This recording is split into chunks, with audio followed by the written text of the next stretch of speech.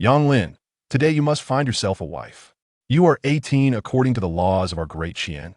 If you do not marry, your taxes will double. Thus, out of both sentiment and reason, you should assist your third uncle in this matter and bring a wife home. Village Chief Zhao Fugue implored, pulling Lin outside. Today marked the day when the county government distributed the displaced populace. With war raging in the north and floods devastating the south, the influx of refugees had become a pressing issue. The county devised a plan. Male refugees would be sent to the military, while female refugees would be dispatched to rural areas to become wives for the local men. After 6 months of this arrangement, many bachelors had found their brides. However, the number of refugees was overwhelming, and the county still had quotas to meet. The village of Kuaishan had already declined 3 times to accept refugees, and if they did not take in at least one today, Zhao Fugue would face serious repercussions. Lin felt a whirlwind of emotions. Had he just crossed over to this world and now been gifted a wife? Was an option to refuse? Was heaven compensating for his past regrets? In his previous life, he toiled through endless nights of study, pursuing advanced degrees, and finally gained entry into the Academy of Sciences, yet due to his straightforward nature and inability to adapt, he became an overlooked senior engineer. Despite his relentless efforts to earn money, he found himself reduced to a merchant, forced to livestream roasting sweet potatoes after hours to afford a home and dowry, all while his fiancée demanded an exorbitant bride price. Even as he worked tirelessly, he met with an untimely accident, and in his final moments, he was scorned by his once beloved for being a pauper. Reflecting on the past, no, it was better not to dwell on it. Third uncle, do they require a bride price? Lin inquired. Zhao Fugue shot him a glare. What nonsense are you spouting? If someone takes them in, they should be grateful. Do you think they would still ask for a bride price? That would be outrageous. No bride price? Well, that's splendid. Lin exclaimed. He instinctively reached for his pocket, only to remember that he had crossed over and had no cigarettes. In his previous life, he had been a heavy smoker, unable to endure even a moment without a smoke. However, given the current circumstances, he would have to quit. Indeed, his situation was rather dire. He was an orphan, destitute, and a mere scholar with nothing to his name. With a stubborn disposition and a head full of bookish knowledge, he had spent years studying without even earning the title of a juvenile scholar, only to find himself lost in the world of academia. Without any credentials and lacking agricultural skills, he lived off the meager inheritance left by his parents, which was now nearly exhausted, rendering him a laughingstock in the village. I tell you, there are 10 young women this time, each one fair and beautiful. You can choose as you please. Zhao Fugue continued to urge. Fair and beautiful, you say? Lin's eyes sparkled with intrigue. Come on, what are you waiting for? Lin and Zhou. Zhao Fugue stood momentarily stunned. Wasn't this lad supposed to recite poetry and regard romantic pursuits as debauchery, viewing human propagation as vulgar, and showing no interest in women? This was not what he had anticipated. With newfound determination, Lin strode confidently towards the village entrance, his heart swelling with excitement. The Great Qian does not belong to known history. Established for 3 centuries, its culture is extravagantly reminiscent of the Tang and Song dynasties, while its industrial technology is scarcely comparable to that of Qin and Han eras. Here, one finds neither gunpowder nor glass, let alone soap, steel smelting, or the purification of coarse salt. A time traveler. This place is as pristine as a blank sheet of paper. In such an exceptionally favorable environment, armed with his knowledge, he is poised to make a mark. With no ties to his past life, he embarks on this new existence, determined to live it to the fullest. Am I the only one? As Lin approached the village entrance with great anticipation, he was dismayed to discover that he was utterly alone. Such an occasion as the government providing wives was met with such desolation. However, Lin understood that everyone was struggling. Adding one more mouth to feed meant less food for all. If provisions ran short, starvation would ensue. Aside from the leading constable, Zhang Wu, there was only a line of frail young women. The eldest among them was scarcely over 20, while the youngest appeared to be in their teens. Their hair was disheveled, their garments tattered, and their slender forms swayed slightly in the gentle breeze. They were famished, yet their eyes sparkled with clarity and innocence, providing a sense of comfort. However, the sight of such women being openly selected left Lin, who had received modern education, feeling quite uneasy. Is there only one woman arriving from Kashang village? Zhang Wu cast a displeased glance at Lin and frowned. Well, hurry up and choose. The The county office has no more provisions for you. Anyone not chosen today will be sent to the brothel. Fear spread across the women's faces. Choose me. Choose me. I eat little. I can work. A chorus of pleading gazes turned towards Yang Lin, each vying for his attention. Among the crowd, a frail young woman bit her lip and clenched her fists. She was Liu Yao, the sole daughter of the late emperor and the current empress, before her father passed. In a hasty decision due to the absence of a designated heir, he bequeathed the throne to her. However, on the third day of her reign, the Prince of Yin rebelled, besieging the palace, and ministers turned their allegiance to him. In the blink of an eye, the once mighty empress found herself stripped of power, escaping the palace only through the desperate protection of her guards, who ultimately fell in battle, allowing her to flee southward. Unexpectedly, she encountered bandits along the way. Her guards fought valiantly. Yet although she survived, she became separated from them, wandering lost in the wilderness. With no money and unable to reveal her identity, the once coddled royal nearly starved. Eventually, she joined a band of displaced people, traveling south until they reached Jianghe County, where officials intercepted them, relegating her to the status of a refugee. Destined to be given to a village man as a wife. Think that a grand empress would be reduced to such a disgrace, subjected to the whims of rustic villagers, was an unthinkable humiliation. And now, to be sent to a brothel? No, she absolutely could not end up in a brothel. She could not bring herself to commodify herself as other women might. Yet, she silently hoped to be chosen. The turmoil and shame within her rendered her cheeks crimson. It was not until she noticed Yang Lin's gaze shift away from her that she finally felt a pang of panic. Choose me. The words escaped her lips in a tone that bordered on command, louder than those of the other women. I'm a fine catch. At 19, I am well versed in the arts of music, chess, calligraphy, and painting. I can also spin yarn and endure hardship. Li Yueying composed herself, tidying her hair to reveal her enchanting beauty. She understood the power that beauty could wield for a woman unable to protect herself. Throughout the journey, she had deliberately disheveled her hair, smudged herself with dirt, and made herself appear ragged. As her hair was swept aside, the village chief and the constable nearby were left wide-eyed, instinctively swallowing hard. She was breathtaking. Yang Lin could not help but be captivated. Her proud and ethereal aura was nothing short of stunning. Zhang Wu felt a wave of regret wash over him. How could he have overlooked such a gem? No, he could not allow this young man to gain such a prize. With a quick turn of his eyes, Zhang Wu urged, make a choice quickly, 101 for a maiden. What? Village Chief Zhao Fugue exclaimed in shock. Sir, wasn't it said there would be no charge? Zhang Wu shot Zhao Fugue a glare. That was in the past. I have traversed mountains and rivers to deliver women to you. Is 101 too much? If you find it excessive, you need not take her to it. Was a clear attempt to impose difficulty. This. Zhao Fugue cast a worried glance at Yang Lin. 101 was no trifling sum. Even a sturdy laborer earned but 100 or so in a month, and after paying various taxes and expenses, a farmer might struggle to save 101 in an entire year. Moreover, Yang Lin's reputation for poverty was well known. Alas, perhaps we should let this go. Zhao Fugue sighed, shaking his head. 101 is nothing. Yang Lin replied dismissively. I choose. Yang Lin elongated the phrase, extending his finger and sequentially pointing at the women.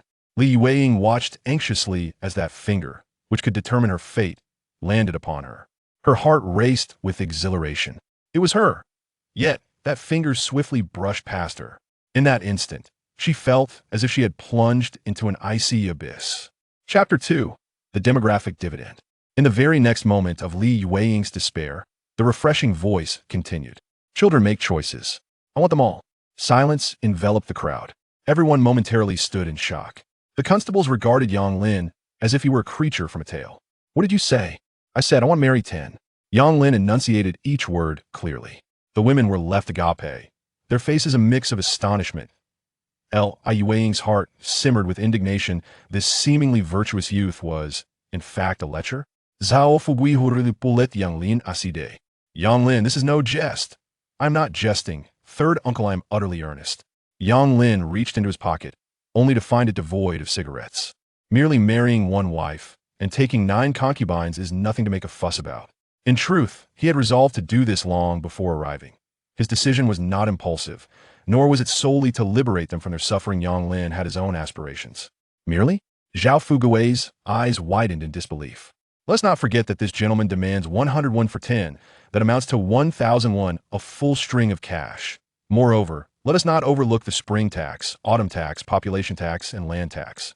For 10 individuals, that could total thousands of each year. Simply in terms of sustenance, your 3 acres of meager land could scarcely support so many. The landlord, Lu, only took 3 concubines, yet you wish to take 9? Have you gone mad? Yang Lin leaned closer to Zhao Fugui, a smile gracing his face. Third uncle, have you ever heard of demographic dividends? What? Demographic dividends? What on earth is that? Zhao Fugui appeared utterly bewildered. Yet Yang Lin Morelli smiled mysteriously. Amidst Zhao Fugui's astonished gaze, Yang Lin approached the constables. Zhang Wu sneered disdainfully. You won them all? Fine. 1,001. He did not believe anyone in the village could easily produce such a sum. Yang Lin shook his head. I do not possess it at the moment. Impudent. You dare to speak so flippantly without funds? Yang Lin raised 3 fingers. 3 days, grant me 3 days, and I assure you the money will be in your hands. A written promise to that effect. The constable scoffed. Why should I trust you with a debt? I shall not owe it without recompense in 3 days. I shall return with 300 when an interest point 3 days hence at the county office. I will deliver 1,300 when in full. If I fail to present the funds by then, you may do as you please with me. The constable's interest was piqued. 1,301 was no trifling sum. His monthly stipend at the county office barely exceeded 201. Very well. However, I must add one stipulation. If you fail to repay the debt, I shall claim all these women. The constable leered at Li Yuyao. He did not believe Yang Lin could fulfill his promise. With a written agreement, he could secure both the funds and the women, achieving a perfect outcome. Zhao Fugui, unable to intervene in time, watched as Yang Lin penned the IOU. Oh dear, Yang Lin, you are being foolish. Zhao Fugui stomped his feet in distress. That was 1,300 when given Yang Lin's background. He would scarcely be able to borrow such a sum. Prepare the marriage certificate. Choose one as the principal wife and the others as concubines. The purpose of the migrants settling in the countryside was to allow them to establish homes and gain identities. The marriage certificate was a necessary procedure, and even if Zhang Wu was reluctant, he had no choice but to comply. As Yang Lin turned his gaze toward Li Yuyao, she declared, I shall be the principal wife. Li Yuyao boldly asserted her position, determined never to be subordinate. The others looked on in astonishment. Yet, there were those who remained unconvinced, but just as they were about to voice their dissent, they caught the piercing gaze of Li Yuyao. Instinctively silencing themselves, that gaze was exceedingly commanding. Even Yang Lin felt a chill run down his spine. She is the legitimate wife, he declared without hesitation, gesturing towards Li Yuyao while winking at the girl whose disdainful glare pierced through him. Li Yuyao was seething with anger within. Once an empress of noble lineage, who dared to treat her with such levity? However, at this moment, she comprehended that the other party's resolute demeanor suggested they had already made a firm decision in their mind, meticulously concealing it beneath a thought of depth, yet it left her on edge. What a villain! Though she had been chosen, the prospect of becoming the woman of this rustic youth, a lecherous rogue, filled Li Yuyao with a whirlwind of anxiety and trepidation. The marriage contracts, 10 in total, were all meticulously drafted, and Yang Lin carefully stored them away. At this moment, he was overwhelmed with exhilaration. In his previous life, he could scarcely afford even one wife. And now, with a bold heart, he could marry 10 in one go. Such a wretched feudal society. Liao, a splendid name, he remarked, observing the pseudonym penned by Li Yuyao on the marriage contract. He slightly bowed, saying, I am Yang Lin, honored to meet you, my lady. As a scholar, from this day forth, I shall share my life with you, and the esteemed concubines, as we traverse through life together. Yang Lin bowed deeply. He was certain that Li Yao was indeed a young lady from a prominent family. Among the 9 concubines, several possessed remarkable grace. While beauty could be disguised, demeanor was an essence that could not be feigned. As the crowd prepared to depart, a figure approached from the distance. Dressed in a silk long robe, adorned with a jade pendant at his waist, and despite the temperate weather, he fanned himself with a hand fan, presenting an air of cultured elegance. Such ostentation could only belong to Lu Liang, the son of the landlord Lu Yukai in the entire Kaoshan village. Allow me to see what goods are present, and if there are any beauties among them. Oh, Yang Lin, are you here to select a wife as well? Ha ha! I heard you can barely sustain yourself, yet you seek a wife? Do you think you are worthy? After casting a disdainful glance at Yang Lin, Lu Yang turned his attention to the village chief, Zhao Fugui. Third uncle, what business do you have with Yang Lin? Just him. What use is that? If you find yourself in need, seek me out. Though I have already married 3 concubines, my Lu family can afford to support more. If you plead with me, I would not hesitate to take 2 more.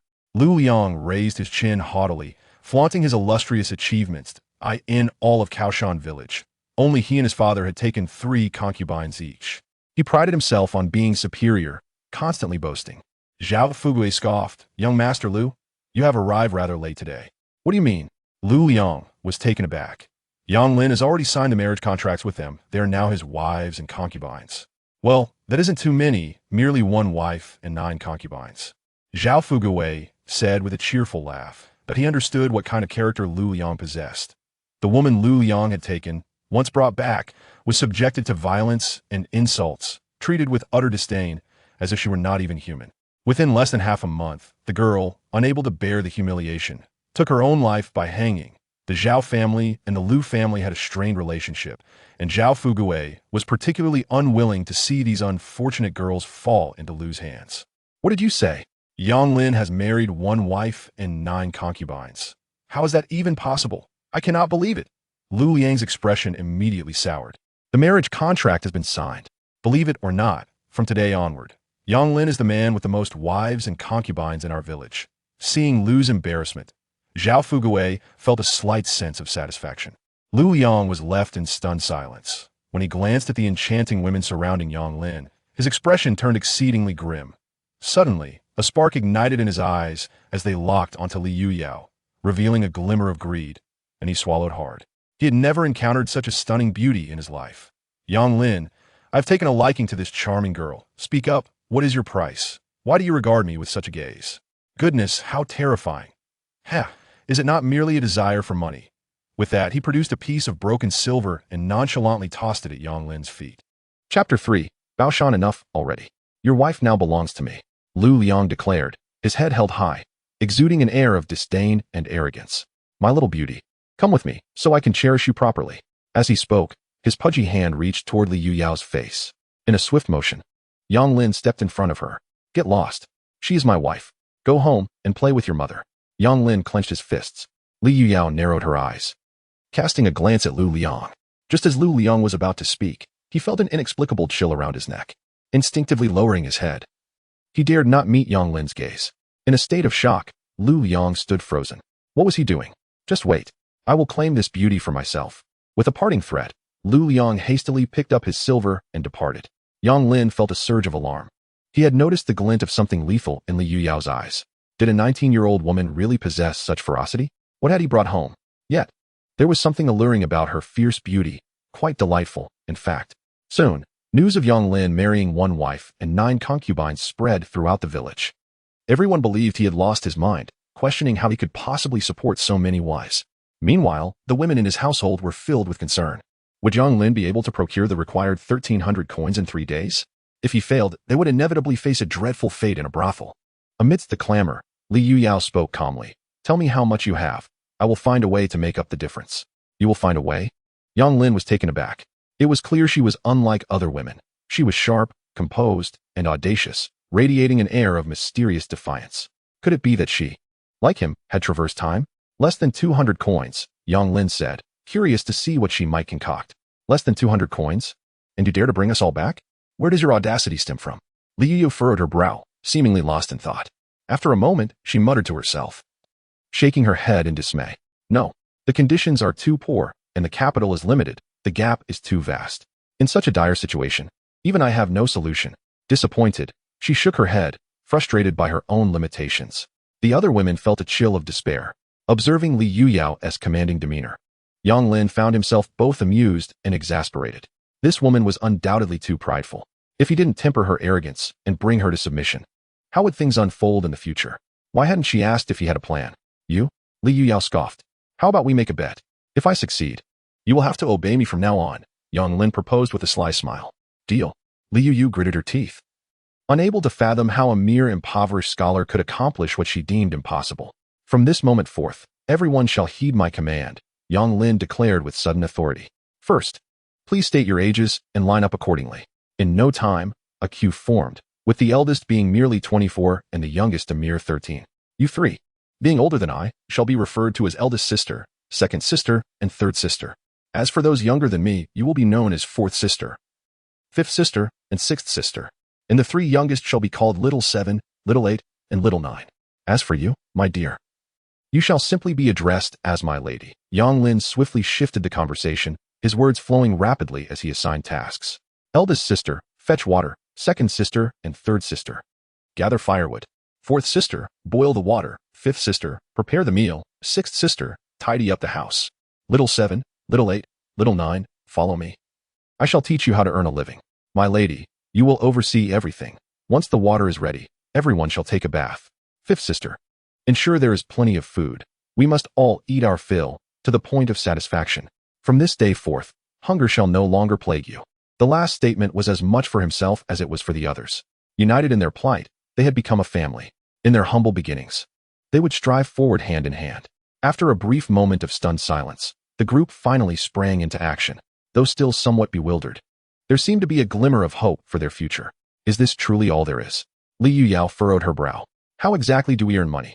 She conceded that Yang Lin's organization was commendable, but she questioned the utility of such arrangements. Yang Lin smiled, halting his hand as he reached for a cigarette. Do not fret, my lady. I have my own methods. I promise that within 3 days, I will earn 1,300 coins. In a month, we shall build a new house. Within 6 months, I will become the wealthiest man in Jianghe County. Give me 3 years, and I shall elevate you to the esteemed status of Mrs. Yang Lin. However, his words were met with a profound silence, and disappointment clouded Li Yuyao's gaze. Accompanied by little 7, little 8, and little 9, Yang Lin ventured to the granary. Little 7, little 8, carry the grain to the village in exchange for beans. Beans are not valuable. 1 measure of sorghum can be traded for 2 measures of beans. Little 9, here is the money. Go to the village and purchase beans. They should be easy to acquire at 2 coins per pound. We want only yellow beans, not black ones. Do you understand? The 3 girls nodded, albeit with some confusion. Good, let us commence. Yang Lin encouraged. In 3 days, I shall take you all out for roast chicken, with everyone assigned their roles. He grabbed a hoe and slung a bamboo basket over his shoulder as he stepped outside. Upon his emergence, the curious villagers, who had gathered to observe, rushed over. Yang Lin, is it true that you have married 10 wives? If so, heed my advice, return them. Women merely consume food and do not contribute to income. Soon, you will find yourself eating dirt. The villagers chimed in with their opinions. With kindness comes a tinge of schadenfreude. Yang Lin bowed slightly to the crowd and expressed his gratitude. Thank you all for your concerns, but rest assured, my wives are all blessed with nobility and possess the ability to attract wealth. Therefore, I, Yang Lin, shall not face starvation. From this day forth, I shall indulge in sumptuous feasts. My only worry is that I might gain weight and need to embark on a diet. Observing Yang Lin's unyielding spirit, the onlookers sighed in regret. After leaving his home, he ventured to the back mountain. Gazing at the gray-white desolate hill, Yang Lin smiled. He knelt down, caressing the grayish stones as if they were treasures. The limestone, iron, ore, rock salt, borax, and gypsum contained rich borates, nitrates, carbonates, and calcium carbonate. They represented lime, cement, glass, and even explosives. However, for the moment, securing a satisfying meal was still a challenge. His purpose for this trip was solely to extract gypsum. 1 piece, 2 pieces, 3 pieces. His bamboo basket grew heavy, and as he prepared to descend the mountain, a burst of laughter erupted nearby.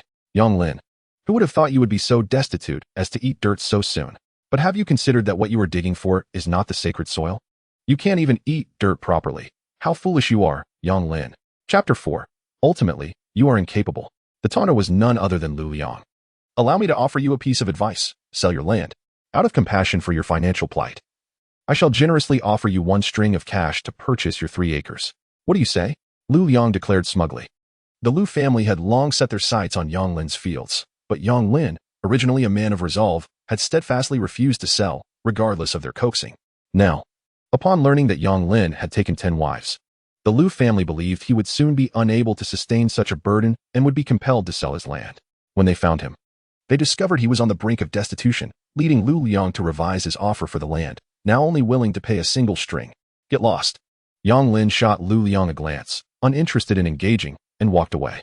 Very well, you have your pride. There is nothing the Liu family desires that we cannot obtain. Just wait and see how long you can endure. As he watched Yang Lin's retreating figure, Liu Liang's expression twisted into a scowl. Upon Yang Lin's return, he found that Xiao Jiao and the others had also come back, bringing with them a full tub of beans. However, the women's faces were grim. Although the food supply had increased, the soybeans were far from palatable. They not only caused bloating, but also led to diarrhea. Wealthy families typically use them as animal feed. Henceforth, it seemed they would be reduced to a daily diet of bean porridge. Yang Lin glanced at the beans, but his gaze quickly shifted to the women. I have truly struck gold, he thought excitedly. Initially, they had all been dirty and unrecognizable, but now, after bathing, their stunning beauty dazzled him. Is the quality of beauty in this world truly so high? Not everyone can be deemed a paragon of beauty, yet they all possess a natural allure, whether delicate, elegant, or youthful, far surpassing the superficial charm of internet celebrities from my previous life, and they possess a lasting appeal. With their damp hair cascading down and clad in thin garments, Yang Lin found himself amidst them, as if he had stepped into a realm of tenderness. My dear sisters, your figures are truly remarkable, he remarked, admiring the two women in their early 20s, whose graceful forms exuded a captivating charm. Fifth sister, sixth sister, are you twins? Their identical features were striking. Each of the others possessed their own unique allure. Third sister stood tall and exuded an air of a mature woman, while fourth sister was enchanting and graceful, with a waist as slender as a willow and a demeanor that radiated ethereal beauty. Even the youngest, seventh and eighth sisters, were undeniably beautiful. Only the ninth sister appeared somewhat tomboyish, yet her lively gaze revealed an undeniable cleverness. However, it was his wife who astonished him the most. He had previously discerned that Li Yuyao's demeanor and beauty were exceptional, but after her bath, her stunning and extraordinary appearance left him utterly awestruck. With a delicate oval face, enchanting autumn-like eyes, flawless fair skin, and long hair cascading over her shoulders, her beauty was not only fresh but breathtaking. Even her figure, concealed beneath the loose robe, could not hide its alluring curves, particularly her ethereal elegance, untouched by worldly concerns, evoking a sense of cherished admiration. She was both proud and approachable, strikingly beautiful yet not overly seductive, akin to a cold plum defying the snow or a snow lotus upon an icy mountain. She resembled the little dragon girl from the Return of the Condor Heroes, yet even more so, she echoed the grace of Wang Yuyan from demigods and semi-devils. At that moment, beneath her voluminous robe, her delicate, fair calves added an enchanting allure. Li Yuyao's cheeks flushed slightly as she felt the emptiness beneath the robe, feeling a touch of discomfort. Her previous attire had been terribly soiled, and Yang Lin's household possessed but a single oversized robe. My dear husband, the meal is ready, fourth sister announced. Yes, indeed, let us eat, came the chorus. In this feudal age, where male superiority reigned, everyone awaited his cue to dine. They were all ravenous. And upon Yang Lin's command, the enticing aroma of the fragrant sorghum rice beckoned them, leading to a fervent rush toward the meal, devouring hungrily. Yet as they ate, tears streamed down their faces. It had been far too long since they had savored a fulfilling meal. The mingling of tears and food evoked a blend of happiness and bitterness. Alas, this fleeting happiness was destined to be short-lived.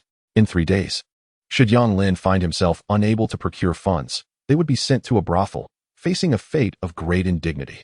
After the meal, Yang Lin organized their tasks. Eldest sister, second sister, you two boil water and soak the beans. Use warm water to soak 8 dough, 100 jin. Ninth sister, take the sketch to the second house at the east end of the village. Seek out Wang the carpenter to create the molds, and ensure he completes it overnight, offering him double the wage. Seventh and eighth sisters, continue gathering beans from the village. This is our entire savings, to be exchanged for beans. The rest of you will take turns chopping firewood.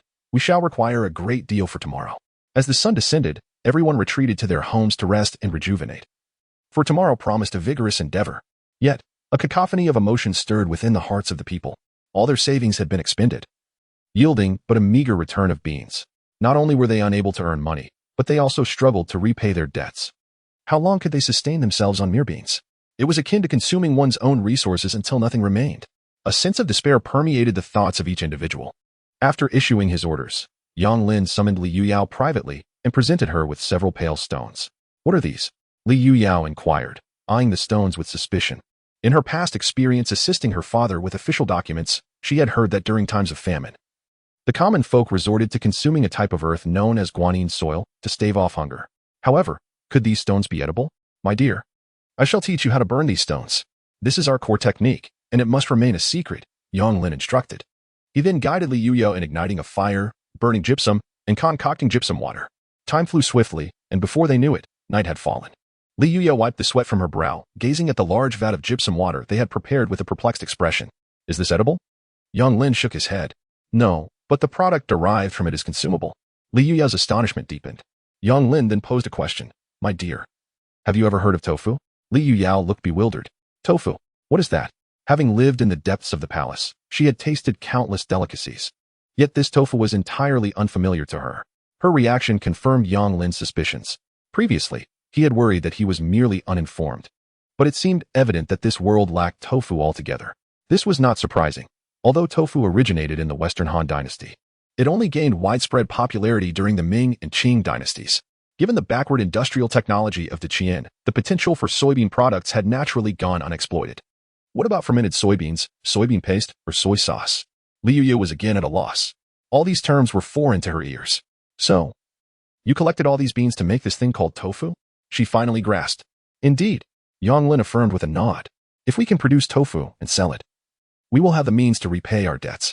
However, disappointment washed over Li Yuyo. Initially, she had hoped Yang Lin possessed some remarkable insight. Instead, it seemed he was merely indulging in fanciful dreams. Tofu. Could they truly rely on this gypsum water? Absurd. Suddenly, Li Yuyo felt foolish for having anticipated some miraculous solution from him. It was indeed a mere illusion. Noticing the change in her demeanor, Yang Lin reassured her. While tofu may not be a rarity, it can still generate a modest profit with relative ease. Enough. Go make your tofu, Li Yuyo retorted angrily as she retreated indoors. The other women had returned as well, having procured 4 molds and over 200 pounds of beans. Yet, as they lay on the straw mats, preparing for sleep, none could find rest. On that day, the household's grain was exchanged, and all savings were depleted, yielding merely over 400 pounds of beans. How absurd. Sisters, do you believe he can earn such a fortune? A tender voice chimed in, ill-timed. Who knows? Perhaps we should flee. Flee? Where could we possibly go? We are refugees without identification. Should we leave this place, we would be apprehended once more. If captured again, our fortune may not be so favorable. The plight of refugees returning to the countryside is merely a formality for the county government. How many women can the rustic men retain? The remainder would inevitably be sent to brothels or sold to pimps, destined to servitude. Whichever path one takes, the outcome would be far worse than our current situation. So what shall we do? We cannot simply wait to be sent to a brothel, can we? Listening to the discussions, Li Yuyo clenched her fists. She was aware that Yang Lin was still laboring outside. He was striving earnestly to secure their future. Yet, mere effort alone was insufficient. If he lacked the means, why boast so grandly from the outset? Why instill hope only to cast them into despair? Ultimately, you are incapable. Tears slipped from the corners of her eyes.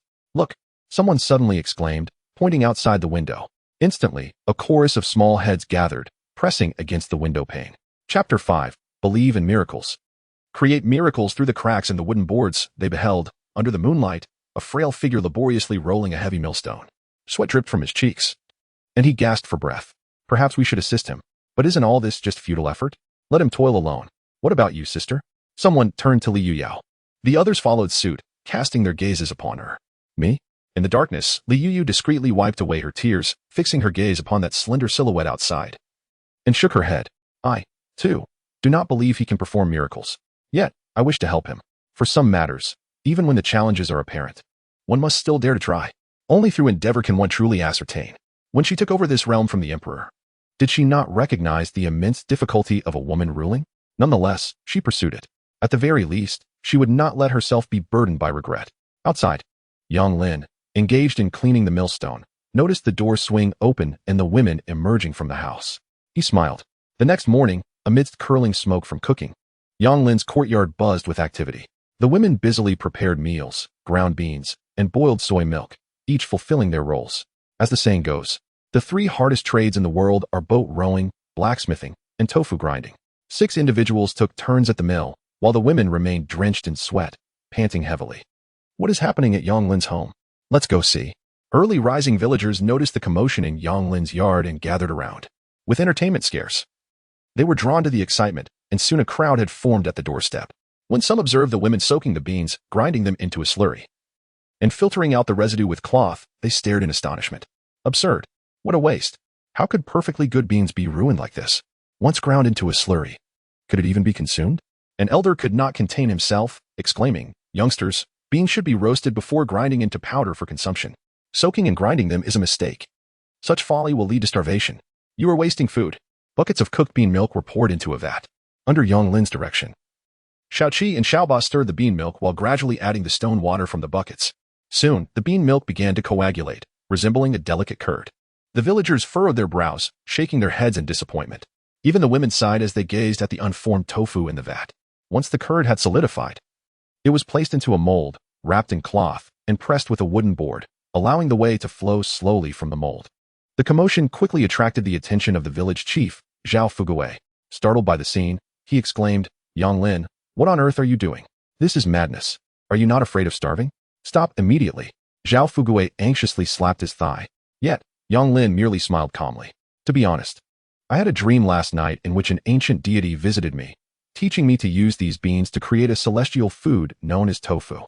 "Uncle, you arrived just in time. Everyone has been watching for a while. Today, I shall open your eyes and let you taste something extraordinary." Before long, the cloth was lifted, revealing tofu that was as white as jade, fresh and smooth. Yang Lin sliced the tofu into 10-centimeter squares, placing one piece onto a plate. As he moved, all eyes focused on the square, pure white block, astonished and incredulous. What is happening? It was just a slurry a moment ago. How has it transformed into a block? Could it truly be food of the immortals? Unheard of and unseen. The onlookers were transfixed, and the women were left speechless. This tender, white substance, smooth and glistening, exuded a faint aroma, seemingly otherworldly. "Here, my dear, you should taste it first." Yang Lin offered the tofu to Li Yuyao. She accepted it, furrowing her brow. Although the tofu appeared delightful, she held no expectations for its flavor, considering it was made from inexpensive beans. However, upon taking a bite, the fresh and smooth texture astonished her. A subtle fragrance, unlike anything she had ever experienced, exploded on her palate. Li Yuyao was taken aback. From different perspectives, one perceives issues in completely distinct ways. Her insight surpassed that of others. This creation was not only remarkably exquisite, but also groundbreaking, crafting a novel culinary delight that was quite delectable. And all of this was accomplished seemingly effortlessly, using nothing more than stones and water. Her gaze towards Yang Lin was now imbued with astonishment and profound curiosity.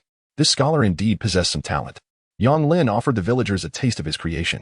Those who sampled it were astounded, showering him with accolades. "In my 50 years of life, I have never encountered such a delicacy. Truly, it is food fit for the gods." Though it was merely tofu, the scarcity of food in this era, coupled with its novelty, rendered it all the more astonishing. As the villagers sang praises, Yang Lin instructed the women to set up a stove outside and place a large pot over the fire. He poured the last of their pig lard into the pot, sliced the tofu, and directed the women to fry it. Moments later, a delightful aroma wafted through the air. The surface of the tofu turned golden brown and crisp, sprinkled with crushed coarse salt. The small courtyard was filled with the sounds of saliva being swallowed in anticipation. The women, having tasted the fried tofu, were even more astonished. Even Li Yuyao had never savored such a remarkable flavor. The onlookers, enticed by the fragrance, felt their stomachs rumble. "Yang Lin, will you sell this tofu? I would gladly pay for it." Yes. I want to buy some too. How much is it? I wish to take a piece home to try." The crowd clamored, their eyes fixated on the fragrant fried tofu, saliva pooling in their mouths. Although they were not particularly affluent, spending a little money for a treat was not an issue. This was the moment Yang Lin had been waiting for. "Dear uncles, aunts, brothers, and elders," he began with a respectful clasp of his fists before clearing his throat. "As you all know, my family is poor and life is difficult. And this tofu is a divine gift. Initially, I had no intention of selling it. However, since you are all kin and elders, how could I, Yang Lin, refuse your requests?" He continued, "Let us do this. I shall not profit. I will only charge the cost price, 2 for a piece." He held up 2 fingers, shaking them slightly. Instantly, the villagers' eyes sparkled with excitement. 2 That is indeed quite affordable. Sorghum and barley cost 5 or 6 per pound. White flour and rice were priced at over 10. In comparison, such a miraculous tofu for only 2 was simply a bargain. Upon hearing Yang Lin's pricing, Li Yuyao grew anxious, tugging at his sleeve and fervently signaling him. "That price is far too low." Yang Lin shook his head. "Indeed, 2 is quite low. But my dear, am I selling to outsiders? These are our kinfolk. Even though this tofu is the result of our arduous labor, how could I take advantage of my fellow villagers? I simply cannot. Suffering and fatigue, we shall swallow ourselves.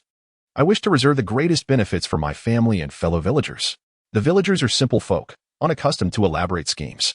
Thus, at this moment, excitement surged. I shall purchase a piece. Young Lin, I do not wish to take advantage of you, but my family is large. Could you sell me 2 pieces? Yes, yes. I too desire 2 pieces. We are all fellow villagers. Annie has watched you grow up. Sell me 3 pieces. The crowd clamored, eagerly exchanging money. I want 100 pieces. I want 200 pieces. Suddenly, 2 voices rang out in the throng. Chapter 6. Do you relish rice? Is the pork savory? 2 figures emerged from the crowd. One was the village head, Zhao Fugui. The other, the landlord from the neighboring village, Zhao Ji. The Zhao family is a prominent clan in the area, and Zhao Fugui and Zhao Ji are cousins. The villagers were astonished. Could they possibly consume such quantities? Young Lin, help your third uncle once more and sell him 100 pieces of tofu. It is of great necessity, Zhao Fugui implored, his eyes filled with earnestness.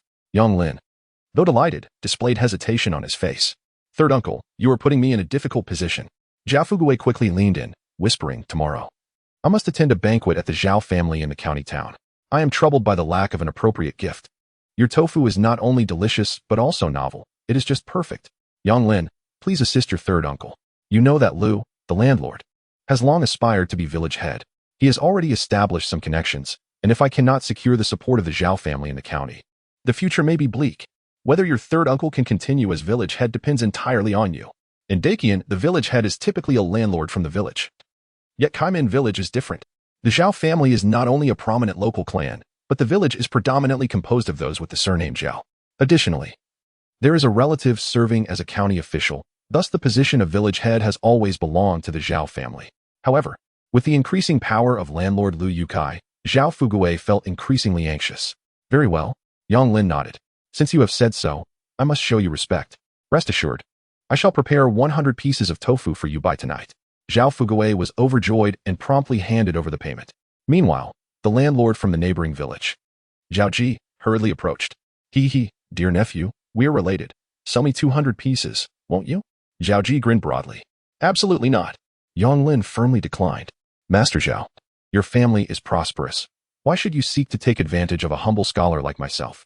I sell to my fellow villagers for a modest price, allowing my family to toil without compensation.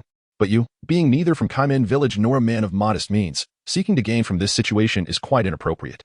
Zhao Ji, a crafty individual, quickly grasped Young Lin's underlying message and promptly replied, Dear nephew, I shall increase your payment by 10 coins as a token of appreciation for your efforts. Young Lin scoffed, casting him a disdainful glance, remaining silent. 20 coins. Zhao Ji insisted through gritted teeth. He felt that 20 coins was quite a sum. However, Young Lin remained entirely unresponsive. How much do you propose then? Zhao Ji inquired, a hint of urgency in his voice. Through the lens of tofu, Zhao Ji discerned a golden opportunity. He was convinced that selling tofu for merely 2 coins was exceedingly undervalued. Such a novel delicacy, once introduced to the county town, could easily fetch double the price. Without a doubt. Thus, he was determined to secure this venture. Young Lin raised 4 fingers. For coins for a piece. What? Zhao Ji's eyes widened in disbelief. No way, that's far too expensive. He had never anticipated that Young Lin's appetite would be so grand. Young Lin shrugged. Well, if that's the case, so be it. I never intended to sell this tofu. 2 coins merely cover the cost as a gesture to give back to my fellow villagers.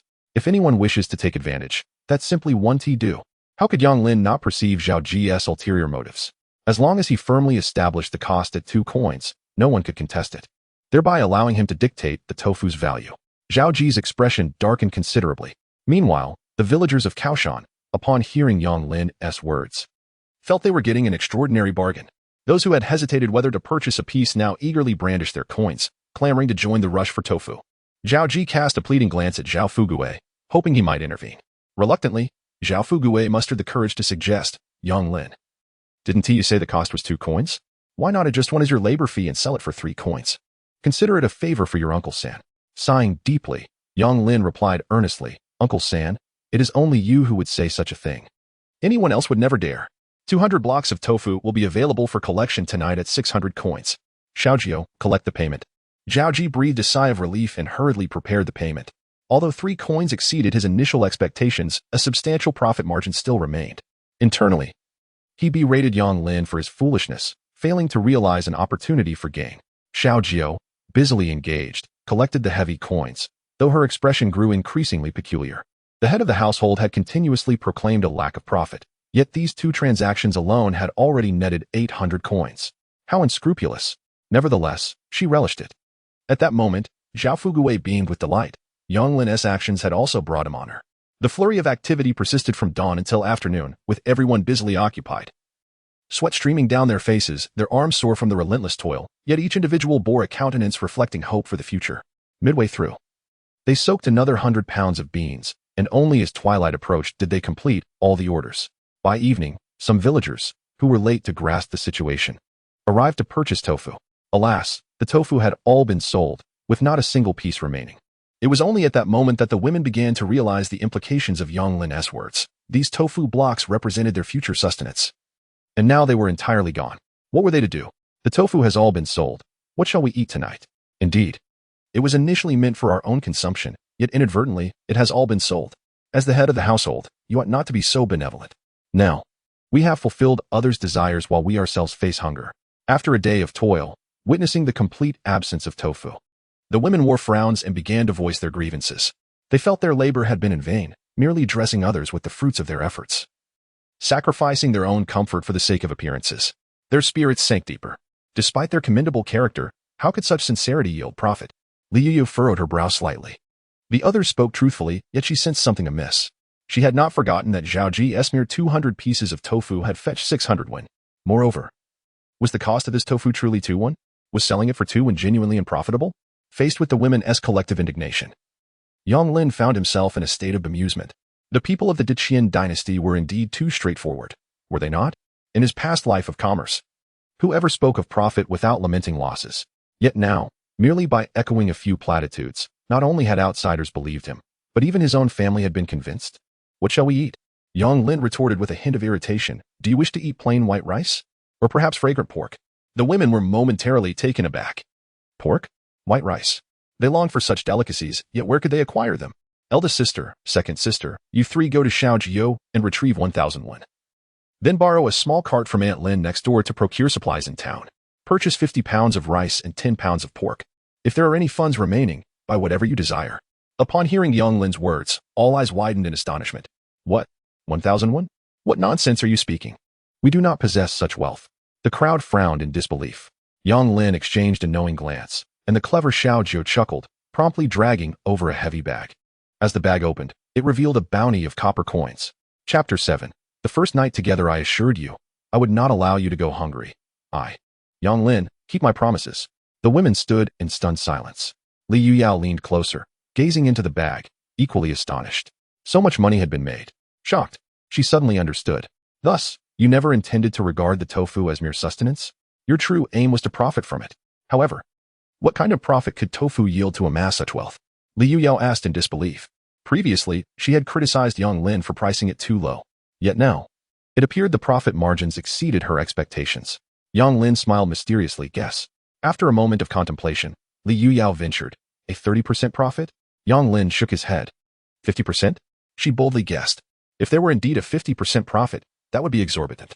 Yet Yang Lin continued to shake his head. Even higher? How is that possible? Li Yuyao could hardly believe it. Well, it seems you are too timid. If you cannot even venture a guess, I shall speak plainly. Hee. It is not much, merely double the amount. You must be so busy that you are unaware of how much tofu we have produced today. With beans priced at 2 won per pound, we can yield 3 blocks of tofu. Xiaojio, equally exhilarated, chimed in. We soaked a total of 200 pounds of beans, selling 630 blocks of tofu, and earning a total of 1,451, resulting in a net profit of 1,000 won after deducting costs. Upon hearing this figure, all the women were astounded. They had only invested 200 won and some sorghum. To think that in just one day, they could earn so much. It was astonishing that they had previously believed Yang Lin's words, thinking there was little profit to be made, and had toiled away for nothing. Little did they know. Xiaojio had been counting the money to the point of cramping his hands. When Li Yuyao heard of the double profit, she too found it hard to believe. While she could surmise that making tofu might yield some profit, she could never have imagined it would be so substantial. Moreover, recalling Yang Lin's earnest demeanor when he spoke to the villagers, repeatedly claiming there was no profit to be made, she scoffed at the thought of him deceiving even himself. Just yesterday, the numbers seemed unattainable, and yet, in a mere day, he had truly accomplished it. Had he indeed saved enough to repay his debts? Let us settle our debts first, someone suggested. However, Yang Lin shook his head.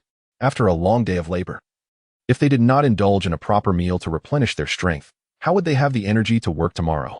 Let us do as I say, tonight. We shall have white rice paired with pork, and everyone must eat their fill. As for repaying debts, we can earn more tomorrow. As long as I set my mind to it, not just 1,300 won, but even 13,000 won can be easily acquired. The profits from tofu are merely hard-earned money. The double profit does not even account for labor costs. In a previous life, if I had employed 10 people to make tofu, I would have been bankrupt in no time. Upon hearing Yang Lin's words, Li Yuyu felt a profound sense of disappointment. She had hoped Yang Lin possessed some measure of capability, only to discover he was merely an arrogant individual, having achieved a modicum of success. He seemed oblivious to the greater realities, lacking frugality and harboring such a restless mindset. How could he accomplish anything significant? Nevertheless, with 2 days remaining, if they sold as they had today, earning another 1,000 won would not be overly challenging. Thus, although she felt Yang Lin was focused solely on indulgence and lacked foresight, she did not voice her opposition. After organizing the tasks for her elder and second sisters, Yang Lin assigned the third sister to boil water and soak the beans, while the fourth and fifth sisters were to chop wood.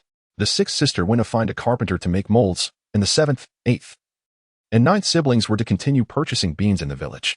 Once everyone had departed, Li Yuyu approached Yang Lin. You have only known them for a day, and you dare to give them so much money? Aren't you afraid they might run off with it? Li Yuyu asked curiously. Yang Lin smiled. Of course not. It is merely a trifling sum of 1,000 won. If they truly absconded with the money, it would merely mean a loss of 1,000 coins for me. However, for them, the cost would be a promising future. If spending a mere 1,000 coins could reveal a person's true character, it would not only be a negligible expense but quite a worthwhile investment. A glimmer of cunning shone in Yang Lin's eyes. Li Yuyu, deep in thought, suddenly brightened and exclaimed, So, you have sent them to spend money as a deliberate test? Yang Lin smiled enigmatically, neither confirming nor denying. As my wife has just mentioned, we have only known each other for a day. I am unfamiliar with each person's temperament and disposition. While such testing may seem somewhat petty, it is indeed the most prudent approach. The most formidable fortresses are often breached from within. Once the right choices have been made, I can rest assured about the future. Li Yuyu furrowed her brow and inquired, Do you trust me? Absolutely. Yang Lin replied without hesitation. Why? We have only just met, Li Yuyu protested. Yang Lin chuckled. Because I can discern that you are no ordinary person, you possess intelligence. Intelligent individuals often know what constitutes the best choice. Li Yuyu was taken aback. Although she remained somewhat unconvinced by Yang Lin, she could not help but acknowledge the validity of his perspective. The town was merely 6 li from Kaoshan village, and neither the eldest sister nor the second sister had absconded with the money. Within less than an hour, they returned, laden with goods. Large chunks of pork were immediately placed in the pot to stew. Before long, an enticing aroma filled the air, causing everyone to salivate. Among them were some who hailed from affluent families, but due to various misfortunes, they had not tasted meat in a long time. With fragrant bowls of white rice paired with succulent, tender pork before them, the sounds of swallowed saliva echoed throughout the room. Eat. Why are you looking at me? From now on, in our household, there will be no such arbitrary rules. You need not wait for me to eat. Yang Lin found it quite odd that if he did not pick up his chopsticks, others hesitated to partake in the meal. Upon his urging, the women immediately disregarded their manners and devoured the food ravenously, their faces glistening with grease. Yet, as they ate, tears welled up uncontrollably. There was joy, nostalgia, and deep emotion. As the villagers passed by Yang Lin's home, they too were drawn in by the enticing aroma wafting from within. How delightful! What is that scent? It's pork. We had some last year during the New Year. What a lavish indulgence, consuming pork at a time that is neither festive nor special. This is quite extravagant. Ah, the youth today simply do not know how to manage their resources. He will come to regret this. It seems he has made a profit selling tofu. Let us not buy his tofu tomorrow and see how he maintains his arrogance. Indeed. Let us all refrain from purchasing tomorrow. He seems to have forgotten his humble roots. It remains to be seen if he can support those women. As the villagers continued on their way, they exchanged their criticisms. Yet upon reflecting on Yang Lin's numerous wives, a wave of envy washed over her. After dinner, the night had fully descended. Inside the room, a withered oil lamp flickered, casting shadows upon the exquisite faces gathered around. They were all wives and concubines of Yang Lin. Last night had been too hectic to attend to formalities. With the evening now free and Yang Lin being a notorious libertine, it seemed inevitable that they would soon consummate their union. The thought of what was to transpire quickened Li Yuyu's heart. Chapter 8. A reputation established. All of them had signed marriage contracts upon their arrival. Thus, the consummation was entirely legitimate. With so many present, if he shamelessly pursued such actions in front of them, it would be utterly mortifying. The mere thought filled Li Yuya with a mix of embarrassment and indignation. Her heart raced like a drum as she lingered at the doorway, feigning interest in the moonlight. Sister, are you not sleeping yet? Xiaojiu kindly approached to remind her. All right. Li Yuya bit her lip and forced out the word. Upon turning around, she noticed that the expressions of the others mirrored her own, revealing their shared discomfort. Husband. Which sister will you choose to share your bed with tonight? The alluring fourth sister, playfully tugging at Yang Lin's arm, inquired with a flirtatious smile. All eyes fell upon Yang Lin. Beneath the oil lamp, the alluring figures ignited a tempest of emotions within him. Cough, cough. After a long day's toil. Are you not weary? It's time for rest. Xiao Qi, Xiao Ba, and Xiao Jiu, you may take the bed. The rest shall share the straw mat with me. Yang Lin declared, lying down without shedding his clothes. The mat, laid upon the ground and cushioned with thick hay, was not particularly comfortable, but it was at least warm. He was not a saint devoid of earthly desires. However, their poverty confined them to a single room. Engaging in such activities before the eyes of his other wives was not something he could bring himself to do. Yang Lin was not so shameless. Ah, a house. It seems imperative to expedite its construction. Once circumstances allow, he would indulge each of these extraordinary wives one by one. Observing Yang Lin's flustered demeanor as he lay down fully clothed, Li Yuyao finally breathed a sigh of relief. However, most women felt somewhat bashful. Even as they lay down, they distanced themselves from Yang Lin. Only the fourth sister, with her uninhibited nature, not only nestled beside him but also embraced his arm. Wearing a blissful expression, husband is a good man. To encounter him is my fortune, she murmured, as if to herself, before closing her eyes. When Li Yuyao prepared to lie down, she found that only the space beside Yang Lin remained. Sister, why are you still awake? There is room here. Xiao Jiu pointed out the last available spot, extinguishing the oil lamp, plunging the room into darkness. All right. Li Yuyao gritted her teeth. I thank you. In the obscurity. She had no choice but to lie beside Yang Lin. Li Yuyao was calming her anxious heart. She initially intended to keep a distance from Yang Lin. However, with so many people crowded on the straw mat, the moment she lay down, her body was pressed closely against Yang Lin's, causing her cheeks to flush instantly. Yang Lin, feeling the warmth radiating from his left arm and the softness of Li Yuyao's delicate form on his right, experienced a wave of dryness in his throat. The space was indeed too cramped, and instinctively, Yang Lin raised his arm and rested it on Li Yuyao. Startled, she was about to push him away, only to realize that Yang Lin had already fallen asleep. The next morning in Jianghe County, Zhaoji dispatched 200 pieces of tofu to the county for sale, which were swiftly snatched up at the price of 5 won each, leaving him beaming with delight, unable to contain his joy. The purchasing power in the county was indeed incomparable to that of the villagers. With the 200 pieces of tofu, he had earned a profit of 400 won in no time. Contemplating this substantial profit, Zhao Ji hurried back to seek Yang Lin to establish a long-term supply agreement. He envisioned a daily haul for sale, yielding 400 won a day, accumulating to 12,000 won a month, and over 100 guan in a year, equivalent to the income from 1,000 acres of fertile land. Meanwhile, that young scholar, toiling endlessly, was merely working for himself, earning only meager profits. What does a poor student know about business? Just as Zhao Ji was reveling in his plans to exploit Yang Lin for maximum benefit, someone approached him. It was Su Maokai, the manager of Yongxing Trading Company. The newcomer was a middle-aged man dressed in a blue cloth gown, who slightly cupped his hands in greeting toward Zhao Ji. What is it? Zhao Ji regarded him warily. Mister, Su has taken an interest in the tofu you were selling and would like to discuss a potential collaboration, Su Maokai replied with a beaming smile. There is nothing to discuss. The tofu has all been sold. If you wish to buy, you'll have to wait until tomorrow, Zhao Ji said, turning to leave. He had sensed that the other party sought to join him in the tofu business to share in the profits. Preposterous. He too procured his goods from others. Bringing them to the county for sale was not troublesome. Why should he pass on the benefit to someone else? The moment Zhao Ji turned to depart, the smile on Su Maocai's face vanished, replaced by a glimmer of greed in his eyes. Follow him. I want to uncover the truth behind this tofu. Su Maokai instructed his subordinates. Yes. They immediately complied. That very midday, the batch of tofu delivered by village chief Zhao Fuguei to his relatives in the county dazzled everyone at the banquet.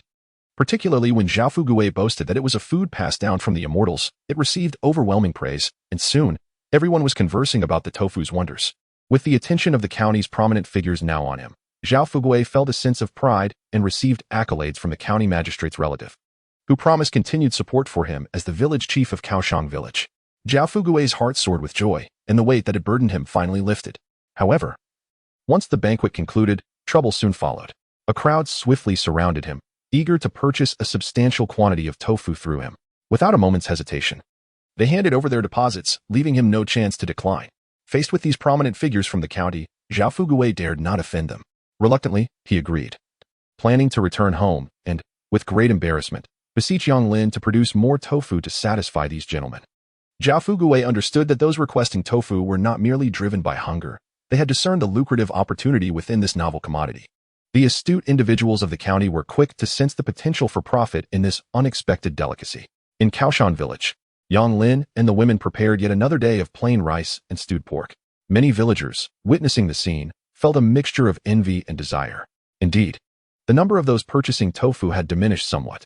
However, Yang Lin had anticipated this, which is why he had scarcely sold any in the village that day. The neighboring villages had never encountered tofu before, making its sale rather effortless. Within half a day, all the tofu was sold out. Meanwhile, Yang Lin, exhausted from a long day's labor, remained oblivious to the fact that while he sat at home, the reputation of tofu had mysteriously spread far and wide, and a considerable batch of orders was already on its way. That evening, after soaking the beans, the family gathered around the grass mat, eagerly counting their earnings. 1,298, 1,299. Chapter 9. The Allure of Money 1003. Upon reaching 1,300 coins, the women erupted in cheers. After yesterday's extravagant spending, they had finally managed to gather the money needed to repay their debts. Though the past 2 days had been arduous, the sight of their returns illuminated each face with excitement. The toil had proven worthwhile. Early the next morning, before the hour of Chun had arrived, Yang Lin and his family prepared 300 blocks of tofu and, using a borrowed cart from Aunt Lin, set off for the county town. Jianghe County, part of Pingyuan Prefecture, lay just over 30 miles from Kaoshan village. However, the journey was fraught with difficulty. The wooden wheels creaked and swayed, taking over an hour to finally arrive. As soon as the tofu reached the county town, it was snatched up within moments at the price of 4 coins per block. The women were left astounded. Was earning money truly this effortless? Perhaps we should simply rent a place in the county and produce tofu here, exclaimed the second sister, brimming with entrepreneurial zeal. With only a few hundred households in their village, while the county boasted a population of tens of thousands, the purchasing power was incomparable. Staying in the city would undoubtedly maximize their profits. However, as soon as she finished speaking, Yang Lin and Li Weiying simultaneously shook their heads. No way. Li Weiying promptly rejected the idea. Her identity is ultimately a taboo. In a county teeming with prying eyes, should she be recognized, it would spell disaster for them all. The time is not yet ripe. Yang Lin said thoughtfully, let us first settle the debt and conclude this matter. Then I shall take you on a shopping excursion. The process of repayment was remarkably smooth. When the bailiff Zheng Wu beheld the sum of 1,300 won, he was taken aback, though he remained reluctant. The evidence was irrefutable, and even if he wished to wriggle out of it, he had to consider his reputation. Yang Lin deliberately chose the county office as the repayment venue, for here, he could not act with impunity. As they exited the county office, they were met by the flustered Zhao Fugui, who rushed towards them. Yang Lin, wait. Zhao Fugui gasped, I finally found you. Yang Lin looked at him in astonishment. Uncle, what is it? Zhao Fugui, with a troubled expression, implored, there is a matter I must ask of you. You simply must assist me. This isn't the place for discussion. Let us find somewhere more suitable to talk. In a quiet corner of the tea house, Zhao Fugui, with an air of secrecy, produced a heavy cloth bag from his bosom. With a flourish, he opened the bag, revealing a pile of silver coins, both in fragments and ingots. If you help me with this task, all this silver shall be yours. And this is merely the beginning. There is more to come. Yang Lin cast a glance at the silver on the table, feeling a thrill of surprise. Uncle, are you seeking to buy tofu from me? Having only recently arrived in this world, his sole achievement thus far had been the production of tofu. Given the popularity of tofu in the county, it was not hard to deduce that this silver was connected to it. The sum of silver was indeed substantial, totaling over 100 taels. With one tael equivalent to 1,000 won, that amounted to a staggering 100,000 won, sufficient to purchase a fine residence in the county. Zhao Fugui was taken aback. How did you know? He had intended to present his dilemma as an opportunity for Yang Lin, but was surprised that Yang Lin had already figured it out. Speak, uncle, what exactly is going on? Yang Lin understood that an unexpected offer may not always be advantageous. While he would not refuse anyone interested in purchasing tofu, he was unwilling to part with his tofu-making techniques, at least, not at this juncture. He had grander plans and more significant ventures related to tofu. Zhao Fugui, resigned, recounted the unfolding events. Upon finishing, he sighed, that is the situation. They are prominent figures in the county, and they insisted on giving me the money. I had no choice but to accept. Those individuals are exceedingly shrewd. Before I could react, they had me sign 13 orders. As he spoke, Zhao Fugui produced a stack of yellowed paper from his robe. lowering his head as he handed it to Yang Lin. The price has been agreed upon. It shall be the same as that sold to Xiaoji. 3 coins per piece. Zhao Fugui spoke with increasing guilt, his head bowed, unable to meet Yang Lin's gaze. In contrast, Yang Lin grew ever more elated with each word. Upon receiving the orders, his joy knew no bounds. A total of 13 orders had come in, with the highest amounting to 500 coins and the lowest to 200, culminating in an astonishing sum of 4,300 coins. The women, upon seeing these figures, shared Yang Lin's excitement. 4,300 coins equated to over 100 taels of silver. Yang Lin, this is a remarkable opportunity for profit. Zhao Fugui urged. Should Yang Lin decline, he would fail to meet the expectations of the prominent figures in the county, jeopardizing his position as village chief. Absolutely not. Before Yang Lin could voice his thoughts, Li Yuyu decisively shook her head. We cannot accept these orders, at least not all of them, she stated calmly. The others were momentarily taken aback, but soon grasped the reality. The delivery dates on the orders were set for 3 days hence, given their current capabilities. Producing 600 pieces of tofu in a single day was already their limit. Over 3 days, they could manage at most 2,000 pieces. Yet, these orders totaled 4,300 pieces. Even working tirelessly, they could not fulfill them. While the prospect of profit was enticing, exceeding their capacity could lead to ruin. Realizing this, the women could not help but feel regret. Yang Lin, however, smiled and declared, "We shall accept these orders." With that, he collected the orders and the silver from the table. "Are you out of your mind?" Li Yuyao exclaimed in fury, glaring at him. "Look closely. The orders state that in the event of a breach, there will be double compensation. If you cannot produce the tofu in 3 days, how will you compensate?" The women silently nodded in agreement. "Sister is right, we cannot complete them. Indeed, my dear, remain calm. While profit is appealing, exceeding our capabilities will lead to losses." "Have no fear, I have a plan," Yang Lin replied with a serene smile, turning to Zhao Fugui. "Third uncle, I can assist you with this. But I have one request. Once we produce the tofu, they must come to the village to collect it. We have no time to deliver it to the county." The method of collection was not specified in the order, but Yang Lin was far from oblivious. "That is quite agreeable. They shall surely comply." Zhao Fugui readily agreed and hurried off. Once the outsiders departed, Yang Lin faced a multitude of astonished and furious gazes. "You have truly disappointed me. Do you not understand your own capabilities? Undertaking tasks without a plan, merely chasing after profit, such impulsivity and lack of rationality will lead to nothing substantial." Li Yuyao clenched her fists, her eyes reflecting profound disappointment. Chapter 10, Madman? Genius? How about we make another bet? Yang Lin suggested, maintaining his smile in the face of Li Yuyao's icy glare. "If I am able to fulfill these orders within 3 days, then from this moment forward, you shall willingly become my wife. What do you say?" Over the past few days, Yang Lin has discerned that this woman he has taken in does not regard him as her man. She maintains a certain distance and even wariness towards him. She is colder, more rational, and prouder than other women, possessing a sharp intellect and an indomitable spirit. Such a disposition demands that he completely wins her over. For only then will she genuinely come to cherish him. Yang Lin seeks not only her body but also her heart. Li Yuyu furrowed her brow. "What, are you afraid?" Yang Lin asked with a smile.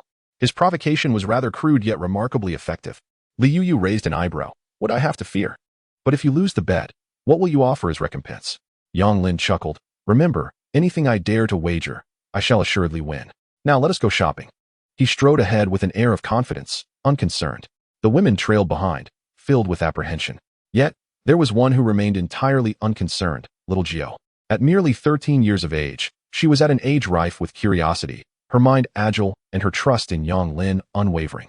In her eyes, if Yang Lin could create the astonishing tofu, then surely he could accomplish even more unfathomable feats. Thus, throughout their journey, only little Gio was exuberant, flitting around Yang Lin, peering here and there, bouncing with joy. After receiving 100 taels of silver, Yang Lin spent money with the extravagance of a newly rich man.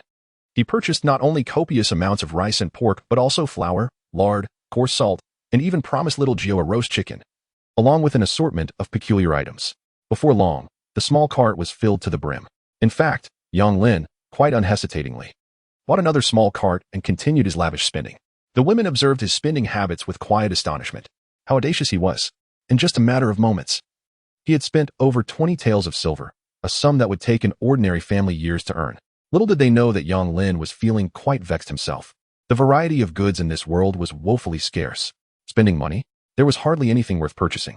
It was merely a matter of buying some necessities, perhaps cosmetics for the women or hairpins and ribbons. Beyond that, the selection was exceedingly limited. Yang Lin had long wished for Sichuan pepper and chili. Yet the entire realm of Deqian had none. Soy sauce had yet to be invented, and the delightful snacks of his previous life, spicy duck necks, roasted pig trotters, and stinky tofu, were nowhere to be found. Thus, what else could he possibly buy?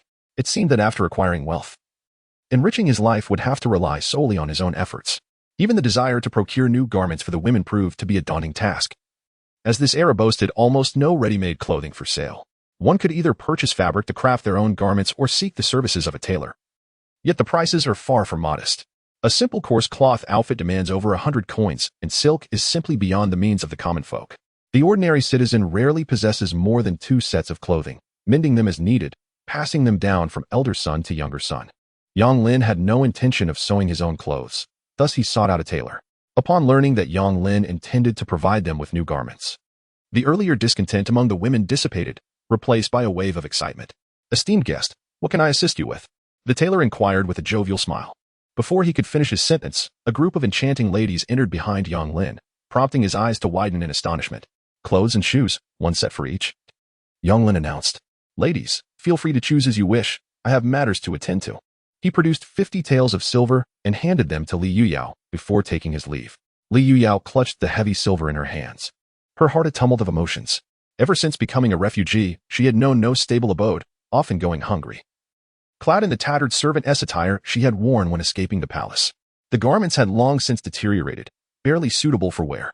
She had yearned for a new outfit, yet understood the dire circumstances, poverty beyond measure.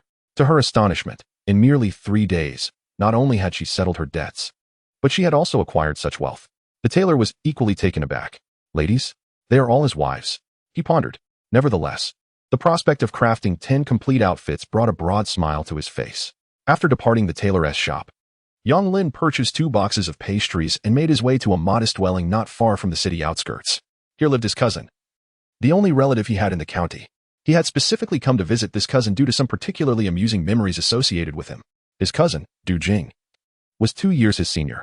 During the more prosperous days of the Yang family, the 2 families had shared a close bond, and as children, they often played together.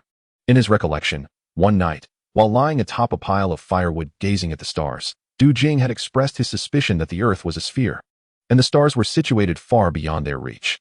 At that time, Yang Lin could hardly comprehend such notions. Du Jing often entertained fantastical ideas that eluded common understanding. Earning him the nickname Crazy Du. What Yang Lin had once deemed madness now struck him as sheer genius. His cousin was no lunatic. He was indeed a prodigy. However, Du Jing's fortunes had also dwindled. Having failed the provincial examinations repeatedly, he was regarded as a failure in the eyes of others.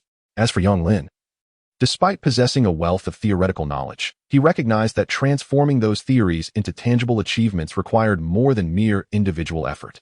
Thus, during this visit to the county town, I thought of my cousin and planned to pay him a visit, curious if he might share my ambition to transform the world. However, just as I arrived outside Du Jing's door, a young woman emerged, opening the door. Upon seeing Yang Lin, the woman paused momentarily, and a cold smirk appeared on her face. "Yang Lin? What brings you here?" "Sister-in-law, where's Jing Gu?" I inquired. The woman, Du Jing's wife, Yuan, replied curtly. "He is dead." "Ah?" Yang Lin furrowed his brow slightly. Noticing Yang Lin's surprise, Yuan coldly remarked, "It is futile to seek anyone here. Our household is on the verge of starvation, and we have no funds to assist you. You should leave at once." She waved him away as if shooing away a fly. Then, Yuan caught sight of the pastries Yang Lin was carrying, momentarily taken aback. "Oh, you brought delicacies from Baihuaju. Come on, sister-in-law was just teasing you. You should have come without any gifts," she said, taking the pastries from his hands with a cheerful smile. "Your brother is inside. Hurry along." Upon entering, Du Jing was engrossed in writing. Although only 2 years Yang Lin's senior, Du Jing sported a beard and appeared much older, embodying a weariness that contrasted sharply with Yang Lin's demeanor. Upon noticing Yang Lin, Du Jing was also taken aback. "Lin Di, what brings you here? Please, have a seat," he exclaimed, hastily setting aside his pen and warmly inviting Yang Lin. He then leaned out to check if his wife had entered, and quickly fished out a small piece of silver from his belt, pressing it into Yang Lin's hand. "Hurry, don't let your sister-in-law see. This is my secret stash." When Yang Lin hesitated to accept, Du Jing lowered his voice and sighed. "Lin Di, do not think this is too little. Our family situation has been dire of late. I used to make enough by writing to support the family, but recently, I offended a wealthy young master, and now, Many are hesitant to seek my services. Du Jing lamented. Thus, you must understand, brother, this is all I can offer you. Yang Lin smiled and replied, Jinggu, I did not come to borrow money. Not to borrow money. Du Jing was momentarily stunned.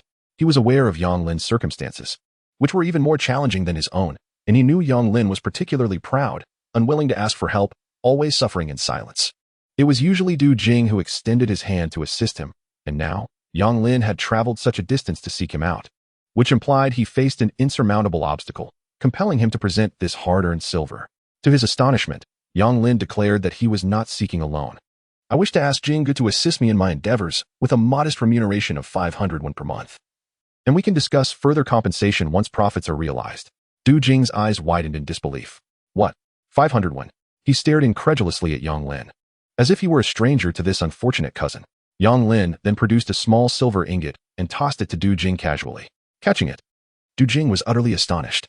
Is this 5 taels of silver? Where did you acquire such wealth? Only affluent families can accumulate such substantial ingots. Ordinary households possess only small coins. Yang Lin chuckled. This represents 10 months' worth of salary. If Jinggu agrees to accompany me, I assure you that future earnings will exceed this.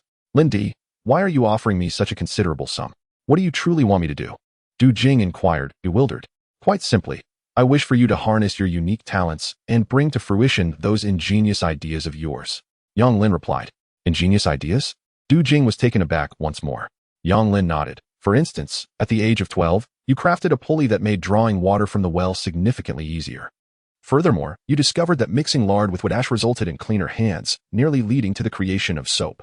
Additionally, you ingeniously tied bamboo and animal hide together, adding fine string, and launched it into the wind, almost constructing a kite.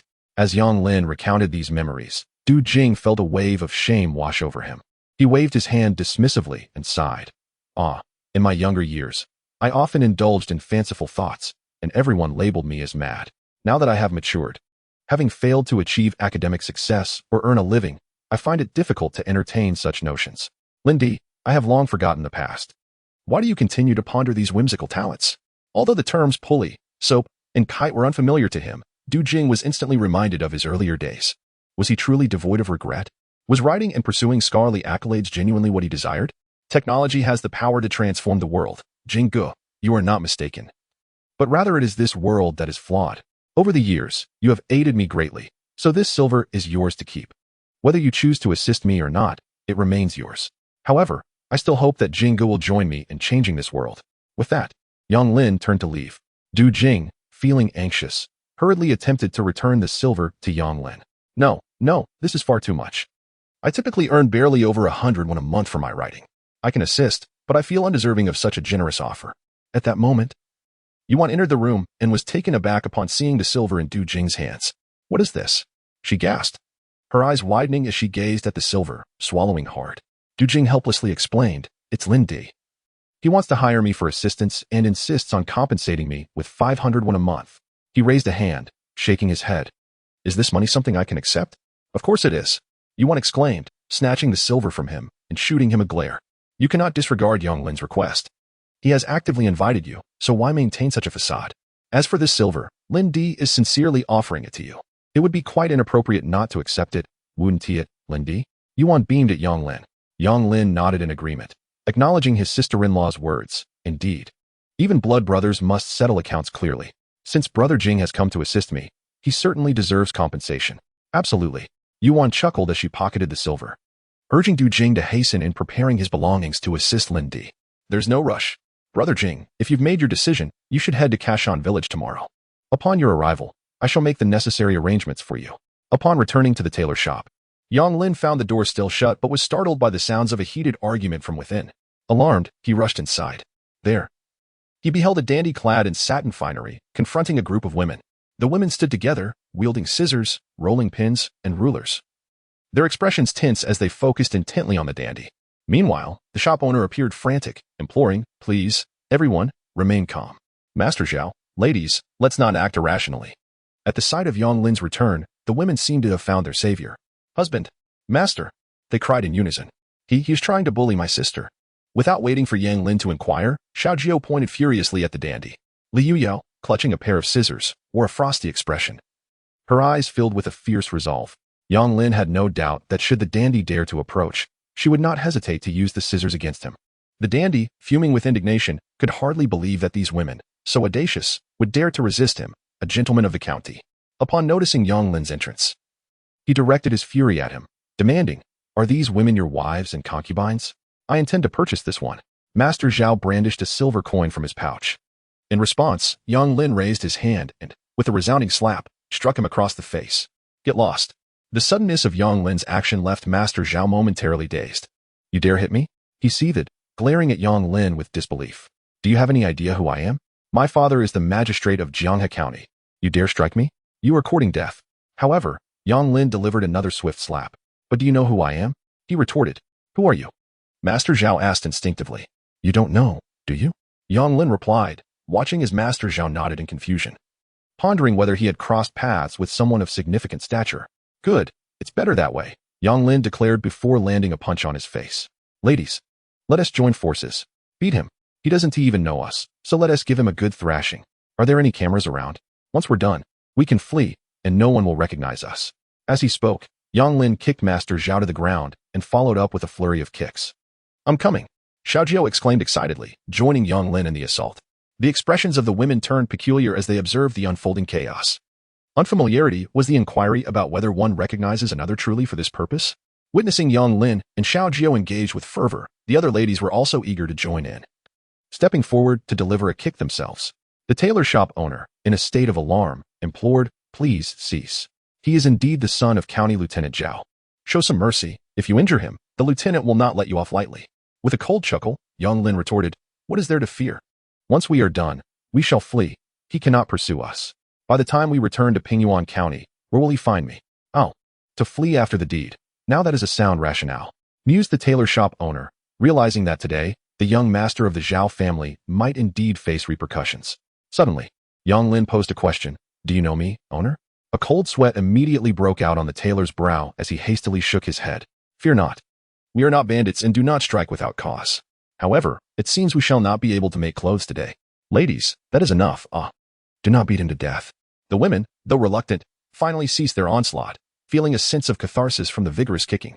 "Why are you still dawdling? Run!" Yang Lin exclaimed, leading the charge as he pushed the small cart and sprinted away. The women, momentarily stunned, quickly followed suit.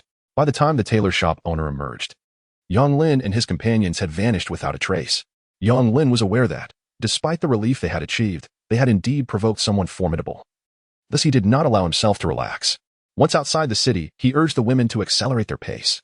Jianghe County was but a small town, devoid of city walls, and upon exiting, the paths branched out in all directions, leaving no trace for pursuers to follow. What a thrill! Xiaojiao clenched her small fists, her face alight with excitement. "Thank you," exclaimed Li Yuyao, her heart stirred with emotion. In her life, she seldom expressed gratitude, yet today, when the Zhao scion bullied her, these strangers rallied to her side, which deeply moved her. Since arriving at this household, Li Yuyao had been engulfed in confusion, her future devoid of direction. Repaying debts to regain her freedom had become her sole motivation to survive. She resented the thought of marrying a rustic scholar and loathed the notion of hiding in the countryside, living the life of an ordinary person. Yet today, she finally felt a flicker of belonging within this family. "Do not mention it. We are all family," they reassured her. "Indeed, you are our sister, and we shall certainly aid you.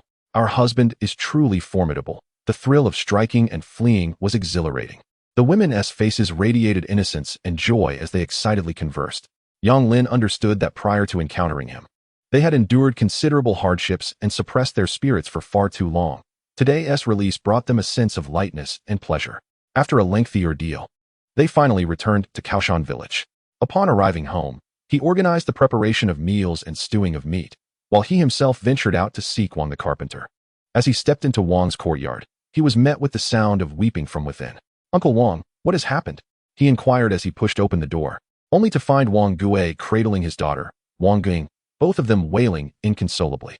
Upon encountering Yang Lin, Wang Gui was momentarily taken aback, and then, to Yang Lin's astonishment, he suddenly fell to his knees before him. "Uncle Wang, please rise," Yang Lin exclaimed, rushing forward to assist him. "Yang Lin, I beseech you to help me. Lend me some money. They are threatening to take Guiying away." Tears streamed down Wang Gui's face. Last year, during a time of famine, he had borrowed 101 from landlord Liu, as his family possessed no valuables. In a moment of desperation, he had carelessly offered Guiying as collateral. Today, when he sought to repay the debt, he discovered the exorbitant interest, amounting to a total of 301. If he couldn't gather the sum before nightfall, they would take Guiying away. Young Lin, she is my only daughter. I cannot bear to see her sold into servitude. Wang Gui pleaded. He attempted to bow his head in gratitude. Meanwhile, 10-year-old Wang Guiying, with her bright, innocent eyes, also knelt down before Yang Lin, bewildered. Uncle Wang, Guiying, please get up. I have come today with a purpose. However, Wang Gui's heart sank at Yang Lin's words. As outsiders in Kaoshan village, they owned no land and had no support, relying solely on Wang Gui's skills as a carpenter to make ends meet. Yet, craftsmen held little status, and business was scarce. Their living conditions were far from that of ordinary folk. In his desperation, Wang Gui had turned to Yang Lin for assistance. Yet, he quickly realized that with Yang Lin having taken 10 wives, he likely struggled to support his own family. How could he possibly lend money to him? Perhaps Yang Lin had come to request money from him instead. Very well, I understand. I apologize for burdening you. Uncle, Wang Gui sighed, his spirit deflated. How much do you need? Wang Gui asked, astonished, as he looked at Yang Lin in disbelief. I have saved over 100 won. But I still need 131. He regarded Yang Lin with suspicion, doubting he would have the funds to assist him. However, Yang Lin opened his money pouch and astonishingly produced a piece of silver. Wang Gui's eyes widened in shock. This piece of silver weighed at least half a tael, equating to over 500 won. Uncle, please take this, Yang Lin said, casually tossing the silver to Wang Gui.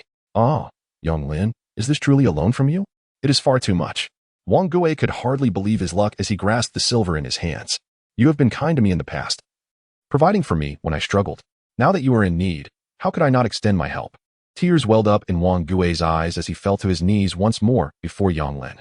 Yang Lin, I am forever grateful. From this day forth, my life belongs to you.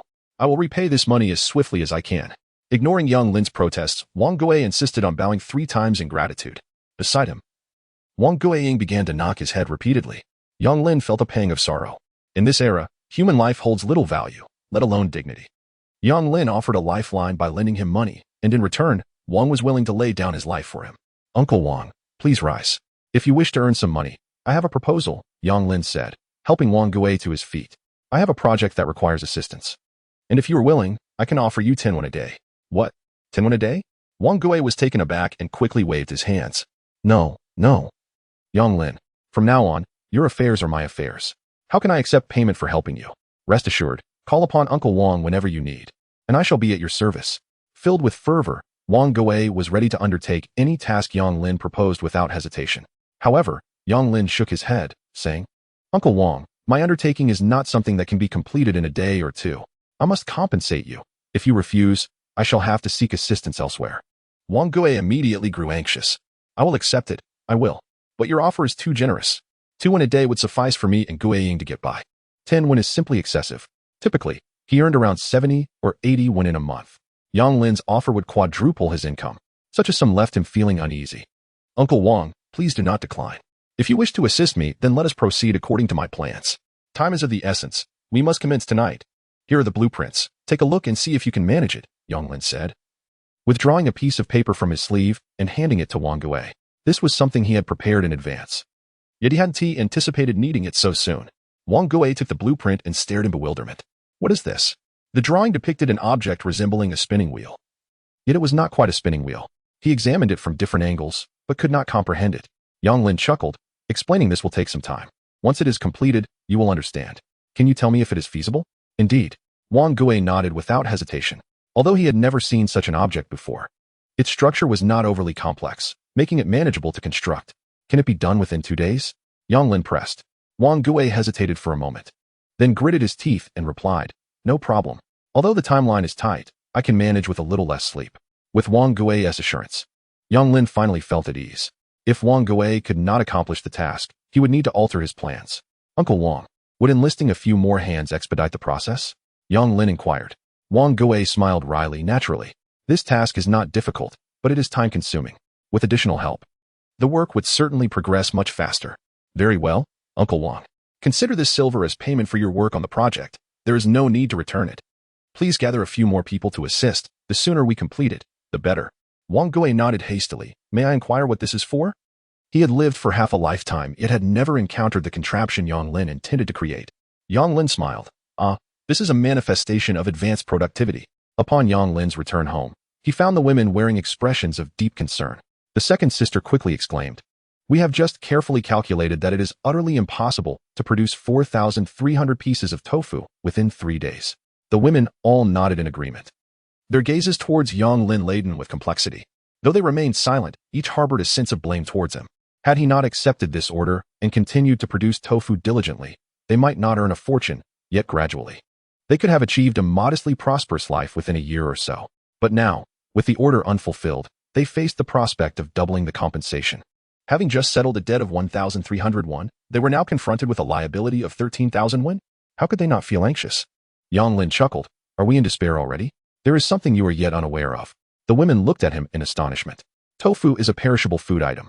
Although the weather was not particularly hot at present, it could only be preserved for a maximum of 2 days. This meant that we did not have 3 days to produce the tofu, but rather, a mere day to create 4,300 pieces. Upon hearing Yang Lin's words, the women were left speechless.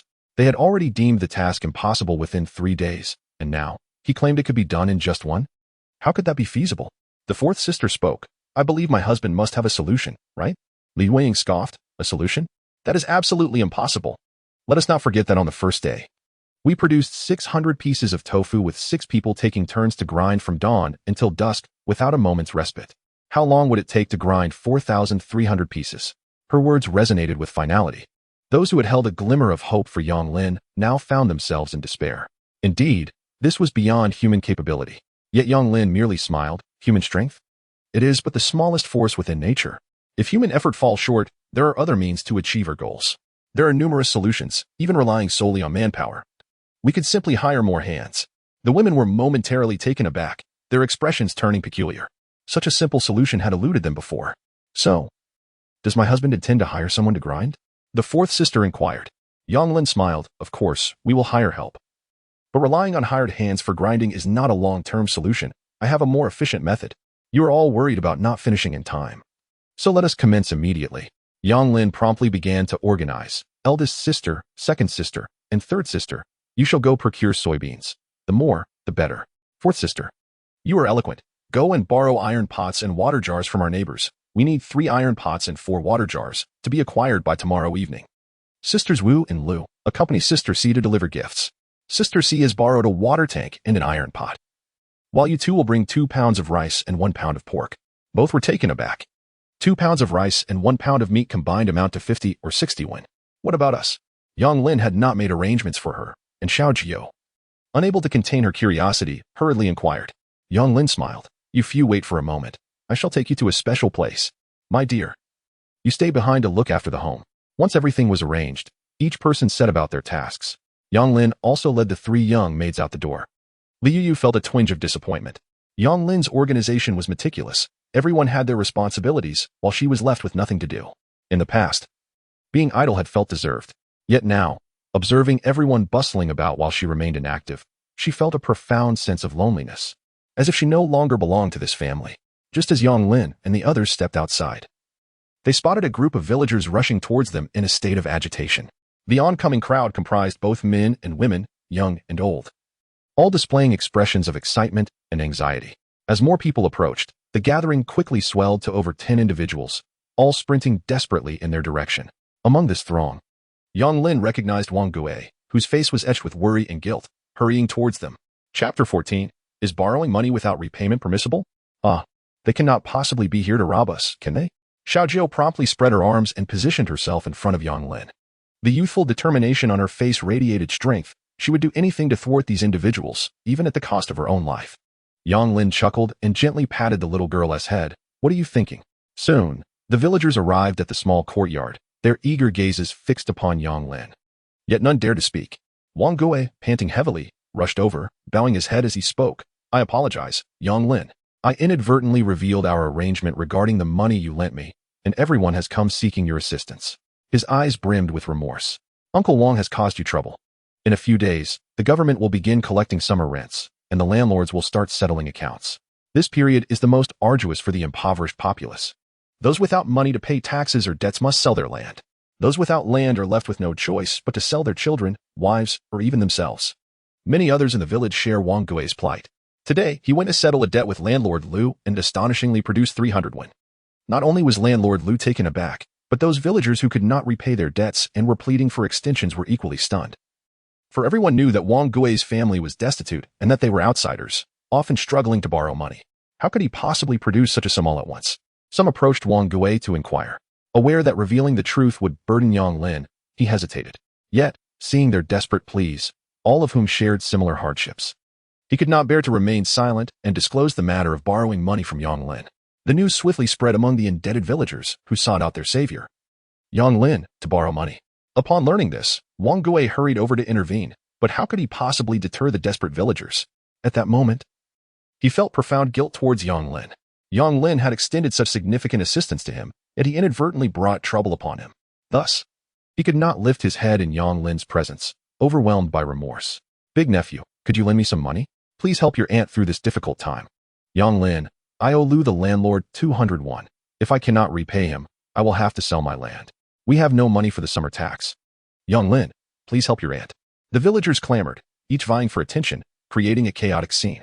Wang Gui grew increasingly anxious and shouted, all right, everyone, stop pushing. Yang Lin is not a bodhisattva. How could he possibly help so many? After speaking, he hung his head, unsure of what to do, glancing at Yang Lin. Upon seeing Wang Gui, Yang Lin had already surmised the villagers' intentions. When they began to request loans, Yang Lin did not hesitate and nodded in affirmation. Certainly. Perhaps his prompt agreement caught the villagers off guard, as they momentarily stood in astonishment, staring at him. Yang Lin, did you agree to lend me money? No. Yang Lin agreed to me. It was me he agreed to. The villagers began to argue once more. Wang Gui hurriedly attempted to restore order. Everyone, please be quiet. Let us hear what Yang Lin has to say. The crowd fell silent. Indeed, let Yang Lin choose for himself. With so many of us seeking his assistance, there will inevitably be some who do not receive help. Lending money is a kindness, and if one cannot borrow, no one is to blame. Wang Gui's words rang true. Yang Lin was not a bodhisattva and could not assist everyone. Each must accept their fate regarding who would receive aid. As Yang Lin surveyed the villagers' hopeful expressions, a wave of sorrow washed over him. The village of Kuaishan had 300 to 400 households. Although most were not wealthy, they were not starving either.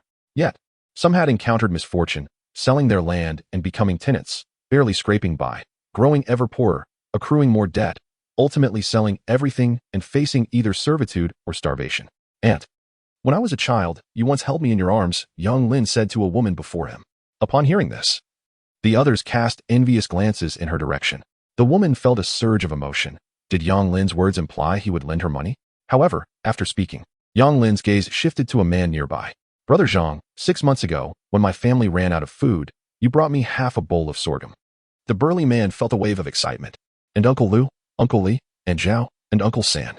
Yang Lin scanned the crowd, stating, we are all neighbors. Tell me, how could I refuse anyone? The villagers paused momentarily. The implication of Yang Lin's words was clear. Perhaps he would not lend to anyone at all. It seems that this is the only way to avoid offending anyone. Upon this realization, the crowd could not help but lower their heads. A wave of despondency washing over their hearts. The thought of having to sell their land due to inability to repay debts, and the dread of being conscripted for labor because they could not pay the summer tax, brought tears to many eyes. Therefore, I shall lend them all, Yang Lin declared. Xiaojiao, fetch the ledger and prepare to record the accounts. The crowd stared in astonishment, unable to believe their ears, thinking they must have misheard. What did you say, Yang Lin? Someone could not restrain themselves from asking. I said, I shall lend them all, Yang Lin reiterated. The villagers were dumbfounded, struggling to comprehend the enormity of his statement. All of it. Has Yang Lin lost his mind? Does he truly possess such wealth? Wang Gui looked at Yang Lin in shock, his eyes brimming with disbelief. What interest do you require, Yang Lin? Someone inquired. Typically, they would have no standing to negotiate with the landowner. Whatever interest the landlord demanded, they would have to acquiesce. However, now that Yang Lin proclaimed he would lend everything, many were concerned that he might set an interest rate beyond their means. Yang Lin chuckled gently. I do not require any interest. What? The villagers were once again taken aback. Yang Lin, you cannot be jesting, can you? How can one lend money without charging interest? Indeed. They were already immensely grateful for his willingness to lend them money. If there were no interest, they would feel excessively indebted to him. The villagers, in their straightforwardness, held a firm belief that borrowing money inherently entailed paying interest. As long as the interest was not exorbitant, they would still be grateful to Yang Lin. Not only do I not require interest, but this money need not be repaid either. Upon hearing this, Everyone gazed at Yang Lin as if he were a fool. Some even speculated that he was playing a trick on them. Need not be repaid. Yang Lin, do not jest. Indeed, if you have money to lend us, we would be grateful. If you do not, we would not blame you, but please do not toy with our hopes. The crowd began to chatter, bewildered by Yang Lin's intentions. Hearing the commotion outside, Li Yuya stepped out and, upon learning that Yang Lin intended to lend money to everyone without charging interest and without requiring repayment, furrowed her brow slightly. Chapter 15. Taking initiative, Yang Lin said, "Everyone, please do not rush. Allow me to explain. You should know that my family has recently begun producing tofu, and I am seeking a few workers. The remuneration will be 5 coins a day. Those who borrow money will have the opportunity to work off their debts. If you require a loan, please come over here." Under Yang Lin's direction, Xiao Qi and Xiao Ba set up a table, while Xiao Jiu retrieved the ledger and a large bag of copper coins, preparing to record the transactions. Witnessing this spectacle, the villagers were utterly astonished. Was Yang Lin serious? Work to offset their debts? And for merely 5 coins a day? It was worth noting that the long-term laborers at Lu the landlord's estate earned a mere 80 coins a month. After spending half a month in Yanglin, one could earn as much as a month's wages at Lu's estate. In an instant, the villagers clustered around. "I would like to borrow. I need 200 win. I need 300 win. Is there really no interest? I wish to borrow 150 win. After repaying the debt, can I continue working for you?" The villagers clamored, forming a throng. Yanglin maintained order while addressing their inquiries. "Rest assured, I have ample work available. As long as you wish to labor, you may stay on after repaying your debts. Moreover, working for me requires only 10 hours a day, which translates to 5 time units. Furthermore, after 3 months of labor, your wages will double." Upon hearing this, the villagers grew even more exhilarated. At Lu's estate, one was required to toil for 7 time units daily, beginning at sunrise and laboring until sunset, with only brief respites that would result in scorn or even violence from the steward. Yet, Yanglin's offer entailed merely 5 time units of work. This was not labor, it was akin to a blessing. Those who borrowed money hurriedly expressed their gratitude to Yanglin. Brimming with excitement, Yanglin promptly announced that upon returning from repaying their debts to Lu's estate, they could commence work immediately.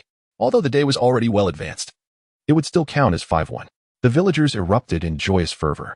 After a while, everyone received their desired funds, and Xiaojiu's ledger was filled to the brim. A total of 23 individuals had borrowed 5,801.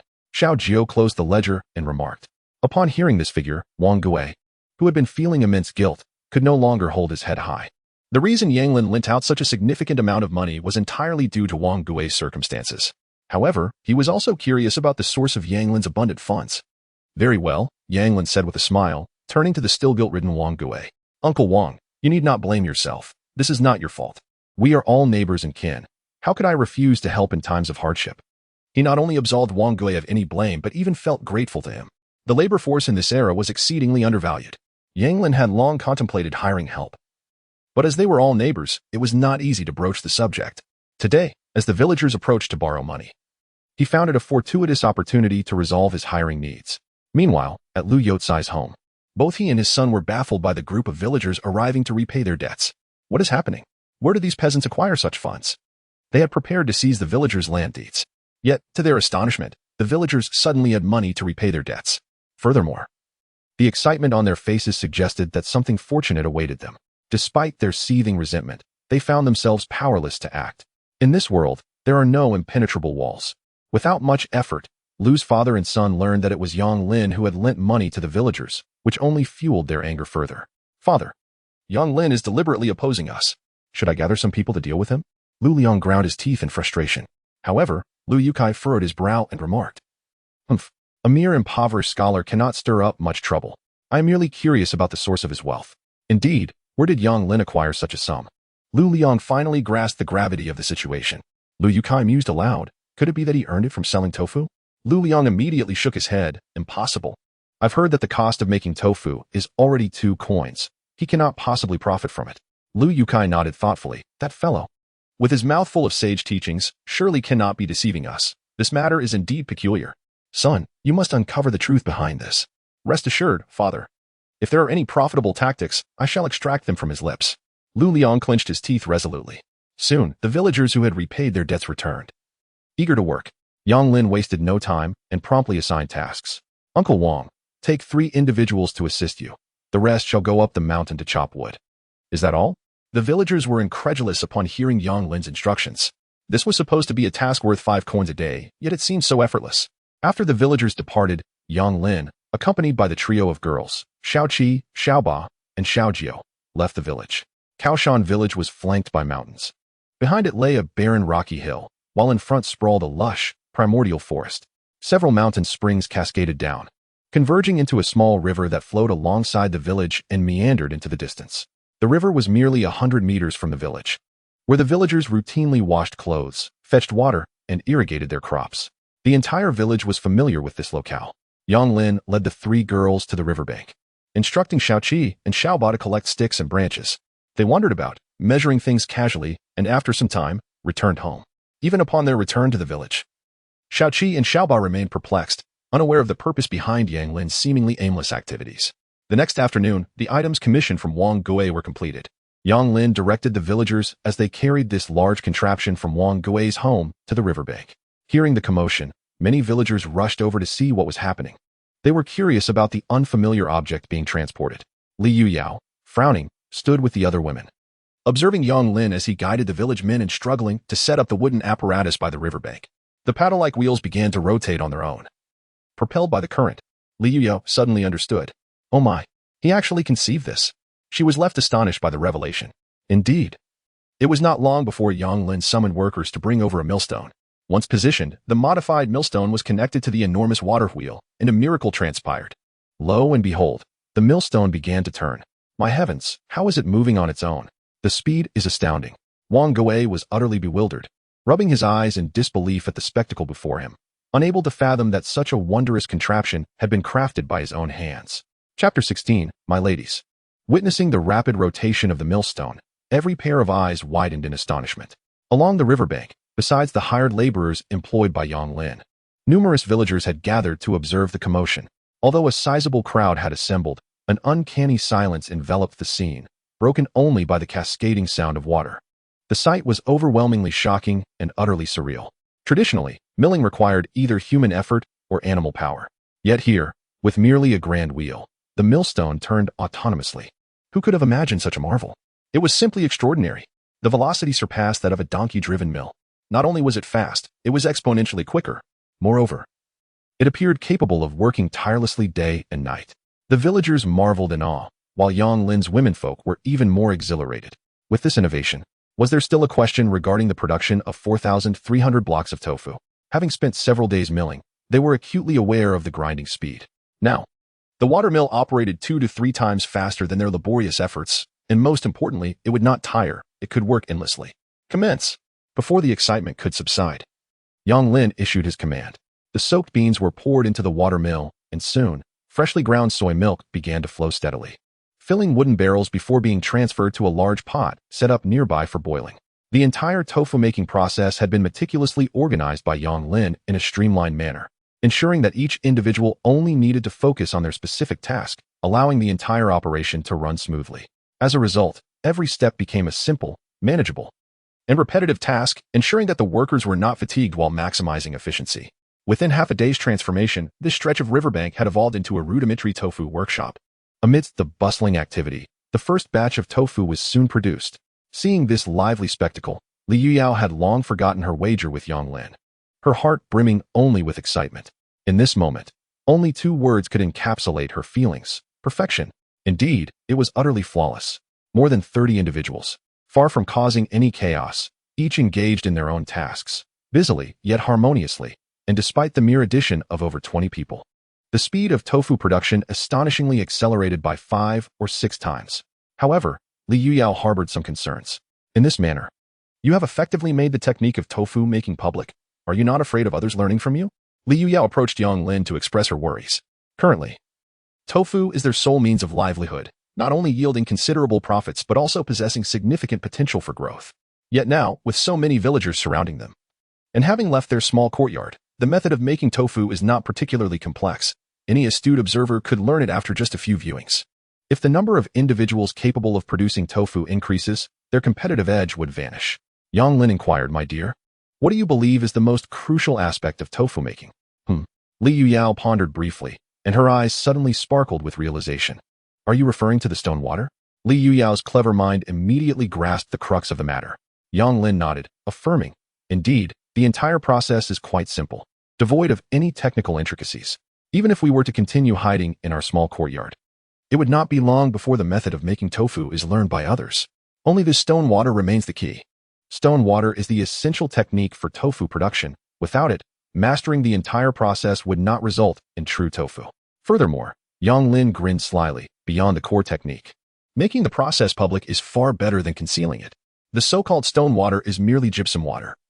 And the key to preparing gypsum water lies in the calcination of gypsum. Although gypsum primarily consists of calcium sulfate, raw gypsum and cooked gypsum are entirely different. The calcination must be performed at a regulated temperature that cannot be too high, and then a suspension must be utilized. Just these conditions alone.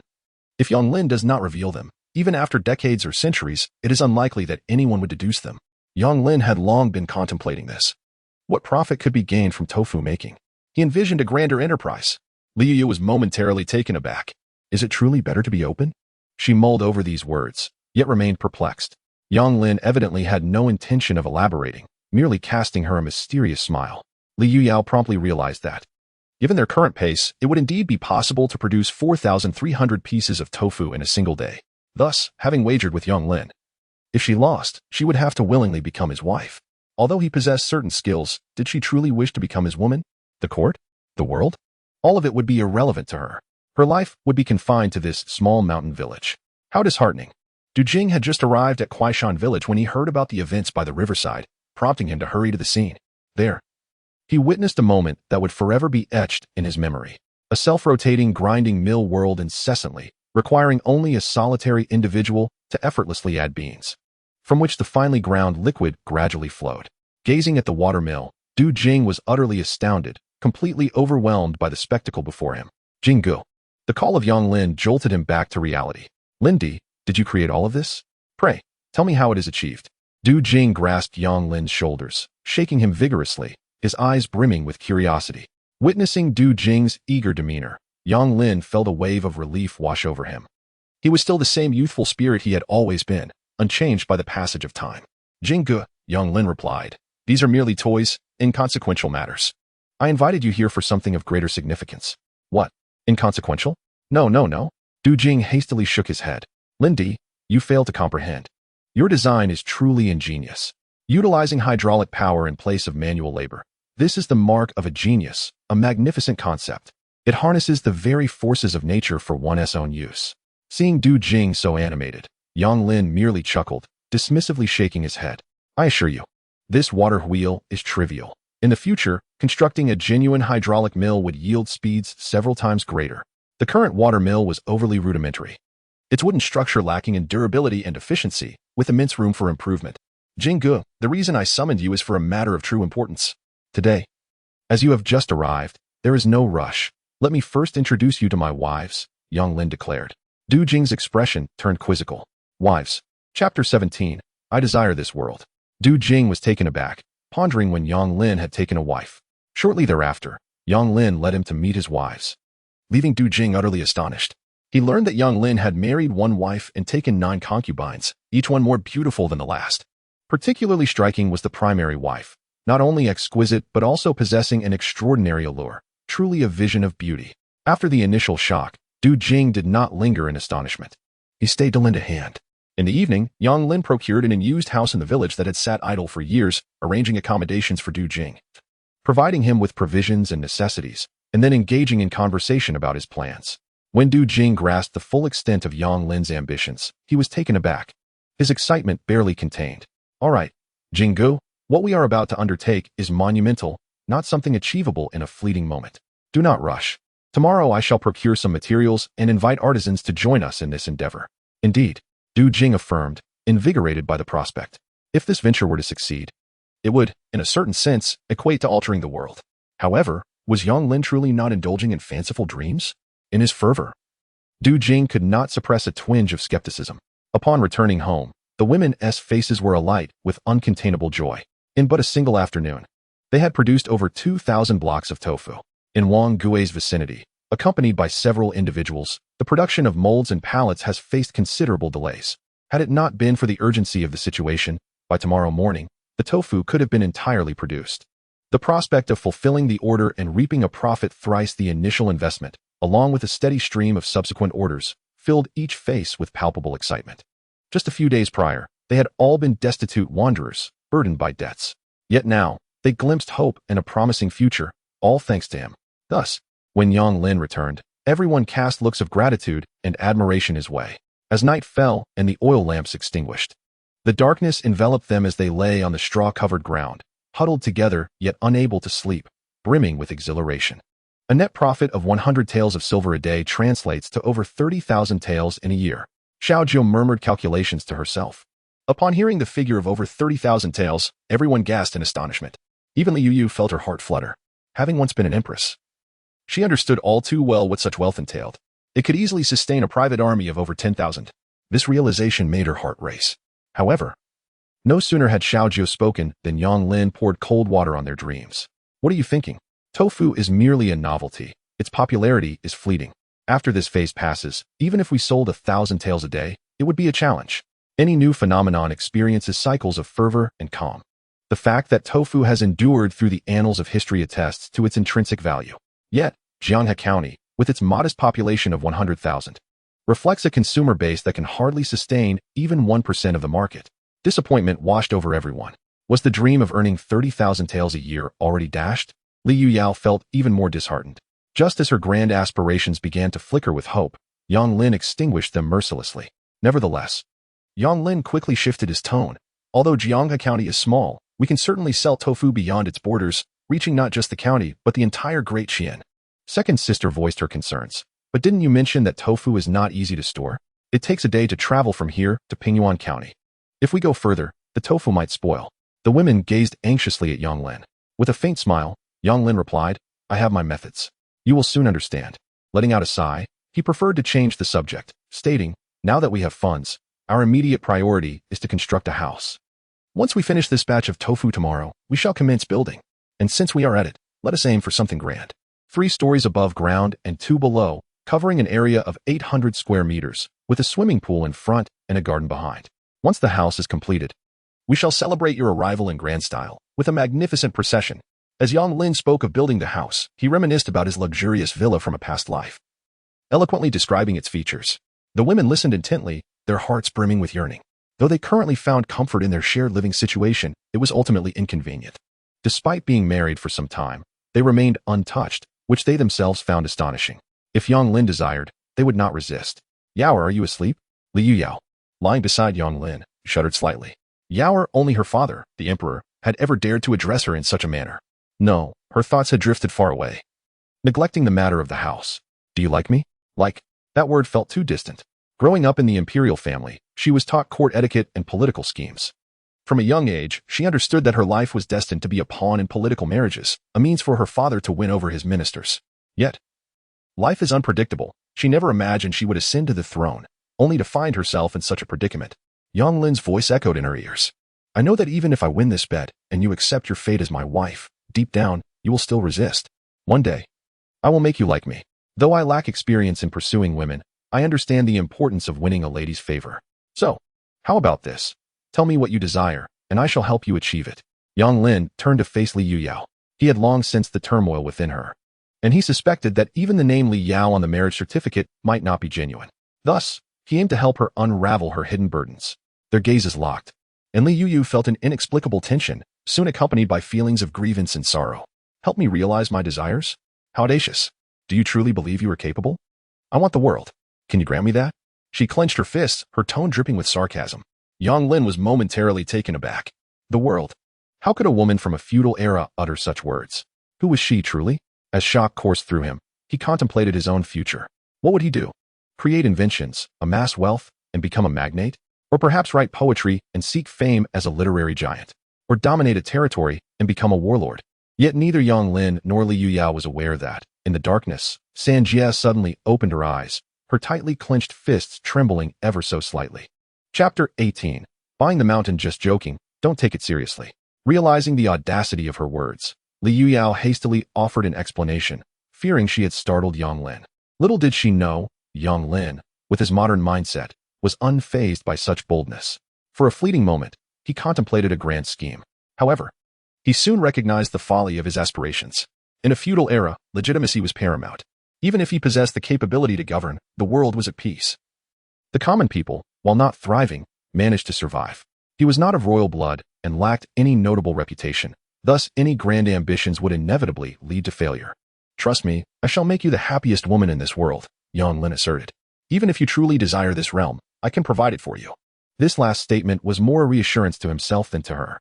Both concealed their true feelings as they drifted into slumber. By noon the next day, all 4,300 blocks of tofu were completed. When the time arrived for collection, the families who had ordered the tofu dispatched their representatives to retrieve it as promised. With the successful fulfillment of this task, the women finally breathed a sigh of relief. Ah, Yang Lin, I finally found you. From a distance, the plump Zhao Ji hurried over, panting, with the village chief Zhao Fugui trailing behind him. Upon seeing Zhao Ji, Yang Lin immediately grasped the purpose of his visit, yet feigned surprise, asking, Lord Zhao, is there something you need? Zhao Ji approached, glanced around, and with a broad grin declared, of course, I have good news for you. Leaning closer, he winked and added, if I'm not mistaken, your tofu-making endeavors aren't merely for personal consumption but rather for profit, correct? The Yang and Zhao families share ancestral ties. So your big nephew's matters are my concern too. Zhao Ji patted his chest with a mock bravado and continued, to support your business for my big nephew's sake. I shall purchase 200 blocks of tofu from you daily, ha ha ha, as long as you offer me a reasonable discount. With that, he winked again. Having tasted the sweet rewards in the county town, Zhao Ji sought to further exploit Yang Lin in hopes of increasing his own profits. However, Yang Lin promptly rejected his overture before he could finish speaking. Lord Zhao, the price of 3 is the minimum, and it cannot be lowered. Moreover, my orders are already full. I genuinely lack the capacity to produce an additional 200 blocks of tofu for you. Yang Lin replied with a cheerful smile. What? Zhao Ji exclaimed in astonishment.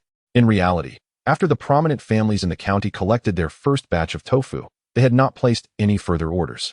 Yang Lin understood they were assessing the market after receiving the initial batch. Should the market prove favorable, they would quickly place subsequent orders. If sales were poor, there would be no second chance. Despite the absence of new orders, Yang Lin maintained an air of busyness when approached, a testament to his confidence.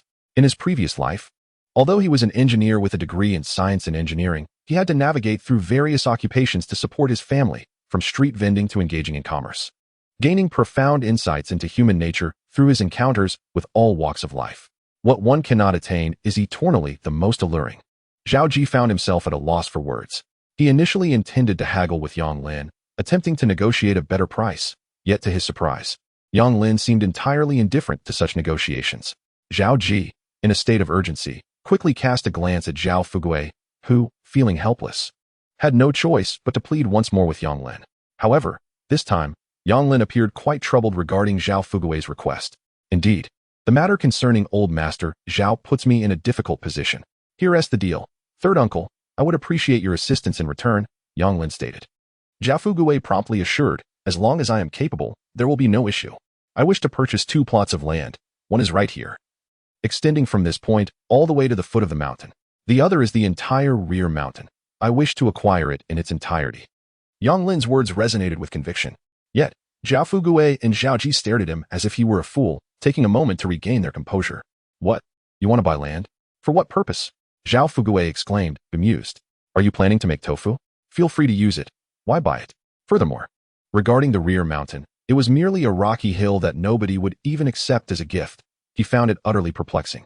This riverbank land was strewn with sand and gravel, situated far from the village, typically used merely for washing clothes or fetching water. As for the rear mountain, it was even more incomprehensible, a desolate rocky hill where not even a blade of grass could be found. Who in their right mind would want to buy such places? Yang Lin chuckled. I plan to build a house here. Zhao Fugui was increasingly bewildered. Why would you come all this way to construct a house? He genuinely could not fathom Yang Lin's intentions. Yang Lin directly stated, Third uncle, just tell me if you can assist me. He struggled to understand Yang Lin. And indeed, Yang Lin's plans were beyond his comprehension. If you are determined to squander your money, that's your prerogative. However, purchasing an entire mountain is no trivial matter. As the village chief, I cannot make such decisions alone. This will require connections at the county office, which will inevitably consume time and money for arrangements. Zhao Fugui glanced at Yang Lin with a troubled expression. That's not an issue. I will cover all expenses. I will trouble you with this matter, Yang Lin replied. Producing a silver ingot he had prepared in advance from his sleeve, and with a smile, he handed it to Zhao Fugui. Upon receiving the ingot, Zhao Fugui was taken aback. The weight of it was unmistakable. It was at least 4 or 5 taels of silver. How much could this barren mountain possibly be worth? The arrangements he had mentioned were not overly complicated. After all, it was merely a rocky hill in the village. And a document from the county office could easily resolve it. This amount of silver would undoubtedly suffice. Regarding the matter of Lord Zhao, there is no issue. Considering the favor of Uncle San, I shall endure a bit more hardship on my end, Yang Lin said with a smile. As the saying goes, a county official is not as effective as a local manager. Although the village chief is neither an official nor a bureaucrat, he serves as the most direct bridge of communication with higher authorities. By accommodating Zhao Fugui, many affairs in the village will be more manageable in the future. However, this order from Lord Zhao has disrupted my plans. If he wishes to purchase tofu again, he may meddle at any time, complicating my affairs.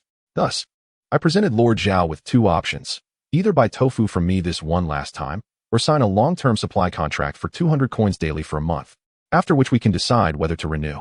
Before Yang Lin could finish, Zhao Ji hurriedly interjected, long-term. Let us sign now. Anticipating a daily income of 601, Zhao Ji could hardly contain his enthusiasm. Wait, the tofu business is under my family's purview. Those unrelated, step aside. A group of individuals swaggered forward. Leading the procession was a dapper young gentleman fanning himself, accompanied by a shopkeeper in a green robe, followed by a dozen attendants. Is it you?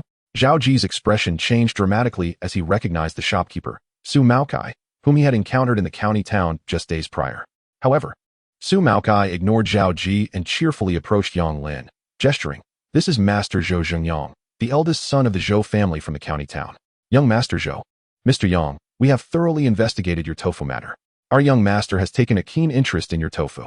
From today onward, all the tofu you produce will be exclusively for young Master Zhou.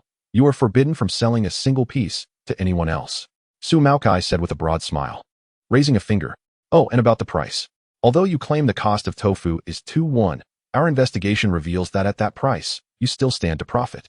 Henceforth, the price for supplying our Zhou family will be set at 2-1 per piece." As he spoke, he produced a document from his sleeve. "This is the supply contract. Please sign here." Su Maocai's pleasant expression belied the unyielding nature of his words. Yang Lin cast a glance at the paper being offered, letting out a silent sigh. What was inevitable had finally arrived. Yet, he had not anticipated that the hungry wolves would come so swiftly. "What if I refuse to sign?" Yang Lin inquired. "Oh, refuse to sign?" Su Maocai's demeanor remained unchanged, his smile still intact as he replied, "Perhaps I was not clear enough. This gentleman is young Master Zhou from the county town, who oversees the county's judicial affairs." The threat inherent in Su Maocai's smile became increasingly apparent.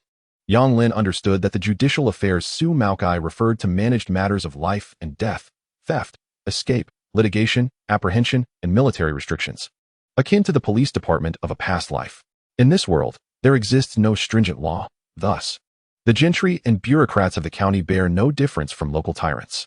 "You insolent fool," Zhou Xingyang scoffed disdainfully, refusing to cast a glance at Yang Lin as he held his head high. Within Jianghe County, no one dares to disregard the Zhou family's reputation. The expressions of the ladies behind Yang Lin darkened considerably. Previously, they had even taken on the son of the county lieutenant. A mere young master of the prison chief's household was hardly worth their respect. However, they recognized that last time, their opponents had been unaware of their identities. While now the Zhou family had come to confront them directly, should they refuse, it was likely that the Zhou family would not simply let the matter drop. Yet, acquiescing would not only cost them a piece of tofu, but also a significant financial loss. Most importantly, being coerced into signing such a contract was utterly humiliating. The women glared furiously at Yang Lin. Zhao Fugui hastily tugged at Yang Lin's sleeve, lowering his voice to caution, "Just accept it. Signing offers at least a path to survival." Yang Lin raised an eyebrow. If Zhao Fugui's insinuation was correct, refusing to collaborate with the Zhou family might lead to a complete lack of options. What was there to wait for? Su Maocai's smile faded, his brow furrowing as he pushed the contract towards Yang Lin once more. "Our young master has personally come to you. That alone is a considerable gesture of respect. Simply acknowledging that you are working for the Zhou family in Jianghe County would bring you honor. Mr. Yang, do not be so ungracious." Su Maocai narrowed his eyes, presenting the document before Yang Lin. Yang Lin took it, yet without a glance, he tore it in two. The expressions of those surrounding them shifted dramatically. "I am open to purchasing tofu, but your conditions, huh? I cannot acquiesce." Yang Lin cast the torn paper aside. "Oh no," Zhao Fugui exclaimed, frantically slapping his thigh. He hurried to retrieve the ripped paper, repeatedly apologizing. "Young Master Zhou, I sincerely apologize. This young Lin has always been a bit dim-witted and lacks experience. He is unaware of the Zhou family's esteemed reputation. Please, exhibit your magnanimity and do not hold this against him. Allow me to speak with him. Bending forward, Zhao Fugui intended to clarify the gravity of their situation to Yang Lin, only to find Zhou Zhengyang had already kicked him to the ground. Who the hell are you? Get lost. With a snap, Zhou Zhengyang closed his folding fan, fixing an intense stare on Yang Lin, and sneered, Huh? You dare to refuse the Zhou family? Do you believe that from this moment forth, I want to ensure you cannot sell even a single piece of tofu? Zhou Zhengyang stepped closer, fixing his gaze on Yang Lin. Yet, Yang Lin did not meet his eyes. Instead, he moved to help Zhao Fugui to his feet. Are you all right, third uncle? Zhao Fugui, still flustered, responded, I'm fine. You must hurry and apologize to young Master Zhou. We cannot afford to offend the Zhou family. Zhao Fugui clutched Yang Lin's arm in a panic. Rest assured, Yang Lin replied, his expression icy. I know what I am doing. Upon arriving at Zhou Zhengyang's side, Yang Lin spoke with neither subservience nor arrogance. Young Master Zhou, I believe you may not have fully comprehended my intentions. Allow me to reiterate, if you wish to collaborate, the terms must be dictated by me. Otherwise, our discussions are futile. Zhou Zhengyang erupted into laughter, as though he had heard the most amusing of jokes. Very well. You possess a certain audacity. Let us see how this unfolds. I, from the Zhou family, declare that from now on, you shall not sell a single piece of tofu. I guarantee you will not sell even one. I am curious to see who dares to oppose the Zhou family. Remember, on the day you come to regret this, kneel at my doorstep. Should I be in a good mood, perhaps I might grant you a reprieve. With a flick of his fan, Zhou Zhengyang turned and departed. Su Maokai let out a cold laugh, his gaze fixed on Yang Lin as though he were observing a corpse. Once the Zhou family had left, chaos erupted around them. It's over. I have heard that the Zhou family is not to be trifled with, even in the county. What shall we do now? Our business is likely doomed. Yang Lin, if you cease to produce tofu, how will we find work in the future? We cannot repay the debts we owe you. The villagers working in the tofu workshop were in a state of desperation. Zhao Fugui, in particular, was so anxious that he was pounding his thigh. Yang Lin, you have really made a grave mistake this time.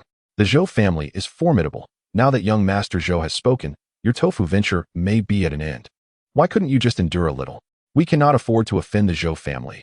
We should have acquiesced and accepted a smaller profit. Now, this promising enterprise has gone to waste. And how will you support your family? Zhao Fugui was genuinely concerned for Yang Lin. Yet Yang Lin merely smiled and replied, Uncle San, would you believe me if I said I had devised a strategy even before they arrived? Chapter 20, Slaughtering the Chicken to Take the Egg?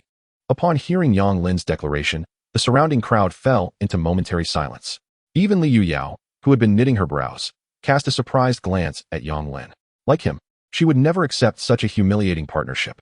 She had refrained from speaking earlier as she pondered whether there might be any viable solutions to this predicament. Unfortunately, after much contemplation, she could not conceive a suitable plan, which further emphasized the hardships faced by the common folk. Families like the Zhous, mere petty officials in the county, wielded such tyrannical power. In times past, eradicating such a scoundrel, even to the point of annihilation, would have been a trivial matter. Now, stripped of royal status and reduced to an ordinary citizen, she felt utterly powerless, indeed, even hopeless. Thus, upon hearing Yang Lin assert that he had already devised a solution prior to Zhou Zhengyang's arrival, she could not help but be astonished. She was not only surprised that Yang Lin could conceive a plan in such an imbalanced contest of power, but also by his foresight and preparation. Everyone's gaze was fixed intently on Yang Lin, eager to hear his proposed solution. Under the collective scrutiny, Yang Lin instinctively reached into his pocket, seeking a cigarette. Only to find none. He scratched his nose and chuckled. Please, don't look at me like that. I do have a plan, but I cannot disclose it just yet. Rest assured, I, Yang Lin, am a man of my word. I guarantee that the tofu workshop will continue to operate, and everyone can still come to work, with wages unchanged. Furthermore, I intend to build a house, thus I will require additional laborers. Upon your return, please inquire if anyone is willing to work for me. The pay remains 5 won a day, and after 3 months of service, it will increase to 10 won a day. Upon hearing this, the crowd erupted with excitement. The women stared at Yang Lin in disbelief, their expressions a mix of astonishment and concern. With over 20 individuals, the daily wages amounted to more than 100 won. In such circumstances, how could the tofu workshop persist? Moreover, how could he afford to hire more workers for the construction? The 100 taels of silver earned had already been significantly spent, and Yang Lin had generously lent out much of it. Now, only a meager sum remained. How many more days could this continue? The villagers buzzed with excitement, while the women wore frowns of worry. They were baffled by Yang Lin's confidence. Ah, my dear nephew. I shall refrain from purchasing tofu for now. I must take my leave. Zhao Ji, unable to say more, swiftly turned to depart. Unlike the naive Yang Lin, Zhao Ji was well versed in the ways of the world. As a mere landlord in the village, he was keen to avoid trouble with the Zhou family. Oh dear! Zhao Fugui exclaimed, smacking his thigh. Now, the 200 blocks of tofu order is gone. He lamented for Yang Lin. One day, he will regret this decision. He remarked solemnly. I told you today was too reckless. Zhao Fugui added with heartfelt concern. Uncle, do you trust me? Yang Lin inquired. Zhao Fugui hesitated. He genuinely wished to assist Yang Lin but was apprehensive about incurring the Zhou family's wrath. Let us speak privately over here. Ladies, please join us, Yang Lin urged. Pulling Zhao Fugui aside to a secluded spot, he then spoke candidly. To be honest, I am not afraid of the Zhou family's threats. However, I need your assistance, uncle. Rest assured, I have no intention of making you an enemy of the Zhou family. I merely wish to know which prominent families in the county possess power comparable to or greater than that of the Zhou family. Zhou Zhengyang's father is merely the head of the county's criminal division. In reality, there are only 3 officials of significant rank in the county magistrate, the county vice magistrate, and the county constable. The county magistrate is the highest authority, typically of the 7th rank. The vice magistrate and constable serve as deputies to the county magistrate, with one overseeing all county affairs and the other responsible for law enforcement. The constable is the direct superior of Zhou Zhengyang's father. Interestingly, a relative from Zhao Fugui's family is the vice magistrate of Jianghe County. In terms of rank, the county magistrate is slightly superior to the county lieutenant. Thus, the Zhou family cannot truly be regarded as a prominent clan. Yet their audacity to act so tyrannically reveals the chaotic nature of Jianghe County, where it is evident that the Zhou family cannot dominate alone. Upon hearing Yang Lin's question, Zhao Fugui exhaled in relief. This is easily addressed. I possess some knowledge regarding the prominent families in the county. Besides the Zhou family, there are also the Zhao, Lu, Li, Zhang, Wu, and Zheng families, making a total of 8 influential clans, collectively referred to as the 8 Great Families. Among these, the 2 Zhao families and the Wu family wield greater power than the Zhou family. The Wu family is related to the county magistrate, while one Zhao family is connected to my own county magistrate relative, and the other is associated with the county lieutenant. Although they share the surname Zhao, we are not related to them. After discussing these families, Zhao Fugui curiously inquired, what do you intend to do? Yang Lin, appearing contemplative, nodded and smiled. Did not young Master Zhou proclaim that from now on, we would not sell a single piece of tofu? Very well, starting today, we shall cease our tofu sales. The crowd was taken aback. Did Yang Lin truly concede to the formidable power of the Zhou family? If he were to swallow this indignation, why make such a commotion only to endure further humiliation? It was akin to refusing a toast and instead inviting punishment. Zhao Fugui wished to press further, but Yang Lin continued, Uncle, from today onward, I shall impart the art of tofu making to anyone eager to learn, charging merely a penny. He extended a finger. What? Zhao Fugui's eyes widened in disbelief. You intend to divulge this divine secret? Oh, that is utterly unacceptable. Such a lucrative method of earning should not be revealed to others. The women gasped in astonishment, nodding in agreement. Husband, shall we relocate and produce tofu elsewhere? Indeed, wherever we go, we can profit from our tofu-making skills. If this technique spreads, it would be akin to killing the goose that lays the golden eggs. The women cautioned Yang Lin, yet Li Yuyao appeared deep in thought.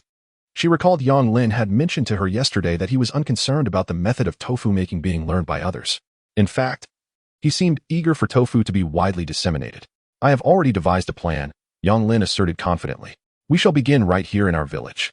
Anyone wishing to learn the art of tofu making is welcome to come, for merely a penny. Zhao Fugui seemed to grasp something, sighed, and nodded. This is indeed a viable approach.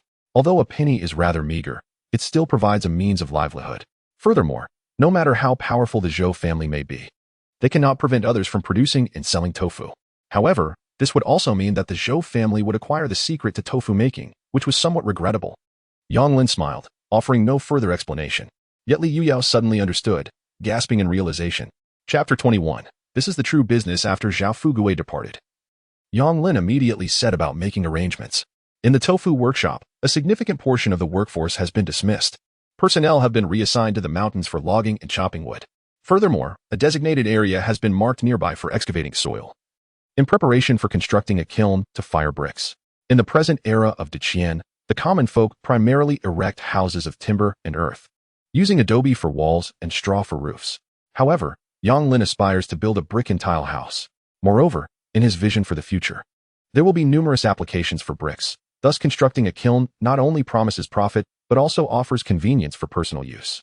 After ensuring all arrangements were in place, Yang Lin returned home with the women. Upon closing the door, they immediately began chattering. Head of the household, your strategy surely does not rely solely on imparting skills for meager earnings, does it? The second sister's earlier suggestion echoed. Why don't we relocate and produce tofu elsewhere? We could still turn a profit. The women nodded in agreement. Yang Lin, however, smiled and asked, what do you believe is the fundamental reason for the Zhou family's troubles? The group fell silent, surprised by his inquiry. Profit, the second sister exclaimed, realizing the implication. Precisely, Yang Lin affirmed. The Zhou family seeks us out because our tofu business is lucrative, a source of profit they covet. Therefore, wherever we go, we will invariably encounter similar challenges. If not the Zhou family, then the Zhangs, Wangs, Lis, or Zhaos. The root of the issue is that our business is too profitable, inciting envy. The women looked perplexed. Although they grasped Yang Lin's words, they felt increasingly that the problem was insurmountable. What should we do? They wondered. We can only confront them head-on. We must not yield an inch, nor compromise in any manner, for compromise will only invite greater aggression from them. Are they more powerful than us? Then we must elevate our own strength beyond theirs. This is our sole recourse. Yang Lin sighed deeply. For him, the opportunities for profitable ventures are countless. Yet, why choose the arduous path of tofu production? It is precisely because this trade is labor-intensive and demanding.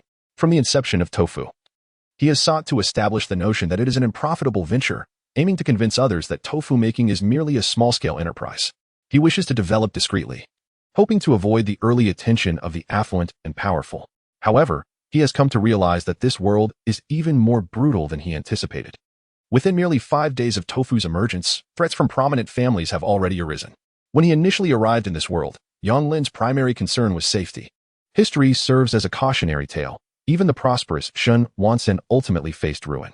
Hence, Yang Lin understands that his endeavors will not be smooth sailing. This is the law of the jungle. Wherever there is profit, ravenous wolves are sure to follow. The greater the profit, the more ravenous the wolves. Thus, he was acutely aware from the outset that the tofu business would attract attention. He had long anticipated this day and had already devised a strategy for resolution. Alas, time proved to be too fleeting and the groundwork insufficient.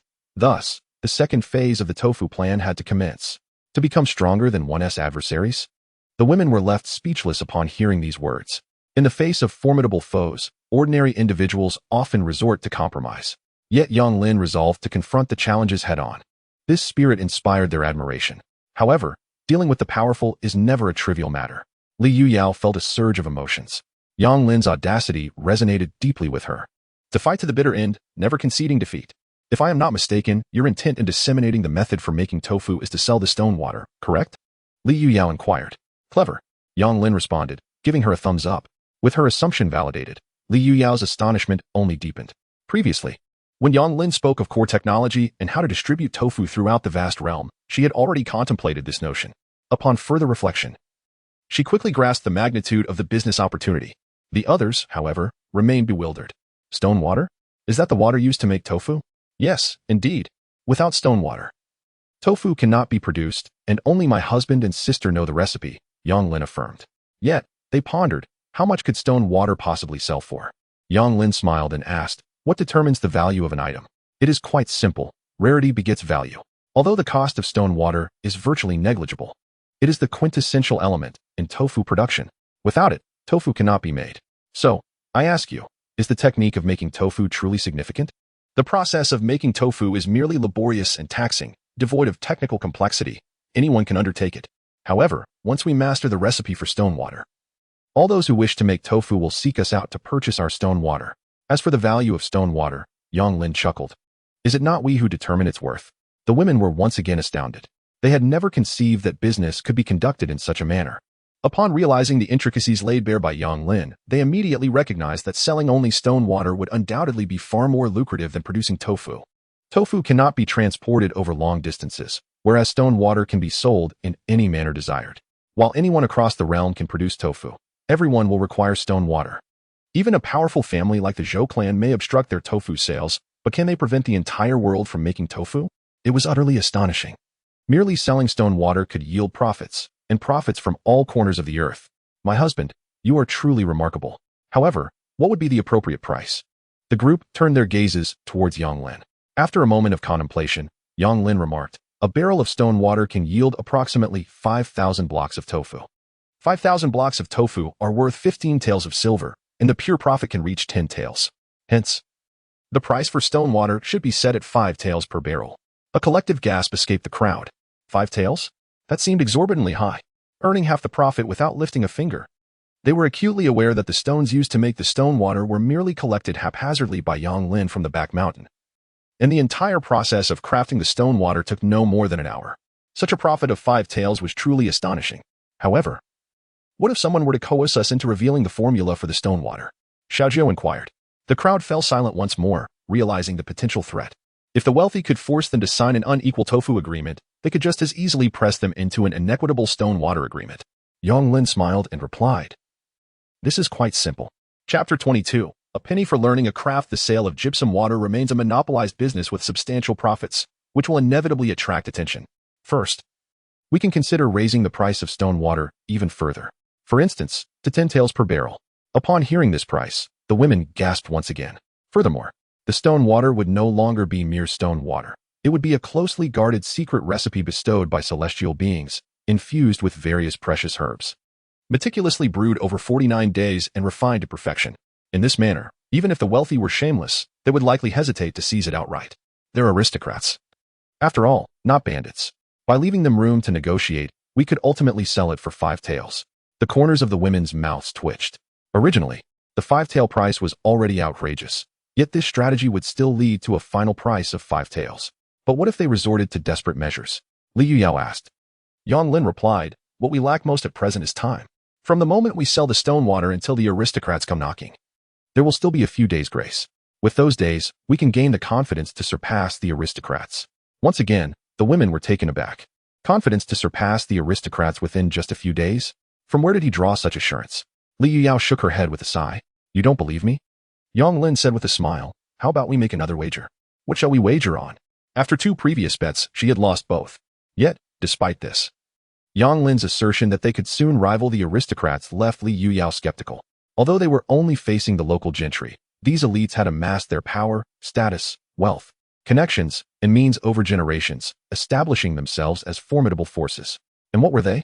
Just a band of refugees and a country scholar who had recently been troubled by hunger, now aspiring to stand shoulder to shoulder with the aristocracy in such a short span of time? How could that be possible? I wager that if I fail, from this moment on, every decision in this household will be yours to make, Yang Lin said with a smile. He could discern that Li Yuyao possessed a formidable desire for control. She yearned to command everything and keep it firmly in her grasp. Indeed, this proposition stirred something within Li Yuyao. "If I manage to accomplish it, you must take the initiative to kiss me." Yang Lin grinned. A faint blush crept across Li Yuyao's delicate cheeks, her fists clenched lightly. "What, are you afraid? Let's make this bet." Li Yuyao puffed out her chest, though a twinge of insecurity lurked within her. If he truly succeeded, would she be compelled to kiss him? How audacious. Yet, if he could indeed achieve such a feat, wouldn't that signify his remarkable capabilities? Perhaps, in the future, he could assist her in accomplishing great things. Contemplating this, Li Yuyao's heart grew increasingly tumultuous. That evening, Yang Lin sought out Wang Gui, requesting the creation of a new mold, and also dispatched someone to the town to procure 100 feet of water-permeable cloth. None were privy to Yang Lin's intentions. The following morning, when the new mold was completed, it was transported to the tofu workshop. Upon Yang Lin's arrival, a throng of villagers gathered around him. "Yang Lin, I heard it cost just a penny to learn how to make tofu. Is that true? Are you really going to impart this skill to us?" "I've brought money. I wish to learn." "So do I." The villagers eagerly raised their copper coins.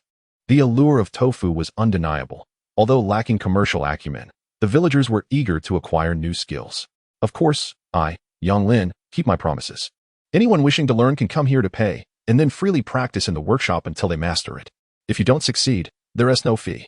He had never anticipated making a profit from this venture. The nominal fee was merely a symbolic gesture to ensure that the villagers valued the opportunity, as offering it for free might lead to a lack of appreciation. Xiaojiu had already arranged tables, and the villagers lined up eagerly to pay. Though many had gathered by the riverbank over the past 2 days to observe the tofu-making process, their understanding had been superficial without any guidance. Now, presented with such an opportunity at such a modest cost, who would dare to miss out? In less than half a day, a significant portion of the village had arrived. The riverbank was teeming with people.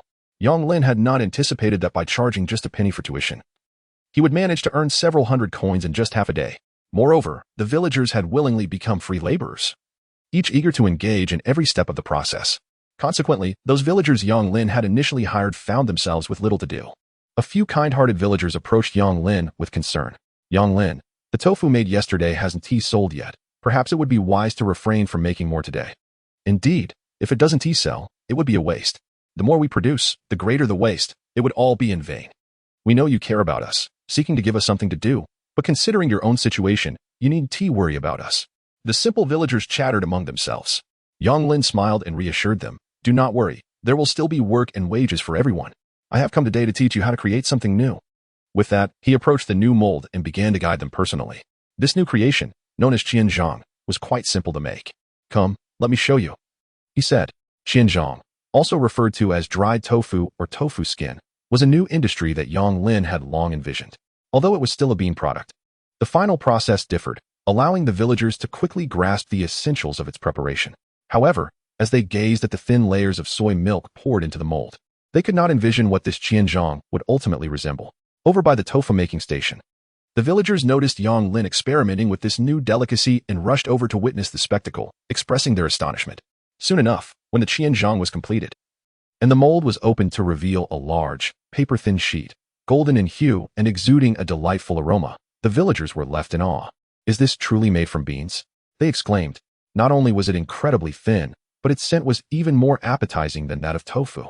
Yang Lin took the opportunity to elaborate. This qianzhang is a remarkable product with various health benefits, including clearing heat, moistening the lungs, alleviating cough and phlegm, nurturing the stomach, detoxifying, and reducing perspiration. It can be served cold, stir-fried, or cooked, boasting a texture reminiscent of meat and the aromatic essence of tofu. Its culinary applications are diverse, and its flavor unparalleled. As he spoke, he took charge, cutting the freshly made qianzhang into cubes and strips, cooking them in the pots that the women had prepared in advance. The first whiff of stir-fried qianzhang wafted through the air of the Daqian dynasty. As they gazed at the stir-fried qianzhang with chives and the cold qianzhang salad, Li Yuyao's heart was overwhelmed, leaving her speechless. Who would have thought that such an ordinary bean could be transformed by Yang Lin into so many delightful forms? How did he achieve this? Come, everyone, come and taste. Yang Lin served portions to the villagers. Compared to the subtlety of tofu, qianzhang absorbed flavors more readily, offering a firm and chewy texture, almost reminiscent of meat. It was far more delicious than tofu. Let me teach you another way to enjoy it. Yang Lin took a large green onion, wrapped some qianzhang around it, and took a hearty bite. Though he savored the taste immensely, he lamented inwardly that this world lacked sauce. A touch of sauce would have made it truly exquisite. The villagers who sampled it were astonished, describing the unique flavor with enthusiasm, while those who had not yet tasted it watched eagerly, nearly drooling. Yang Lin, are you selling this qianzhang? They inquired excitedly. Yes, we want to buy some. How much does it cost? Several villagers pressed for information. Fresh innovations sparked curiosity in everyone. Dear friends, as per our usual arrangement, I can sell to outsiders for profit, but to you, my fellow villagers, I will only charge the cost price. The preparation of these 1,000 sheets is far more intricate than making tofu. As everyone can see, these sheets possess a firm texture, serving both as a meal and a dish, and they are quite filling. Given the vast quantity of beans required to produce such a small yield, the price is set at merely 6 won per pound. However, as we are all fellow villagers, I, Yang Lin, shall extend the utmost discount to everyone. Yang Lin extended 4 fingers and declared emphatically, for one. For all the esteemed elders of our mountain village, the price is uniformly 4 won. As soon as Yang Lin's words echoed, the crowd erupted in applause. What a generous fellow. I'll take a pound. I want a pound too. Sorghum rice costs 4 to 5 won, and this 1,000 sheets at 4 won is truly a bargain. Indeed, the taste is far superior to that of sorghum rice. Give me some as well. The villagers clamored to pay. Xiaojiu, collect the money. Xiaoba. Today anyone who buys 1,000 sheets will receive a block of tofu for free. Upon hearing this, the crowd became even more animated. Hey, I want one too. Don't push. I've been standing here. Look at you all, rushing for a bargain. This is ridiculous. Step aside and let me through. The tofu had been selling for several days, and the villagers were well aware that Yang Lin was not deceiving them. Outside of the mountain village, tofu sells for 3 won a block, and in the county, it has even reached 5 won. To purchase a pound of 1,000 sheets and receive a block of tofu as a bonus is an incredible deal. The villagers who had been hesitant were now flocking to buy. Yang Lin quietly slipped out of the bustling crowd and immediately spotted Li Yuyao, who was staring at him in astonishment. Tell me, What is the actual profit from this batch of 1,000 sheets? With no one around, Li Yuyu directly inquired. Yang Lin felt a wave of admiration. Li Yuyao was far more astute than most people of this era. What was most commendable was her strong ability to learn. His little schemes could no longer deceive her. Well, the profit is quite similar to that of tofu. From a pound of beans, one can produce approximately a pound of 1,000 sheets. Excluding labor costs, the standard selling price still yields double the profit. Li Yuyu gasped in disbelief. To think that such a casual endeavor could result in double the profit. How did you come up with these ingenious ideas?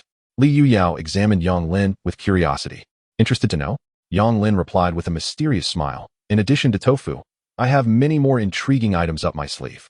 Once you wholeheartedly fall in love with me and truly become my woman, I shall reveal these secrets to you. With that, Yang Lin winked playfully.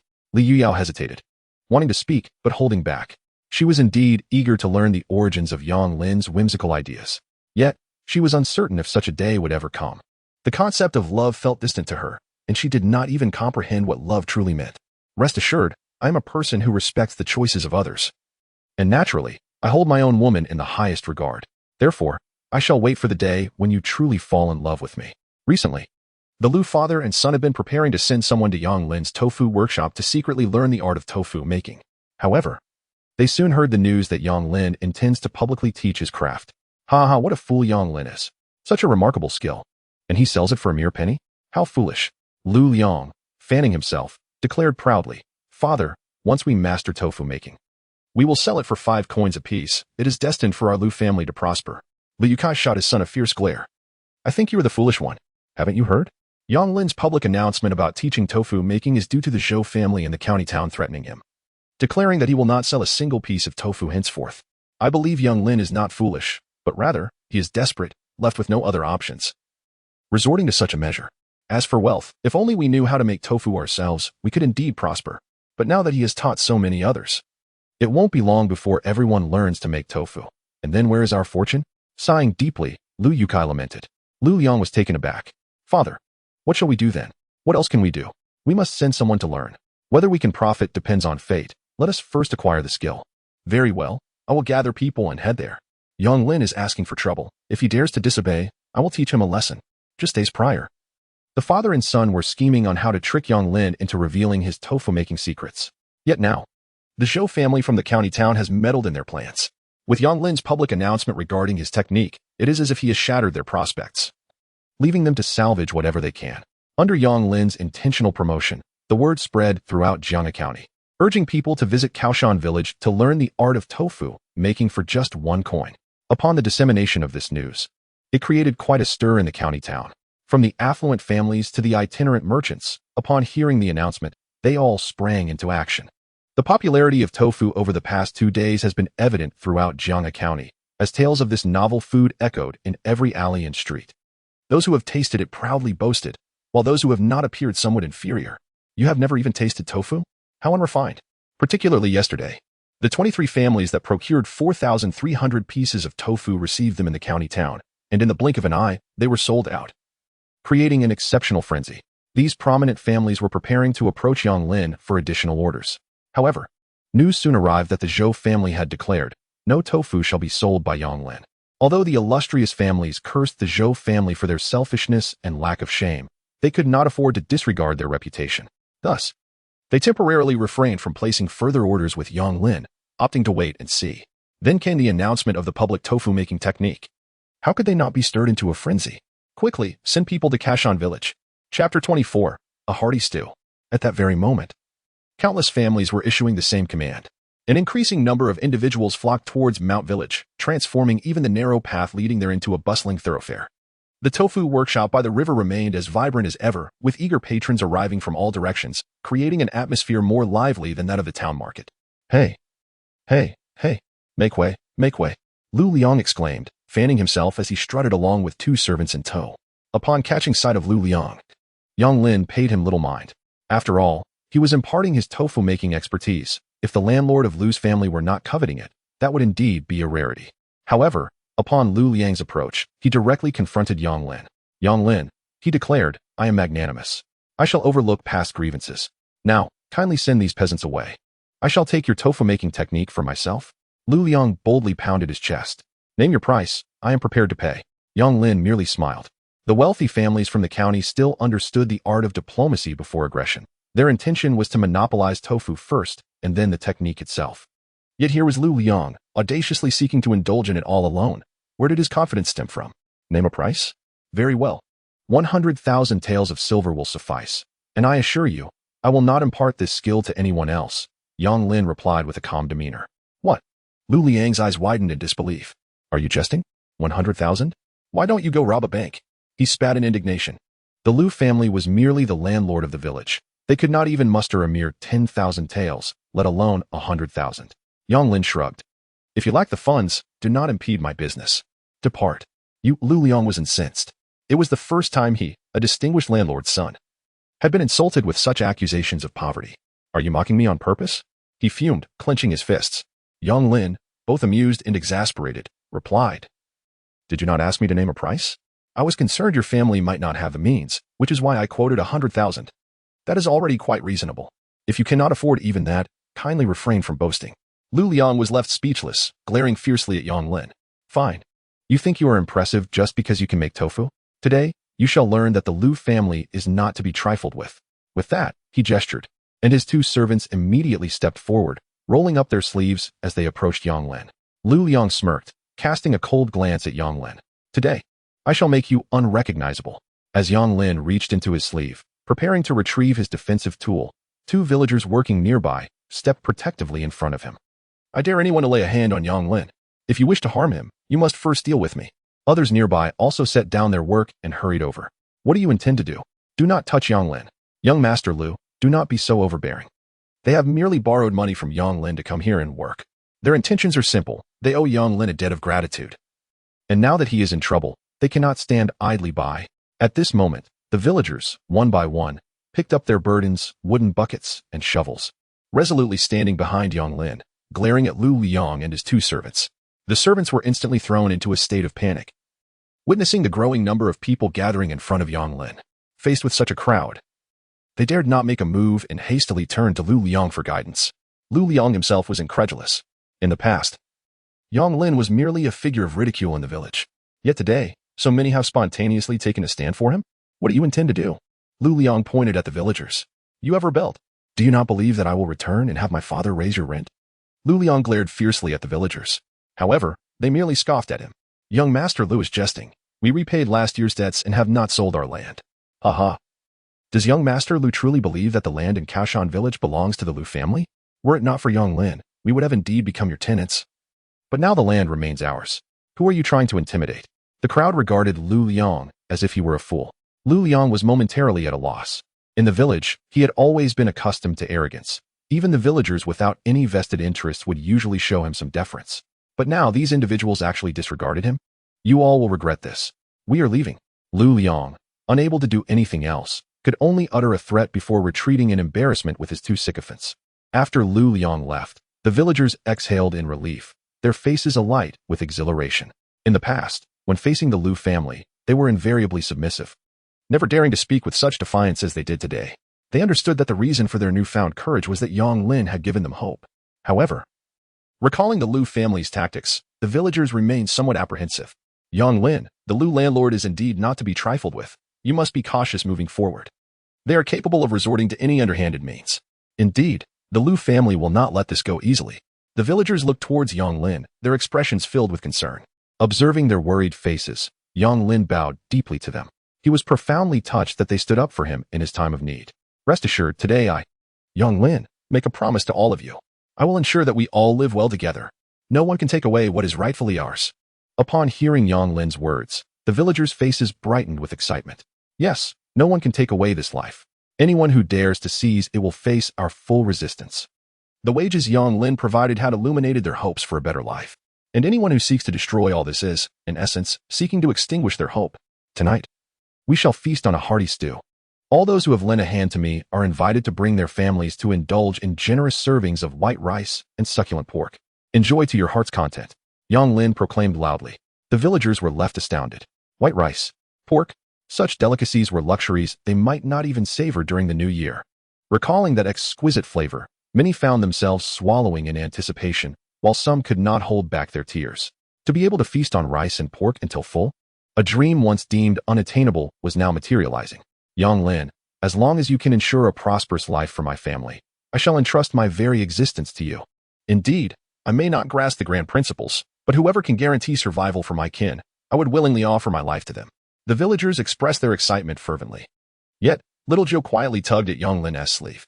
In hushed tone, she cautioned, "Brother, they come with families, amounting to over 100 people. If we are to provide enough pork, we will need at least 100 pounds. Our funds are already running low." Chapter 25, The Zhao Family's Sincerity. How much do we have left? Young Lin inquired. Little Gio, possessing a knack for numbers, had taken on the accounting, leaving young Lin to manage the expenses. With expenditures flowing like water, he himself was unaware of their remaining balance. Less than 10 taels of silver. At least 5 taels will be required for this meal. Little Gio expressed her concern. With young Lin's spending habits, it would not be long before they faced hunger again. Upon hearing the figure, young Lin felt a sense of relief. It will suffice, do not worry. Assistance will arrive soon. Little G was taken aback, uncertain of young Lin's confidence. Was it solely based on the newly invented Qianzhong? While Qianzhong was indeed remarkable, the villagers' purchasing power was limited, and the money earned thus far was insufficient for such extravagant plans. 5 taels could sustain a poor family for years. Yet young Lin intended to consume it all in one meal. What extravagance! In the afternoon, the number of those wishing to learn tofu making grew steadily. Representatives from affluent families in the county arrived at Kaoshan village. They had previously procured tofu from young Lin and now sought to learn the craft directly from him, offering to pay a premium for his expertise. Before long, they were captivated by the freshly made Qianzhong. Instantly, they were once again astonished. The Qianzhong, as thin as paper, gleamed with a golden hue and possessed remarkable elasticity, drawing the attention of numerous family representatives. Young Lin, will you share the secrets of your Qianzhong technique? If so, the Zhang family will take it on. Hey, what do you mean by take it on, Zhang family? Clearly, we can all profit together. Does your family wish to monopolize like the Zhou family? Indeed, we are all here to seek fortune, if anyone desires to hoard it all for themselves. The Hong family shall be the first to oppose. Faced with the fervent crowd, the steward of the Zhang family dared not utter another word. Although each family present harbored aspirations of monopolizing the business, the astute among them had realized that the turmoil instigated by the Zhou family had already incited considerable dissatisfaction among the other clans. In such a precarious situation, any attempt to monopolize the Qianzhong business would undoubtedly jeopardize everyone's livelihood. For them, having both tofu and Qianzhong under the stewardship of Yang Lin was the most advantageous scenario. Yang Lin, being devoid of power, influence, or connections, could be easily manipulated. Collaborating with him essentially meant he was working for them. Conversely, if other families were to monopolize the market, it would allow them to grow stronger, leaving the others incapable of confronting them as they could with Yang Lin. Consequently, the astute individuals present had abandoned any thoughts of solitary gain. At this moment, Zhao Fugue hurriedly approached, pulling Yang Lin aside. A distinguished guest has arrived from the county town. You must meet him, Zhao Fugue said with an air of mystery. Yang Lin furrowed his brow slightly. To be candid, his venture was just beginning, and he was already surrounded by a pack of ravenous wolves. Thus, he wished to avoid any dealings with the powerful. Oh, it's a fortuitous encounter. The guest represents the Zhao family from the county, and he is no ordinary steward. He is the chief steward of the Zhao household. Specifically here for you, Zhao Fugue exclaimed with evident envy. Despite his kinship with the Zhao family, his status as village chief paled in comparison to that of the steward. Resigned, Yang Lin acknowledged that avoiding the encounter was futile. He reluctantly followed Zhao Fugue to meet this individual. Before departing, he summoned Xiao Jiao and whispered a few words in her ear. Seeing her nod attentively reassured him. Upon arriving at Zhao Fugue's residence, Yang Lin was introduced to the esteemed chief steward. The man was in his 30s, clad in luxurious silk garments, with a stern countenance that exuded authority. However, Yang Lin was taken aback when the steward, rather than adopting an imposing demeanor, greeted him with a warm smile and clasped his hands. You must be Brother Yang Lin. I am Zhao Zhongming. He introduced himself. I am Yang Lin. Yang Lin reciprocated the gesture. Zhao Fugue served tea to both men and discreetly excused himself. Zhao Zhongming regarded Yang Lin with keen interest, a smile lingering on his face. Feeling somewhat uncomfortable under the scrutiny, Yang Lin promptly inquired. May I ask why Lord Zhao seeks me?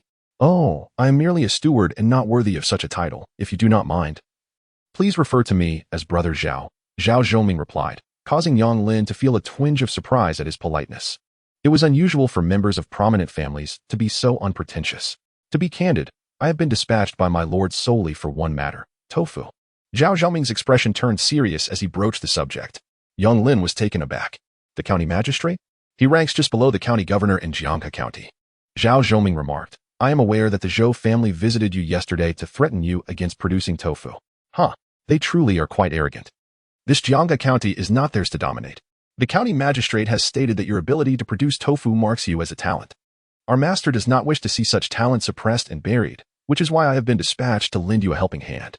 The Zhao family will be your support. Zhao Zhoming's words resonated with conviction, as if he were genuinely advocating for Yang Lin. Yang Lin almost believed him. If he were an unsophisticated country scholar, such words would have compelled him to bow in gratitude, overwhelmed by the kindness shown to him. However, having lived 2 lives, engaged in research, navigated bureaucracy, and ventured into business, he had encountered a myriad of people and had become quite the seasoned veteran. My gratitude to the county magistrate. And thank you, Brother Zhao. Yang Lin hastily rose, clasping his hands in a show of profound emotion. Zhao Zhoming stroked his beard, nodding in satisfaction, and said, Rest assured. Brother Yang, from this day forth, you may continue to produce tofu, and the Zhao family will purchase all of it. The price will remain the same as before, 3 won per piece. With our Zhao family backing you, the Zhou family will not dare to act recklessly. Zhao Zhoming patted his chest with a sense of bravado. Yang Lin was taken aback. He had not anticipated that, despite Zhao family's ulterior motives, they were genuinely sincere. And their pricing was quite reasonable. Of course, Yang Lin was not naive enough to believe that the Zhao family would truly stand up for him when the Zhou family caused trouble. In this world, all are driven by self-interest. Whether it be the Zhou family or the Zhao family, both were exploiting him, albeit some with principles while others lacked any. Faced with the Zhao family's proposal, Yang Lin found it hard to refuse. Nevertheless, he inquired, Brother Zhao, I have already shared the technique for making tofu. Why not learn the technique and produce it yourselves? Zhao Zhoming chuckled, a cunning smile spreading across his face as he leaned closer to Yang Lin, whispering, Why? Brother Yang should be well aware. Before coming here, I inquired thoroughly and discovered that you have indeed taught the method for making tofu. But it requires a crucial potion that you have not disclosed. Zhao Zhoming said meaningfully. So, if I am not mistaken, although you have revealed the technique for making tofu, the essential potion remains solely in your possession, does it not? Unless you intend to sell that miraculous potion? At this point, Zhao Zhoming leaned in closer to Yang Lin's ear, lowering his voice and adding, Could it be that you initially intended to sell not tofu, but the potion instead? Ha! What a clever scheme. Zhao Zhoming applauded him. Yang Lin could no longer contain his astonishment. However, Brother Yang need not worry. Our Zhao family has always adhered to principles in our dealings. Our patriarch has stated that while profits are welcome, we must not drive others to desperation. Only through mutual benefit can wealth be sustained over time. We have no intention of engaging in illicit dealings. The Zhao family is prosperous enough and has no need to meddle in trifles. Securing goods from you and earning an 80% profit suffices. Yang Lin was greatly astonished. Since his arrival in this world, he harbored a sense of superiority typical of modernity. Yet, today's exchange with this cunning old fox revealed the complexities of this realm. Should he regard others as mere naive sheep, he might find himself devoured, leaving not even a bone behind. Yang Lin smiled and clasped his hands. Brother Zhao is indeed astute. Nothing escapes your notice. Alas, I am but a humble citizen, struggling to provide for my family. One must have sustenance. I am grateful to the esteemed county magistrate and Brother Zhao for your regard. I shall produce the tofu. However, you are correct, Brother Zhao. I do plan to sell that elixir. In the foreseeable future, the market for tofu is unlikely to be brisk, so I advise you to place a smaller order. Zhao Zhoming laughed heartily. Brother Yang, I appreciate your candor. We shall heed your advice and reduce the order. The Zhao family, with its vast enterprises, did not regard tofu as a significant matter. Though it was a guaranteed venture, they were not greedy. Unbeknownst to Yang Lin, Zhao Zhoming was not deceiving him. The county magistrate, after sampling the tofu, was quite impressed and had indeed summoned him to assist Yang Lin in overcoming his predicament. The two swiftly finalized the tofu order, with Yang Lin's workshop providing 400 pieces of tofu daily for the Zhao family. Zhao Zhoming readily produced 10 taels of silver as a deposit. As they engaged in casual conversation, a cacophony erupted from outside. Yang Lin thought it ill-fated. He had assumed the Zhao family might pressure him. So he had instructed his assistant, Xiao Jiao, to summon members of the prominent families should he fail to return promptly. Yet, he did not anticipate the Zhao family's favorable disposition towards him. Now, those prominent families had arrived. Gathering them together could spell trouble. Soon, a throng burst in. And upon seeing Yang Lin with Zhao Zhoming, their expression shifted to one of dawning realization. Zhao Zhoming, have you secretly lured Yang Lin away?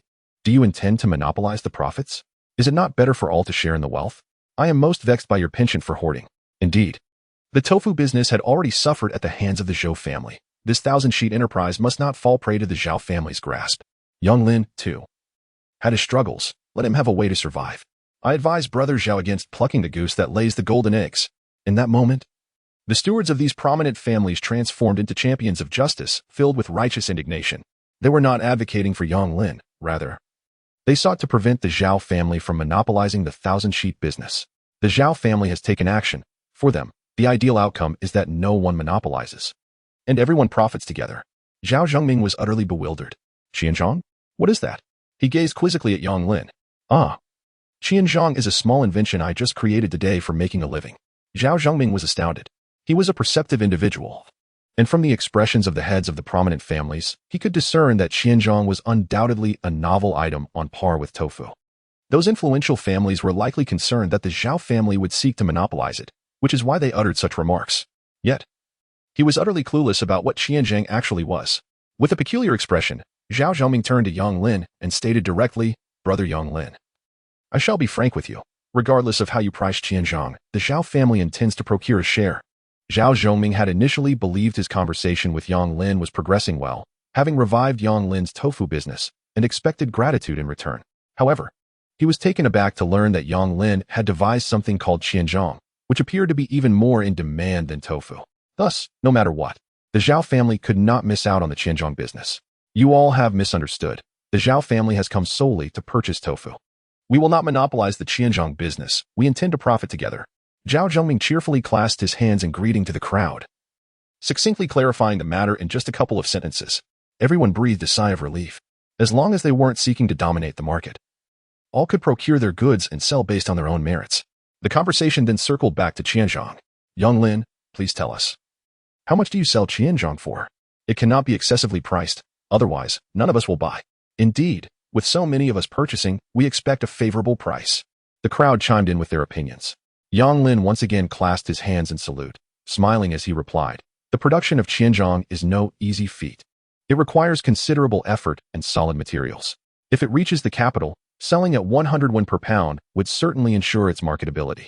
Upon hearing the price of 100 won, the crowd collectively gasped. He truly dared to ask for that. However, they all understood that a novel item might reasonably be priced higher initially. Yet, in our county, which pales in comparison to the capital, I believe a price of 10 won per pound would guarantee sales. The crowd's eyes suddenly sparkled. 10 won was indeed a fair price. To be candid, the cost of Qianzhong is roughly 6 won, a widely acknowledged secret. I had intended to sell it for 8 won, allowing for a 50% profit. However, since you all have shown such sincerity, I, Yang Lin, shall operate on thin margins and charge only 7 won. This way, you can sell it for 10 won and still earn a profit of 3 won. As soon as Yang Lin finished speaking, someone immediately nodded in agreement. All right, 7 won is reasonable. The Lin family will buy. No problem, the Zheng family concurs. We will take 80 pounds. We want 100 pounds. Observing the multitude of eager responses, Yang Lin felt somewhat bewildered. Deliberately asking for an extra penny was merely a tactic to invite bargaining. Yet, to his astonishment, they did not negotiate at all and simply acquiesced. Chapter 27. The business of elixirs. The decisiveness displayed by the various esteemed families surpassed Yang Lin's expectations. Even Zhao Zhengming, who had yet to lay eyes on the elixir, unhesitatingly ordered 100 pounds. The affluent families were lavish in their dealings, without any prompting from Yang Lin. They rushed to pay deposits and sign contracts, seemingly fearful that he might reconsider. This behavior was not born of altruism, but stemmed from their firm belief that the business of elixirs was undoubtedly superior to tofu. They recognized that merely facilitating the transaction would yield them considerable profits. How could they possibly turn down such an opportunity? Once the matter of the elixirs was settled, one family eagerly broached the topic of tofu. Similar to Zhao Zhengming, astute individuals had discerned that the essence of tofu production lay not in the process or technique, but rather in the extraordinary elixir. Young Lin, do enlighten us on the price of that elixir, they inquired. Being seasoned negotiators, now that the business of elixirs was secured, they felt no need for subterfuge and spoke candidly. When it came to the elixir, everyone once again turned their gaze to Yang Lin. Alas, if it were not for necessity, I would truly prefer not to sell this elixir. Yang Lin sighed before elaborating on the intricate process of its concoction. The elixir was not easily produced. It required dozens of precious herbs, underwent special processing, and was simmered gently for 49 days to yield even a small amount. Yang Lin gestured with his fingers. I have limited stock remaining, only 10 barrels. I shall offer you all a cost price of 10 taels of silver per barrel. He raised a finger. What? Upon hearing this figure, the crowd erupted in outrage. 10 taels? Why don't you just rob a bank? They exclaimed. I am curious to know what kind of elixir could be worth 10 taels. They protested, eyes wide in disbelief. Zhao Zhongming, too, gasped at the sum. 10 taels was no trifling amount. He truly dared to set such a price. Please, do not rush, Yang Lin said calmly. Do you know how much tofu can be produced using my elixir with just 1 pound of beans? The crowd paused, quickly realizing the crux of the matter. How much? Zhao Zhongming inquired. Yang Lin extended 3 fingers. 3 blocks. The crowd collectively inhaled sharply. A pound of beans cost merely 2 won. Yet 3 blocks of tofu are valued at 15 won in the county. That is a remarkable 5-fold profit. None of the managers were foolish. They immediately recognized that 10 taels of silver per barrel for the elixir might not be as exorbitant as it initially seemed. How much tofu can 1 barrel of elixir produce? Someone promptly posed the pivotal question. The others fixated their attention on Yang Lin. With a smile, Yang Lin raised his palm. 5,000 blocks. As soon as he finished speaking, a loud voice cried out, I want a barrel. With that, a 10-tael silver ingot was placed directly before Yang Lin. The others were not far behind, eagerly thrusting ingots into Yang Lin's hands, hardly allowing him the chance to refuse. Hey, everyone, please don't rush. I only have 10 barrels, merely 10. Yang Lin insisted, pushing back against the flood of silver. The managers grew increasingly anxious, creating a chaotic scene as they clamored to give him more silver. Upon hearing Yang Lin mention the figure of 5,000, they immediately calculated the cost of producing tofu. 3 won. Although this matched the procurement price from Yang Lin, he was no longer in the tofu business. Failing to purchase the potion would mean relinquishing the lucrative tofu market. They were acutely aware of how profitable tofu could be. Thus, the 3 won cost was not seen as excessive. The profit remained substantial. Moreover, controlling the tofu supply meant they could produce as much as they desired in the future, securing their position of power. Therefore, purchasing the potion was imperative. Not buying it would mean surrendering the tofu venture and missing out on a golden opportunity. While the managers rushed forward, Yang Lin found himself in a predicament.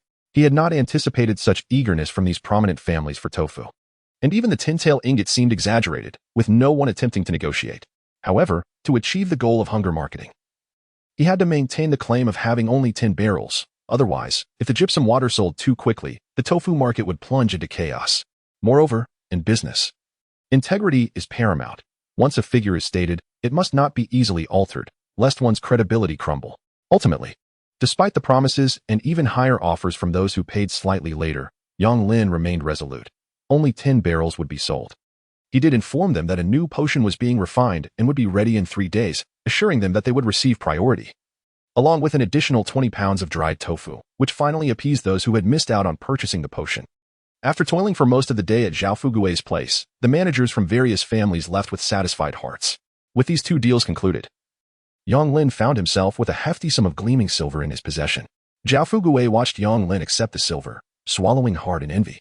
Meanwhile, in the county town at the Zhou residence, Zhou Xingyang was fuming upon learning that Yang Lin had ceased tofu production and had imparted his tofu-making techniques for a mere penny. Bring me someone. Send them to Kuaishan village. I will not rest until that impoverished scholar is dealt with. Thus, he pressured Yang Lin, hoping to follow Su's advice to coerce him into revealing the tofu-making secrets. As it stands, Yang Lin has become unable to cope with the situation and has quite literally turned the table. The revelation of the technology has resulted in a loss for everyone, leaving Zhou Xingyang seething with anger. Young master, please do not be hasty, Su Maokai interjected, entering the room with a sigh. The current circumstances are rather unfavorable for us. What do you mean? Zhou Xingyang, still fuming, questioned without a moment's thought. Young master, our recent maneuver was indeed rather reckless. We anticipated that he would either yield and collaborate with us or dismiss our demands entirely and continue producing tofu. Who could have foreseen that the lad would not only refuse to cooperate but also cease tofu production altogether? His tofu was sold to various esteemed families. Now that he has halted production, he has effectively severed their financial lifeline. And everyone knows it was your directive that led to his cessation of tofu production, thus placing the blame squarely upon the Zhou family. Zhou Xingyang was left speechless, suddenly feeling as though he had been ensnared in a trap. Chapter 28. The prosperous era amidst the pork banquet. Young master, my informants have just relayed news that all the esteemed families have dispatched individuals to Kuaishan village, and that Yang Lin has concocted something called Xianzhang, which appears to be quite lucrative, Su Maokai remarked, his small eyes gleaming with insight. What? Zhou Xingyang's eyes widened in disbelief. If predictions hold true, not only will the families learn the art of tofu making, but they will also engage in the Qianzhong business with Yonglin. Su Maokai sighed deeply. Speaking with gravity, thus, young master, our efforts have not only failed to compel Yonglin to capitulate, but have instead facilitated their collaboration. Alas, we have unwittingly adorned them with a wedding gown. Su Maokai lamented. Zhou Jing'an was rendered speechless, fully cognizant of this truth. It was akin to one playing the role of the villain while the other played the hero. Now, the infamy has been thrust upon the Zhou family, while Yonglin and the other families remain unscathed. In fact, with this negative example, they have all come to terms with reality, abandoning any thoughts of monopolizing the benefits. Humph. Zhou Jing'an slammed his fist upon the table. Is this how it ends? I cannot swallow this indignity. He recognized that, despite being aware of Yonglin's new venture into Qianzhong, he could no longer threaten him in Kaoshan village as he had before. The tofu debacle had already impacted the interests of many families. Should Yonglin, out of courtesy, decide to halt Qianzhong production due to threats, it would mean the Zhou family had effectively shattered the livelihoods of all the families involved. The Zhou family had yet to reach a level of power where they could act with impunity. Thus, should they recklessly overturn the table, jeopardizing everyone's income, they would irrevocably alienate the other families, making their future in the county all the more precarious. Young master, it is no longer a question of whether one can endure this grievance. Rather, it is about whether we shall continue our business of dried tofu and 1,000 sheets. Zhou Jing'an felt a sudden pang in his heart. He immediately comprehended that other families were currently engaged in commerce with Yonglin and Kaoshan village. Turning back, he saw them reaping substantial profits. And what of himself? Such a splendid opportunity, yet he could not earn a single coin. Not only did he feel humiliated before his father and brothers, but the Zhou family would also suffer a loss of income by missing out on this venture. Without doing business with Yonglin, there would be no profits. However, if the Zhou family were to venture into Kaoshan village and learn to produce tofu, purchasing 1,000 sheets, would that not be akin to striking his own face? It was a choice between disgrace and reprimand from his father. Su, you shall send someone to handle these two matters for me. Zhou Jing'an gritted his teeth. Very well, Su Maokai promptly agreed. The matters that his master could not bear to address must fall to him. Zhou Jing'an clenched his fists tightly. Let him live a few more days. Next month when the Black Tiger enters the city, then we shall see. Zhou Jing'an declared vehemently, I certainly wish for his demise. Su Maokai swallowed hard, quickly whispering a caution. Young master, the Black Tiger is ruthless and merciless. Even the master has reservations about him, only daring to cooperate without getting too close. We ought to silence. Zhou Jing'an interrupted, not allowing Su Maokai to finish. If it were not for heeding your advice in the first place, we would not have arrived at this juncture. Su Maokai, upon hearing this, dared not speak further. However, the thought of the Black Tiger, a bandit, sent chills down his spine. If he were to act, many lives would be at stake. That night, at Yonglin's doorstep, 10 iron pots were set up over a roaring fire, filling the air with an enticing aroma. In 5 of the pots, white rice was boiling, while the other 5 simmered 100 pounds of pork alongside 100 pounds of 1,000 sheets. Villagers assisting at the tofu workshop, accompanied by their families, stood by with bowls in hand, eagerly awaiting their meal. Gazing at the bubbling pots, the tantalizing scent of the pork wafted through the air, tantalizing the senses of everyone present. The meat had yet to become tender, yet the villagers, awaiting their feast, could hardly contain their saliva. Dinner is served. Hey, hey, hey. No pushing. We'll serve rice from this side and vegetables from the other. Yonglin assured everyone that there would be an ample supply of rice and pork, so they could rest easy. There would be enough for all. Wang Gui rolled up his sleeves, beaming with joy as he helped maintain order, while he too could not resist salivating. It had been ages since he had last tasted pork. A grand banquet for over 100 people was a rarity in Kaoshan village, apart from the Lu landlord's household. Although the dining environment was simple, the villagers cared not. The prospect of having meat to eat and being well fed was more than enough to satisfy them.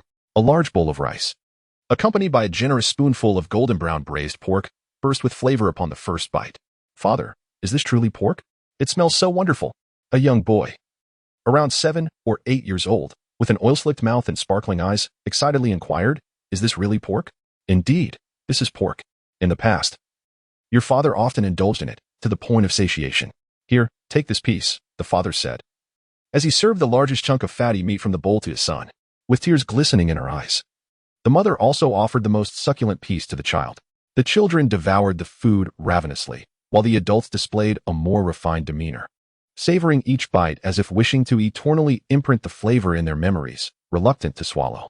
As they feasted, many could not hold back their tears. Whether it was the fragrant white rice or the greasy pork, both were once mere figments of their dreams. Yet now, not only were they indulging in these delights, but they were also filled to contentment. Child, remember, your first taste of meat was at the Yang family's home. They lent us money, saved our land, and provided us with meat. They are our benefactors.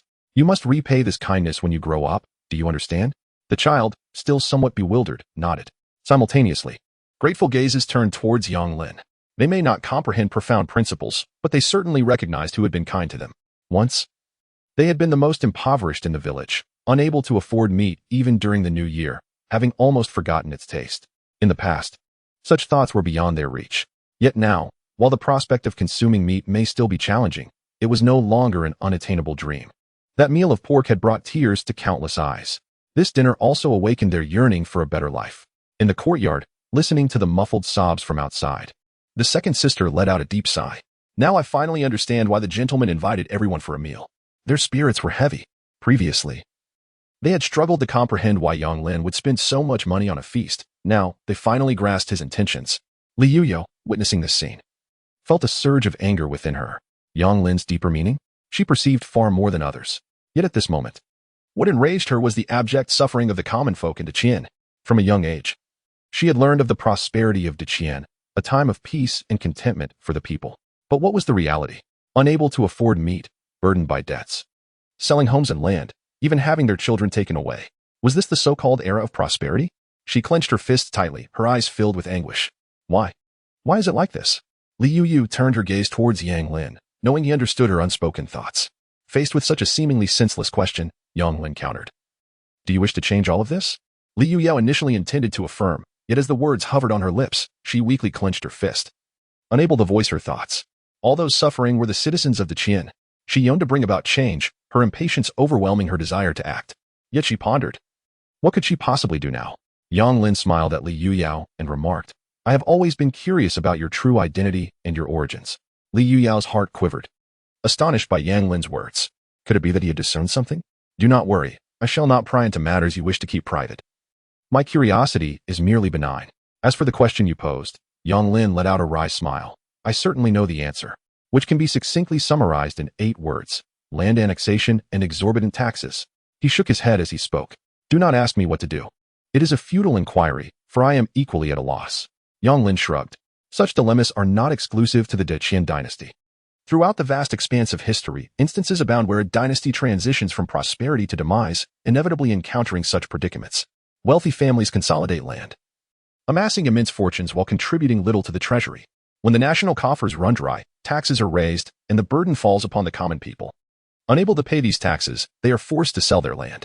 Thus, a vicious cycle ensues, widening the chasm between the rich and the poor, leading an ever-increasing number of individuals into destitution. When such oppression reaches a tipping point, chaos ensues. As for solutions, Yang Lin was not ignorant. Rather, addressing the issue would require confronting the powerful, a task even emperors dare not undertake. Who would be bold enough to do so? Anyone who attempts would find themselves at odds with the elite. Therefore, knowing the futility of the endeavor, what purpose does discussion serve? Li Yuyao remained in a stupor for quite some time. Her intuition suggested that Yang Lin harbored some knowledge, yet he was reluctant to divulge it. This man had astonished her repeatedly. Had she remained on the throne with his counsel, perhaps they could have altered the course of events. Yet now, Li Yuyao could only manage a wry smile. No matter how much she contemplated, it was merely the musings of a dreamer.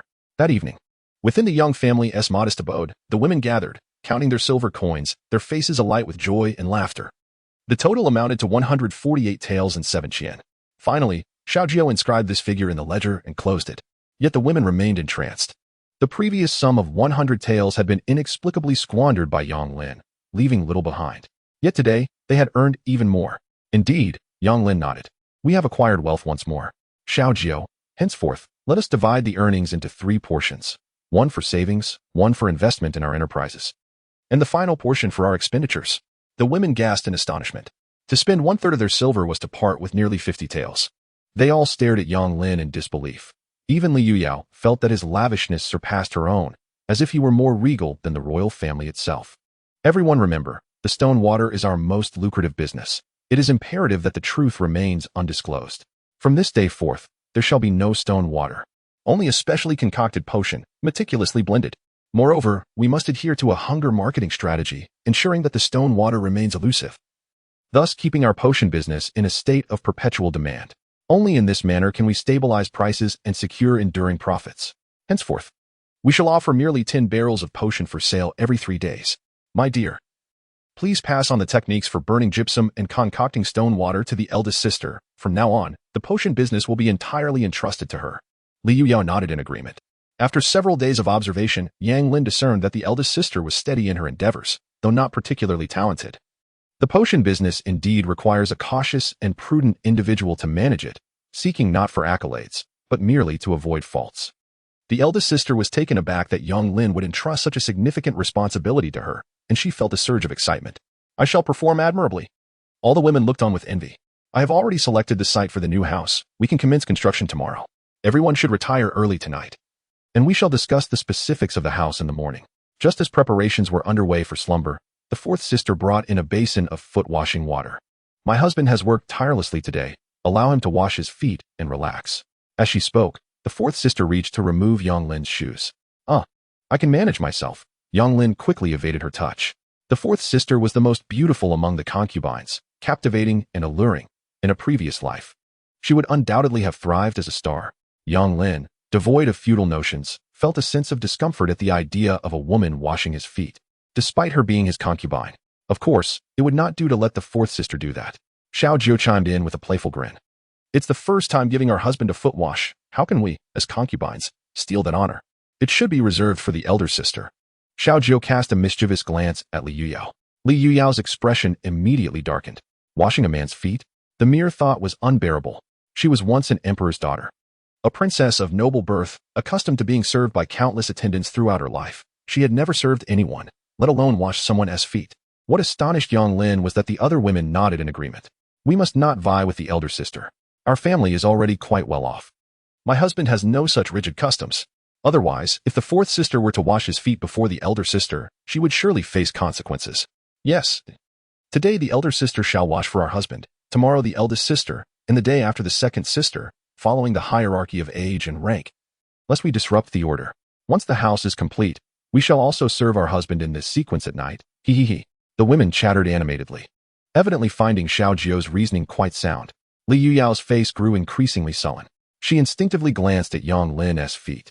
After a long day of toil, his long cloth shoes were tightly enclosed, and even through the fabric, a faint odor of sweat could be discerned. Upon witnessing the scene, Yang Lin quickly waved his hand, insisting, No, I am quite capable of washing my own feet at my age. He discerned that Li Yuyao held an extraordinary status, likely a daughter of a prominent family, and it was inconceivable for someone of her stature to wash another's feet. Moreover, he was unaccustomed to being attended to. Such trivial matters were best managed by oneself, and he did not wish to impose upon her. Yang Lin remained unperturbed. Yet a myriad of peculiar gazes turned towards Li Yuyao. Confronted by these scrutinizing eyes, Li Yuyao's cheeks flushed crimson. She understood that in ordinary households, the principle of male superiority prevailed, and women were expected to adhere to the virtues of obedience and propriety, including the act of washing their husband's feet. It was precisely for this reason that her reluctance was met with incredulity. Overwhelmed by the weight of their stares, feelings of shame, guilt, and helplessness surged within her, prompting her to fight back tears. Let it be, she declared, rolling up her sleeves and squatting before Yang Lin. Without further ado, she began to remove his shoes. Oh, truly, it is not necessary. Yang Lin attempted to protest, yet Li Yuyao had resolved to proceed, and he could not deter her. Taking a deep breath, she reassured herself. I can do this. In a flurry of movements, she slipped off Yang Lin's shoes, grasped his feet, and submerged them into the basin, commencing the washing. Although her actions were somewhat clumsy, her earnestness shone through as her small hands meticulously scrubbed and cleansed. With her head bowed low, tears flowed like pearls strung loose. Plopping into the basin below, a wave of humiliation washed over her.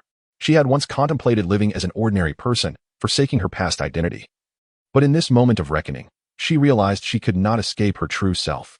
Deep down, she remained the proud Princess Pingyang, a rightful empress of the realm. Initially, Yang Lin felt uncomfortable being served in such a manner. However, as he experienced the gentle touch of Li Yuyao's nimble hands carefully tending to his feet, he found it rather pleasant and ceased to resist, accepting the customs of the land. Unbeknownst to them all, the third sister stood nearby, her mouth agape in astonishment. Such a devoted wife. Allow me to wash your feet as well. Yang Lin, educated in modern ideals, rejected the notion of male superiority. He championed gender equality and believed in mutual respect between spouses. Clearly, his wife was a lady of noble birth, and her willingness to humble herself to wash his feet compelled him to cherish and care for her even more. He rose and gently assisted Li Yuyao onto the bed. "Ah, no, truly, it is unnecessary," she exclaimed, hastily waving her hands. Yet, without heeding her objections, Yang Lin proceeded to remove her shoes. The onlookers exchanged bewildered glances once more. Just moments ago, Li Yuyao had been reluctant to wash Yang Lin's feet. Now, he was intent on washing hers? Their confusion deepened. A man washing a woman's feet was an unprecedented act. As he removed her shoes and stockings, Li Yuyao's delicate, fair feet were revealed. Yang Lin reached out to seize her, but Li Yuyao hurriedly evaded him, refusing to allow his touch. "No."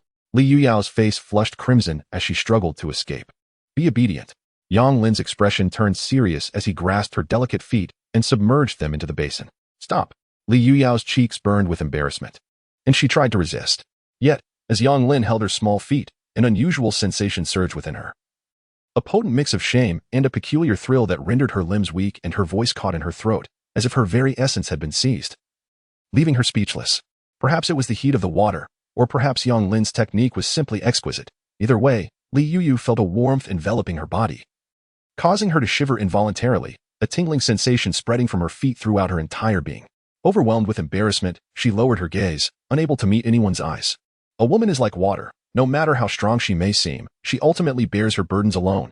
At that moment, feeling the warmth of those strong hands kneading and caressing her feet, despite the humiliation of such intimacy, she found herself enveloped in a sense of care and protection.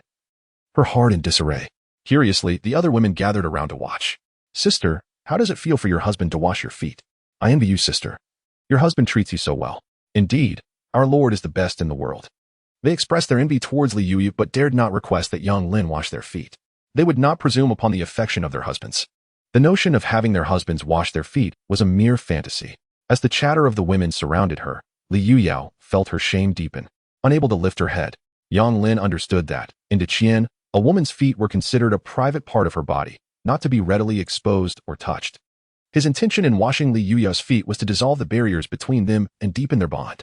Otherwise, with her assertive nature, he feared that once their home was completed, she might very well cast him from their bed on their wedding night.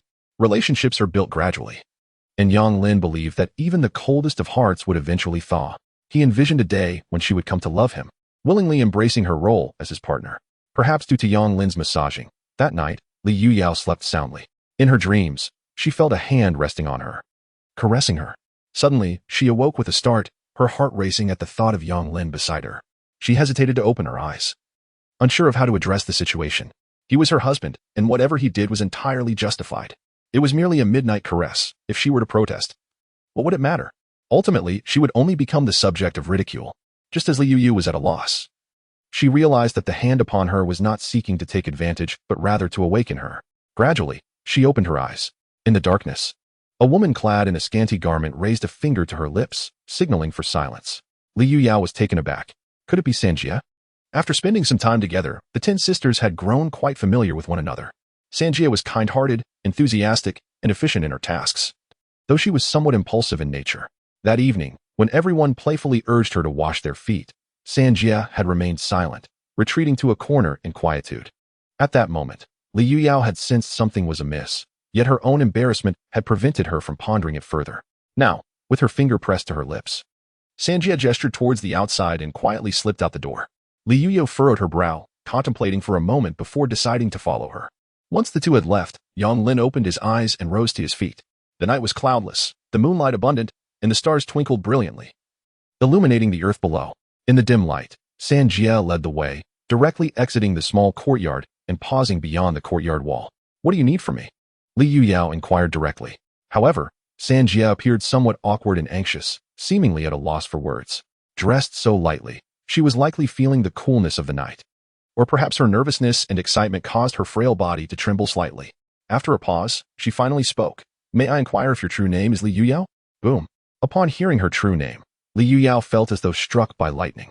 Had she been recognized? She gazed in disbelief at Sanjia. From the other's evident nervousness, she was certain that her identity had indeed been unveiled. But how could this be? They were merely strangers, and before joining the refugee group, Li Yuyu was certain she had never met her. "Who are you?" Li Yuyu fixed her gaze intensely on the woman before her, her mind racing through various possibilities. Suddenly, Sanjia knelt on the ground.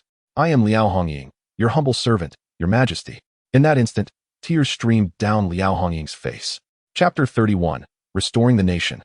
Liao Hongying. Li Yuyao felt as though she had heard that name before, yet it eluded her memory. My father is Liao Zhan. Liao Hongying, still kneeling, said with reddened eyes. Li Yuyao's body jolted in shock. General Liao? You are General Liao's daughter? She hurried forward to help Liao Hongying up, astonished. Indeed. 2 years ago at the Prince Yong's residence, I caught a distant glimpse of your majesty among the ladies present. At that time, I was far from you. And it was only natural that you did not recognize me. Li Yuyao pondered for a moment, and then suddenly gasped. That's right, I remember that day. I recall you.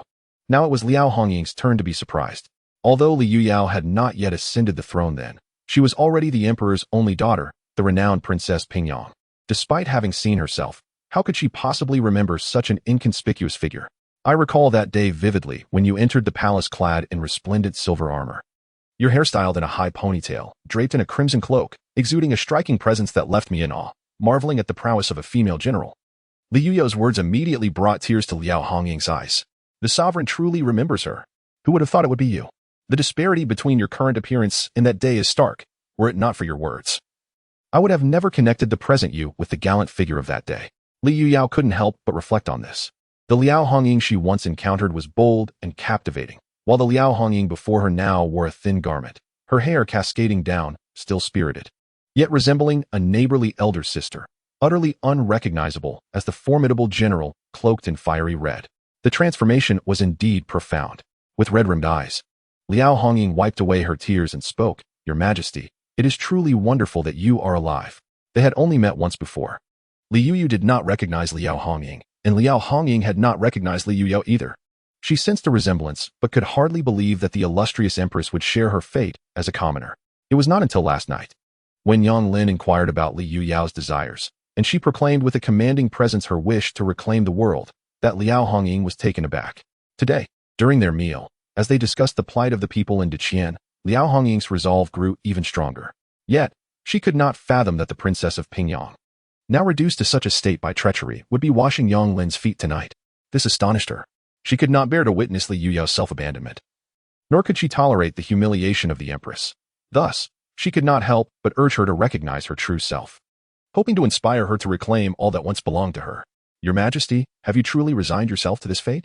She felt a deep sense of injustice for Li Yuyao. Li Yuyao chuckled bitterly, shaking her head. Do not call me Your Majesty any longer, from this day forth. I am merely Li Yao, a wife, and no longer an empress. No, Your Majesty, you are the sole bloodline of the late emperor, the only legitimate heir of Deqian. If you relinquish your claim, what will become of those who once vowed to follow you to the death?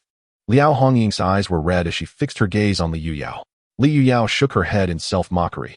Third sister, I understand your frustration, and I share it. However, no matter how unwilling we are, what can we truly do? The tide has turned. We are both isolated and powerless to effect change. Now, we are both married. Though I do not yet favor him, he has shown us kindness, and I will repay that kindness by remaining with him for this lifetime. From now on, there will be no empress. Do not call me Your Majesty. We are sisters, and I shall still call you third sister. Do you understand? Liao Hongying's heart trembled profoundly. To be able to call the former princess and emperor her sister was indeed an unparalleled honor. Yet, she could not resign herself to it. Your Majesty, in my heart, you shall forever remain the emperor. There is but one true emperor, and that is you. Rest assured, I shall not address you in such a manner before outsiders. But in my heart, Liao Hongying shall always regard you as the sole emperor. Once more, Liao Hongying knelt and bowed deeply to Li Yuyao. Born into a military family, she had always understood the virtues of loyalty to the sovereign and devotion to the nation from a young age. For her, there was but one ruler, and that was this individual before her. Despite her current misfortune and her claim of sisterhood, a ruler is a ruler, and a subject is a subject. This truth was etched into the very marrow of Liao Hongying's being. Enough. Li Yuyao's cold gaze shimmered with unshed tears, her expression sorrowful as she spoke. Have you ever seen an emperor washing someone's feet? I have already given up. What are you still clinging to? Li Yuyao clenched her fists. She too felt a deep sense of dissatisfaction, but what good would it do to dwell on it? Even though Yang Lin possessed some talents, and through his efforts in selling tofu, that could lead a decent life, what of it? Could this restore her to the throne? No, it could not. Liao Hongying's face was streaked with tears. Your Majesty, I seek vengeance. Do you understand? The Liao family has been reduced to just me. On that fateful day, my father led troops to follow you, covering your escape from the city gates, while he steadfastly defended the city, holding out for 3 grueling hours. Do you know of the horrific aftermath at the city gates? Corpses piled high, blocking the entrance. My father's head was severed and hung upon the gate. Liao Hongying could no longer continue. She fiercely wiped her reddened eyes and resolutely resumed, I shall never forget that scene. Your Majesty, revenge is the only motivation for my survival, and I believe you feel the same indignation. Yang Lin is a remarkable talent, our benefactor. With him, there might truly be a chance for the future. We cannot give up. Your Majesty, I implore you, do not surrender, can you? If even you give up, my hopes for vengeance will be extinguished. Those loyal ministers who followed you, willing to brave fire and water for you, will also feel despondent. Your Majesty, we can restore the nation here. We can plan great matters. As she spoke, Liao Hongying once again knelt before Li Yuyao, her expression resolute. Li Yuyao stared blankly at Liao Hongying. It dawned on her that if she were to abandon hope, she would not only forsake the throne but also the aspirations of countless individuals standing behind her, including Liao Hongying and Liao Zhan. A blazing fire ignited within her heart. Knowing the odds were against her, she felt compelled to act. Yes, she could not give up yet. I promise you, Li Yuyu declared, lifting Liao Hongying from the ground. However, this matter requires careful deliberation. We must wait for the opportune moment and reveal the truth to Yang Lin. He's the key to our restoration. But before this, you and I were still sisters. Outside the courtyard walls, the two whispered. Inside the room, in the darkness, Yang Lin peered through the window cracks, observing everything that transpired outside. Chapter 32. The safest house in history. As Li Yuyao and the third sister were about to return, Yang Lin was in a state of agitation, pulling at his hair in distress. He had been eavesdropping at the window for quite some time. However, the distance was too great for him to discern their words. Under the bright moonlight, Yang Lin could only see the third sister kneeling before Li Yuyao 3 times, each time being helped up only to kneel again shortly thereafter. Watching the scene left Yang Lin bewildered.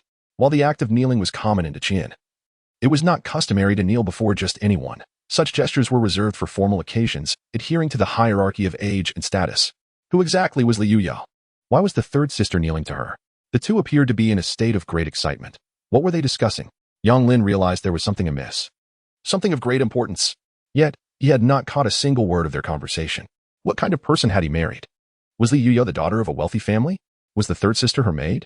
No, that couldn't be. If that were the case, why had they not recognized each other sooner? Moreover, given the third sister's demeanor, she could never be a mere servant. Yang Lin pondered deeply. At that moment, the two had returned. Yang Lin hurriedly lay down, pretending to be asleep.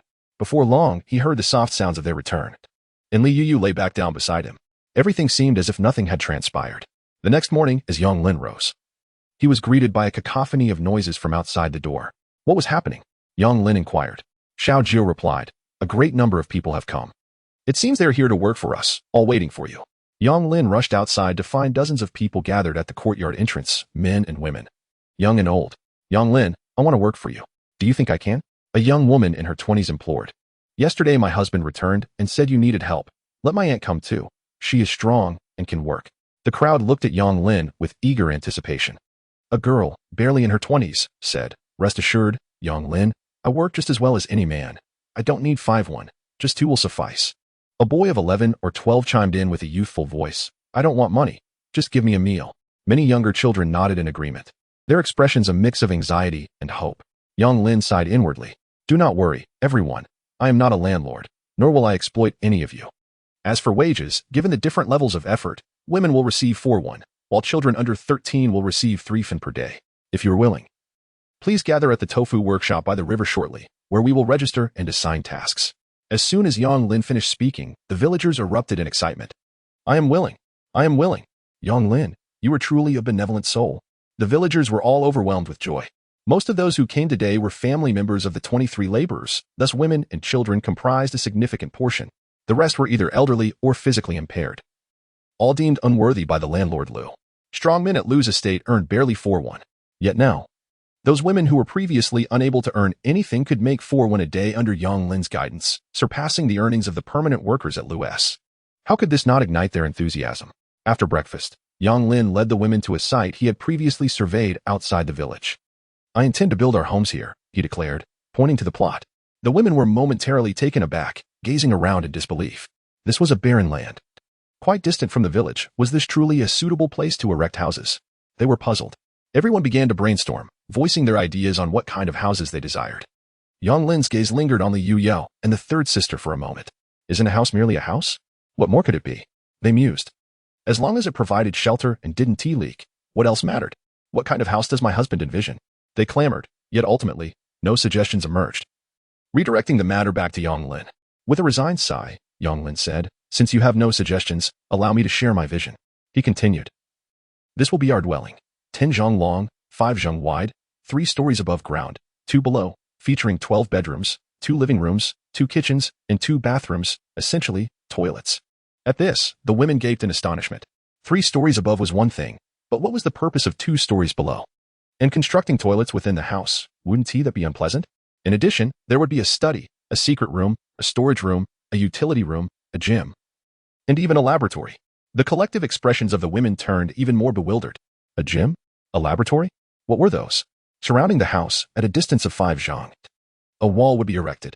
The wall would stand 3 zhang tall and be 2 feet thick, with a moat dug outside, encircling it. The moat would be 3 meters wide and 3 meters deep, drawing water from the river, complemented by a drawbridge at the front and 2 watchtowers flanking either side. As Yonglin elaborated, the others remained oblivious, but Li Yuyao's expression grew increasingly peculiar. She suddenly realized that what Yonglin was proposing resembled not merely a house but rather a fortress. The moat served as a protective barrier, the wall as a fortification, and the watchtowers were features typical of a city wall. By the time Yonglin finished detailing his plans, the impression left on Li Yuya was encapsulated in a single word: safety. Such a secure abode could rival even a palace. Why would a mere scholar from a village place such importance on safety? Li Yuyao found herself confounded. Yet Yonglin was not finished. This is merely our initial blueprint. Upon the completion of the initial phase of construction, we shall proceed to the subsequent phases, namely, the second, third, and fourth stages, which essentially represent the future second, third, and fourth rings of our city. As Yonglin recounted his vision, the women appeared to envision an extraordinarily grand city rising from this barren land. Yet, is this merely the construction of houses? It is nothing short of the establishment of a new metropolis, if his proposed scale materializes. The completion of the fourth phase would encompass the entirety of Kaoshan village, making their home even larger than the entire Qingde County town. The women stood in awe, astonished by Yonglin's monumental aspirations. Is there any dissent? Yonglin inquired. If not, it is settled. Let us proceed to the workshop. Upon arriving at the tofu workshop, the villagers who had gathered in the morning were already awaiting their arrival. As Yonglin approached, they converged around him. He instructed Xiaojio to record the villagers' names. Before we allocate tasks, I would like to ask the present villagers, if there are any masons, blacksmiths, or carpenters among you, please step forward and stand beside me. Yonglin indicated. The villagers seemed momentarily bewildered. Noticing their hesitation, Yonglin continued. For those skilled, I shall offer 10 won a day. The mention of 10 won ignited a fervor among the villagers. Such a sum was beyond their wildest imaginings. If they could truly earn that much, they might even afford a meal of rice and flour occasionally. During festivals, they could indulge in a bit of meat as well. Yonglin, what kind of skills do you require? One villager inquired. I am a mason. Does that count? Indeed, Yonglin affirmed without hesitation. The crowd was further astonished. Could a mason truly earn 10 won? What about me? I learned blacksmithing from my father since childhood, and I can forge on my own now. That is acceptable. Yonglin nodded affirmatively once more. The villagers buzzed with excitement, each inquiring if their skills would suffice. However, among the 60 or 70 individuals present, only 5 were ultimately selected. These 5 were elated yet apprehensive, uncertain of what tasks Yonglin would assign for such generous compensation. Even the women were perplexed by Yonglin's intentions. Zhang Gu, you shall lead 10 men to the mountains to fell trees. Li Shu, take 20 individuals to quarry stones from the back hills. The women and children will remain at the tofu workshop to learn the art of tofu making, while the rest will follow Uncle Jia to dig the foundation. After arranging these tasks, Yonglin turned his attention to the 5 chosen individuals. At that moment, they were all tense. Yonglin, I only know how to build walls. Perhaps you should reconsider the amount you are offering. So much money makes me uneasy. The other 4 nodded in agreement, doubting their worthiness of such remuneration. Yonglin reassured them. Rest assured, the substantial payment is not without reason. This position carries a condition. You must remain in one location for an extended period. During this period, you must remain there and cannot return home.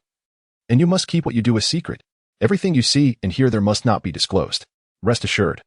The place of work is right here in our village, and the tasks are not arduous. In fact, they are even less demanding than their current jobs. Yonglin pointed to the villagers who had been assigned tasks and were departing. I will provide all your necessities while you are there, and before you go, you can even receive an advance of 1 month's wages to take home. After 3 months of work, your salary will double, reaching 21 per day. At the end of the year, Bonuses will be awarded based on individual performance. Now, those willing to undertake this work may come to collect their wages. You can send the money home first, and then I will take you to the workplace. If you are unwilling, you will have to pursue other jobs. But the pay will be the same as everyone else's, 5 per day. Upon hearing that they could receive an advance before starting work and earn 20 a day after 3 months, all 5 were filled with excitement. Such a wonderful opportunity was impossible to refuse. Yang Lin provided the 5 with their advance, and they hurried home to deliver the money. After their departure, the women gathered around. Husband, what kind of work are you talking about? Yes, how can it be worth so much money? I really can't fathom what kind of labor is valued that highly. There aren't many places to work like that. Where do you intend to send them? However, Liu Yao suddenly recalled something and asked, I remember that day your cousin came to our village and was never seen again. Yang Lin smiled. Ah, my dear. Your mind is quite sharp. Does everyone wish to know what I have in store for them? Come, follow me, and you shall see.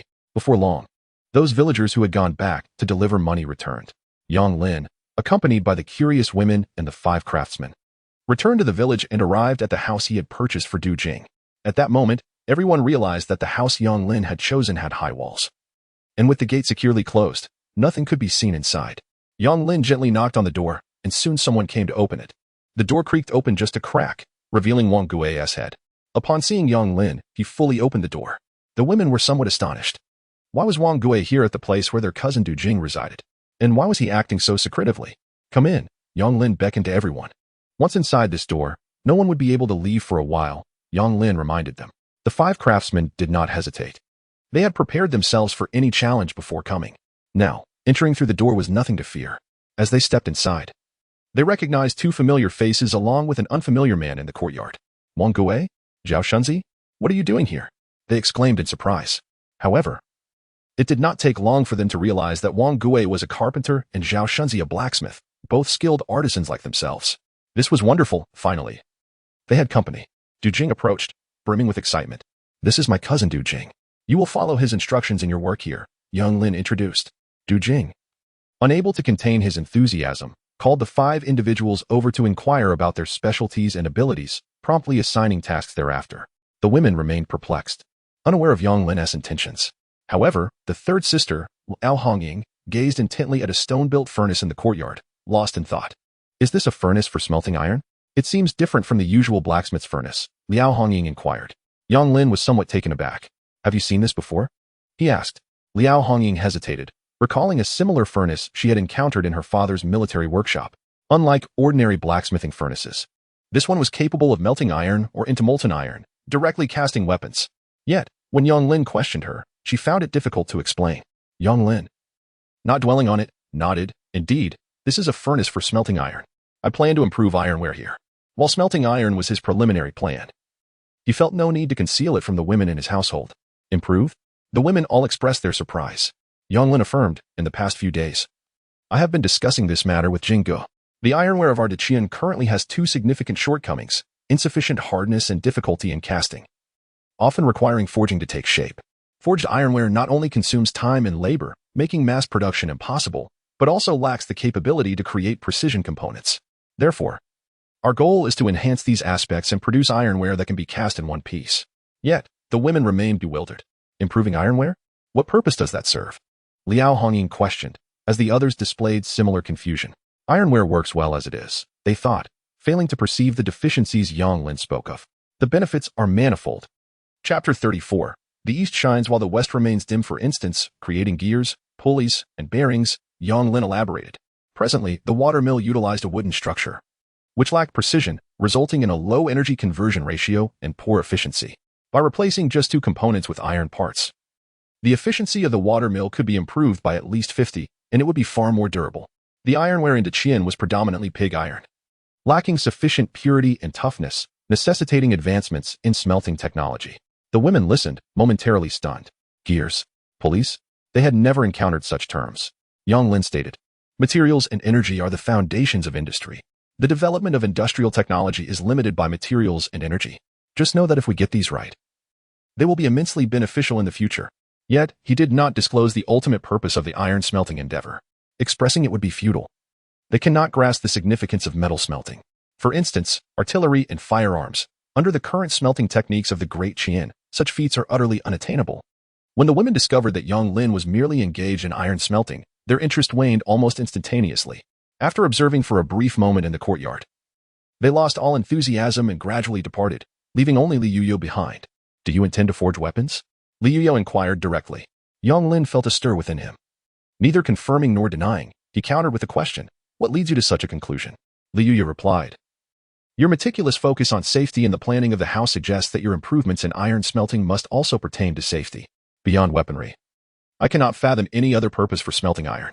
Yang Lin smiled, neither agreeing nor disagreeing. I simply do not understand why you are so concerned about safety. Li Yuyao remarked, gazing at him in astonishment. She sensed Yang Lin's profound preoccupation with the issue of safety. Yang Lin raised his gaze towards the outside, as if speaking to Li Yuyao, yet it felt more like a soliloquy. For the only one capable of ensuring his own protection is himself. Since arriving here, he has recognized that the Great Qian is far from tranquil. There exists no stringent legal framework. Those in power can act as they please. Thus, Yang Lin clearly understands that as his business expands, the number of those who covet what he has will inevitably increase. Without the means to safeguard himself, he would be left to the mercy of ravenous wolves, devoured to the bone. Safety cannot be entrusted to others. It must solely rely on oneself. The following day, the Zhou family sent representatives to learn the art of tofu making and to procure qianzhang. The elder sister in charge found herself at a loss and hurried to consult Yang Lin about whether they should sell to the Zhou family. Without hesitation, Yang Lin responded, Of course, we shall sell. As long as it is a fair transaction, why not engage in commerce? However, the elder sister expressed her concerns. We previously rejected them. Now, if we conduct business with them, might the Zhou family seek revenge against us? Yang Lin chuckled bitterly. Sister, regardless of whether we trade with them or not, if they desire revenge, they will pursue it. It's akin to being bitten by a dog. If the dog wishes to bite us again, we are powerless to stop it. What we can do is prepare our sticks in advance, so when the rabid dog comes to attack, we can strike it down. Yang Lin clenched his fists tightly. Days swiftly passed, and it was now the last day of May. In recent days, 2 batches of gypsum water had been sold, and the demand for qianzhang had far exceeded supply. In less than half a month, he had amassed over 400 taels of silver. However, progress in other areas remained sluggish. The iron smelting operation had established a primitive blast furnace, and while the strength and toughness of the produced iron had improved, it still fell short of ideal standards. On the construction site, the foundation pit had been excavated, yet Yang Lin refrained from proceeding with the foundation work, choosing instead to await developments at the earthen kiln. The kiln had been completed the previous day, but Yang Lin decided against firing bricks, opting instead to produce a batch of cement first. The entire rear mountain was rich in limestone, while clay and gypsum were also abundantly available. Yang Lin was well aware of the material ratios required for cement production. In theory, the creation of cement should not pose significant challenges. At dawn, Yang Lin took charge personally, eagerly anticipating the emergence of the first batch of cement. However, the initial kiln yielded a disappointing failure. The reasons for this setback were manifold. Yang Lin quickly identified the issues, though some were well known to him and difficult to rectify. The industrial system of Deqian was markedly antiquated, where even minute discrepancies could drastically alter the final outcome. While the theoretical framework was sound, it necessitated relentless experimentation and refinement. For Yang Lin, the one thing he lacked was time. Given sufficient time, he was confident that, armed with his theoretical knowledge, he could even devise a steam engine. Despite the disappointment of the first kiln's failure, Yang Lin felt a tinge of despondency. Meanwhile, many villagers gathered to gloat over his misfortune. They were oblivious to Yang Lin's endeavors. It seemed that in recent times, he had garnered considerable attention in the village, leading many to harbor resentment towards him. The impoverished villagers, who borrowed money and worked for Yang Lin, increasingly admired him. However, those who were already relatively comfortable found it challenging to adjust to these changes. The poorer folk, who had been earning more due to their labor with Yang Lin, sometimes found themselves enjoying meals of sorghum rice, elevating their living standards to rival those of the better off. This engendered feelings of envy and jealousy among the latter. They were reluctant to humble themselves by working for Yang Lin, yet they could not help but feel envious of those who were improving their lives through hard work. Consequently, they felt inexplicably pleased to witness Yang Lin's misfortune. I always said he was just floundering about, lucky to have stumbled upon making a bit of tofu. Does he truly believe he possesses any real skill? Remarked one villager. That young man, having earned a little money, seems to have lost all sense of humility. Yes, I've seen bricks being fired, but never stones being burned to ash. The gossiping villagers chattered away, while the women approached to offer their comfort to Yang Lin. Sister Tu inquired curiously, My husband, what exactly is this cement you speak of? Yang Lin had previously explained that it was a type of construction material. Yet they could not comprehend. Construction materials, to them, were either bricks, stones, sand, or earth. Cement was an entirely unfamiliar concept. Explaining it is quite complicated. You will understand once it is produced, Yang Lin replied. Despite the initial failure, Yang Lin remained confident that with a few more attempts, success would surely follow. The theory was sound. All he needed was time. Success, success. At that moment, someone came rushing towards him from a distance, causing Yang Lin to pause in surprise. The second batch of cement has yet to enter the kiln. How could success be achieved? To his surprise, the visitor was none other than Wang Gui. Yang Lin instantly realized that while one side may be dim, the other shines brightly. It was the iron smelting that had finally succeeded. Chapter 35. The Iron Forge Success. It has been achieved. As Wang Gui rushed forward, he excitedly grasped Yang Lin's arm, fervently expressing his joy. Just as Wang Gui was about to speak further, he noticed the presence of outsiders and immediately refrained from continuing. Come, let's go take a look. Wang Gui led the way, with Yang Lin and the women following him to the iron smelting courtyard. Along the way, Wang Gui could hardly contain his excitement, recounting the results of their iron smelting endeavors. The type of ironware you envisioned has already been successfully produced during our experiments. Yang Lin was overjoyed. Upon pushing open the courtyard door, he was met with the equally enthusiastic faces of Du Jing and Zhao Shunzi. Lin Di, the kind of iron you described. We have truly forged it. Seeing Yang Lin's arrival, Du Jing eagerly picked up a piece of formed ironware and excitedly handed it to him. Yang Lin accepted it, examining it closely and feeling a surge of exhilaration. Indeed, this is it. Yang Lin exhaled deeply. The wrought iron has finally been produced. The piece Du Jing presented to him was indeed wrought iron. In essence, the difference between cast iron and wrought iron lies in their carbon content. The lower the carbon content, the purer the iron and the better its ductility. If it reaches a certain level, steel can be forged naturally with their current primitive furnace. The thought of producing steel was beyond consideration, as neither the temperature nor the technique could suffice. Nonetheless, for Yang Lin, having wrought iron was already sufficient. Wang Gui also brought forth several iron components, all of which were the casting molds Yang Lin had instructed him to create a few days prior, and he had conveniently produced them during the experimentation. How about these? Wang Gui asked anxiously, observing Yang Lin closely. Although he was a carpenter, he could sense that these iron components were distinctly different from any he had encountered before. Not only were they of a lighter hue, but they also appeared more refined. Yang Lin examined them with increasing delight. They were exactly as he had envisioned. Perfect. Let us replicate each one of these 11 times. Yang Lin declared. Absolutely. Wang Gui nodded in agreement. Although he specialized in crafting ironware, the creation of molds was inextricably linked to him. There was one more crucial point. Yang Lin instructed Du Jing to summon everyone present in the courtyard. From this day forth, every component we cast here requires the simultaneous presence of my cousin Du Jing, Uncle Wang Gui, and Uncle Shunzi to commence the smelting. This was of utmost importance. Should anyone breach this regulation, they should not blame me for their exclusion. Yang Lin's gaze swept over each individual present. Although they were all neighbors and friends, some matters necessitated strictness. To avert future complications, it was essential to prioritize order and discipline. Everyone nodded in agreement. However, they felt that it was merely cast iron, questioning whether Yang Lin was perhaps overreacting. Their confusion stemmed from their inability to fathom the true purpose of the components they were forging. The women were equally curious about the items Yang Lin had collected and their intended use. Jinggu, you are in charge here as the overall supervisor. The workshop will continue to expand, and to facilitate your management, you will have the autonomy to make decisions regarding all matters in the workshop. For instance, you can determine whom to grant raises or cuts in wages, reward those who perform well with bonuses, and penalize those who err by deducting their pay. If someone underperforms, you even have the authority to dismiss them. Du Jing was taken aback. Filled with enthusiasm at Yang Lin's trust, he nodded fervently. Yes, I will ensure everything is well managed here. Yang Lin then turned to Wang Gui.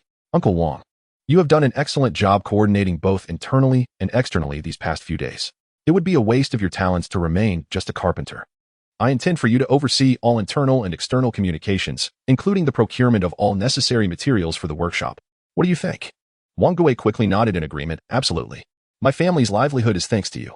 I will do whatever you ask. Yang Lin then addressed Zhao Shunzi.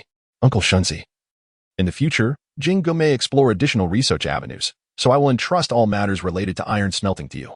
You will be responsible for managing the iron smelting workshop. Zhao Shunzi appeared somewhat bewildered. Am I really capable of this? He was the finest blacksmith in the village and confident in his forging skills, yet he had never considered the role of a manager. Yang Lin smiled as he waved the components in his hand. If I say you can do it, then you certainly can. My decision is final. Xiaojiu. Take note. Starting next month, increase the salaries for Jinggu, Uncle Wang, and Uncle Shunzi. Jinggu will receive 800 won monthly, while Uncle Wang and Uncle Shunzi will each receive 400 won. This time, due to the excellent work in iron smelting. Everyone will also receive a bonus of an additional 100 won. Upon hearing this, everyone in the courtyard was utterly astonished. They immediately began to shake their heads in protest. No, this is too much. You are already paying us too generously, it cannot be increased. Du Jing was the first to refuse. Wang Gui quickly added, Indeed, Yang Lin, I can hardly fathom receiving 300 won a month. And now you want to raise it to 500? It could shorten my life. The earnest Zhao Shunzi, blushing with embarrassment, could only nod in agreement. The 5 villagers who had joined later also shook their heads in refusal. 10 won a day was already an unimaginable high salary for them. They felt it was unjustifiable to receive a bonus of 100 won for what they considered to be ordinary work. However, in the face of their objections, Yang Lin reiterated, Enough of this. My decisions are unchangeable. Jinggu, I expect those components to be completed as soon as possible. Uncle Wang, I have 2 more blueprints here. Please create the molds according to the dimensions and complete them today. Upon receiving the blueprints, Wang Gui was momentarily taken aback. Is this for the watermill? Indeed. By substituting these 2 components, the efficiency of the watermill can be enhanced by 50%. The crowd was visibly astonished.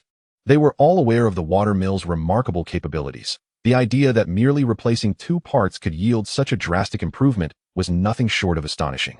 All right, I will get to work on it right away, Wang Gui responded with enthusiasm. Yang Lin smiled and remarked, Replacing these 2 components is merely a straightforward upgrade. In a few days, I will draft additional blueprints for you to experiment with. If successful, the watermill's efficiency could potentially triple. Yang Lin raised 3 fingers. The crowd was utterly dumbfounded. After collecting the completed parts, Yang Lin departed the courtyard with the women. Just as they exited, 4th sister eagerly inquired, Husband, these components look rather peculiar. What purpose do they serve? The other women also turned their gaze toward Yang Lin. Their curiosity piqued by the significance they sensed in these items. Yang Lin chuckled. This is a remarkable invention. You will understand once we return home. Chapter 36. The Tofu Workshop Dilemma. Upon arriving home, Yang Lin opened a box, revealing a plethora of materials he had meticulously prepared. The moment they laid eyes on the materials, 3rd sister, Liao Hongying, exclaimed, Are you making a bow and arrow? However, before Yang Lin could respond, she shook her head again. No, this isn't a bow and arrow. It is far too intricate for that. What on earth is it? Liao Hongying gazed at Yang Lin in astonishment. The other women, hearing her words, looked at Yang Lin with equal bewilderment. What exactly are you trying to create? Is it truly a bow and arrow? Yang Lin was equally surprised. How could 3rd sister deduce it from just a few components? What I intend to create is a more compact, easily transportable, and faster loading improved version of the bow and arrow, which I shall refer to as a crossbow. Or a repeating bow. The women stared at him in confusion, having never encountered the term crossbow before. It may sound complex, but once I assemble it, you will understand. Yang Lin explained as he began the assembly process. After nearly an hour of diligent work, he finally completed the crossbow. Looking at the finished product, Yang Lin felt a surge of excitement. In his previous life, he was an avid shooting enthusiast, possessing 2 small hand crossbows, and occasionally visiting shooting ranges to practice with more sophisticated equipment. He was well acquainted with crossbows, and when considering how to ensure his own safety in this new world, his first thought was gunpowder, and his second was the crossbow. In comparison to gunpowder, the crossbow is far more convenient and precise, minimizing the risk of collateral damage.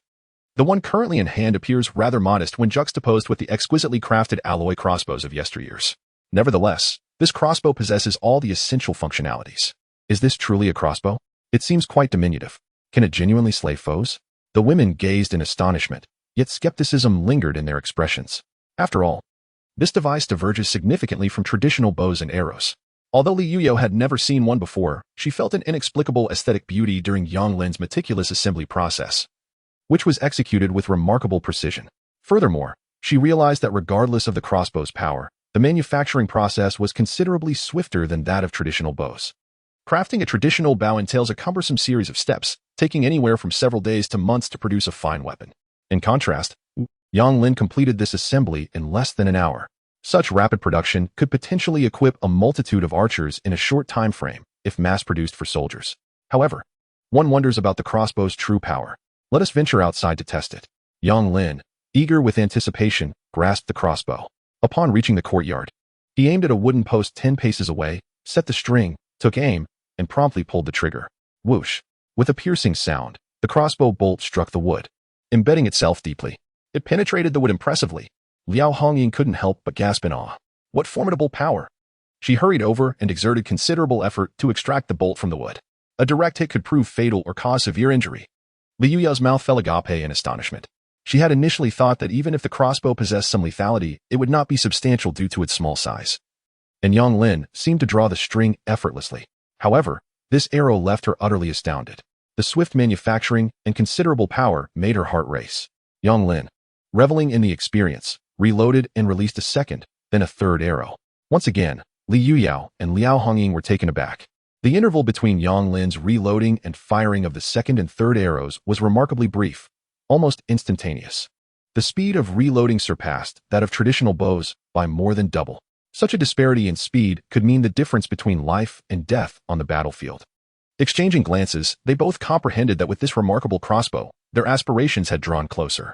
Li Yuyao finally understood why Yang Lin meticulously controlled the number of components being forged in iron.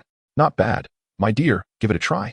Yang Lin, quite pleased, handed the crossbow to Li Yuyao. Li Yuyao took the bow and shot several times, her accuracy surpassing that of Yang Lin.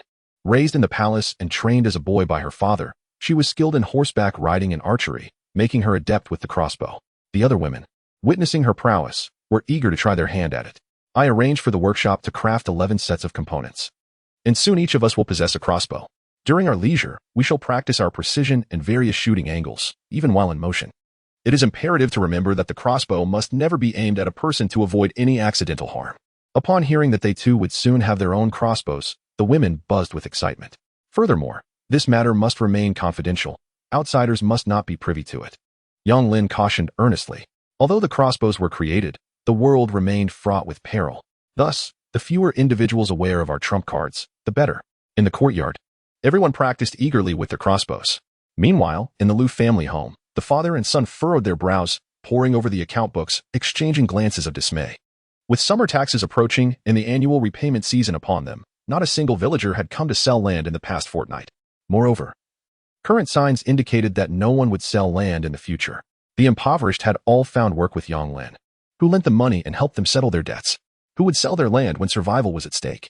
Father, this cannot continue, Liu Yukai lamented. Not only has no one sold land, but our foreman has reported that many of our long-term workers are clamoring for higher wages. It was all Yang Lin's fault. He foolishly paid 5 coins when he could have managed them with just 2.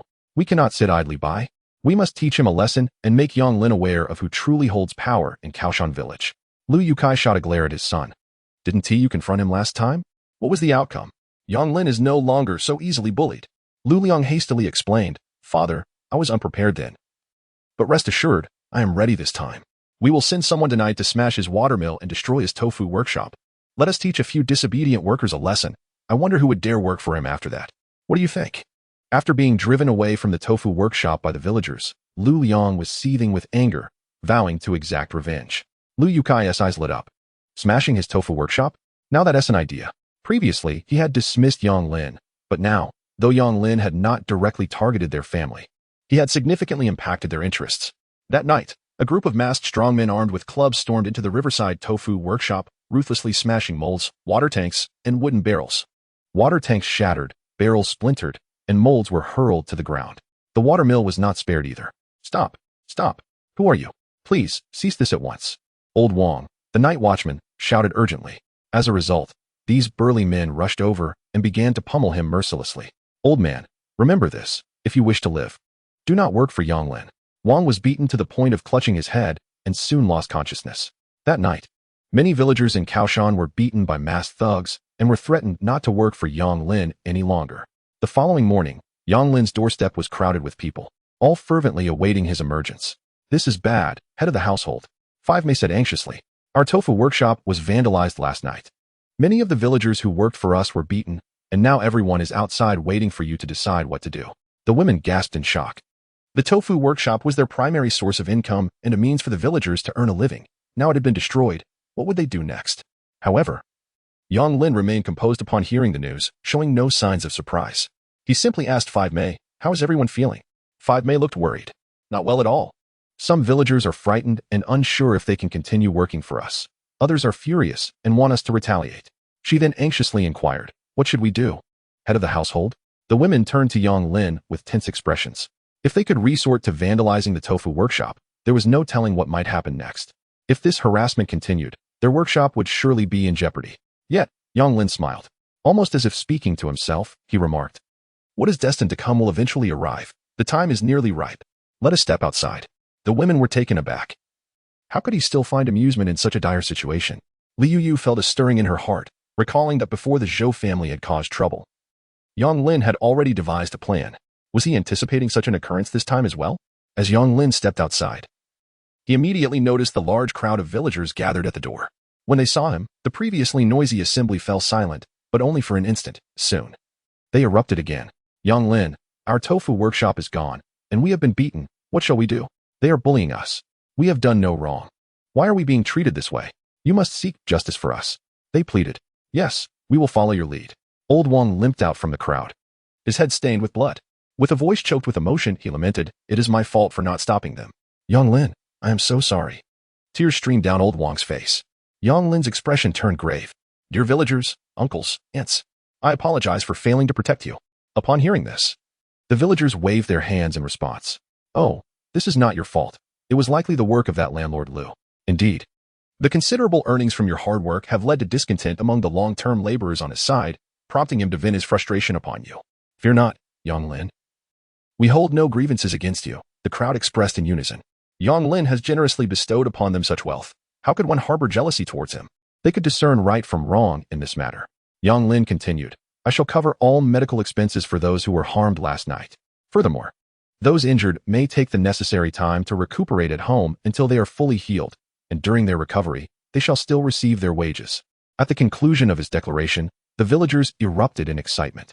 Not only would he pay for their medical bills, but he would also compensate them while they healed. Such benevolence is a rarity in this world. "This is not your fault, Yang Lin. How could we let you bear the burden of such expenses?" they exclaimed. "Indeed, if we seek justice, our ire should be directed towards the landlord Liu. Yes, we must demand an explanation for the violence inflicted upon us. With so many of us united, we need not fear him."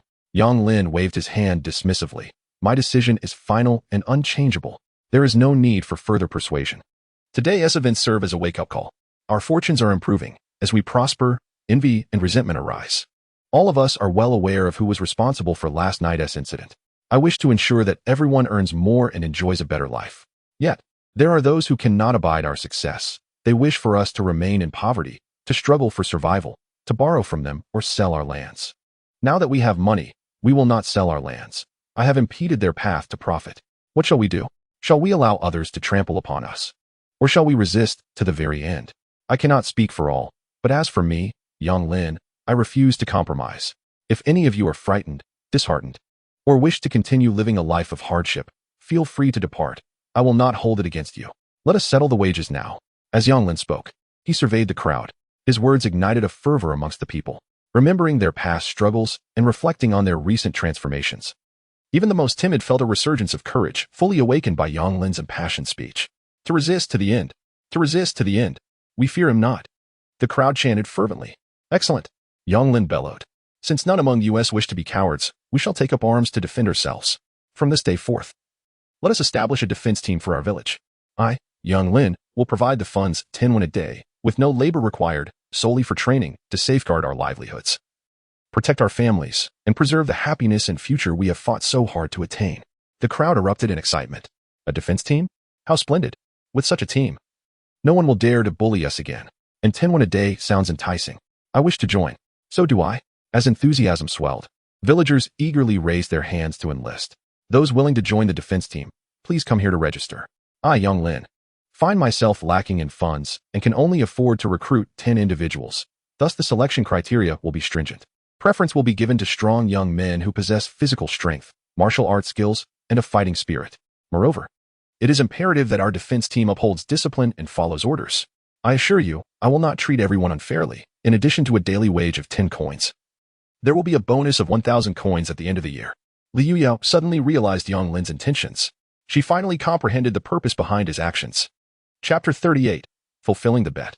Yang Lin required 10 members for the defense team, yet the number of applicants surged to 16 or 17. After all, the benefits of joining the defense team were undeniably enticing. Not only would they safeguard the community, but they would also gain respect and earn 10 coins. Consequently, Yang Lin had no choice but to implement an assessment, testing strength, endurance, courage, martial arts, and specialties, ultimately selecting the finest 10 individuals. Yang Lin addressed Zhong Tao, saying, "Brother Zhong, you shall be the captain of the defense team, with a wage 5 coins higher than the others." Zhong Tao, a seasoned veteran of the battlefield, was not yet 30 and was in his prime. In the recent assessment, he not only excelled in every category but was also one of the few villagers with genuine martial arts training. Despite his imposing physique, Zhong Tao was rather modest. Upon hearing Yang Lin's proposal, he quickly waved his hand, saying, "No need for extra pay, 10 coins is already quite generous. I have stated that my decision is final. It is settled," Yang Lin replied, then called out to the group. "The tofu workshop has been damaged and cannot operate for the time being, so those from the tofu workshop may return home. The lumber team, stone quarry team, and kiln team will continue their work as usual. The members of the defense team should remain." With only the defense team members left, Yang Lin spoke to Zhong Tao, "Brother Zhong, our defense team is of utmost importance and differs from the other teams. We must maintain strict discipline. We must be courageous and willing to confront evil, protect our property, while also refraining from causing unnecessary trouble and not abusing our power. I have a manual for the defense team, outlining our code of conduct and reward punishment system. Please review it and share it with everyone. We must adhere to every stipulation within. Our primary focus is character, followed by martial skills." Zhong Tao, somewhat bewildered, accepted the paper from Yang Lin and nodded vigorously. The other members of the defense team were equally determined to make a significant impact. Upon seeing Yang Lin produce this document, Li Yuyao's suspicions were further solidified. This had undoubtedly been meticulously prepared in advance. Yang Lin then briefed the defense team on their responsibilities and daily training methods. After the defense team departed, only their own remained. Li Yuyao could hardly contain her curiosity and asked, "So, was all of this planned ahead of time?" Yang Lin shrugged, replying, "Of course. How did you know someone would target our tofu workshop?" Li Yuyao inquired further. "It is quite simple. By considering the situation from different perspectives, one can naturally discern how others might think. There are those who will inevitably target our tofu workshop. It is only a matter of time." Li Yuyao continued to inquire, "Since you are aware of this, why not prepare in advance? Must we wait until we are attacked to establish a defense team?" Yang Lin smiled and replied, "My dear, do you truly think our tofu workshop would suffer significant losses if it were to be attacked?" Li Yuyao paused, initially intending to assert the substantial losses, but upon reflection, realized that the workshop housed merely wooden barrels and water tanks, with the most valuable item being the water mill. Aside from that, even the relatively valuable iron pots were taken home after daily use. In truth, the losses would amount to little. Suddenly, a realization struck her, leaving her astounded. "So, your true intention from the start was to establish a defense team? If we were to form a defense team without any incidents, it would lack cohesion, and the very act of its formation would seem abrupt. However, under the current circumstances, the establishment of a defense team becomes entirely logical. Just moments ago, no one, including herself, had grasped this point. Everyone felt the necessity of forming a defense team. The more Li Yuyao spoke, the more astonished she became. Her gaze towards Yang Lin filled with increasing shock. She understood far better than others the significance of the defense team. The defense team represents soldiers, a fighting force. Though its initial purpose is self-protection, with the development of the defense team, it could very well evolve into a private army in the future, currently comprising only 10 members. But what of the future? 100? Perhaps 1,000? It is not beyond possibility. Yang Lin also possessed the knowledge to craft crossbows, enabling him to produce a substantial quantity in a short time. Once equipped with these crossbows, this seemingly ordinary group of villagers could swiftly transform into a formidable archery unit. Contemplating these possibilities, Li Yuyao's breath quickened. What is his true ambition? Everything he has done appears aligned with his ultimate goal, beyond what you have mentioned. There is indeed another crucial point. Yang Lin grinned as he raised a finger. Li Yuyao blinked in surprise. Another? Do you recall the wager we made some time ago? I claimed that we would soon possess power rivaling that of the wealthy elite. Now we have achieved it. Li Yuyao was taken aback. She was about to counter. But as she opened her mouth, she realized that Yang Lin had indeed accomplished what he claimed. In terms of financial resources, they may not yet rival the elite. But they are not lacking funds, and their potion business is remarkably stable. Given time, their financial strength will surpass that of the local families in the county. As for influence, all the major families in the county are currently engaged in business with them. Yang Lin has effectively tied them to his own interests. Anyone who dares to challenge them also jeopardizes the financial lifelines of the other families. Thus, unless driven by deep-seated enmity, few would dare to act against them. With the establishment of the guard and the introduction of crossbows, one's capacity for self-defense has significantly heightened. Thus, it is not an exaggeration to assert that we possess strength comparable to that of noble houses. So, my dear, will you honor our wager? Or do you intend to renege? Young Lin, with a glint of mischief in his eye, gazed at his beautiful wife, eager to tease her. I, Li Yuyo, bit my lip, my heart racing, and my cheeks flushed with embarrassment. The wager stipulated that I would initiate a kiss. Yet the thought of doing so in front of so many spectators felt utterly shameful. Hee, dear sister, you cannot back out now, little Jia winked playfully. What is there to fear? He is your husband, and once our house is complete, your body will belong to him anyway. A mere kiss should not be so daunting. Shall I do it for you? Fourth sister jested. Among the women, fourth sister was the most alluring. I shall take on the task for my sister. Third sister Liao Hongying stepped forward without hesitation, moving close to Yang Lin and planting a kiss squarely on his cheek. As a subject, how could she allow her sovereign to be treated lightly? She would willingly step in, not just for a kiss, but for anything else if necessary. Yang Lin was momentarily taken aback. He had never intended for Li Yuyao to kiss him. He merely sought to temper her proud demeanor. Yet, to his surprise, Liao Hongying acted impulsively and kissed him directly. Clearly, there was something amiss between these two. Is that sufficient? If not, I can continue, Liao Hongying remarked, leaning in for another fervent kiss, leaving Yang Lin blushing furiously. The assembly of women stood in stunned silence.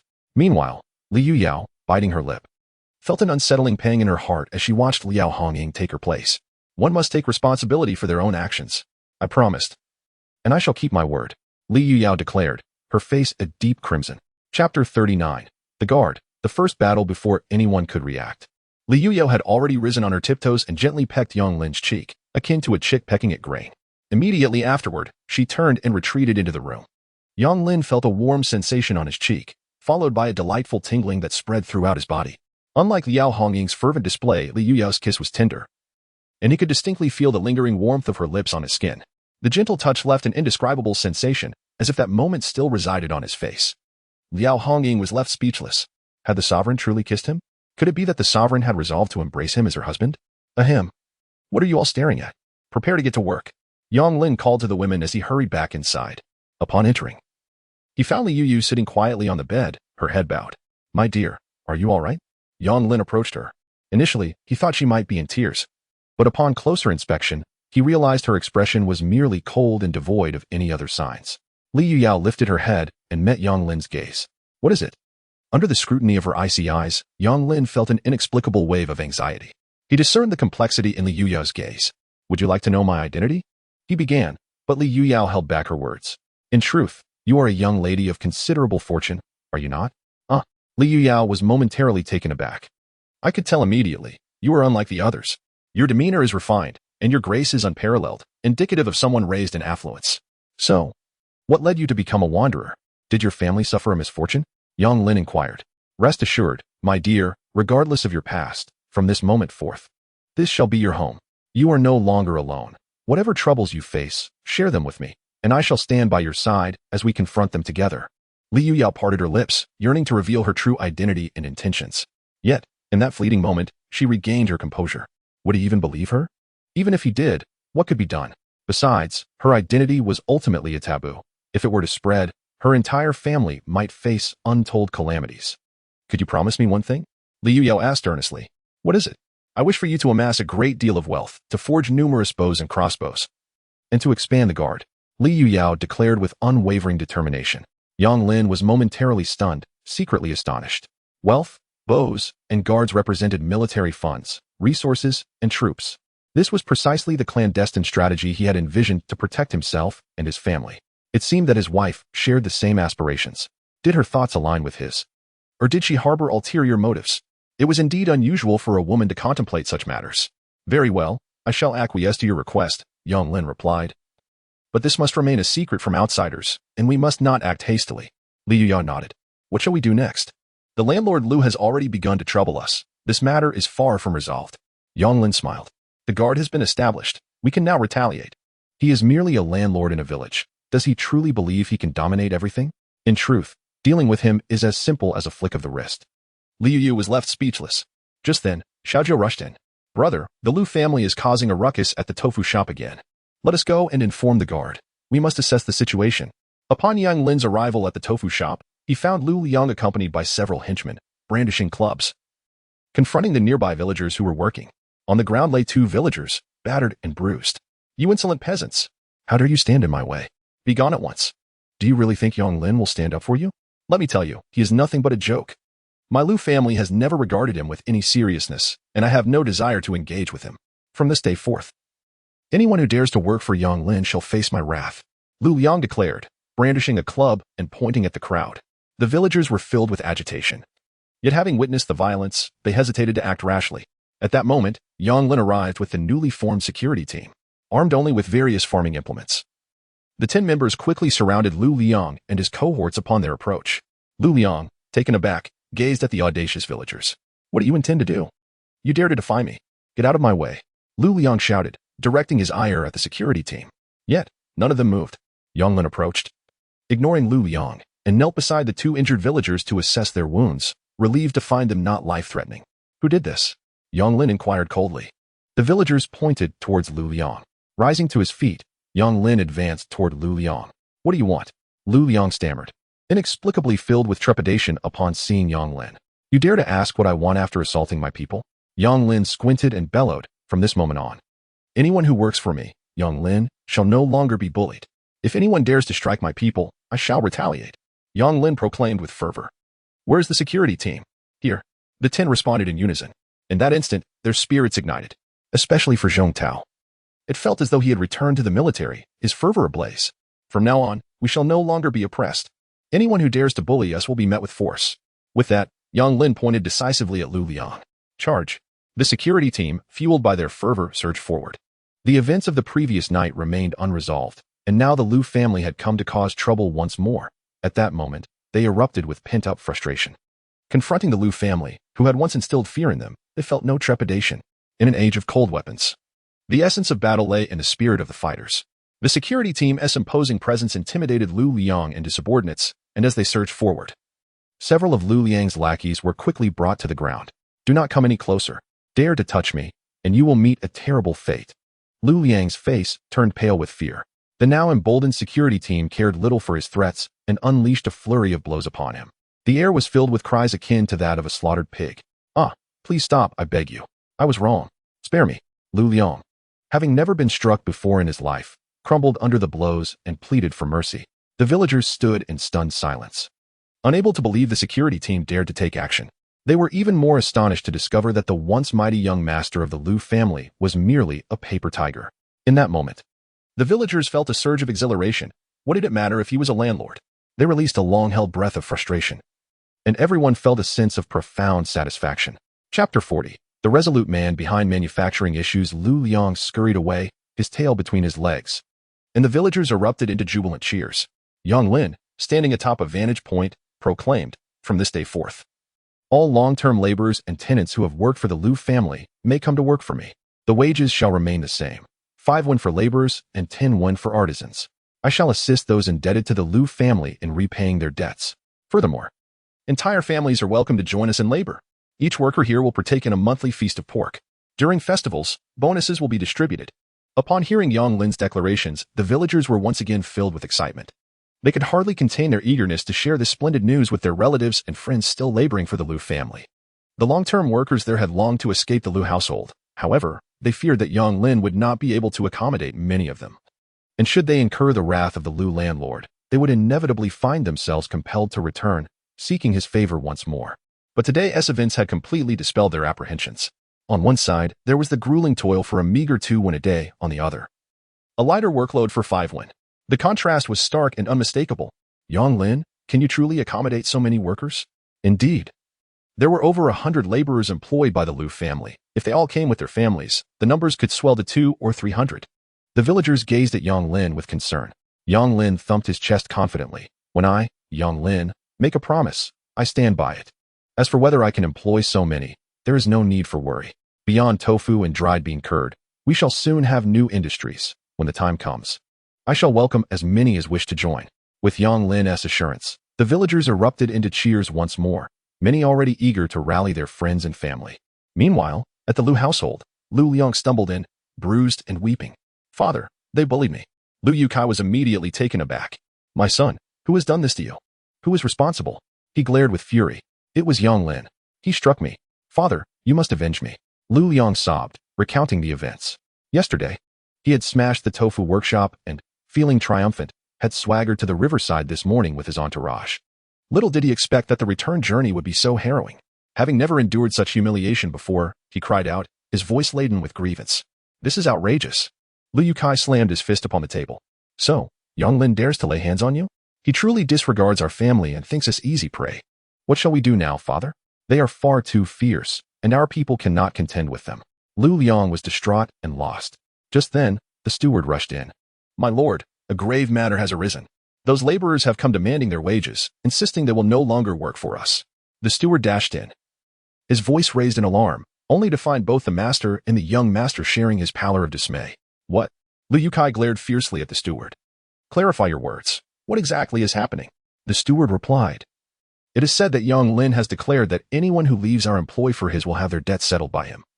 And he will offer those laborers 5 coins a day. As he spoke, the steward felt a stir of temptation himself. However, as a servant bound to the Lu family, he knew he had no choice but to remain loyal. What? He dares to poach our workers? This is utterly outrageous. Lu Yotsai's beard trembled with rage. My lord, please make a decision. Those laborers have blocked the accounts office, clamoring for their wages. Humph, let them wait. Lu Yukai replied coldly. They wish to abandon us for Yang Lin and still expect to be paid? How naive. Take a few men with you, if anyone defies us. Teach them a harsh lesson. Yet, the steward hesitated, saying, word has it that Yang Lin's security team has assaulted our young master. It seems those laborers no longer fear us. He instinctively glanced at Lu Liang and quickly recognized the truth of the rumor. What are we to do now, father? If no one is willing to work for us, what will happen to our fields? Lu Liang lamented, feeling despondent. Silence. Liu Kai glared at Lu Liang, his anger flaring further at his son's words. You may leave for now. I have a plan in mind. But what about the laborers? The steward inquired. Tell them we will settle their wages in a few days. Yes. The steward exited. Lu Liang hurriedly pressed, Father, what shall we do? With so many fields. If no one works, they will fall into ruin. What if we raise their wages? If we match Yang Lin's offer, they may choose to stay. He knew that if the tenants abandoned their 1,000 acres of land, it would spell disaster. Liu Kai jabbed Lu Liang's forehead with his finger. Can you not think? Raise their wages? What have I taught you? We must not coddle these laborers. To ensure their obedience, they must be kept hungry but not starving. If we raise their wages, they would revolt. Moreover, Yang Lin is mad. If we do raise wages, he might do the same. What then? Lu Yukai glared at Lu Liang. Lu Liang was befuddled. If that is not an option, and neither is this, then are we truly without hope? Sighing heavily, Lu Yukai lamented. You lack both wit and the necessary ruthlessness. You must learn from your father. The world is a harsh place. If you do not adopt a ruthless demeanor, you will be devoured by others. Just as we find ourselves cornered by Yang Lin, you are still pondering solutions? Lu Liang is increasingly perplexed. What is there to contemplate, if not a solution? Child, remember this. When faced with insurmountable problems, do not focus on solving them, but rather devise a means to eliminate those who create the problems. As Lu Yukai spoke, a glint of coldness flashed in his eyes, and he made a gesture across his throat towards Lu Liang. In that moment, Lu Liang experienced a sudden revelation. Recalling the humiliation he endured at the hands of Yang Lin, and a sinister expression crossed his face, Lu Yukai stated coldly, no matter how much chaos Yang Lin can stir, he is ultimately just one man. Once he is removed, all our current issues will cease to exist. Moreover, everything he possesses will then belong to us. A chilling light erupted in Liu Yotsai's eyes. Chapter 41. Yang Lin, I want him dead. What a brilliant strategy to cut off the source. Liu Yo sincerely marveled. Upon hearing Yang Lin's announcements, she realized that the Lu family was utterly doomed.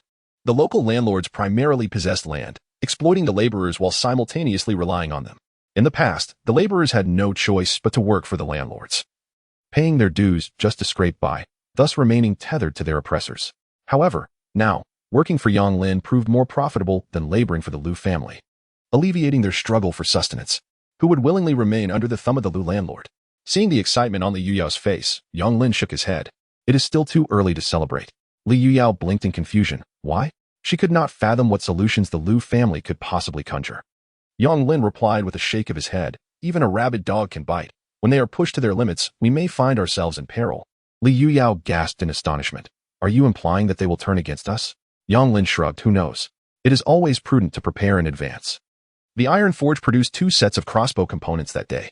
Yang Lin retrieved the pieces and, accompanied by the women, assembled them in under an hour. They also crafted 30 bolts to accompany the crossbows, sufficient for immediate use. That afternoon, Yang Lin and the women ventured into an uninhabited forest to practice shooting, enhancing their accuracy, reloading speed, and even practicing moving shots. The results pleased Yang Lin immensely. Liu Yao and Liao Hongying, the third sister, could nearly achieve perfect accuracy within 10 meters. The fourth sister's aim was commendable, just behind Yang Lin, while the eldest and second sisters were slightly less accurate. The fifth and sixth sisters had room for improvement. The remaining 3 young girls, though currently inaccurate, displayed rapid improvement, promising a bright future. Nightfall arrived swiftly. Before succumbing to slumber, Yang Lin proclaimed that from this night onward, they would take turns keeping watch, each for 2 hours, alternating with rest. The sudden imposition of vigil duty left everyone perplexed. However, Liu Yu recalled Yang Lin's earlier words and inquired, "Are you concerned that the Liu family will seek revenge against us?" Yang Lin nodded, acknowledging the significant likelihood of such a threat. For the sake of safety, it was prudent to exercise caution. He could not afford to be negligent. Having witnessed too many instances in his past life where problems were resolved not by addressing the issues at hand, but by eliminating those who posed them. Although he had no intention of competing with the Liu landlord, the confines of their mountain village were limited. His progress would inevitably encroach upon the Liu family's interests. It was no surprise that they viewed him as a thorn in their side, eager to remove it. Determined not to regret an action after a calamity, Yang Lin prepared diligently. He had already drilled several holes in the doors and windows for both observation and potential defense. During the night watch, should anything unusual arise, he would rouse the others. If the situation was dire, immediate action could be taken. Yang Lin surveyed the women. "Do you understand?" They nodded, albeit with a semblance of confusion. "Tonight, I will begin. Keeping watch during the hours of Wu and Hai, my wife will guard the Zi and Chou hours, and my elder sister will oversee the Yin and Mao hours." With that, he instructed everyone to rest, placing the crossbow nearby, the bolts ready to be drawn at a moment's notice. With each person assigned 2 hours. 3 individuals would cover a total of 6 hours, thus safeguarding the entire span from dusk till dawn. Once these arrangements were made, Yang Lin settled onto a stool at the door. Observing his resolute silhouette, the others felt he might be overreacting. Nevertheless, they did not oppose his decision and, after extinguishing the lights, retired for the night. Meanwhile, at the Liu residence, Liu Yukai summoned 4 of his servants. "Tonight, you are to carry out a task for me. Complete it, and each of you will receive a reward of 1 guan." The mention of such a generous sum sent a jolt of apprehension through the group, for they understood that such a bounty often entailed nefarious deeds. "My lord, we are at your service," the leader, a scarred-faced man, responded eagerly. "Yang Lin."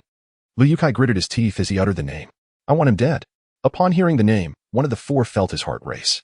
The scarred man, unfazed, smirked as he replied, "Rest assured, my lord, if you desire his demise tonight, he shall not see the dawn." The 4 accepted their blades and prepared to depart. On this dark and windy night, a time suited for treachery and violence, the scarred man, experienced in carrying out such grim tasks for the Liu family, awoke as the Chou hour approached. "Brothers, it is time to work," he declared, seizing his dagger and leading the others stealthily out of the Liu residence. Making their way swiftly towards Yang Lin's home. With an hour remaining until dawn, it was the hour when most souls were in the deepest slumber. Yang Lin's situation was well known to the scar-faced man, yet he regarded Yang with utter disdain. To him, a scholar accompanied by a few women seemed an easy target for today's endeavor. However, upon reaching the small courtyard of Yang Lin's residence, they cautiously slowed their movements, treading lightly as they approached, carefully opening the courtyard gate to step inside. Within the Yang household, the elder sister had taken over the night watch. As the late hours of the night dragged on, fatigue weighed heavily upon her. She gazed out the window for a while, her eyelids growing heavy. The desolate courtyard revealed no signs of disturbance, and gradually, her eyes began to close. In her drowsy state, she thought that dawn was nearing, and a brief slumber would pose no danger. Thus, she allowed her weary eyelids to fall shut, drifting into a light sleep. In a hazy dream, she beheld a woman clad in white, drenched in blood, standing before her, tears of crimson streaming from her eyes, a pallid hand reaching out toward her. Startled, the elder sister jolted awake, gasping for breath. It was merely a dream. She exhaled deeply, but even after waking, a chill lingered in the air. Instinctively, she shivered, feeling more alert. However, as she finally opened her eyes and peered through a crack in the window, terror seized her heart. In the darkness, shadowy figures clad in black were stealthily entering the courtyard. Her mind buzzed with panic. She pinched herself to confirm this was no dream, momentarily forgetting her crossbow beside her, and hurriedly rushed to rouse Yang Lin. For the past 2 days, Yang Lin had remained ever vigilant. Thus, the instant the elder sister shook him awake, he sat up abruptly, instinctively reaching for the crossbow on the ground. "There are intruders. 4 of them." the elder sister stammered, her voice trembling with fear. Yang Lin's heart skipped a beat. For they certainly underestimated him. He quickly awakened Li Yuyao and Liao Hongying, gesturing for them to remain silent while he readied the crossbow, then approached the window. Through the crack, he spotted the four masked figures, armed with short knives, stealthily advancing towards them. Yang Lin took slow, measured breaths to steady himself, aligning a bolt through the opening, aimed at the foremost assailant, within a 10-meter range.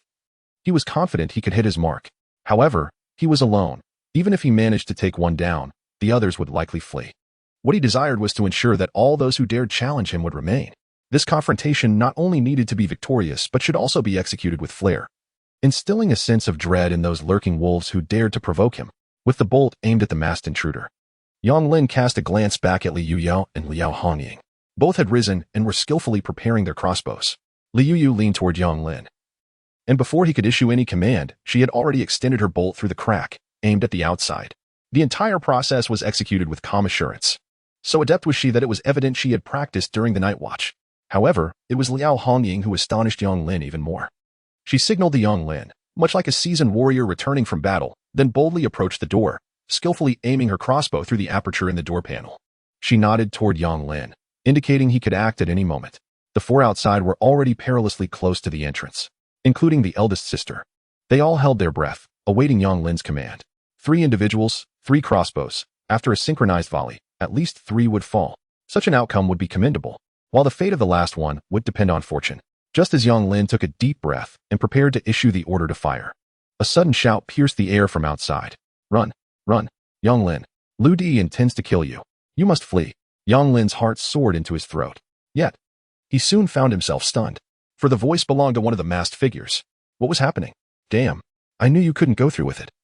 Ruining my plans and courting death. The scar-faced man, gripping his dagger, did not hesitate to stab the masked individual beside him. Thud! The man staggered and collapsed to the ground. As he fell, he continued to shout, "Run!" But his voice faded swiftly, becoming a mere whisper. Brothers, Wang Laosen has ruined our scheme, alerting the enemy. We must act without delay, charge in, and slay them all. Having already been exposed, the scar-faced man decisively wiped the blood from his dagger and strode toward the entrance. Simultaneously, Yang Lin bellowed, "Shoot!" Whoosh! Whoosh! Whoosh! 3 piercing sounds cut through the air as 3 deadly black arrows shot forth from the openings in the door and windows, vanishing into the darkness. In an instant, before the scar-faced man could react, his body froze abruptly. Ah! 3 cries of agony rang out almost in unison. The scar-faced man lowered his head in pain, incredulously gazing at the arrow that had pierced his chest, his face a mask of shock and terror, before he collapsed to the ground. All 3 arrows struck true. The 3 men fell simultaneously. Wait, do not go out yet. Reload the crossbows. Yang Lin urged hastily, though he understood that the assailants, unaware of his crossbows, had sent 4 men to kill him. They were likely unprepared for any contingencies. Yet, their preparedness was their concern, his caution was his own. After a brief wait, with no movement from outside, Yang Lin declared, "I will go out. You two provide cover." With one hand gripping the loaded crossbow, he slowly pushed open the door and stepped outside. Approaching the masked figures, Yang Lin felt his heart race uncontrollably. In his past life, he had been an ordinary person, never having faced a battlefield nor taken a life. In the direst moment of peril, he managed to maintain a facade of calm. However, now that the crisis had subsided, the courtyard lay strewn with 4 lifeless bodies, and a chilling sensation coursed through him, a dawning sense of dread. Nevertheless, he took a deep breath and resolutely held onto his composure. He recognized that, despite being an ordinary man unacquainted with bloodshed, he now stood as the head of the household, the sole male figure, the only pillar upon whom they could depend. Thus, under no circumstances could he allow fear to consume him. As he steadied his breath, Yang Lin's mind raced with plans. First, he suppressed his discomfort and examined the status of the 4 figures. This inspection startled him. The masked man who had shouted for him to flee was still alive. Among the remaining 3 masked assailants, one was merely wounded in the thigh, still drawing breath. The other 2, however, were unequivocally dead, arrows embedded in their chests. Quick! Find some rope. There is still one alive. Yang Lin shouted, aiming his crossbow at the man with the injured thigh. At that moment, the women who had been slumbering began to stir, still bewildered and unaware of the unfolding events. The eldest sister, having roused Yang Lin, was in a state of disarray. Upon hearing his call, she hurriedly sought out rope, trembling as she clutched a bundle and rushed back. Li Yuyao and Liao Hongying emerged with crossbows in hand. vigilantly scanning their surroundings while assisting Yang Lin in binding the captive. Just moments before, Yang Lin had contemplated the situation. If all four had perished, it would have been a satisfactory outcome. However, now that there was a survivor, it was imperative to extract every advantage from this opportunity. Nearby, flickering flames danced in the distance, accompanied by the sounds of voices. Villagers had heard the commotion and were approaching. Quick, pull out all the arrows. Let us keep the crossbow hidden for now, Yang Lin commanded, disregarding the potential for blood loss as he yanked the arrow from the masked man's thigh. Ah! The masked man cried out in agony, awakening in a panic, only to find himself thoroughly bound. Spare me, spare me. It was Landlord Lu who ordered me. I know nothing. Spare me, please. Before Yang Lin could even begin to interrogate him, the man divulged everything. In truth, Yang Lin could surmise the details without inquiry.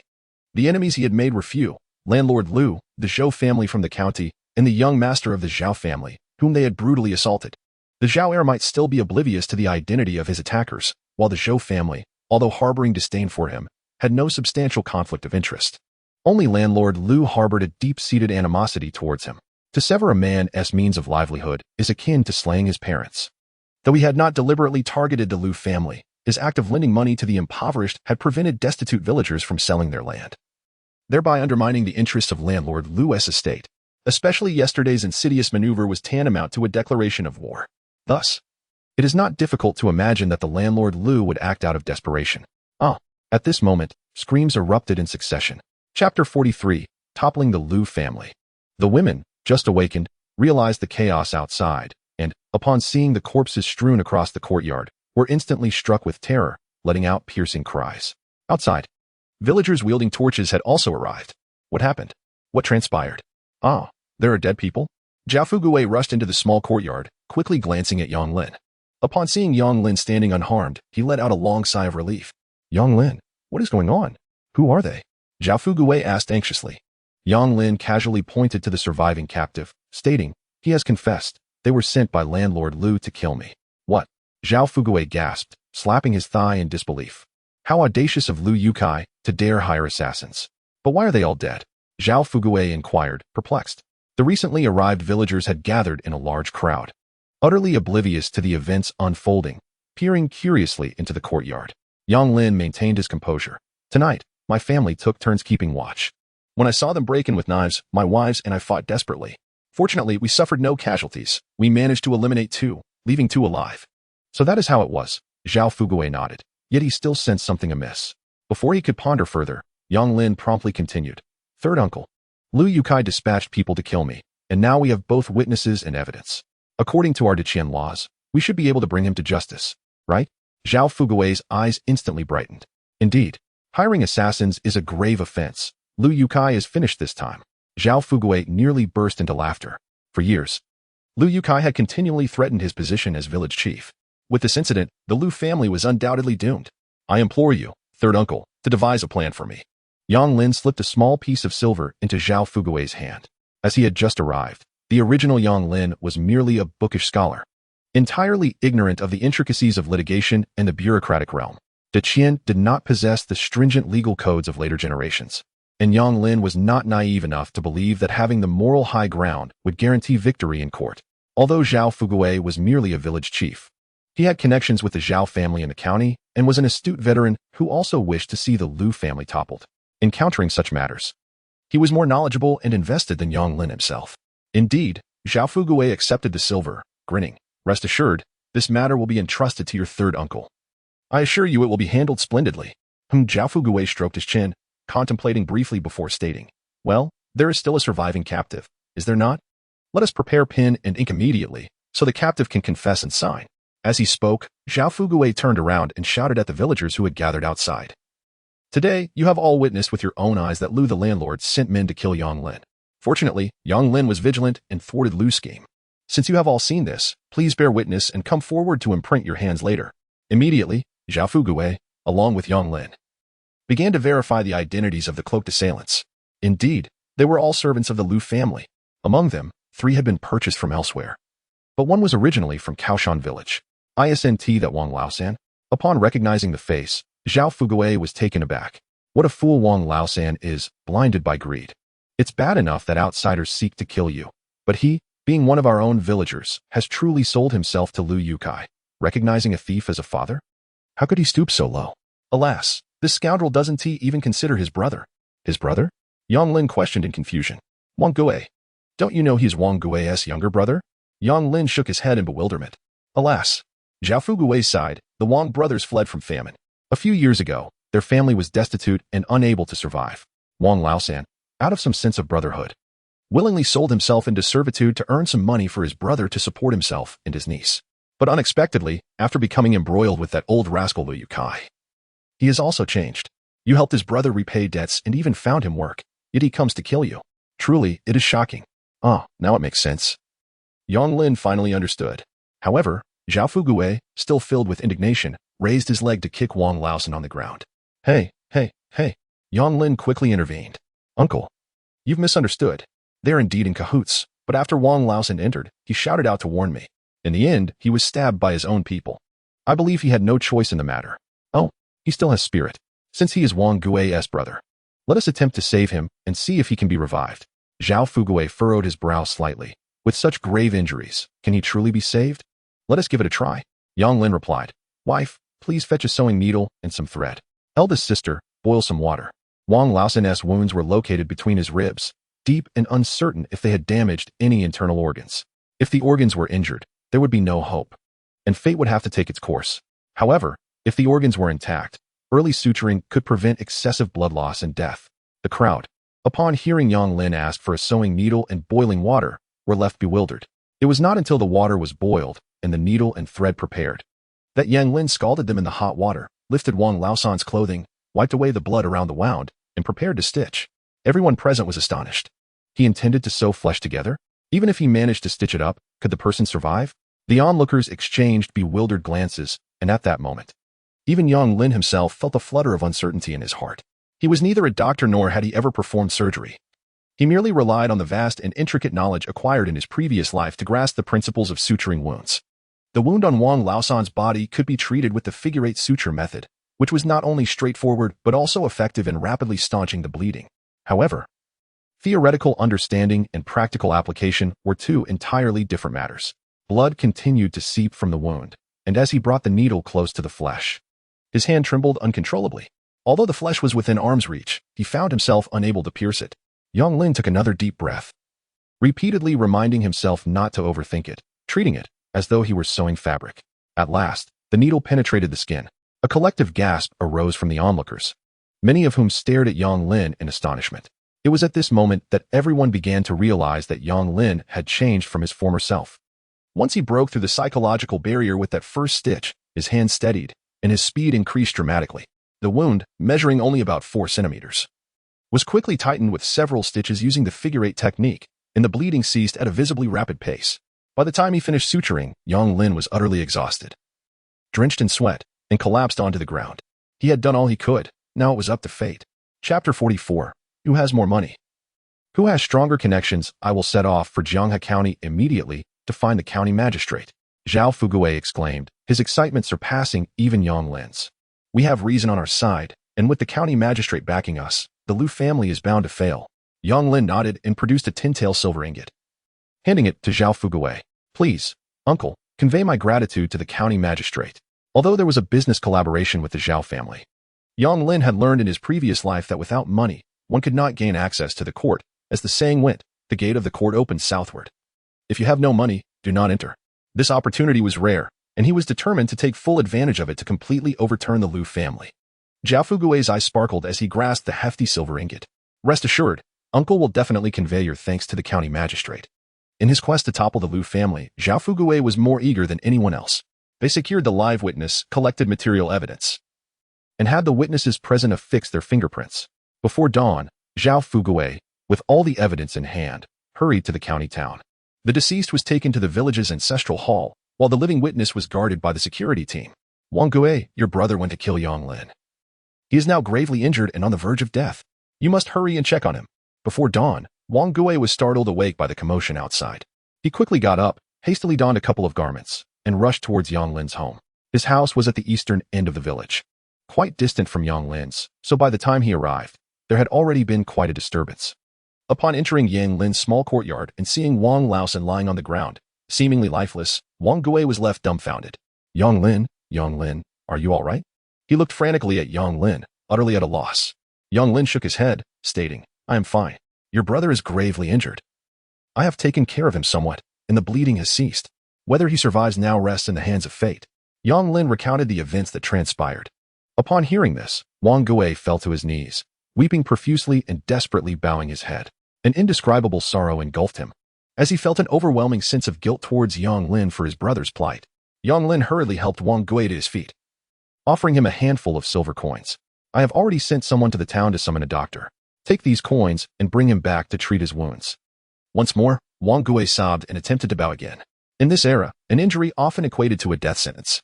The inadequacies of medical care meant that even non-fatal wounds could lead to fatal infections. Moreover, ordinary families could scarcely afford the expenses associated with injury care, let alone medical treatment. Although Wang Gui's family was slightly better off, they were still unable to bear the costs of hiring a physician or caring for the wounded. A wooden door panel was found, and they carried Wang Laosan away, leaving the courtyard in a profound silence, save for the pools of blood that remained on the ground. The outsiders had departed, yet the women were still in a daze, shocked and bewildered. They were all deeply frightened. What surprised Yang Lin was that Li Yuyao and Sanjia, who had shot the masked assailants alongside him, were not as disoriented as the others. Li Yuyao maintained an air of calmness, her expression unfazed, exuding an unperturbed demeanor, as if taking lives was of no consequence to her. In contrast, Sanjia appeared exceptionally exhilarated, her face devoid of fear, radiating excitement instead. Who were they? And how could they possess such psychological fortitude? All right, it's over.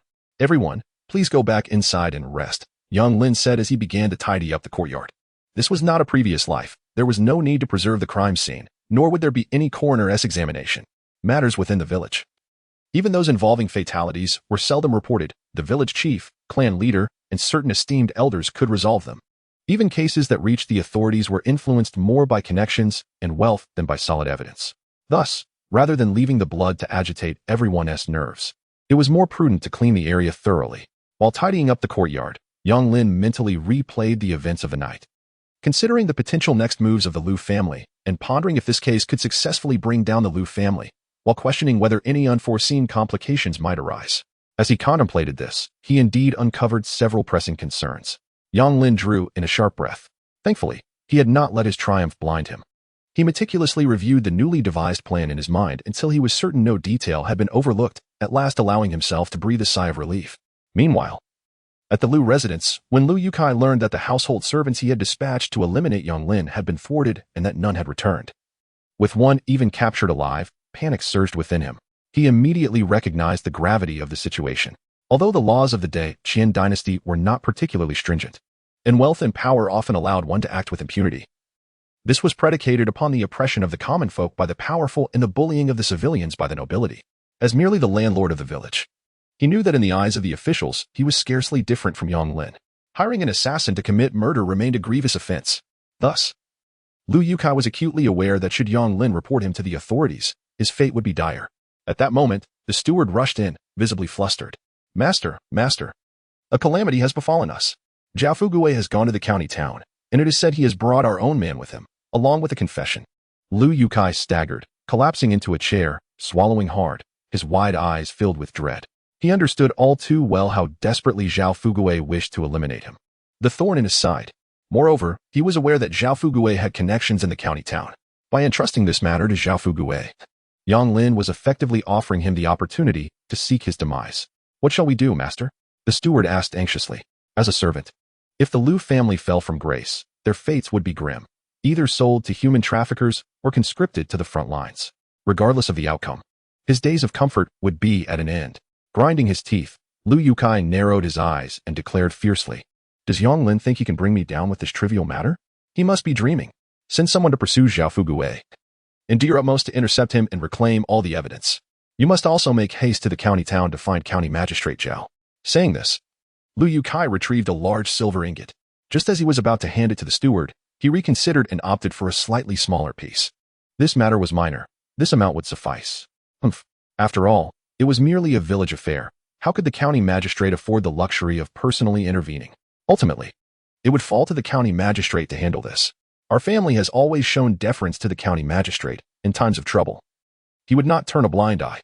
Coupled with this ingot of silver, does young Lin truly believe he can bring me down? He must be dreaming. Receiving the silver. The steward felt it was somewhat insufficient. However, since the master had spoken thus, he did not question it. Chapter 45, The Struggle of the Two Zhaos in Jianghe County. At the Zhao residence, County Deputy Zhao Kong rose early.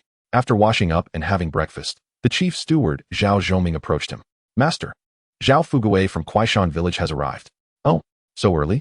Zhao Kong paused, slightly taken aback. My cousin knows the weight of matters. He would not come without reason. Where is he now? He is waiting outside, Zhao Zhoming replied, bowing. Quickly, invite him in. A moment later, Zhao Fugui entered the Zhao residence, trembling. Upon seeing Zhao Kong, he hastily bowed. Greetings, Master Zhao. Cousin, you are here so early. Is there something amiss? Zhao Kong inquired. Zhao Fugui nodded vigorously. Indeed, there is a serious matter. Last night, the landlord Lu Yukai from our village dispatched several of his servants to murder Yang Lin. What? Zhao Fugui had yet to finish his words when Zhao Zhoming and Zhao Kong simultaneously gasped in astonishment. What was the outcome? Is Yang Lin still alive? The two inquired eagerly. Indeed, Yang Lin remains unharmed, though he has endured some fright. Zhao Kong sighed in relief, albeit with a touch of surprise. How could he still be alive after they had attempted to take his life? It seems that Yang Lin possesses some remarkable abilities. Have you come to capture the bandits? I shall dispatch someone to accompany you. Zhao Kong expressed his admiration for tofu, and consequently, he held Yang Lin, the maker of tofu, in high regard.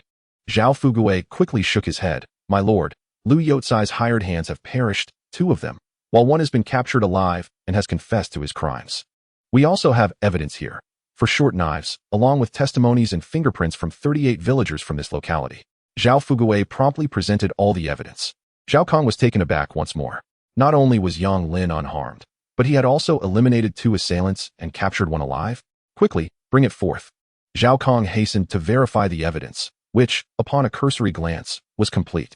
He slammed his palm on the table, exclaiming, what audacity from Lu Yukai! How dare he hire assassins? My lord, Zhao Fugui interjected, stepping forward to discreetly place a silver piece into the hands of the steward, Zhao Zhoming. This is a token of Yang Lin's gratitude. I implore you, amidst your busy schedule, to uphold justice and punish the villains. Zhao Zhongming accepted the silver without a hint of emotion, nodding towards Zhao Kong. Zhao Kang's expression turned serious. Cousin, rest assured, in our great Qin dynasty, we shall not allow these petty thieves to wreak havoc. He continued, please accompany me to the county office to convene the officials. I shall personally lead a contingent to apprehend the criminals. Although this matter did not fall under the purview of the county magistrate, Zhao Kong, motivated by the silver and a burgeoning fondness for Yang Lin, seized the opportunity to meet the tofu-making scholar. Delighted, Zhao Fugui agreed promptly. However, upon arriving at the county office, before Zhao Kong could summon the clerks, the robust county constable, Zhao Dai, hurried in. Ah, Zhao Daren. Why the urgency in calling for my swiftest men this early? Zhao Dai inquired in a gruff voice. The 3 classes of officials were categorized into standing, swift, and strong. The standing class consisted of the constable's usual attendants, brandishing their batons with authority. The swift class, commonly known as the catchers, specialized in pursuing criminals, and were typically under the jurisdiction of the county constable. Thus, while the county magistrate held a higher rank than the constable, being a civil official, he did not normally command the swift class directly. The 2 men, 1 civil and 1 martial, assisted the county magistrate, and their discord was often a source of amusement for him. However, with Zhao Dai's unexpected arrival, Zhao Kong sensed that matters might take a turn for the worse. Zhao Kong declared, reports from Kaoshan village indicate that a hired assassin took a life last night. I shall personally lead a team to apprehend the culprits. Zhao Dai let out a cold smile and waved his hand dismissively, stating that the matter of apprehending a mere thief was hardly worthy of troubling the county magistrate. As the county officer, it was his duty to eliminate harm to the people. Such trifles could be handled by him and his men without burdening Lord Zhao. Though his words were polite, the underlying message was clear. This matter falls under my jurisdiction. Zhao Kong, however, was not easily swayed. He replied coolly, indicating that he had already taken charge of the case and would see it through to the end, so there was no need for Lord Zhao to exert himself. Zhao Dai, with a grin, leaned closer and lowered his voice, mentioning that he had heard the man surnamed Yang was not only alive but had also killed 2 servants of the Lu family. He provocatively raised his eyebrows and asked Zhao Kong if it were possible that Yang Lin had committed murder first and then framed Lu Yukai. Zhao Kang's anger flared. Though he too accepted bribes, he had his principles and would never distort the truth. The fact that Zhao Dai was aware of this situation and sought to meddle suggested that he had indeed received payment from the Liu family. If this matter were handed over to Zhao Dai, it would not only fail to bring the Liu family to justice, but could very well backfire. Lord Zhao. Zhao Kong retorted coldly, am I to understand that I no longer have authority over this case? Ah, Zhao Dai sneered, of course you do. But this is within my purview. If I handle it poorly, I shall gladly accept your guidance. Otherwise, there is no need for your concern. And what if I insist on being involved? Zhao Kong countered frostily. Then let us invite the county magistrate to make the final decision. Zhao Dai replied with a sinister laugh. The mention of the county magistrate, or the Zhixian, sent a chill down Zhao Kang's spine. Zhao Dai's tenacity today suggested that the magistrate had already been compromised. If that were the case, even Zhao Kang's desire to assist Yang Lin would be futile. After a moment, the two entered the back hall, where they encountered County Magistrate Wu Yong. In his 40s, Wu Yong had risen to his position through donations and had become quite prosperous over the past 3 years. Upon hearing the background from both men, he frowned and glanced at his assistant. The assistant subtly shook his head, indicating that no one had offered him any bribes. Wu Yong's expression immediately soured. Observing the dispute between Zhao Kong and Zhao Dai, he concluded that both had accepted bribes, yet no one had shown him any respect. Given that this is a matter of life and death, it warrants a thorough investigation. You two need not squabble. We will follow the proper procedures. Zhao Dai will pursue the culprit, while Zhao Kong, as the county officer, should refrain from unnecessary worry. I am fatigued. You may both withdraw. Since no one had honored him, Wu Yong was disinclined to involve himself further in this troublesome affair. The two men complied and exited the back hall. Once outside, Zhao Dai declared triumphantly, rest assured, county officer, I will handle this case with utmost diligence, and there will be no need for your further intervention. Ha ha ha. Meanwhile, Zhao Fugui, who had been anxiously waiting outside, rushed up to Zhao Kong as he emerged. My lord, how did it go? Zhao Kong furrowed his brow and shook his head. The situation is dire. Zhao Dai has snatched the assignment and will soon set off for Kaoshan village. You must hurry back and inform Yang Lin that Zhao Dai is insatiable and operates in both the light and the shadows. He must exercise utmost caution. If he is extorted, he should concede. Better to part with wealth than to invite disaster. Chapter 46. After capturing Yang Lin, Zhao Dai summoned 10 constables, mounted his steed, and departed from the county office. Outside the office, Zhou Xingyang, who had been waiting, hastened to greet Zhao Dai upon his emergence. As expected, the county magistrate has entrusted me with handling this case, Zhao Dai declared with an air of superiority. Zhou Zhengquan bowed deeply and respectfully remarked, Uncle Zhao, I shall accompany you. The two exchanged knowing glances, each eliciting a cold smirk, an unvoiced understanding between them. After more than an hour, Zhao Dai arrived at Kaoshan village, heading directly for the home of Liu Yukai. Master, the county lieutenant has arrived. The steward, who had returned with Zhao Dai, hurriedly reported upon entering. What? Liu Yukai exclaimed, taken aback and momentarily dazed. He had already spent money. Why was the county lieutenant here? Could it be to arrest him? The steward, brimming with excitement, quickly added, Master, the Zhou family from the county has also taken action. The county lieutenant is not here for you, but to deal with Yang Lin. Liu Yukai was momentarily stunned before bursting into hearty laughter. Excellent, excellent. He rejoiced, delighting in the misfortune of Yang Lin. Yang Lin, you shall meet your demise this time. Liu Yukai clenched his fists tightly and promptly set out to welcome County Lieutenant Zhao Dai. Upon entering the grand courtyard of the Liu family, Liu Yukai instructed his servants to procure fine wines and dishes, posting the constables in the courtyard while respectfully inviting Zhao Dai and Zhou Xingyang into the house. Once the door was closed, Liu Yukai ordered preparations for even more exquisite refreshments, intending to engage in small talk. However, Zhao Dai suddenly slammed his hand on the table. How dare you, Liu Yukai, conspire to harm others for profit? Zhao Dai glared at Liu Yukai from his central position. Liu Yukai trembled at once. Yet he quickly regained his composure, understanding the gravity of the situation. He hastily produced a large ingot of silver from his sleeve. I am wronged. I implore you to discern the truth, esteemed sir. Zhao Dai nonchalantly accepted the silver, giving a slight nod. Indeed, Yang Lin accuses you of conspiracy to commit murder. But I perceive your innocence. It must be Yang Lin's falsehood. Yes. Liu Yukai hurriedly concurred. Yang Lin has slandered me, and I am grateful for your discerning eye.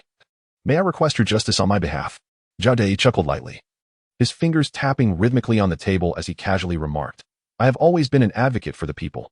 Yet how to punish Yang Lin will depend on your sincerity. His gaze swept over Liu Yukai, accompanied by a knowing smile. Liu Yukai cursed Zhao Dai's avarice internally, but found himself helpless, producing yet another ingot of silver. Esteemed sir, please see the truth. Yang Lin is a notorious villain, committing heinous acts in the village. I implore you, esteemed sir, to bring justice upon him. I offer my sincere intentions.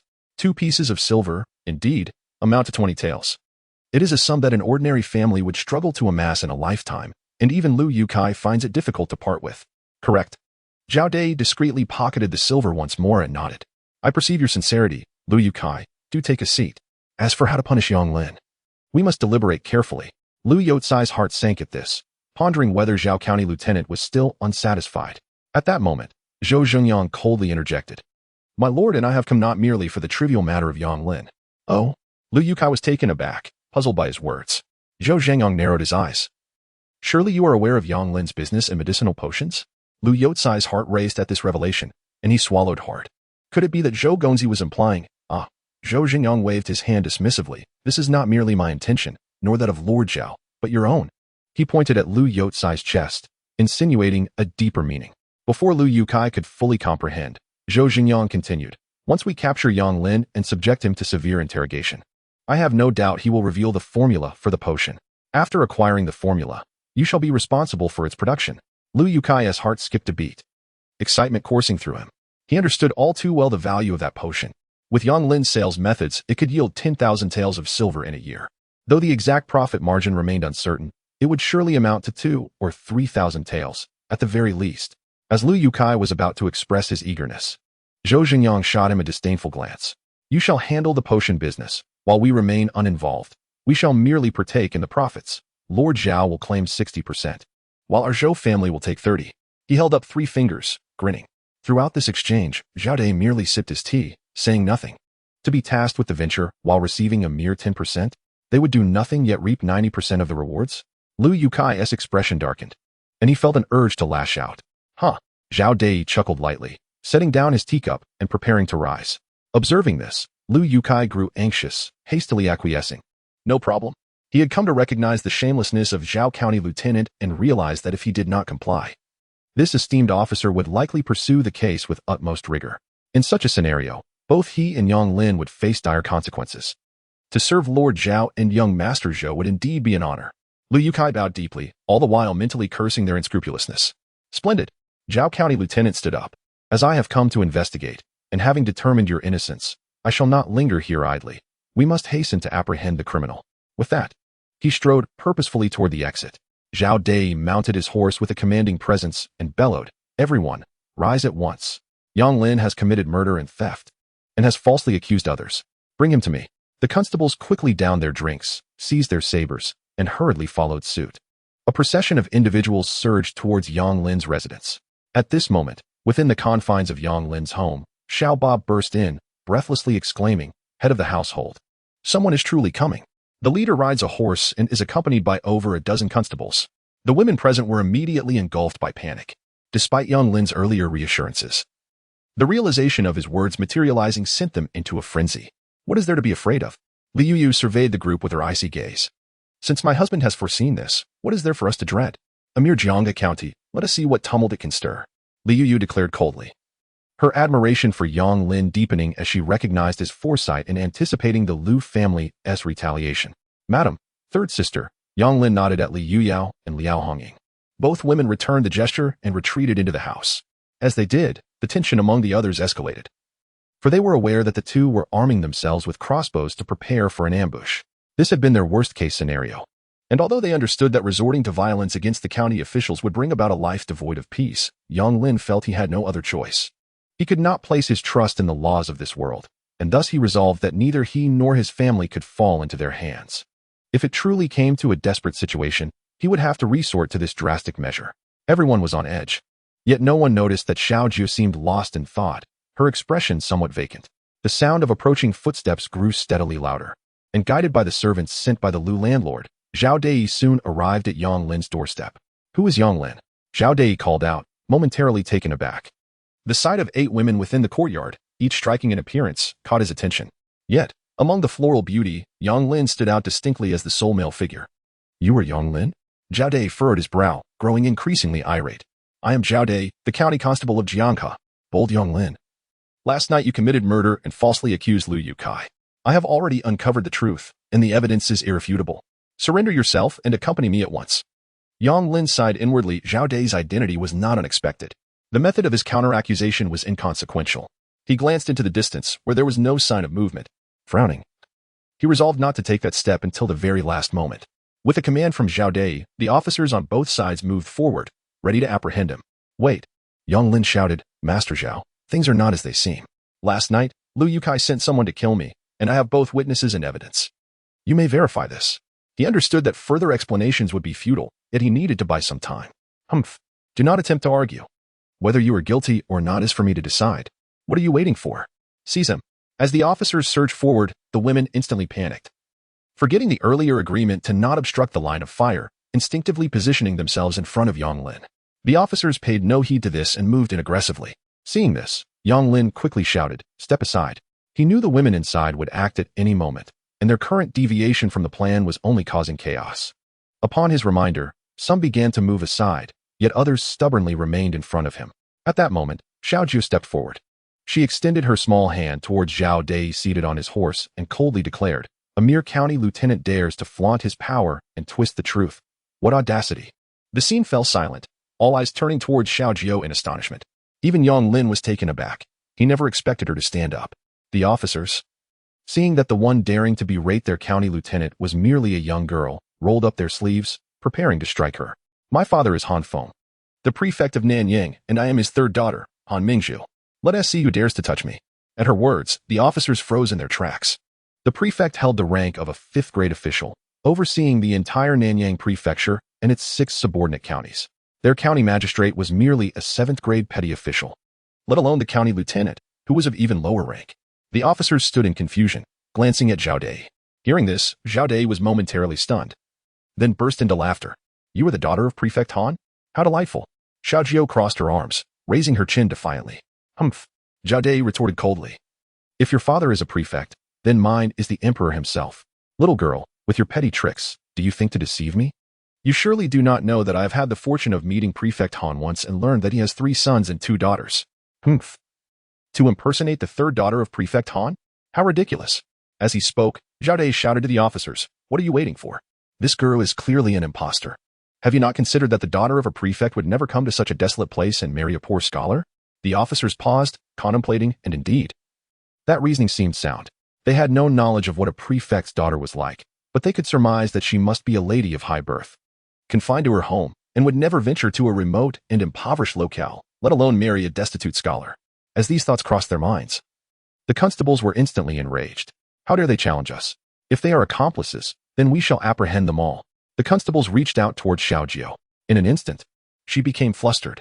I am truly the daughter of Han Feng. You must believe me, Zhao County Lieutenant.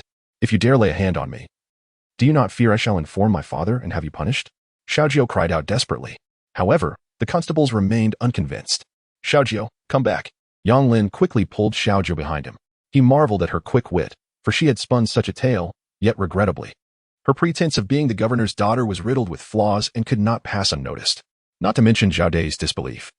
Even Yang Lin himself found it hard to believe. At this moment, with the imminent battle, Yang Lin worried that she might be harmed by stray arrows. So he hastily drew her back behind him. Brother, I truly am Han Feng's daughter. Han Feng is a scoundrel. I never intended to acknowledge him. But today I reluctantly did, yet they refused to believe me.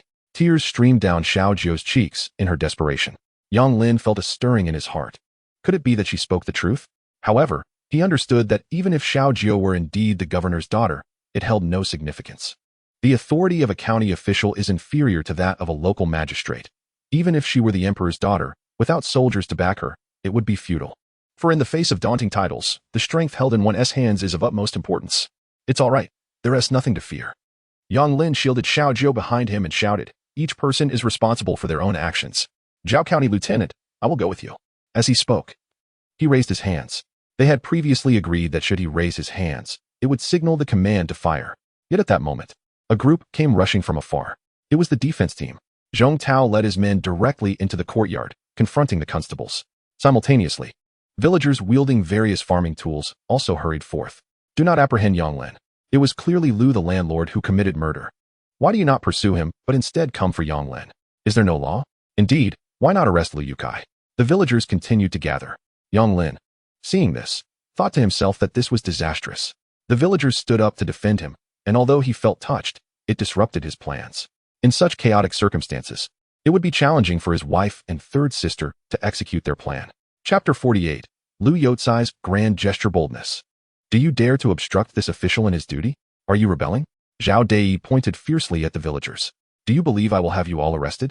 Yet the villagers remained undeterred, standing resolutely before Yang Lin, their eyes fixed intently on Zhao Dei. The intensity of their gaze unnerved Zhao Dei. The constables were equally bewildered. There were simply too many villagers around, surely. They could not arrest them all? You, Zhao Dei gritted his teeth in frustration. In Jiangga County, he had never experienced such disregard. Very well. If it is death you seek, so be it. Zhao Dei bellowed. Draw your blades, all of you. Anyone who dares to interfere shall be cut down. With that, the constables swiftly unsheathed their swords, pointing them menacingly at the townsfolk. The villagers were taken aback, instinctively retreating. However, one individual did not back down. Wang Gui declared, if you wish to capture Yang Lin, you must first step over my corpse. Without Yang Lin, my family's going would have long been seized by the Liu family. Yang Lin is my savior. I would rather sacrifice my life today than allow you to take him. He stood tall, advancing towards the gleaming blades of the constables. And I too. Emerged another voice from the crowd. Were it not for Yang Lin lending me money, I would have been forced to sell my land to the Liu family and never recover. Now that Yang Lin has provided us a better life, we cannot allow anyone to bully him. Others chimed in. Indeed, Yang Lin has aided us. We cannot remain indifferent in his time of need. If you wish to apprehend him, take me as well. My life is worthless. Take it if you dare. More villagers stood forth, all defiantly raising their chins to face the blades, their eyes devoid of fear. Zhao Dei was utterly flabbergasted. It was easy to intimidate the common folk, to beat them or even arrest them. But now, confronted by these fearless souls who were unafraid of death, he found himself at a loss. Surely, he could not resort to murder. It was not that he lacked the courage. Rather, the repercussions of killing in public would jeopardize his career. Just as Zhao Dei found himself in a predicament, a familiar voice suddenly rang out from beyond the crowd. Make way, make way. The county magistrate has arrived. Zhao Fuchio's resounding voice echoed through the vicinity. Upon hearing this, Yang Lin finally exhaled in relief. The situation was now resolved. Zhao Fuchio pushed through the throng, accompanied by 2 individuals and a dozen strong constables. Zhao Dei frowned at the sound of Zhao Fuchio's call. Following the noise, he indeed spotted County Magistrate Zhao Kang. However, it was the elderly gentleman beside Zhao Kong, over 50 years of age, that left Zhao Dei utterly astonished. Mr. Zheng, what brings you here? This gentleman, Mr. Zheng, was the esteemed aide to County Magistrate Wu Yong. He was the magistrate's trusted advisor, orchestrating strategies, managing finances, and overseeing affairs. In terms of rank, an aide held no official position, far inferior to the county magistrate and constable. Yet, within Jiangga County, this Mr. Zheng stood as a figure second only to the magistrate himself, for he represented the authority of County Magistrate Wu Yong. The moment Zhao Dei laid eyes on Mr. Zheng, he realized that Yang Lin had likely reached out to the magistrate. How intriguing. Zhang Dongqiao stroked his beard and chuckled, saying, the esteemed county magistrate is benevolent and cares for the people as his own children. Upon learning of the attempted murder of Yang Lin from Kaoshan village last night, he was greatly shocked and personally took charge of the investigation. Hearing this, Zhao Dei understood everything. Zhang Dongqiao took out a piece of paper from his sleeve, unfurled it, and read aloud with great flair. Following the thorough examination by the esteemed county magistrate, it has been determined that the rogue Liu Yukai from Kaoshan village, having dispatched his servants and hired assassins, committed this heinous act with audacity. The evidence is irrefutable. Zhao Darren, the magistrate commands that you apprehend Liu Yukai immediately. As for the subsequent proceedings of this case, they will be entrusted entirely to the county vice magistrate. Zhang Dongqiao, still smiling, handed the paper to Zhao Dei. Zhao Dei's expression darkened as he hastily glanced at the document and, with a stoic demeanor, clasped his hands in a salute to Zhang Dongqiao, saying, the magistrate's insight is indeed remarkable. I shall carry out my orders. With a stern countenance, he called out, let us proceed to capture Liu Yukai. He felt a deep sense of reluctance. Just when success was within reach, it seemed to slip away.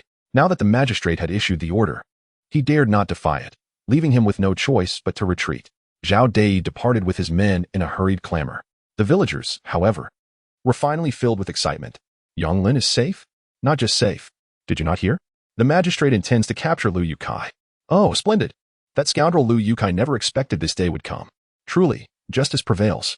In that moment, the common folk expressed their heartfelt gratitude to the distant county magistrate. Yet, only Zhao Fugui understood that this outcome was not solely due to the magistrate's astute judgment. Rather, it was because Yang Lin, realizing he had not presented a gift to the magistrate, had dispatched someone to follow him and deliver a substantial bribe of 200 taels of silver. For the county magistrate, 200 taels was not an insignificant amount, but Yang Lin sought not to corrupt justice, merely wishing for fair treatment. To Wu Yong, it was but a trifling matter. At that moment, with the business concluded, Mr. Zheng departed without even casting a glance at Yang Lin.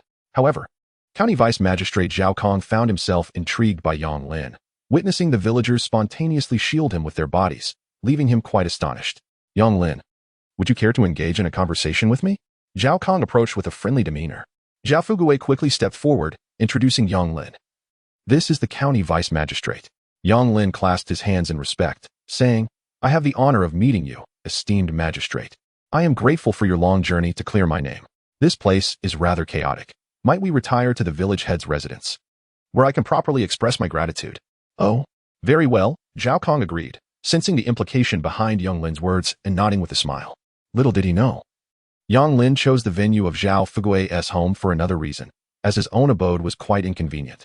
As Yang Lin withdrew 50 taels of silver and arrived at Zhao Fugui's residence to express his gratitude to Zhao Kong, Lu Yukai was being forcefully escorted out of his home, tightly bound. Outside the Lu family's door, numerous villagers awaited. Upon witnessing Lu Yotsai's disheveled appearance, accompanied by his weeping wife and daughter, the villagers erupted in jubilant cheers. Master, why are they arresting you? Lu Yotsai's wife cried out in despair. Cease your lamentations. Lu Yukai turned sharply to his wife, reprimanding her loudly. All you do is wail. Go immediately to find Yang Lin. Tell him I wish to present him with a grand gift. Chapter 49. The orphans trust what? Lu Yukai wishes to see me? Just after Zhao Kong had departed, Lu Yotsai's wife approached. Yang Lin was taken aback upon learning that Lu Yukai sought an audience with him. Zhao Fugui interjected hastily. That old dog Lu Yukai may be harboring ill intentions. Yang Lin, heed my advice, let us not concern ourselves with him. However, Yang Lin waved his hand dismissively. Not necessarily. When a man is on the brink of death, his words may carry wisdom. He is now at the end of his rope. His desire to see me might not be malevolent. I am curious to discover what grand gift he intends to bestow. As the escorting party led Lu Yukai out of the village, Yang Lin emerged from Zhao Fugui's home just in time to catch up. Yang Lin, you have come. Lu Yukai called out from a distance. This was Yang Lin's first genuine encounter with the sole landlord of Kaoshan village. In his 40s, Lu Yukai appeared somewhat portly, with a prosperous visage, yet at that moment, his hands were shackled, presenting a pitiful sight. Yang Lin reflected on the animosity that had accumulated between them. Realizing that this was their first meeting amidst such turmoil, Lu Yukai had arranged for a constable to allow him a moment alone with Yang Lin. What is it that you wish to discuss? With no one else present, Yang Lin inquired directly. His curiosity piqued. Under such circumstances, if Lu Yukai had anything to convey, it ought to be shared with his wife and children, so why seek him out instead? I have stated that I wish to present you with a grand gift. Lu Yukai wasted no time in getting to the point. For many years, I, Lu Yukai, have managed a substantial estate in Kaoshan village, and now, due to your actions, I fear I shall never return. He then cast a cold glance at Yang Lin and continued. What do you think will become of the Lu family after I am gone?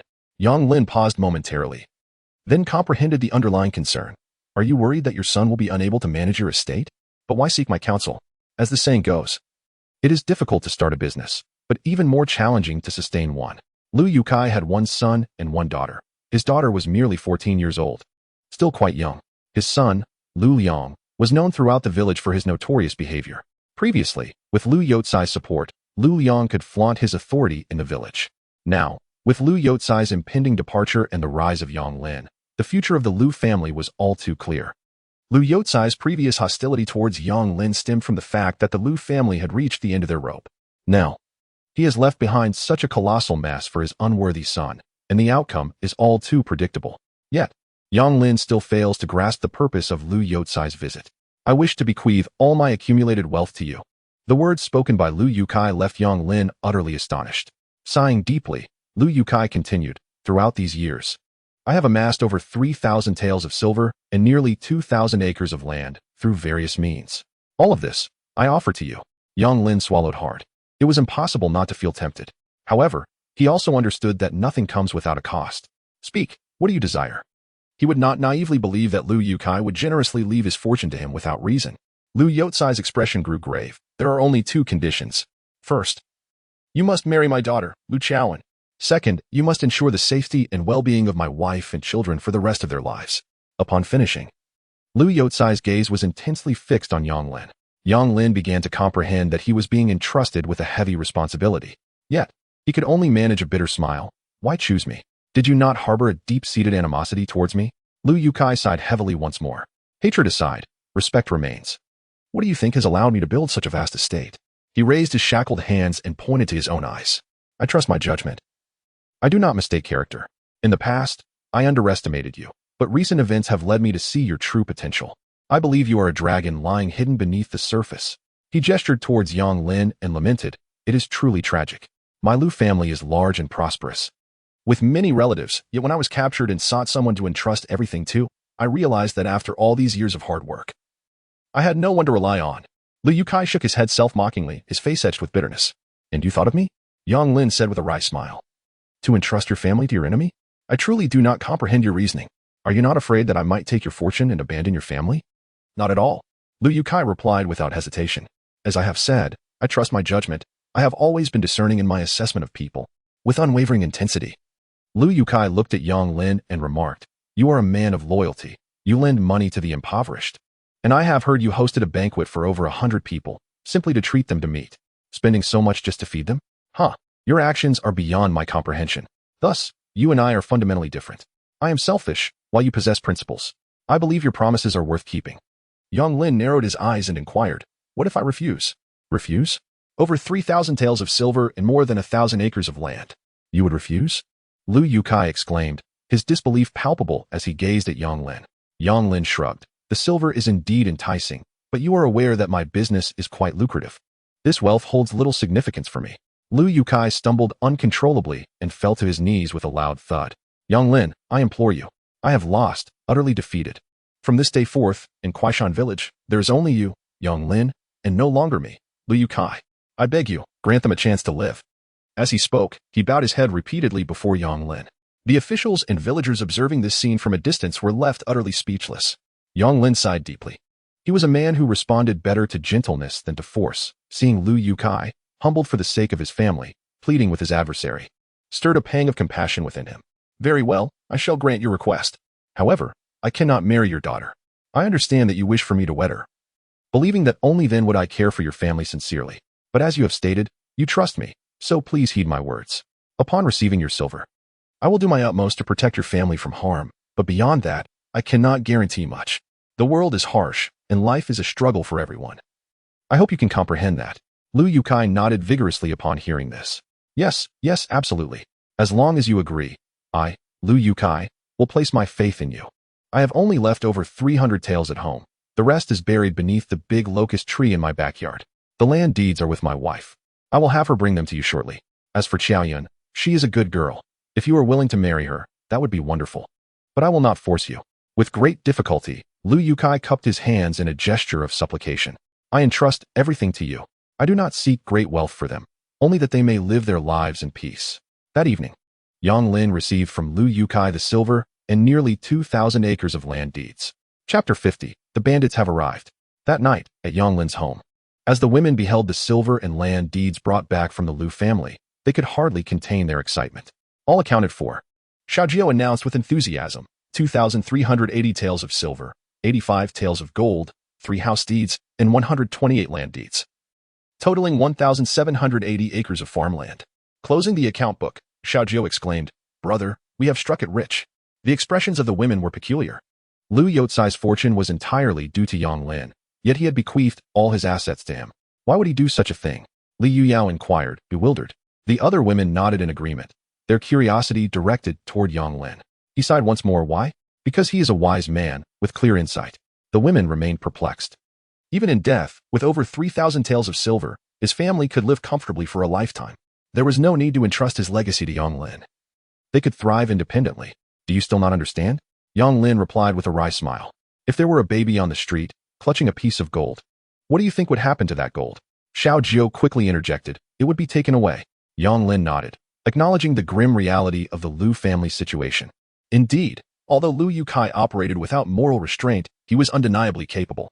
While he was alive, he managed to safeguard the Lu family's fortune, however, in his absence.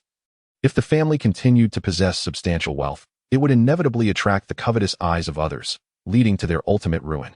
Thus, I assert that Liu Yukai was a man of discernment. He understood the wisdom of decisive action, knowing that hesitation could lead to chaos. For the Liu family, their wealth had become a burden. Surrendering it to me in exchange for a promise would be their most prudent course of action.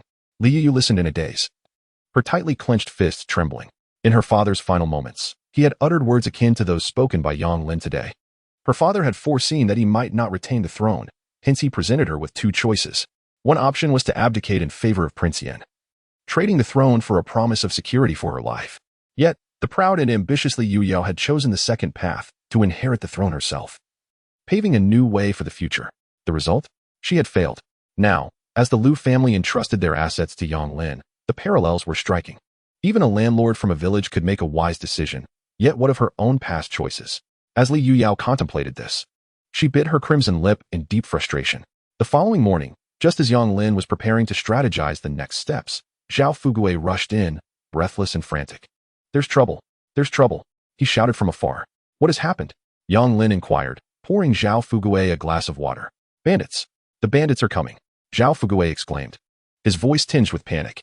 "The people from Shalu village just warned us that the bandits have headed there, and they'll be here in an hour or two." Zhao Fugui grasped Yang Lin's arm, his anxiety palpable. Yang Lin furrowed his brow. Why would the bandits come at this time? Zhao Fugui nodded in agreement. "Indeed. They usually don't strike during the off-season. But never mind why they are coming. You must hurry to the riverbank, halt operations at the tofu workshop, and take your women and money to the back mountain. I must alert others. Remember to flee quickly." As Zhao Fugui was about to leave, Yang Lin called after him. "Wait. How many bandits are there?" Zhao Fugui paused, taken aback. "Why do you ask?" "I'm merely curious. I have never encountered bandits before," Yang Lin replied, maintaining a calm demeanor. Cow Mountain Village is strategically situated, distant from the bandit stronghold, which is why, whenever the bandits descended to plunder, neighboring villages would invariably rush to deliver warnings before they reached Cow Mountain Village. Those with ample grain could not swiftly relocate all their provisions, risking theft. Yet, in the past, Yang Lin had been too impoverished and solitary. Whenever bandits appeared, he would seek refuge in the mountains alongside the villagers, untroubled by the loss of valuables. And thus he had never laid eyes on a bandit. Zhao Fugui twitched his lips, expressing disdain. What is there to admire about bandits? They are ruthless killers without a flicker of hesitation. I hear this group consists of 7 or 8, perhaps. Only 7 or 8. Yang Lin was taken aback. Zhao Fugui chuckled. "Oh, my dear ancestor, 7 or 8 is not a trivial matter.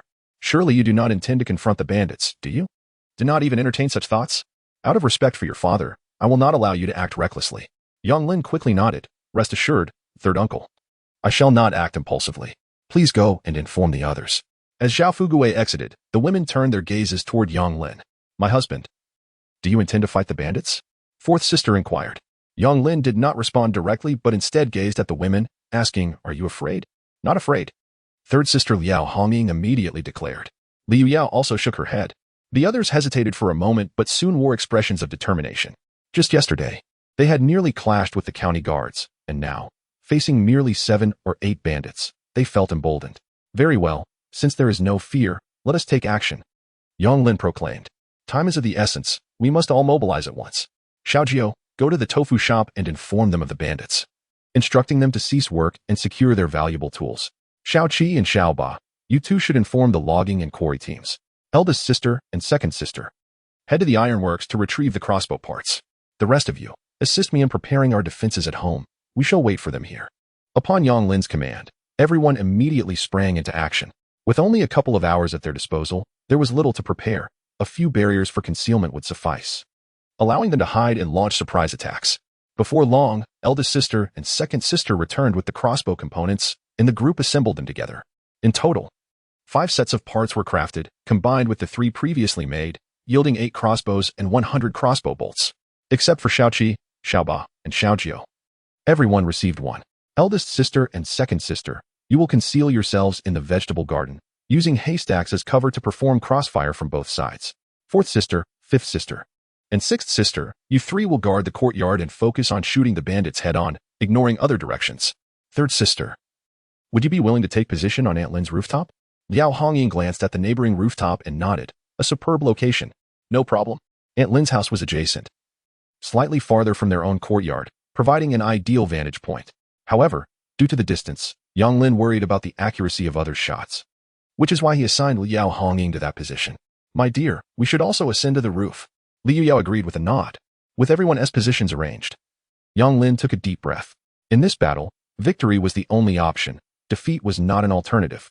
Chapter 51. The air of a general after ensuring that Xiao Qi, Xiao Ba, and Xiao Jiao were adequately positioned. Yang Lin led the women to take cover throughout the courtyard.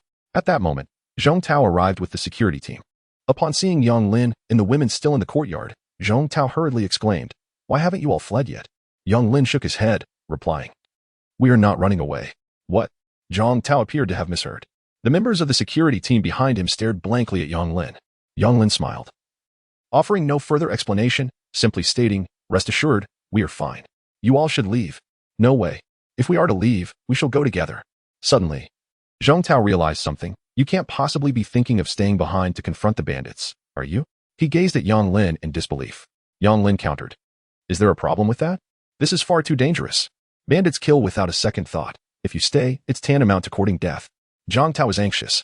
Yang Lin smiled gently. "Brother Zhong, there is no need to persuade me further. You know that once I make a decision, I do not waver. You all should leave. As for this place, I will remain with my wives. I am curious to see if those bandits possess 3 heads and 6 arms or if they are truly invincible." In that moment, Zhong Tao was struck by Yang Lin's calm demeanor. He looked at the frail Yang Lin, then glanced at the manure fork he held in his hand. And his breath quickened. "Yang Lin, are you truly prepared to confront the bandits?" Zhong Tao fixed his gaze intently on him. "Of course. All right. I will stay and accompany you." Zhong Tao gripped the manure fork tightly, a fire igniting in his heart. In the past, when bandits arrived, they would flee, helplessly watching as the bandits absconded with what little possessions they had painstakingly gathered. It was utterly frustrating. Yet, they had no choice, for no one had ever contemplated resistance. Many had never even laid eyes on a bandit. Each time they heard of an impending raid, they would hastily escape. But this time, the frail Yang Lin stood up, determined to resist the bandits alongside his women. This made the tall and mighty Zhong Tao feel a burning sensation in his cheeks. Turning to the members of the security team behind him, Zhong Tao declared, "Brothers, you may leave. I have decided to stay and fight the bandits alongside Yang Lin." Everyone was taken aback. At that moment, someone stepped forward, proclaiming, "I say, let none of us leave. Let us all stay and confront the bandits." "Exactly. We are the security team. If the bandits arrive and we flee, what are we protecting? Indeed, if Yang Lin can stay, so can we. Our wages come from Yang Lin. If he is lost, our security team ceases to exist. Yes, the bandits are not more fearsome than us. We outnumber them. What is there to fear? Let us take them on." The 10 members of the security team, selected from among the village's able-bodied young men, were filled with youthful fervor. With each voice rising in support, the resolve in their hearts was fully ignited. Seeing this, Yang Lin felt a surge of gratitude. Their courage to remain was commendable, and he would certainly not refuse their solidarity. Originally, the women were armed solely with bows and arrows, which, while potent, posed a significant risk should bandits close in. However, now that the defense team has agreed to stay, equipped for both ranged and close combat, the overall threat level is considerably diminished. Very well. Since everyone is willing to remain, you shall all heed my command. Brother Zhong, gather some pot lids to serve as shields, and everyone else, discard your wooden sticks in favor of pitchforks and machetes. Take cover behind my house. When the bandits arrive, do not rush out. Wait for my signal. Only upon hearing the words quick, quick, quick may you emerge. Aside from that, regardless of what you hear, remain still. Do you understand?" The members of the defense team nodded in a daze. Yang Lin had spoken clearly, and they comprehended his instructions. However, Zhong Tao questioned, "Ambush first, then rush out? What is the purpose of that? In my view, it would be better to wait here and confront the bandits directly." The others nodded in agreement. Unaware of the crossbows in Yang Lin's possession, they failed to grasp the strategy behind his ambush. Yang Lin smiled, "Brother Zhong, just trust me." "All right then." Zhong Tao nodded. "But you must remember to call out. Rest assured, if we find ourselves in a bind, I will certainly shout." Zhong Tao immediately gathered some pot lids and exchanged the wooden sticks for the more lethal pitchforks and machetes, leading his team to take cover behind Yang Lin's house. After arranging the defense team, more than an hour had passed since Zhao Fugui's warning, and the bandits could arrive at any moment. Yang Lin hastily organized the women into their positions, each armed with a crossbow and 12 bolts. The eldest and second sisters concealed themselves behind haystacks on either side of the yard, while the fourth, fifth, and sixth sisters took refuge behind makeshift barricades within the courtyard. Liao Hongying skillfully scaled the wall to Aunt Lin's house next door, climbing effortlessly to the rooftop and crouching behind the ridge, stringing her crossbow. Yang Lin and Li Yuyao also ascended to their own roof. At that moment, the defense team was astonished to see that Yang Lin and his women wielded peculiar-looking weapons. Yet, they could not fathom how they intended to combat the bandits from atop the roofs. The terrain of Xiangshan village was flat, and lying on the rooftops provided a panoramic view of the entire village. Li Yuyao, nestled beside Yang Lin, curiously surveyed the village from this vantage point, her thoughts swirling. Engaging a few bandits did not cause her any anxiety, especially since the power of the crossbows had already been proven. Initially, their 3 crossbows had easily dispatched the men sent by Lu Yukai. Now, with 8 crossbows and ample bolts, and having made preparations in advance, dealing with 7 or 8 bandits seemed a trivial matter. What surprised Li Yuyu was Yang Lin's meticulous arrangement. Yang Lin was merely a scholar from the village, never having set foot on a battlefield, let alone commanded troops. Yet, at this moment, he orchestrated his plans with remarkable clarity and organization. Exuding the demeanor of a seasoned general, he found it perplexing. Could such talent be innate? Little did he know that in his previous life, amidst an era of information explosion, everyone had watched a few films depicting the intricacies of war.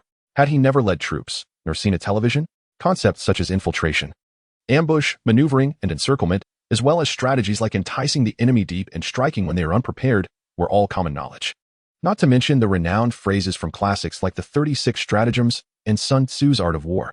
Even elementary school children could recite a few lines. In the information age, various forms of knowledge, useful or otherwise, were absorbed passively every day, a reality that could not be compared to the present era. Just as Li Yuyao was lost in thought, Yang Lin suddenly lowered his voice, exclaiming, "They are coming." Chapter 52. A hero's mercy. Li Yuyao snapped back to attention and gazed into the distance, where she saw a group of individuals pushing 2 small carts. As they entered the village, they began to pillage the first house at the village entrance. The bandits showed no disdain for the grain in the jars, the iron tools in the homes, or the dried vegetables in the yards. The villagers had all hidden away, leaving the vast Kuaishan village eerily deserted. The bandits moved as if in an uninhabited realm, rummaging through one household after another, filling their carts to the brim, and drawing ever closer to the Yang residence.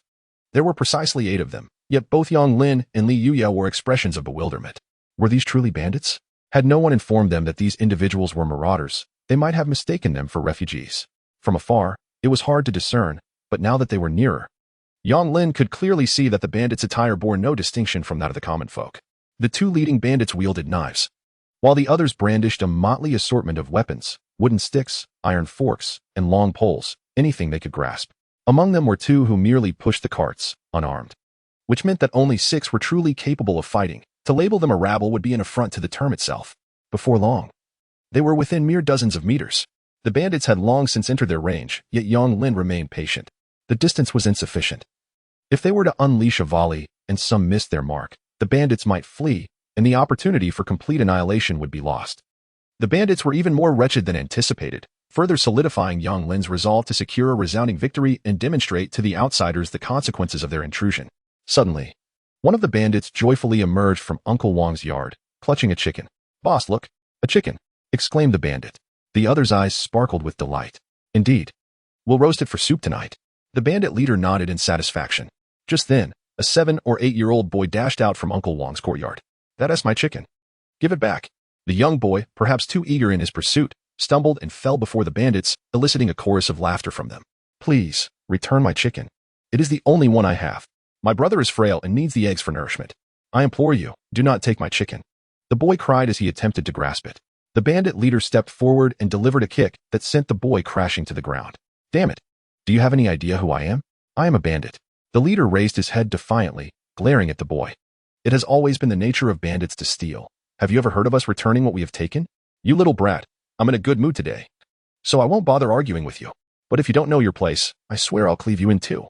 The bandit leader brandished his rusty knife, causing the boy to retreat in terror, prompting another round of laughter from the gang.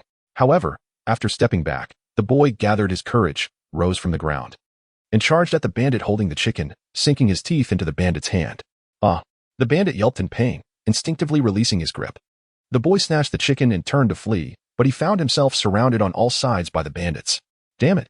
You dare to bite? If I don't kill you today, then I am not a bandit." With that, the leader raised his knife. Yang Lin was taken aback. The boy was Taiju from Uncle Wang's family, who had all retreated to the mountains for safety. It was unclear why Taiju had not joined them. But now that he was caught by the bandits, he was surely in peril. Yang Lin feared that ordering an arrow strike now might inadvertently harm Taizhu. He leapt down from the building and shouted, "Stop!" Behind the house, Zhong Tao and others were astonished at Yang Lin's unexpected actions. This was not part of the previous plan. Yang Lin raised a finger to signal for silence, then emerged from behind the house, advancing towards the bandits. The women, concealed around the courtyard, were startled, yet they remained still as Yang Lin had not commanded them to shoot. The bandits, startled by Yang Lin's sudden shout, looked around frantically until they finally spotted him. "Who the hell are you? Do you know who I am? I am a bandit. Dare to meddle in my affairs, and I swear I'll kill you right now." The bandit leader pointed his knife at Yang Lin. In response, Yang Lin raised his crossbow, aimed it at the bandit leader, and calmly declared, "Release that child, and I will grant you a complete corpse." The bandit leader paused, then erupted into laughter, as if he had heard a particularly amusing joke. "Kid, since you were seeking death, don't blame me for your short life. It's been a while since I last killed someone." With that, the bandit leader approached Yang Lin, noticing the weapon in his hand but dismissing it as unimportant. The distance between the two parties was less than 10 meters when the bandit leader swaggered forward, exuding an intimidating aura. Just as those lying in ambush held their breath in anxiety for Yang Lin, he unexpectedly pulled the trigger. Whoosh! The crossbow bolt swiftly found its mark in the chest of the bandit leader. It seemed that the leader had yet to comprehend the situation, his expression twisting into one of sheer agony before he staggered and collapsed to the ground, lifeless. In that fleeting moment of pulling the trigger, Yang Lin did not even cast a glance at his opponent. Disregarding the pounding of his heart, he hurriedly knocked another bolt and shouted, "Come on! Weren't you going to kill me?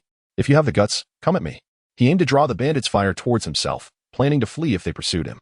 Once they entered the courtyard, the women hidden within could unleash their arrows and eliminate them all. This was the only strategy he could devise in such a short time to protect Taizhu. Having already drawn their fire, surely these bandits would not ignore him and seek trouble with Taizhu instead. However, as the bandit leader fell and he readied the second arrow, he was astonished to find that the remaining bandits appeared utterly paralyzed with fear. Witnessing Yang Lin raise the crossbow once more to aim at them, one bandit dropped his weapon and fell to his knees with a thud. "Spare me! Spare me!" This cry for mercy seemed to act as a signal, prompting the others to drop their weapons and prostrate themselves on the ground. I did nothing. I've never killed anyone. I'm from Wang Wang village. Woe is me, I'm not a bandit. Hero, spare me. Please, spare me." Faced with the bandits, each one weeping and pleading for mercy, Yang Lin was momentarily taken aback. They had all surrendered? Not even a token resistance? Moreover, he felt, at this moment, that he resembled a bandit more than they did. Chapter 53, Cole. Wang Taizhu, clutching a chicken, seized the opportunity to scurry behind Yang Lin, his little face ashen. Yang Lin, still brandishing the crossbow aimed at the bandits, remained on high alert.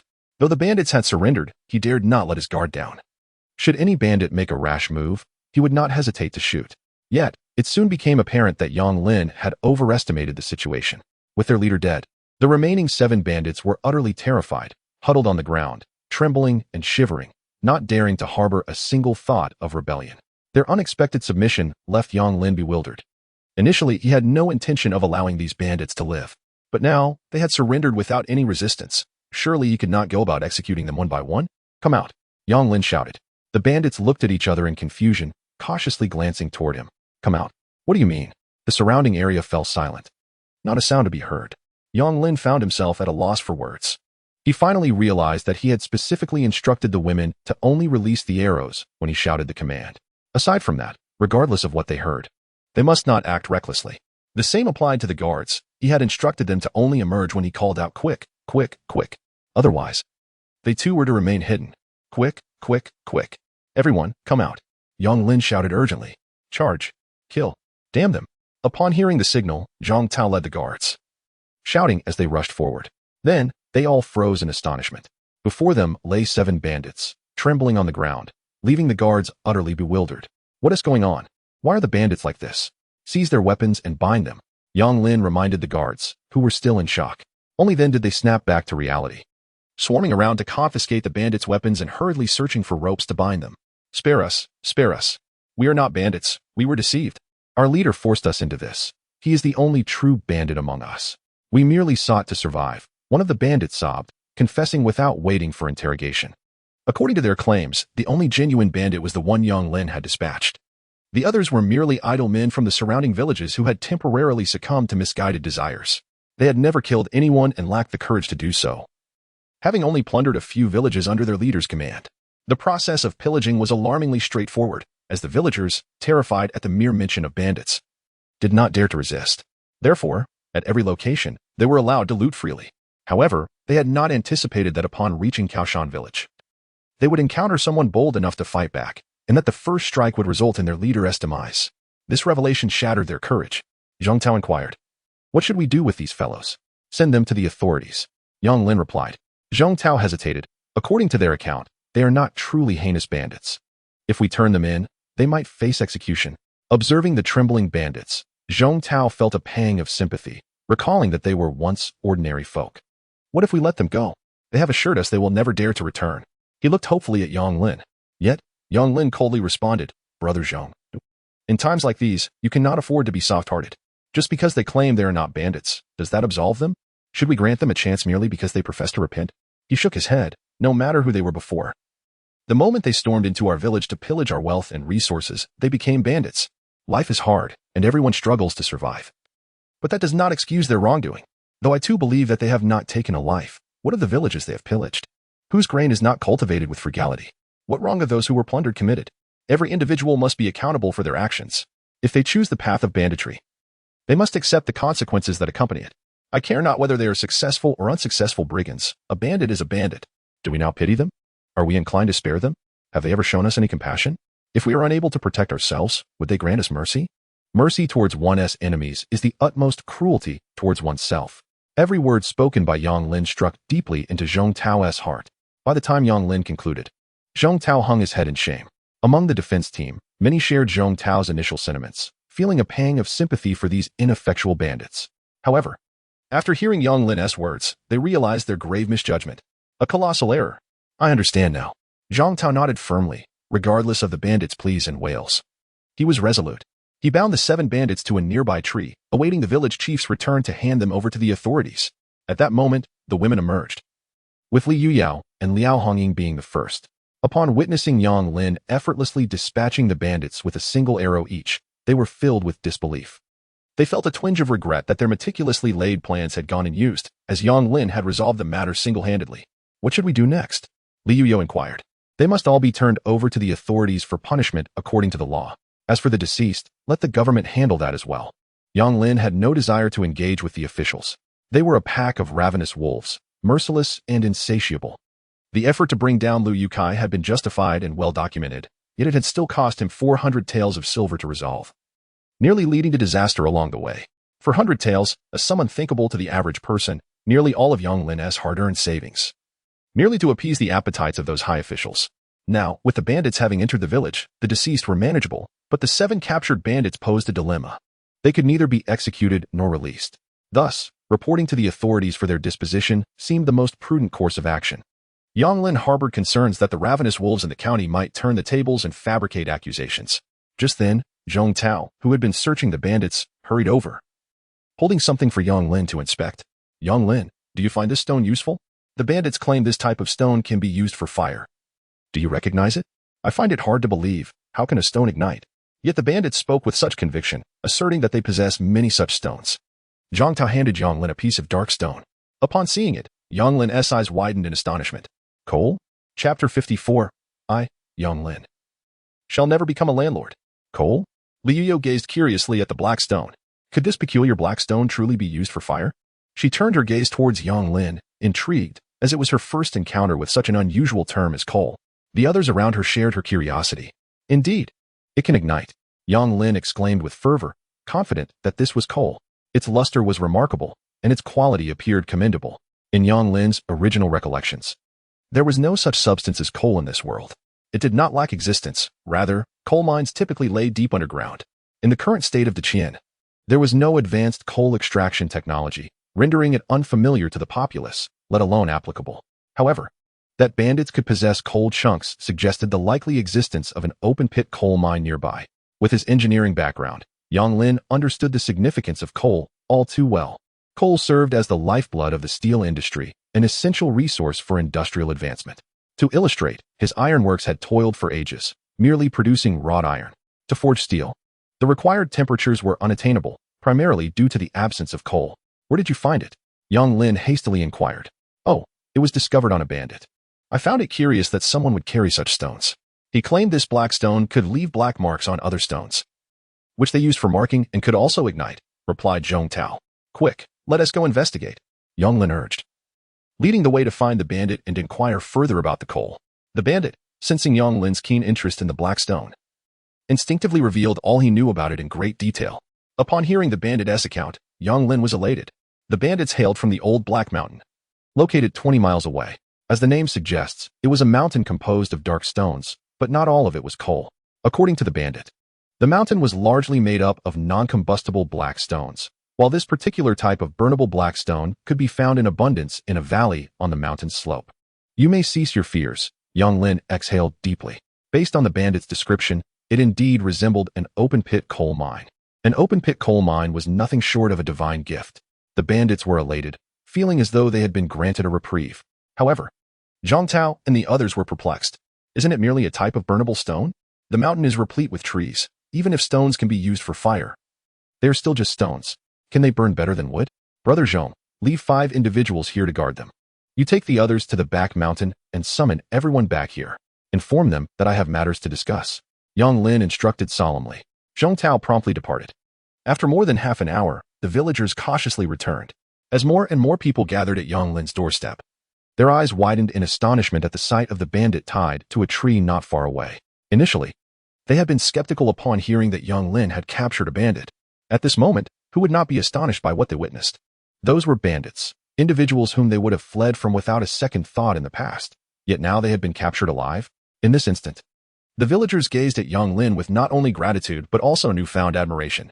Oh my goodness! Zhao Fugui rushed over from a distance, his eyes wide with disbelief at the scene before him. You truly managed to defeat the bandits? He swallowed hard. Unable to fathom how Yang Lin had accomplished such a feat, Wang Taizhu had also located his father and recounted the events that had transpired. Upon hearing the tale, old Wang immediately scolded Taizhu with a couple of sharp kicks, tears welling in his eyes as he exclaimed, "Why must you be so reckless, my child? Which is more important, a chicken or your life?" After scolding him, old Wang hurriedly led Taizhu to bow before Yang Lin. "Taizhu, your life was spared by Yang Lin. You must show your gratitude to your benefactor." Without hesitation, Taizhu approached Yang Lin and bowed fervently, his forehead reddening from the repeated gestures. "Yang Lin, I owe you my life. From this day forth, I am yours," old Wang said, his voice choked with emotion. Though they were simple farmers, their words were imbued with genuine sentiment. "Uncle Wang, there's no need for formality. We are neighbors. How could I turn a blind eye in such circumstances?" Supporting Taizhu, Yang Lin observed that the villagers had gathered in considerable numbers. He climbed atop a large stone and, noticing the curious gazes directed at him, cleared his throat. "I believe everyone is aware that many events have unfolded over the past few days. The day before yesterday, my tofu workshop was vandalized. Yesterday, the Liu family sent someone to kill me, and today, we faced the bandits.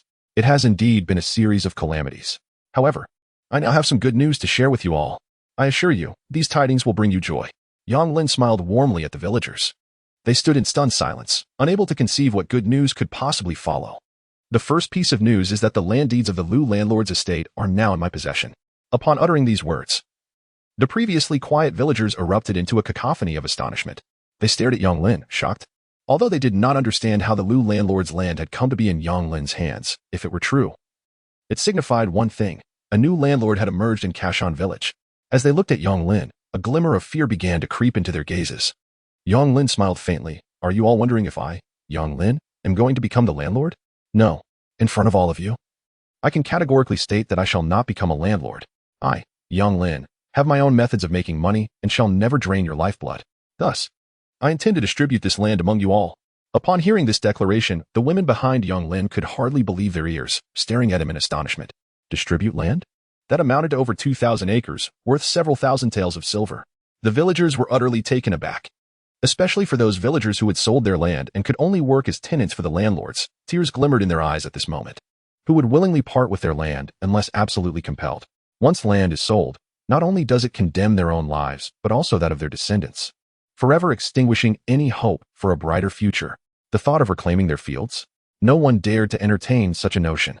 Land that was sold to the landlord for a mere ounce of silver would cost at least 5 or 10 ounces to reclaim, reduced to mere tenants, toiling for the landlord, struggling to fill their bellies. How could they ever hope to save enough to buy back their land? As for the division of land, It was quite straightforward. Whoever owned the land would take it back. Of course, this land would not be given freely. The price at which it was sold to the landlord would be the same price needed to redeem it. If one lacked the money, they could work to repay the debt. From this day forth, the land shall belong to you. From now on, there will be no rent, no grain to pay.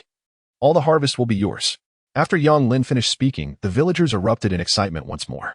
Chapter 55, 5 Great Blessings Initially. No one naively believed that Yang Lin would simply gift them the land. They were all apprehensive about whether they could afford to redeem their own fields. Upon hearing that they could reclaim their land at the original price, tears of joy filled the villagers' eyes. It is essential to remember that when the land was sold to the landlord, the price was not exorbitant, more than 1 or 2 ounces of silver or, at the very least, a few hundred copper coins. Working for Yang Lin, earning 5 copper coins a day, they could repay the amount in less than a year. In an instant, many were overwhelmed with emotion, even weeping. They were elated. Since becoming tenants, they had never dared to dream of such a day. The land division was the first matter at hand. Everyone should line up shortly to reclaim their land deeds. The grain from this season's harvest also belongs to you. Let me now address the second matter. Yang Lin raised 2 fingers and proclaimed to the crowd, the second matter is a raise in wages. Starting next month, for anyone who has worked for me before today, daily wages will increase by 1 copper coin. This means that those who previously earned 5 copper coins a day will now earn 6. Those who earned 10 will now earn 11. Once these words were spoken, the atmosphere surged with excitement once again. Over 100 people from Kuaishan village were already working for him. Earning 5 copper coins a day was already quite generous. And now it would increase? The excitement among these 100 individuals was palpable. They had never imagined they could earn such a substantial amount. Meanwhile, those villagers who had not worked for Yang Lin felt a mix of envy and regret. They regretted not coming to work for Yang Lin and envied those who did. They would now earn an additional 30 copper coins each month. 30 copper coins was no small sum, equivalent to half a month's wages from working for the landlord. Consequently, many felt a pang of bitterness in their hearts. Fear not, there are still opportunities to work available. This is the third matter I wish to announce. I will be recruiting 10 individuals. The work will be quite laborious, thus requiring strong men. Naturally, the remuneration will be higher, at 10 coins per day. Upon hearing this, the villagers eagerly raised their hands, exclaiming, Me, I have strength. I can work. I am not afraid of hardship or fatigue. Everyone jostled forward, vying for the opportunity. For 10 coins a day was a sum previously unthinkable. Please, do not push. Those interested in working, kindly form a line over here. If you are not selected this time, there will be future opportunities. Now, I shall reveal the fourth matter. The villagers swallowed hard, as the 3 preceding announcements had brought them immense joy.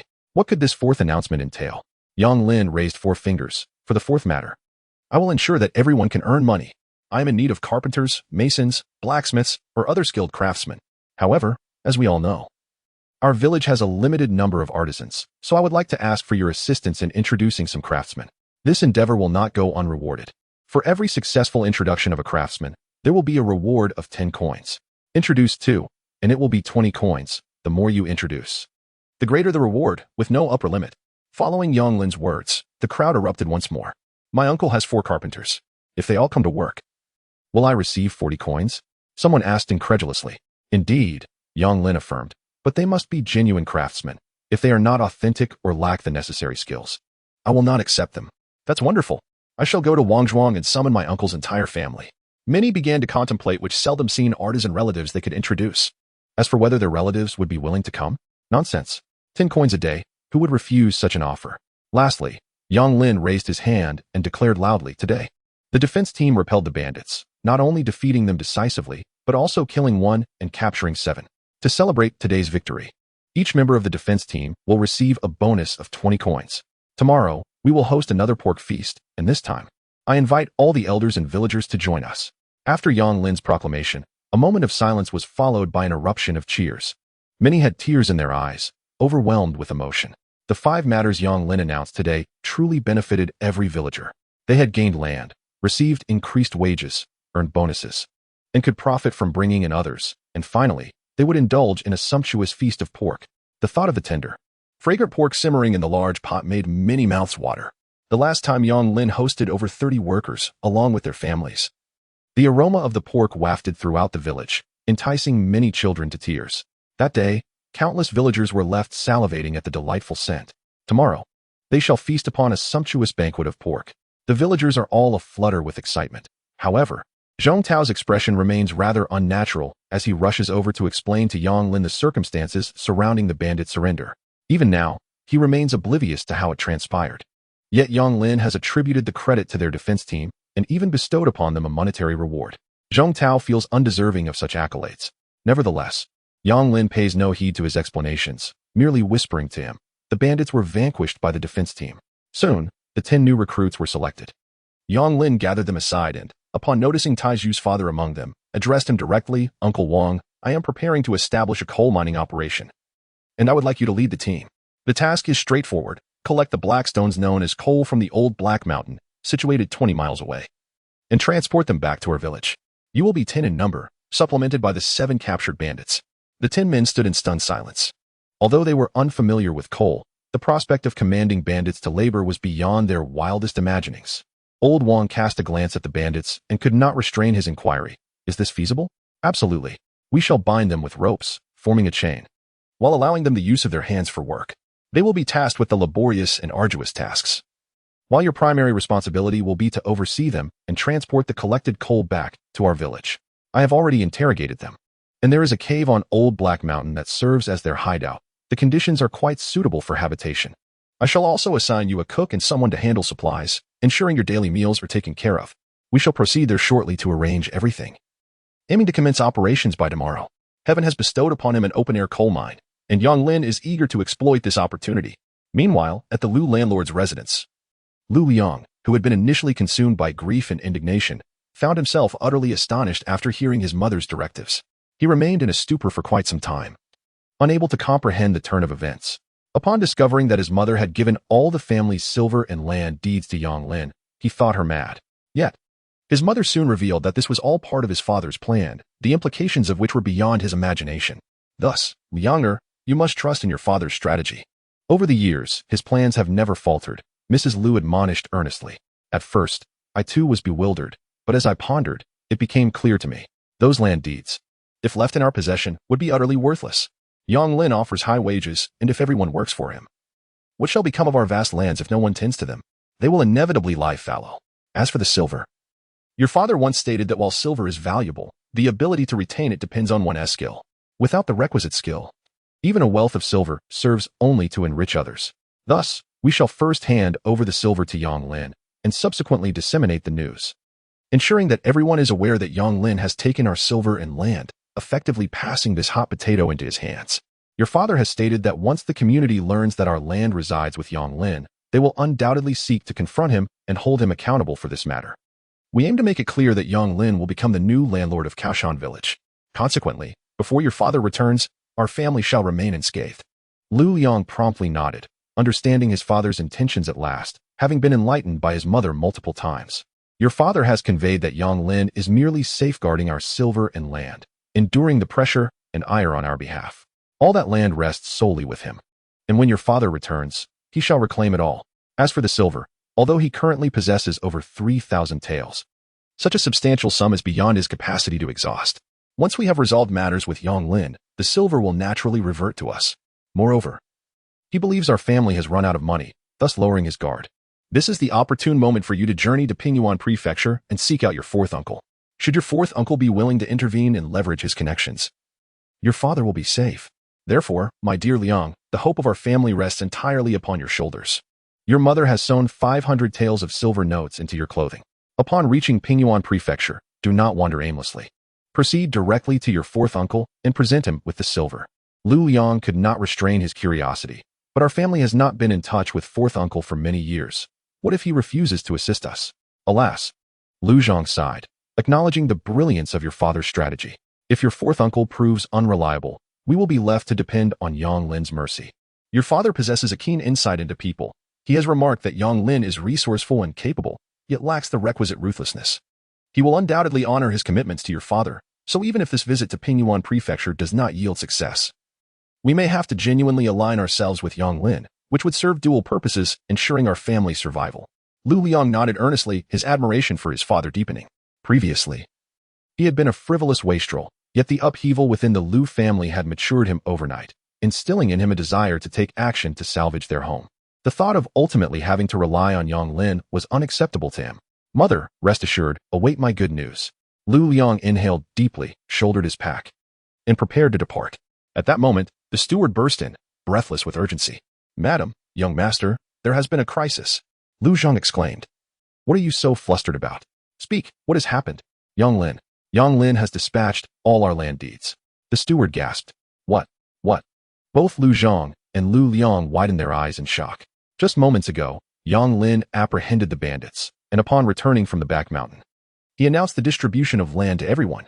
He had just been at his doorstep handing out land deeds, and by now, he must have dispensed with all of them. Lu Zhangshi swayed and collapsed into a chair, weeping and exclaiming, "That land belongs to our family. On what grounds does Yang Lin give it all away?" Lu Zhangshi, in her desperation, pounded the table. Only moments earlier, while conversing with her son about Lu Yotsai's scheme, she had felt a sense of pride, envisioning the day when they would reclaim all that land, contrasting it with Yang Lin's despair. But now, Yang Lin had given away all the land? Did this not mean that her husband's plans had all gone to waste? If the land remained with Yang Lin, then resolving the issue with him would suffice to regain all the fields. But now, with the land distributed among the 100 or so families, was it feasible to eliminate them all? The Lu family had toiled for over 20 years, employing all sorts of despicable and insidious tactics to amass such a vast estate. Now that the fields had returned to the villagers, reclaiming them would take at least another 2 decades. Most importantly, the villagers were flourishing under Yang Lin's leadership. Would they have any opportunity to resort to those tactics again in the future? Lu Zhangshi felt lost and disoriented, unsure of how to proceed. Yet, after a brief moment of bewilderment, Lu Liang regained his composure. Having endured setbacks, his resilience had notably strengthened. Observing his mother's despondence, he quickly offered reassurance. "Mother, it's all right. Even without the land, we still have over 3,000 taels of silver. When the time comes, we can reclaim our wealth." Yes. Lu Zhangshi nodded vigorously. Yang Lin's actions had left her in a state of utter confusion. But the thought of the 3,000 taels of silver he still held provided her with a modicum of solace. Meanwhile, in front of Yang Lin's residence, having organized the security team to escort the bandits and accompanied by the newly recruited coal miners, Yang Lin was eager to set out. Although he had confirmed that the black stone was indeed coal, he needed to personally assess the size and extraction difficulty of the coal mine to feel assured. "Wait. I will accompany you," Liu Yao called out, followed closely by Liao Hongying. "All right, but it's quite a distance. Will you be able to manage?" Liu Yao nodded calmly. Liao Hongying raised her chin confidently. "Is it merely 20 miles? No problem." Both women, equipped with crossbows, exuded a spirited demeanor. Their simple attire could not conceal their distinctive aura. After more than an hour, the 30-strong party finally reached Old Black Mountain. Upon ascending the mountain, before even glimpsing the coal mine, Yang Lin encountered the black stones described by the bandits, scattered all over the hillside. Witnessing these black stones, Yang Lin was once again taken aback. "Is this the coal you were seeking?" Liu Yao inquired. Yang Lin shook his head, refraining from providing an explanation, as he continued to lie on the ground, meticulously examining the black stones scattered around him. Although the onlookers did not comprehend what was so captivating about these ubiquitous black stones, they patiently awaited Yang Lin's insights. He observed with great seriousness, taking a chisel to carve off a small piece, scrutinizing the fractured surface, and even tasting it. Ugh! Upon experiencing a sour flavor, Yang Lin promptly spat out the small fragment, his expression growing increasingly peculiar. "What did you find?" Liu Yao inquired, tilting her head in curiosity. Yang Lin nodded. "I've recognized it. This is ilmenite. Given the characteristics of biological mineralization, the coexistence of coal and iron ore is not uncommon, but finding ilmenite alongside coal is rather rare." "Ilmenite?" Liu Yao echoed, utterly bewildered by the term. Yang Lin offered a wry smile. "It is a precious mineral, but unfortunately, it holds no utility for us." "Why? Precious yet useless?" Liu Yao struggled to grasp the concept. To put it simply, Yang Lin mused, this ilmenite is rich in 2 elements, titanium and iron. Iron is not valuable, it is abundant, and we even have deposits behind our mountain. However, titanium is indeed precious. This ore can be processed to extract a metal called titanium. Yet the problem lies in the fact that we cannot extract it. This was the crux of Yang Lin's frustration. He was acutely aware of titanium's worth. It could be used to manufacture aircraft and rockets. When alloyed, titanium alloys exhibit remarkable hardness and exceptional corrosion resistance. Incorporating it into stainless steel enhances its anti-corrosive properties severalfold. Yet, the dilemma remained. We cannot extract it. Presently, metallurgical techniques are insufficient even for steel production, let alone isolating metallic titanium from ilmenite. Furthermore, even if it were successfully extracted, what use would it serve? In the realm of Deqian, ordinary steel is already sufficient. Even if titanium alloys could be produced, they would merely serve to create some dazzlingly exquisite weapons. Let us proceed to inspect the coal mine, Yonglin sighed. This feeling was akin to a traveler in a desert stumbling upon a piece of gold. While gold is indeed valuable, it proves utterly useless. Li Yuyao and Liao Hongying exchanged glances, their expressions bemused. Titanium? Unable to be extracted? How could he possibly know? Before long, the group traversed the mountain peak and arrived at a valley on the other side. At first glance, Yonglin was overjoyed once again. Although open-pit coal mines are referred to as open, they are not always directly exposed at the surface. Many require further excavation to reveal the coal seams. However, the open-pit coal mine before him was largely exposed, with a nearly 100-meter radius entirely filled with gleaming black coal. Yonglin eagerly examined the site and found the quality of the coal to be quite satisfactory. Regarding the scale of the coal mine, due to the absence of advanced detection equipment, it is currently impossible to quantify. However, even a mere few meters of thin coal seems represent an inexhaustible reserve for Yonglin. This is coal. Let us excavate and assess the extraction rate. The 10 members of the coal mining team felt it was a frivolous endeavor. Why venture such a distance to dig up these dark stones? Yet, Yonglin had spoken. And without hesitation, they commenced their work. The tools had been brought along: hammers, chisels, axes, and shovels. The group advanced, striking vigorously. And soon various sized chunks of coal were unearthed. Given the low hardness of the coal, their primitive tools allowed for a relatively swift extraction. Yonglin calculated that in about 10 minutes, the 10 of them had mined approximately 200 pounds of coal. Thus, their output could reach a ton in an hour. By day's end, they could potentially yield 4 to 5 tons. Of course, this figure reflects only the extraction rate and does not account for transportation. In this era, transportation poses the greatest challenge. The figure of 4 to 5 tons pales in comparison to the daily production capabilities of thousands of tons in the previous life. Yet for Yonglin, it sufficed. Is this what we will be doing from now on? Old Wang gazed at Yonglin with a peculiar expression. Yonglin nodded affirmatively. Indeed, how does everyone feel about this? If anyone finds this work unsuitable, they may opt out. The others quickly shook their heads. Unsuitable? This was perfectly suitable. While breaking these stones was indeed somewhat laborious, earning 10 coins a day was too enticing to resist. They merely feared that Yonglin's endeavor of extracting these seemingly worthless stones might lead to significant losses. Following the guidance of the few bandits, they led the group to the cave where the bandits originally resided. Yonglin had initially assumed the bandits would possess some wealth, but upon inspection, he found them to be utterly destitute. The cave was spacious yet starkly empty, with the remaining food barely sufficient for 20 individuals for about 10 days. Fortunately, there were pots and utensils available, making cooking feasible. With a little tidying up, it could serve as lodging. After instructing Old Wang on the precautions to take while mining coal, including the subsequent storage and transportation of coal blocks, as well as the necessity of strict supervision over the bandits, Yonglin departed with the security team. Just as they prepared to descend the mountain, Yonglin suddenly recalled something and asked, "Brother Zhong, do you know what lies beyond this mountain?" Zhong Tao shook his head. "I do not know. I have never been there." The others echoed his uncertainty. Yonglin resolutely declared, "Let us go and see." He turned, opting not to retrace their steps but instead followed the ravine towards the back mountain. Li Yuyao inquired curiously, "What are we going to see?" "I wish to verify something." Yonglin replied. "What is it?" Li Yuyao asked, intrigued. "My dear, do you remember the river in our village?" Li Yuyao nodded. Yet she still did not grasp the meaning behind Yonglin's words. The route from their village to Laishan traversed upstream along a river, though the river itself remained unseen along the way. However, it was evident that the upstream flowed in this direction. "So what does that imply?" Li Yuyao inquired.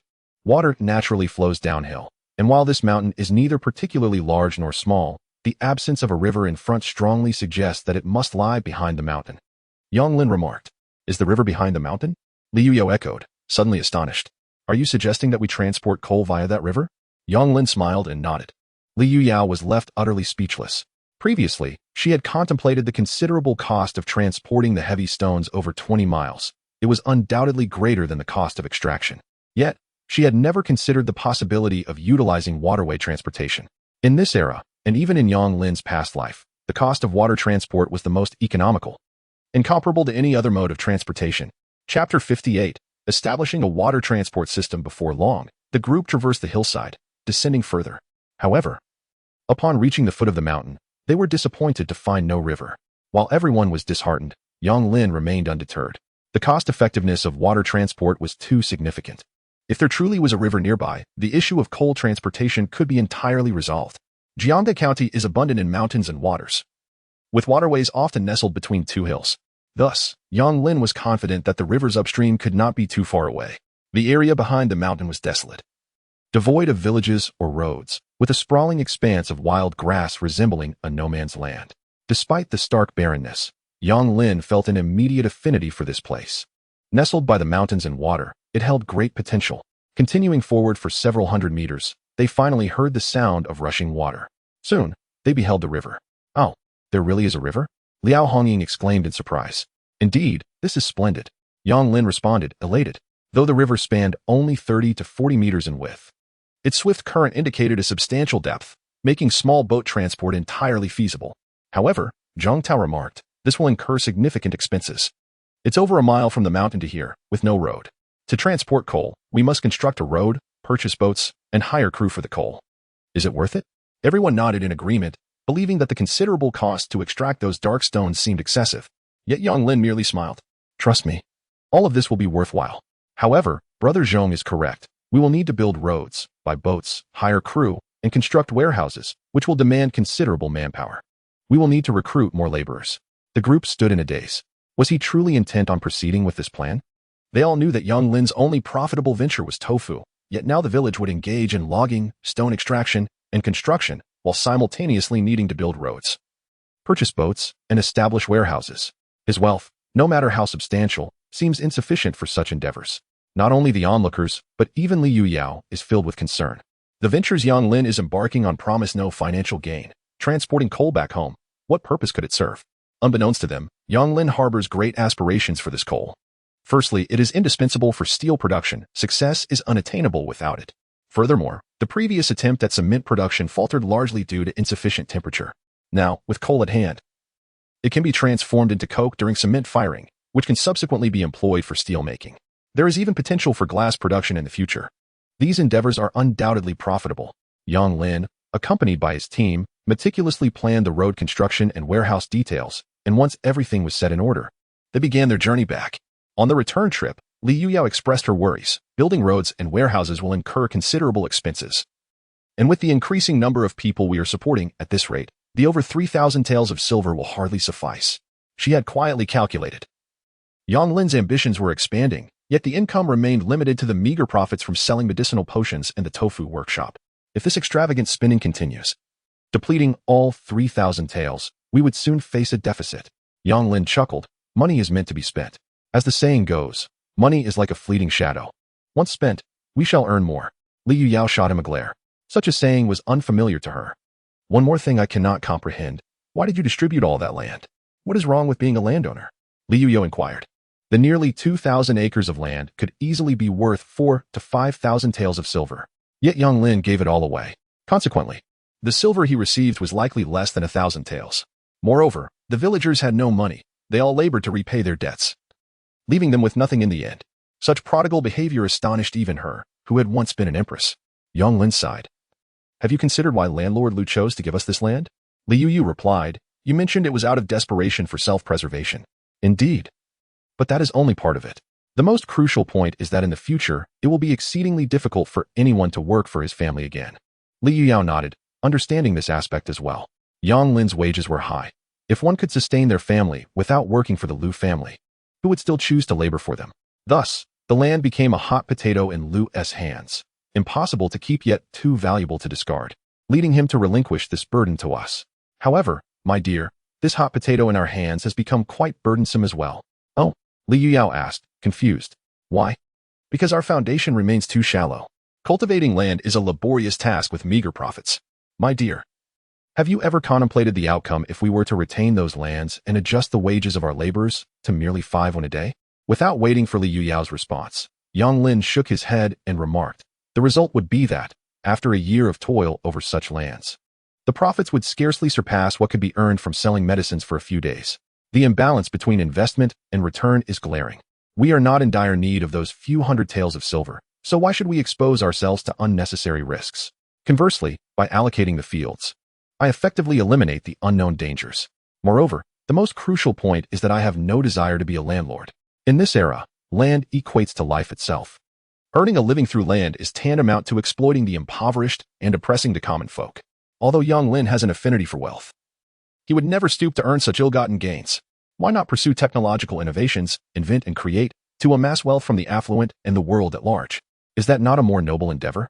Li Yuyao pondered thoughtfully, sensing the truth in Yang Lin's words, yet she felt that his mindset diverged significantly from that of others. As dusk fell, the group returned to Kashan village. Upon entering his home, Yang Lin noticed that the womenfolk were gazing at him with peculiar expressions. "What is the matter?" he inquired, puzzled by their stares.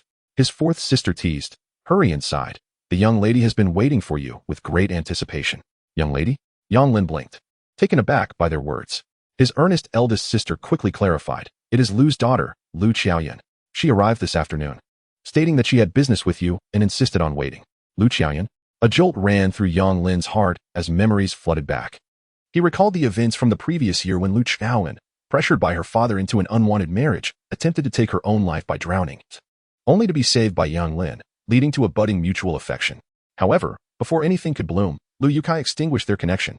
In retaliation, he suppressed Yang Lin, forbidding anyone from lending him grain, which ultimately led the once timid Yang Lin to transform into the person he is now. Chapter 59, derived from the people. Utilized for the people, what could Lu Qiaoyan seek from him? Reflecting on the past, Yang Lin stepped into the room.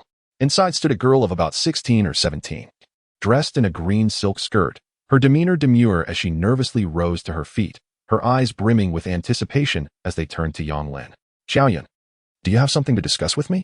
The current Yang Lin was no longer the bashful scholar who would blush at the slightest remark. He felt no pressure in front of Lu Qiaoyan.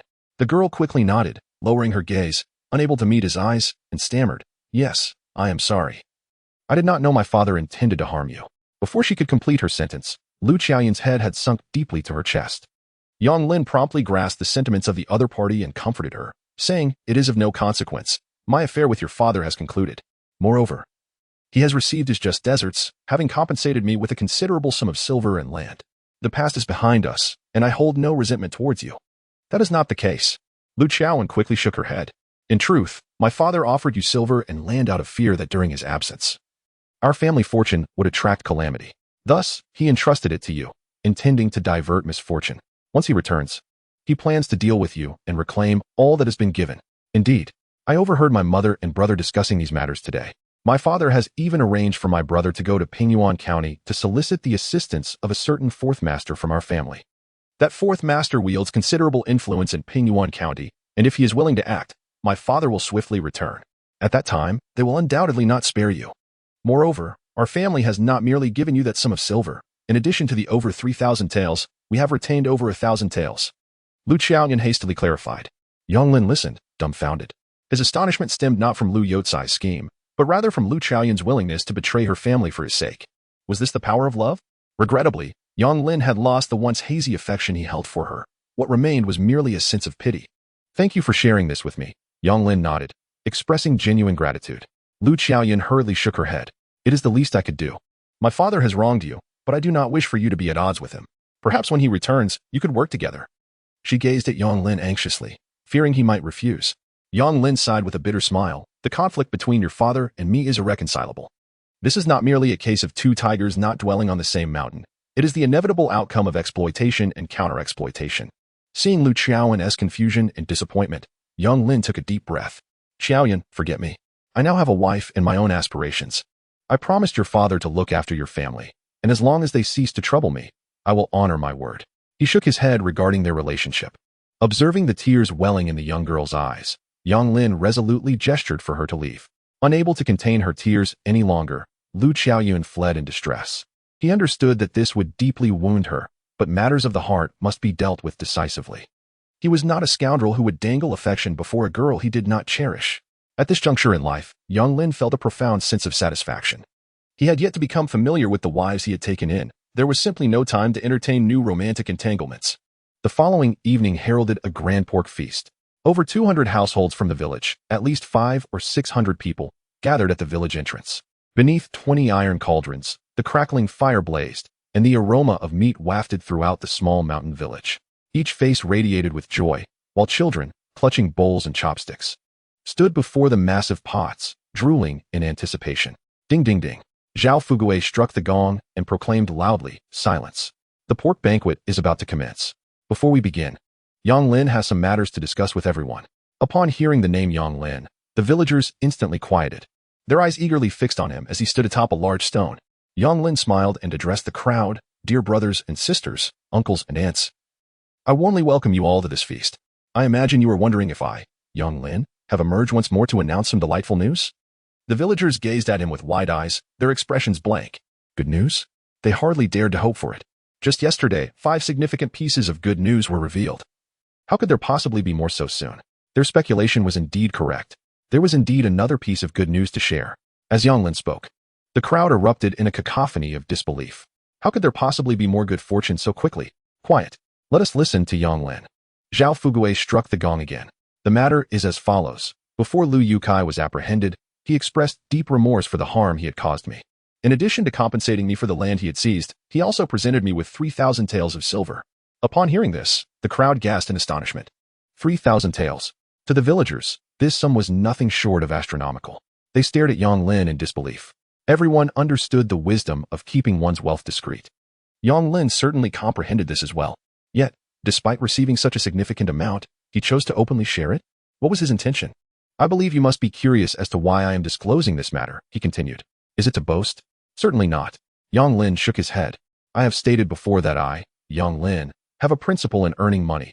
I do not profit from unjust means. The silver Liu Yukai provided me is derived from years of his exploitation of all of you. If I were to indulge in this money, I would find no peace of mind. Moreover, I have little interest in wealth. However, though this sum is rightfully mine, I cannot simply give it away without purpose. To bestow money upon others without reason would render me a fool. Laughter erupted among the crowd. Therefore, I have decided to spend all of this money. The villagers were once again astonished. Spend it? That was over 3,000 taels. Could it possibly be spent wisely? As for how to make this expenditure meaningful, I have conceived a plan. As the saying goes, one should take from the people and give back to the people. This money should be utilized to improve the lives of us all. Before Yang Lin could finish his thought, Li Yuyu felt her heart racing. To take from the people and give back to the people. What profound reasoning. Though the words were simple, the depth of meaning within them was truly awe-inspiring. Who would have thought such wisdom would emerge from the lips of a humble scholar? Li Yuyu gazed at Yang Lin, her thoughts in disarray. I plan to divide this 3,000 taels into 3 portions for spending. In the first part, I shall contribute 500 taels of silver to establish a mutual aid fund, designed to assist our fellow villagers in overcoming life's challenges. This fund will be entrusted to our village chief for management. With a joyous countenance, Zhao Fugui struck the gong and proclaimed, What is a mutual aid fund? Initially, I was perplexed, but Yang Lin has elucidated it for me. Essentially, when anyone in our community faces illness or disaster and requires financial assistance, they may come to me to apply for a loan. Each household can borrow up to 1,001. Of course, if there are exceptional circumstances, we can accommodate those as well. As for whether the borrowed funds need not be repaid, that is certainly not the case. Yang Lin emphasized that the purpose of this mutual aid fund is to help the impoverished navigate through hardships. If everyone borrows money and fails to repay it, the fund will gradually diminish. Therefore, not only must the funds be repaid, but also with interest, so that our mutual aid fund can flourish. The interest rate is modest, set at 1%, and there is no rush to repay. However, no further borrowing is permitted until the previous debts are settled. Did everyone understand? Zhao Fugui beamed at the villagers. This initiative was discussed with Yang Lin early on, and he would not manage the funds without compensation. He would receive 10 taels of silver annually as remuneration. Although his position as village chief affords him a better life than the villagers, 10 taels is still a significant amount for him, making him eager to take on this role. While the term mutual aid fund may be new, everyone comprehended its essence. Borrowing money would become more accessible. This is undoubtedly a splendid development. With the mutual aid fund in place, who would still resort to selling their children, homes, or land? The villagers erupted in cheers. Coughing lightly, Yang Lin continued. The second part pertains to road construction. The road outside our village is riddled with potholes, making it quite treacherous, especially during rainy days when a few steps can leave one mired in mud.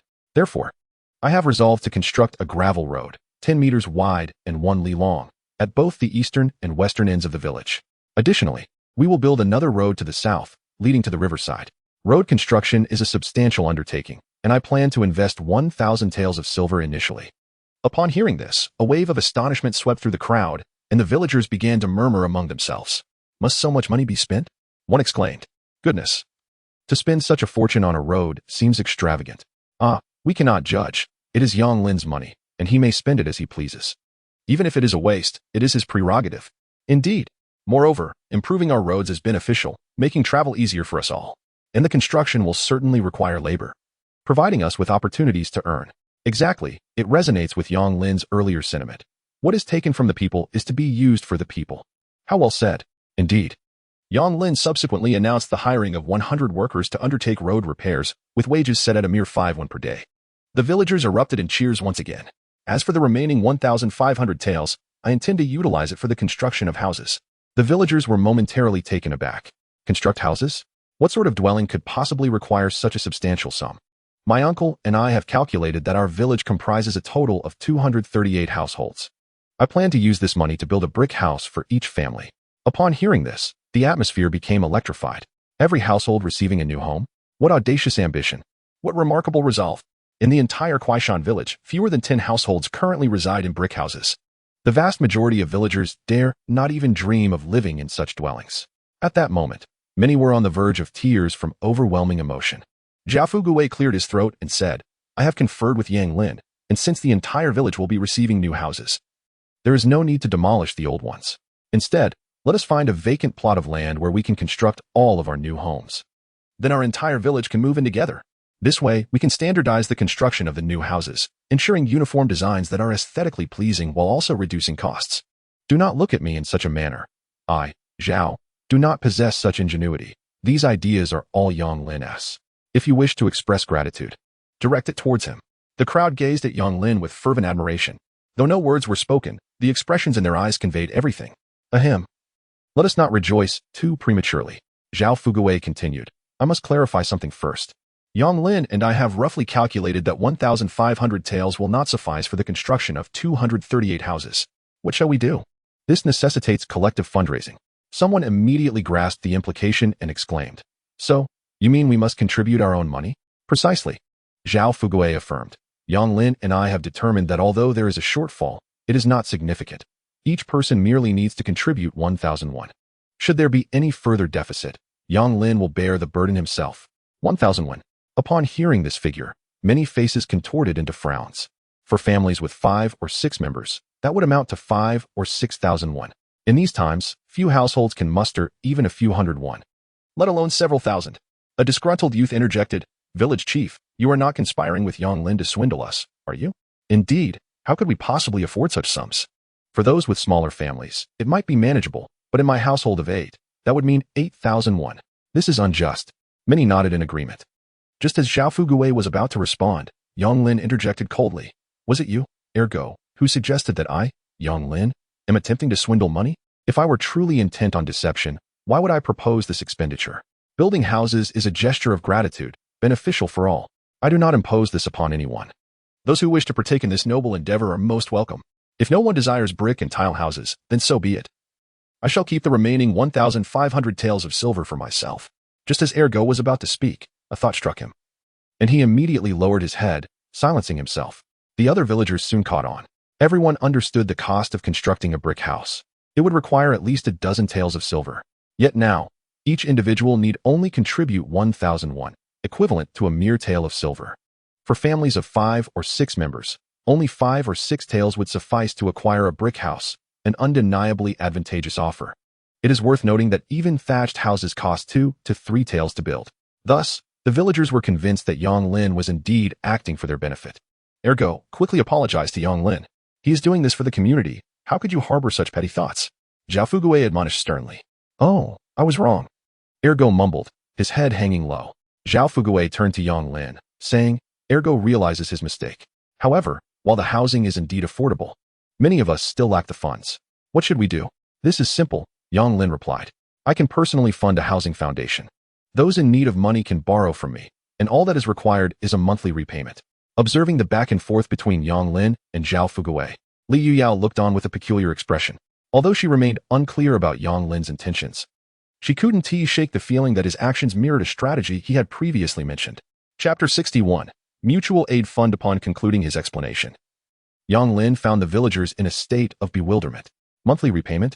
They murmured. It was a concept foreign to them. Let me clarify, he continued. For instance, if Aunt Lin's family consists of 4 members and they wish to build a 3-room brick house, they would need to pay 4,001. If Aunt Lin's family can only produce 401, they can borrow 3,601 from the housing fund. We would charge a nominal interest rate. and Aunt Lin could choose to repay the loan over 10, 20, or even 30 years. If, for example, she opts for 20 years. We would total the principal and interest and distribute it evenly over 20 years, resulting in approximately 40 when in monthly repayments. It's that straightforward. Yang Lin spread his hands.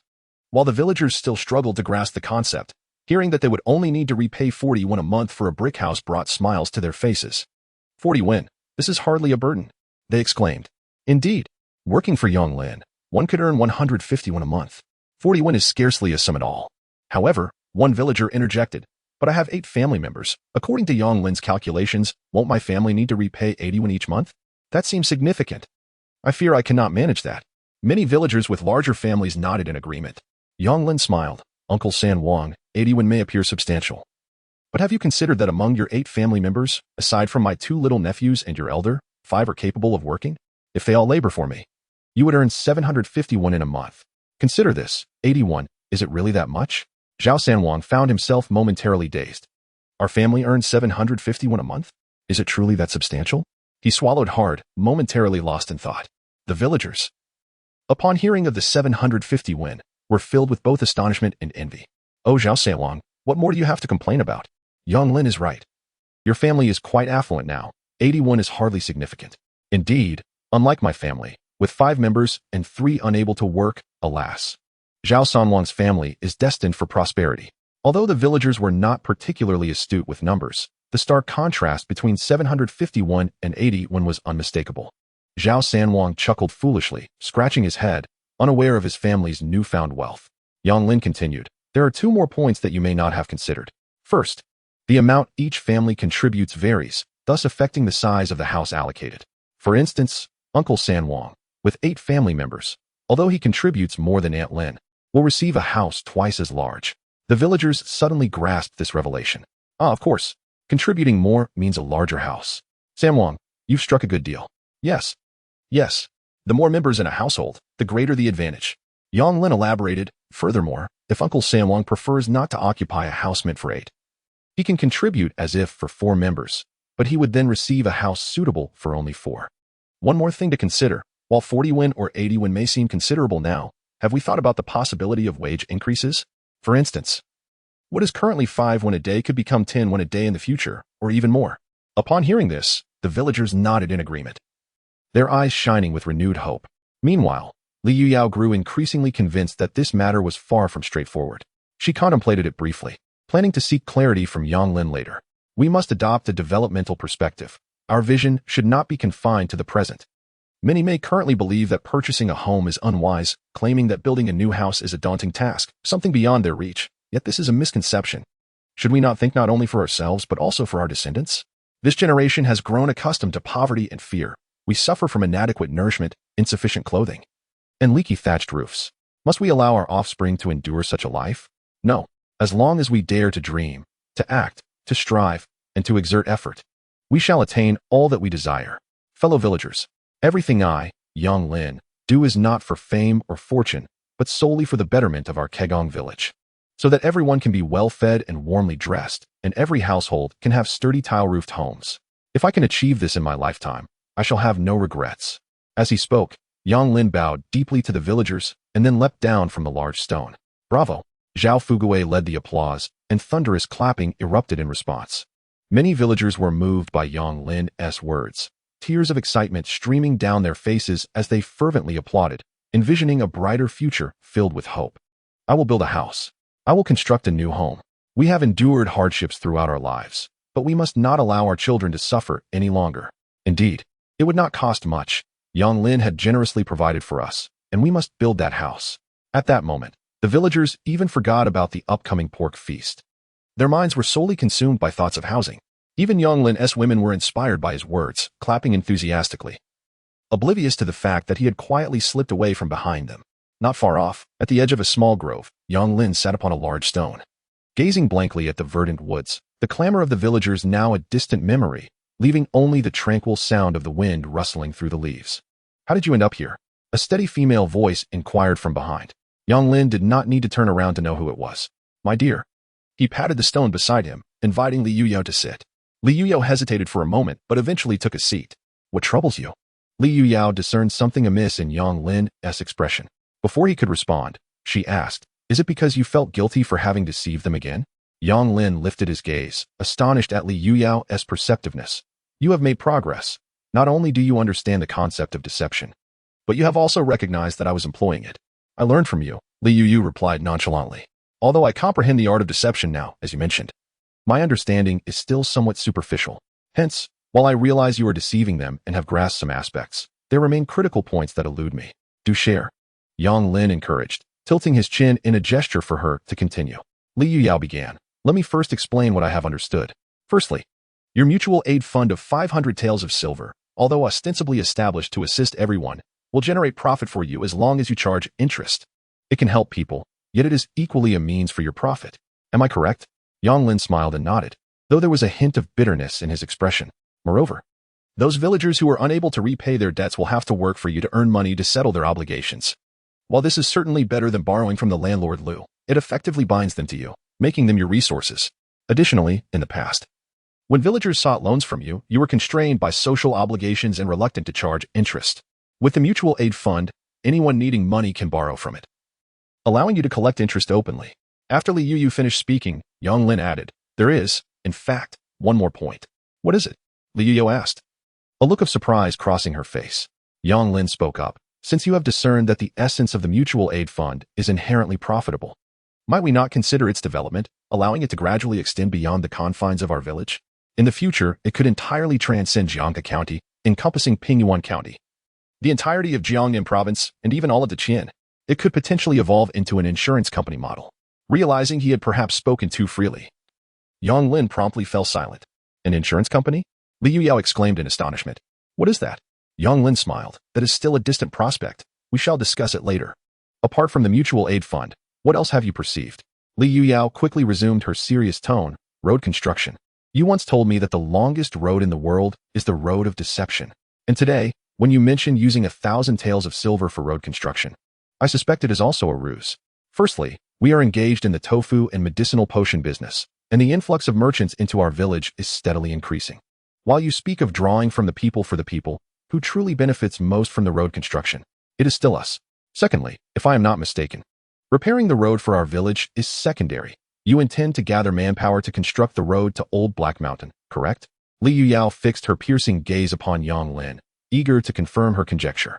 "Indeed," Yang Lin nodded. "You have discerned correctly. Are there any details I have overlooked?" Li Yuyao inquired earnestly. In the past, she had not regarded Yang Lin with much seriousness, but gradually, she had come to realize that his thoughts ran deeper than her own. Li Yuyao, a determined individual, was now learning to decipher Yang Lin's intentions. "Almost nothing," Yang Lin replied with a smile. "Almost?" Li Yuyu seized upon that word.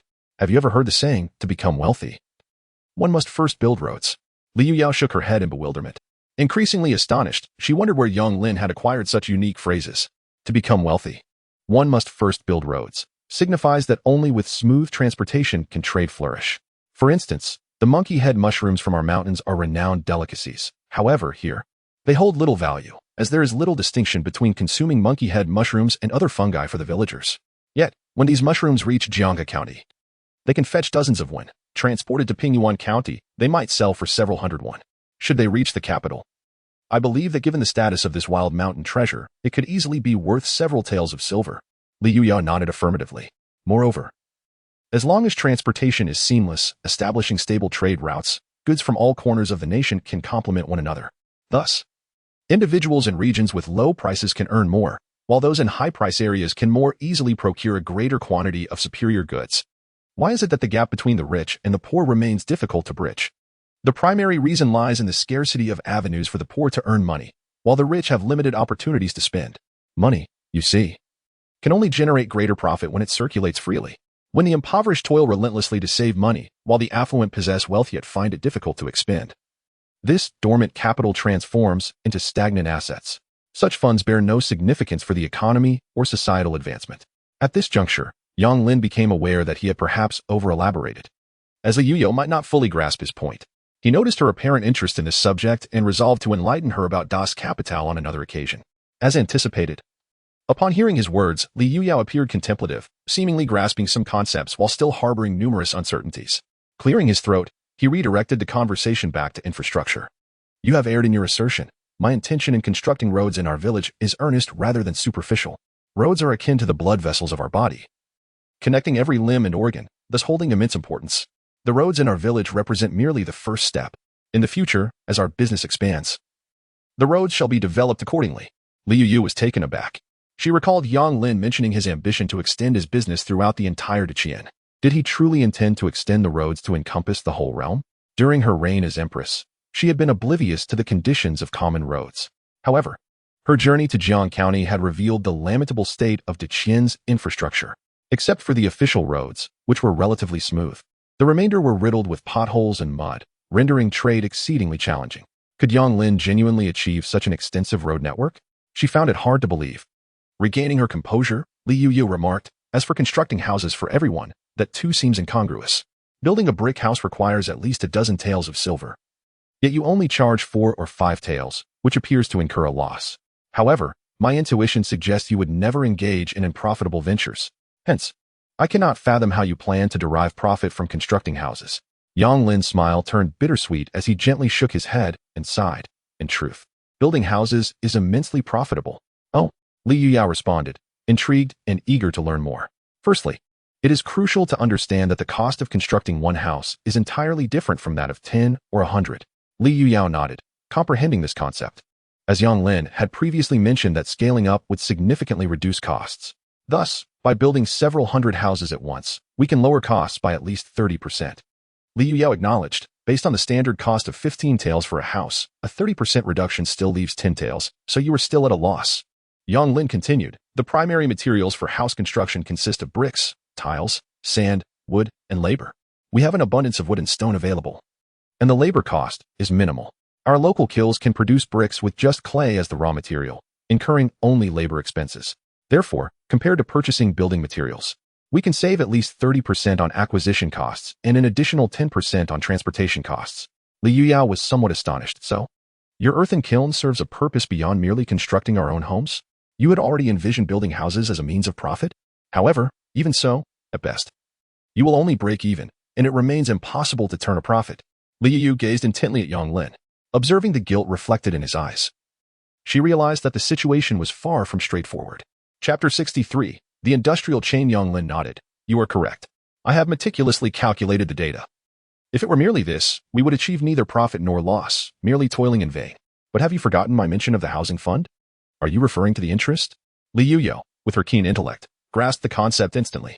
Indeed, the interest constitutes a significant source of revenue for the housing project. Employing such tactics on these simple folk weighed heavily on Yang Lin's conscience. Yet, there was no alternative. To establish a foothold here, it was imperative to anchor oneself firmly. The housing project in Kaoshan village is pivotal, marking the inception of a grand industry and simultaneously serving as an experiment.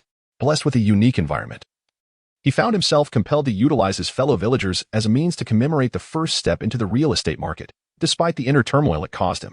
Whenever he called out to his compatriots, he was reminded of those e-commerce streamers from his previous life, fervently shouting for their families in the live broadcasts.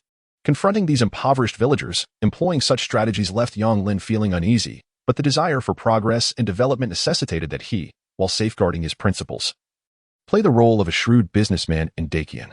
But, charging merely 1% interest, is that not rather low? Liu Yao still struggled to comprehend. In contemporary Deqian, there were no regulations limiting borrowing rates. Private lending often saw rates of 2 to 3% being commonplace, and 5 to 6% was not uncommon. Otherwise, how could those villagers who borrowed money find themselves incapable of repayment, resorting instead to selling their land? Thus, Liu Yao could not fathom how Yang Lin's housing fund, with an interest rate of just 1%, could yield substantial profits. Yang Lin shook his head and replied, My dear, while 1% may seem insignificant, have you considered extending the timeline to 10, 20, or even 30 years? Liu Yu silently calculated for a moment and was taken aback. Previously, when Yang Lin spoke with the villagers, he had not provided a detailed breakdown. He merely mentioned the final figure of approximately 40 yuan per month for the mortgage, which had seemed rather modest. However, upon further examination, the outcome was astonishing. Initially borrowing 3,600 yuan over 20 years, the interest would amount to double the principal, reaching 7,200 yuan. This was without considering compound interest. The original 3 taels and 6 qian of silver would transform into 10 taels. Liu Yu gasped in astonishment. To build a single house would yield a net profit of 7 taels of silver. If the entire village erected over 200 houses, they could amass 2,000 taels of silver. Truly nefarious. After a long pause, Li Yuyao finally uttered those two words. Yang Lin nodded in agreement. Indeed. It is profoundly sinister. So, is this guilt the reason you sought refuge here? Li Yuyao inquired. Yang Lin shook his head, his expression bitter as he replied. This is merely the beginning. Just the beginning? Li Yuyao exclaimed in astonishment. If the intention is merely to earn a modest profit from them, it is not particularly egregious. After all, my offers have indeed been quite low, and they have benefited significantly from their earnings here. Whether they bear a mortgage of 40 or 80 when each month is hardly substantial. But why is this so? Li Yuyu remained perplexed. The greatest significance of constructing houses lies in binding them to my ship of fortune. Yang Lin inhaled deeply. Yet, Li Yuyu remained uncomprehending. Yang Lin shifted the focus of his discourse, stating, the landlord monopolizes land, exploiting the common folk, which is truly abhorrent. Do you know who is even more detestable than a landlord? Li Yuyao instinctively shook her head. It is the capitalist. A capitalist? She had never encountered this term before. Yang Lin was well aware of her ignorance, for in the grand era of Qian, the concept of capital was merely in its nascent stage, primarily revolving around high-interest lending. The people of this age could scarcely fathom the terror of being controlled by capital. In essence, capital is simply money, wielded to dominate all aspects of life. How does this control manifest? For instance, when everyone works for me, they earn money, save, and improve their lives. Eventually, when their circumstances genuinely improve, the question of whether they continue to work for me becomes irrelevant. What then shall we do? Li Yuyao pondered. Raise their wages? Yang Lin chuckled. The more their wages increase, the better their lives become. When their material needs are met, the drive to earn diminishes, rendering their hard work unnecessary. They may come to work out of a good mood for a while, but should their spirits wane, they might choose not to show up. They would no longer feel beholden to me as their employer, for whether they remain or depart, they would still thrive. In such a scenario, what should be done? Li Yuyao shook her head in confusion. She comprehended Yang Lin's words, yet sensed an underlying mystery. In this situation, we must create demand. For example, in our construction endeavors. Does it truly matter whether one resides in a mud and straw dwelling or a brick house? Yet, I have now generated a demand for them, something they originally could not afford. But now they can overextend their future. Overextend the future? Li Yuyao repeated this phrase, feeling a chill run down her spine. When 10 taels of silver are presented before you, it seems substantial. Yet, when spread over 20 years, with a mere 40 won per month, it becomes trivial. Thus, the most pressing question arises. Currently, everyone earns 5 won daily, but what happens when they can no longer earn in the future? Li Yuyao felt dazed, instinctively shaking her head, echoing Yang Lin's words. Indeed, what shall we do? She had begun to vaguely grasp the essence of Yang Lin's revelations. Sensing that she had opened the door to a new realm, they have already overdrawn their future, forcing them to strive, to toil, and to serve me fervently. In this process, we continue to create demand, and they will forever be trapped within it. Such is the nature of capitalists. Li Yuyao sat there, dazed and bewildered. She had never anticipated that the truth could be so brutal. It was as if she glimpsed a knife that kills without shedding blood. Despicable. After a long pause, Li Yuyao could only utter those two words. Reflecting on what Yang Lin had said, she felt a chill running down her spine. Yang Lin smiled and reassured her. Rest assured, I will not become a landlord, nor a capitalist. At most, I shall be a shrewd merchant. The pricing for our village's experiment is indeed very low. As long as everyone works for me, the cost of building houses will not burden them. I feel guilty for merely having opened this door, now that it is ajar. I must take control, preventing any specters from intruding. This step must be taken, for only in doing so can we propel our entire industrial chain to develop synchronously. An industrial chain? Li Yuyao heard a new term. Are you referring to bricks and tiles? Not just that. There are also steel, cement, even glass and furniture. Anything related to daily life can eventually be incorporated into this industrial chain. Chapter 64. Everything for safety. Li Yuyu remained in a daze for a while. She was utterly stunned by Yang Lin's words. Although she was still unfamiliar with what he meant by steel and glass, it was evident that he was devising a grand strategy. Why are you doing all this? She asked, puzzled. She could envision that if Yang Lin could indeed accomplish what he proposed, he would undoubtedly become the wealthiest person in the entire Qian. Yet, she could not comprehend his motivations. Yang Lin smiled bitterly, gazing at Li Yuyao, and tenderly replied, of course, it is for safety. Safety? Li Yuyao was taken aback. Indeed. Only by becoming stronger can one possess the power to protect oneself and others. Yang Lin gently patted her head. Li Yuyu tried to evade the gesture but found herself unable to do so, feeling the warmth of his hand upon her head made her heart race. And to her surprise, she was not angry but rather felt a profound sense of comfort. Yang Lin gazed into the distance. Since arriving into Qian, Tension and unease had perpetually enveloped him. This anxiety stemmed from the barbarism and disorder of this era. Transitioning from a civilized age of established systems to this world felt akin to stepping into a dark forest, where the sources of danger were unpredictable. Yang Lin feared that one careless misstep could provoke a powerful figure, leading to imprisonment or even execution. He dreaded the thought of being powerless when someone dared to insult the woman he loved. Thus, ever since his arrival here, he had sought every means to empower himself, to gain the capacity for self-protection. Suddenly, another thought struck him. Today, as you host this pork feast, one might wonder if you initially intended to seize this opportunity to promote your housing project. Yang Lin smiled silently. Li Yuyao continued, moreover, your decision to raise everyone's wages yesterday, was it not also a strategic move to lay the groundwork for today as housing initiative? To instill in them a sense that future wage increases are possible, making the prospect of building homes seem less daunting? Yang Lin chuckled once more, neither confirming nor denying her insinuations, and remarked, let us go, the pork should be ready, and it is time for us to return to our meal. Taking Li Yuyao, who was still in a state of astonishment, Yang Lin jovially headed back. The villagers relished this pork banquet with unparalleled delight. After the meal, nearly everyone hurried to inquire about the housing project, to which Yang Lin diligently addressed each of their queries. He christened the housing initiative as Mountainside New Village, and it was set to commence immediately. The housing options comprised 6 different layouts, ranging from 3 to 8 rooms, with payment amounts varying between 3,000 to 8,000 coins.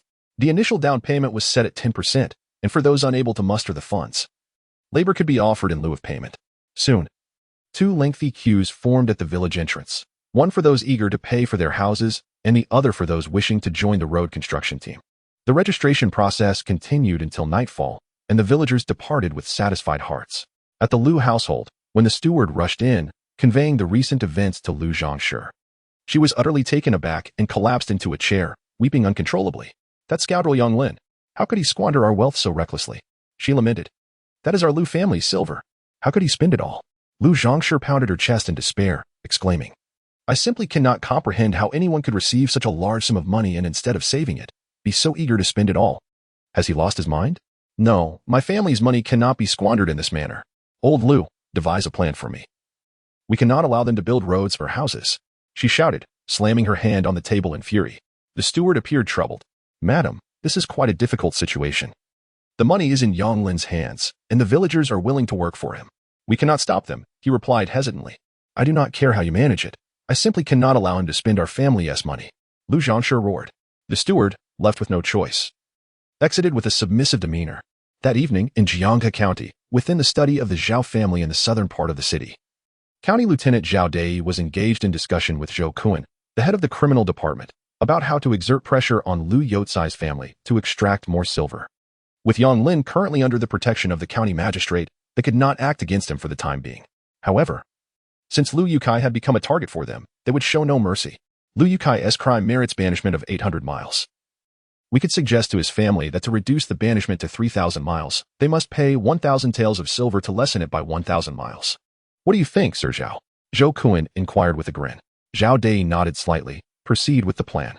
Yes, this matter will be entrusted to me. I shall take 4, and you shall take 6, my lord. The 2 men erupted into hearty laughter when a knock on the door interrupted them. Master, news has arrived from Kashan village. The landlord surnamed Liu has bequeathed all his wealth to Yang Lin. What? Come in. Zhao Dei and Zhou Kuan were both taken aback by this revelation. A servant entered the room, hastily reporting the news just received. Master, it was Yang Lin who publicly announced in Kaoshan village that Liu Yukai has granted him 2,000 acres of land and 3,000 taels of silver. Zhou Kuan clenched his fists, exclaiming, Damn Liu Yukai, he is still a cunning old fox. Humph. Zhao Dei replied coldly, does he believe this leaves us powerless? Since the silver and land are now in Yang Lin's possession, we should simply deal with him directly. The servant hesitated to speak. Speak. Zhao Dei demanded icily. Master, yesterday, Yang Lin divided those lands, and today he has already spent all 3,000 taels of silver, the servant said, lowering his head as he recounted the news from Kaoshan village in detail. After hearing this, Zhao Dei and Zhou Kuan were left dumbfounded. After a moment, they exchanged glances, both seeing confusion reflected in each other's eyes. They could not fathom why Yang Lin would so recklessly distribute land and squander silver that had just come into his possession. Could there truly exist such a profligate individual? After dismissing the servant, Zhou Kuan sighed, Alas, Master Zhao, it seems we shall not reap any benefits from this affair. Just then, the study door was pushed open once more. Zhao Dai was about to scold the intruder when he saw that it was his son, Zhao Guang, which made him frown. You are no longer a child. Why are you still acting so rashly and flustered? Your uncle Zhou is here. Go greet him at once. However, Zhao Guang ignored Zhou Kun and excitedly exclaimed, Father, I have uncovered something. What? What have you discovered? Zhao Guang replied fiercely, the ones who assaulted me. Do you remember? Father, that the attackers hailed from Pingyuan County and were accompanied by 10 wives? Father, do you know why we have been unable to trace them for so long? We were deceived. That scoundrel is not from Pingyuan County at all. He is merely a bumpkin from our own Jianghe County. Zhao Guang clenched his fists tightly. In Jianghe County, he was not to be trifled with. Yet that day, he had merely teased a woman, only to be humiliated and beaten by Yang Lin along with a throng of women. Each recollection filled him with seething anger. Zhao Dai and Zhou Kun were momentarily taken aback, then exchanged glances before looking back at Zhao Guang. Guanger, are you referring to Yang Lin from Kaoshan Village? Zhao Guang was stunned, exclaiming, Father, you know of him too? I learned through various inquiries that a fellow named Yang Lin from Kaoshan Village married 10 wives all at once. The number and appearance of the women matched those who had assaulted him. Father, now that you are aware, why not mobilize some men to Kaoshan Village and capture Yang Lin? Indeed, let us capture all those women of his as well. Zhao Guang clenched his fists tightly. The memory of that enchanting visage caused him to instinctively swallow, as his mind wandered to how he would drag that exquisite woman to his bed, strip her of her garments, and indulge in his whims. Lost in his reverie, he realized that he had not heard any sound from his father for a considerable time. Father? Why do you remain silent? He is merely a rustic. Crushing him would be as simple as squashing an ant. Zhao Guang wore a puzzled expression. Zhao Dai, with a stern countenance, waved his hand. This Yang Lin is no ordinary man. Oh? Zhao Guang and Zhou Kun were perplexed. Zhao Dai coldly remarked, we previously underestimated him. He has managed to produce tofu, profit handsomely from selling potions, and even sought the county magistrate as a patron. Consider this. Could such a person be simple? Zhou Kun nodded in agreement but questioned. However, sir, this Yang Lin has audacity beyond measure, even daring to strike Zhao Guang. This matter cannot be overlooked. It certainly cannot be overlooked. Zhao Dai declared coldly. He dares to harm my son. I shall make him realize that the Zhao family is not to be trifled with. Yet, this matter requires careful deliberation. Zhao Dai's expression darkened. Although he was a martial official, he possessed a measure of cunning. He understood that even if the county magistrate supported Yang Lin, it was merely a matter of some silver and a semblance of face to the magistrate. Should he decide to eliminate Yang Lin, the magistrate would not retaliate against him. However, doing so would render him disobedient in the magistrate's eyes, pushing the latter firmly toward Zhao Kong, thereby jeopardizing his career. Thus, Zhao Dai sought a solution that would serve both interests. Sir, I have an idea, Zhou Kun said, his eyes glinting with thought. Oh, pray, share it with me. Zhou Kun promptly replied, Sir, in a few days, the Black Tiger will enter the city to deliver the New Year's silver. We can delegate the task we cannot undertake to the Black Tiger, which would resolve our dilemma. Zhao Dai's eyes brightened, and he slammed his hand on the table. Excellent. Let us proceed with this plan. Instruct the Black Tiger to execute this matter flawlessly. Do not kill anyone just yet. Capture them all alive, and bring Yang Lin back to me, to be dealt with by Guang, or later. Rest assured, both the people and the riches will be seized. Zhou Kun assured him. Fear not, father. Zhao Guang gritted his teeth, vowing to make him aware of the consequences of striking me. Once I have taught him a lesson, I shall teach him how to be a person in his next life. As for his women, I will make him watch helplessly. Kaoshan Village. Yang Lin sat on the edge of the bed, while his second sister washed his feet, and Xiao Jiu stood nearby, reporting on the Kaoshan New Village project. The project had generated a cash income of 34,861 a day. The labor offset portion amounted to 49,621. The remaining mortgage stood at 760,321, with interest totaling 1,520,641, culminating in a grand total of 2,283,841. The calculated finances reveal a tangible income of 348 taels. Debt settled through labor amount to 496 taels. The total of principal and interest on the mortgage sums to 2,283 taels, culminating in an overall total of 3,127 taels. As they closed the ledger, Xiao Jiu and the other women were left in a state of astonishment. The figures had left everyone utterly taken aback. However, for Yang Lin, these numbers were entirely within his expectations, and thus he remained unperturbed. What about the personnel? Xiao Jiu reopened the ledger and recited, the tofu workshop employs a total of 32 individuals. The logging team consists of 28. The stone quarry team has 30. The earthen kiln workshop employs 13. The blacksmith shop has 5. The coal mining crew comprises 12. The security team includes 10. and the house construction crew has 20. In addition, there is Uncle Wang Gue, who oversees procurement, and my cousin Du Jing, bringing the total to 152 individuals. Today, we welcome 13 new artisans, including 2 blacksmiths, 6 carpenters, and 5 masons. As per your request, we retained only 100 laborers for the road construction team, though there are many more registered individuals eager for work. Upon concluding her recitation, Xiaojiu lifted her gaze. Is it possible there are still 200 to 300 individuals registered? Yang Lin inquired. Xiaojiu nodded affirmatively. Yes, there are indeed more. That is reassuring, Yang Lin mused, stroking his chin thoughtfully. Tomorrow, we shall continue recruiting. The tofu workshop will remain unchanged, while the logging team, stone quarry team, and security team will each add 10 more members. The house construction crew and the blacksmith shop will increase by 20 each. Additionally, we will recruit 2 boatmen and 10 individuals to form a transport team. Please instruct Wang Gue to procure 2 boats tomorrow. The women were momentarily taken aback. While they understood the need for reinforcements in other teams, the notion of augmenting the blacksmith shop's workforce by an additional 20 individuals seemed excessive, given that it merely involved forging iron. Li Yuyao, however, surmised that the sudden increase in the blacksmith shop's workforce might be related to the coal discovered yesterday. Regardless of the reasoning, within the household, Yang Lin's word was law. Even Li Yuyao, who occasionally found herself puzzled, would refrain from voicing opposition, opting instead to quietly ponder Yang Lin's intentions. My dear husband, when will our house be completed? Inquired the 4th sister with a hint of melancholy. Are you anxious? Yang Lin responded. The 4th sister clung to his arm, playfully chiding. Indeed, our entire family is cramped together on the ground. And despite being married for some time now, my sisters remain untouched. If word of this gets out, we shall be the subject of ridicule. Yang Lin's face flushed with embarrassment, while the women pretended not to hear. Such bold words could only be uttered by the 4th sister. Undeterred, she nestled closer to Yang Lin, resembling a languid kitten, and teased, Is my husband also unable to wait? Perhaps tonight, I could offer you a warm embrace? Oh dear. How foolish of me. My husband has yet to share a bed with my elder sister. How could I dare to overstep? She continued. Perhaps tonight. My husband could spend the night with my sister instead. My sisters shall close their eyes and promise not to peek. The 4th sister giggled mischievously. Chapter 66. Steelmaking and papermaking. Li Yuyao's face flushed slightly, and before she could speak, Liao Hongying immediately exclaimed, No. Her voice was loud, drawing the attention of everyone in the room. Realizing her haste, Liao quickly added, What I mean is, that wouldn't be appropriate. The scene described by 4th sister is simply too embarrassing to contemplate. To suggest that His Majesty and Yang Lin engage in such activities while we close our eyes nearby? That is utterly unacceptable. Furthermore, His Majesty would undoubtedly refuse. 4th sister giggled. 3rd sister, you seem quite anxious. Are you perhaps envious of our husband? You don't say such nonsense. Liao Hongying's face turned crimson with embarrassment as she hastily changed the subject.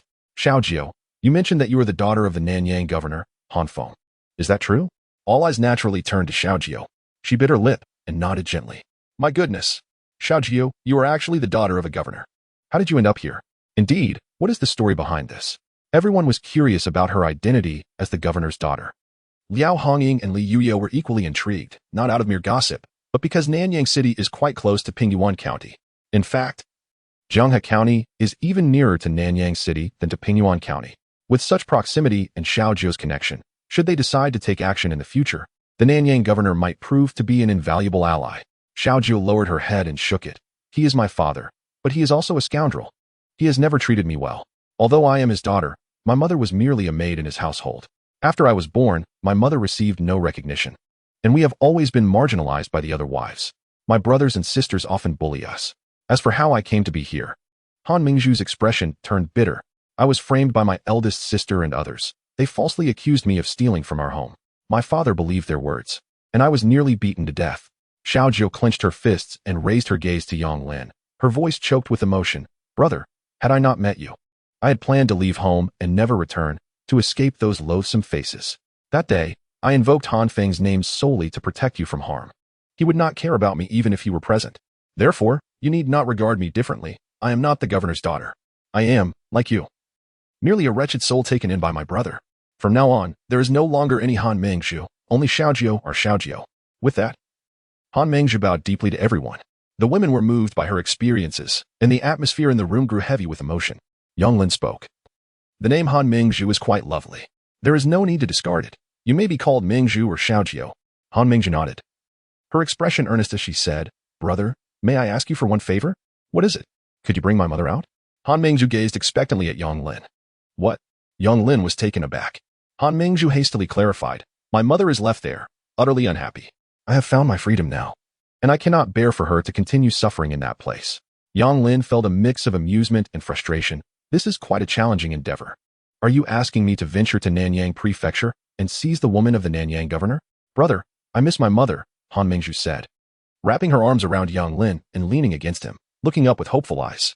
I will do my utmost, but for the time being it is certainly not feasible. Perhaps in the future, opportunities may arise. Han Mingzhu nodded eagerly.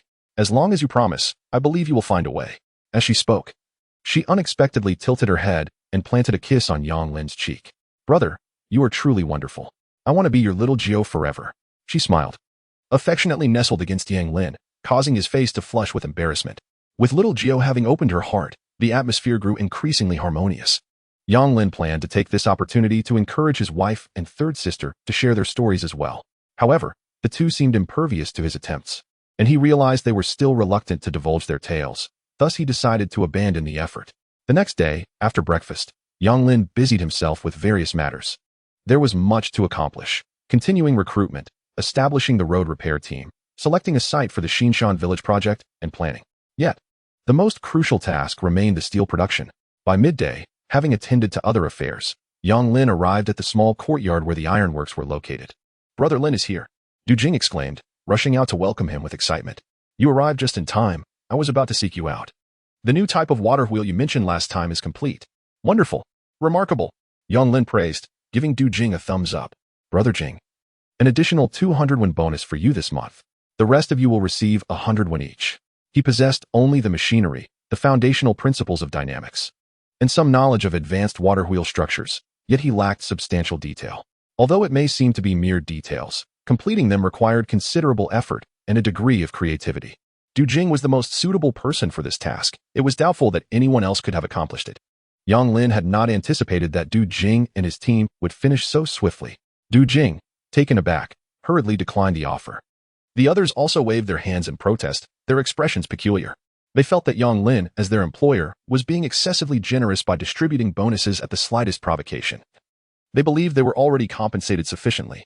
All right, enough of that. You all know that once I make a decision, it remains unchanged. Moreover, issuing bonuses is a form of motivation.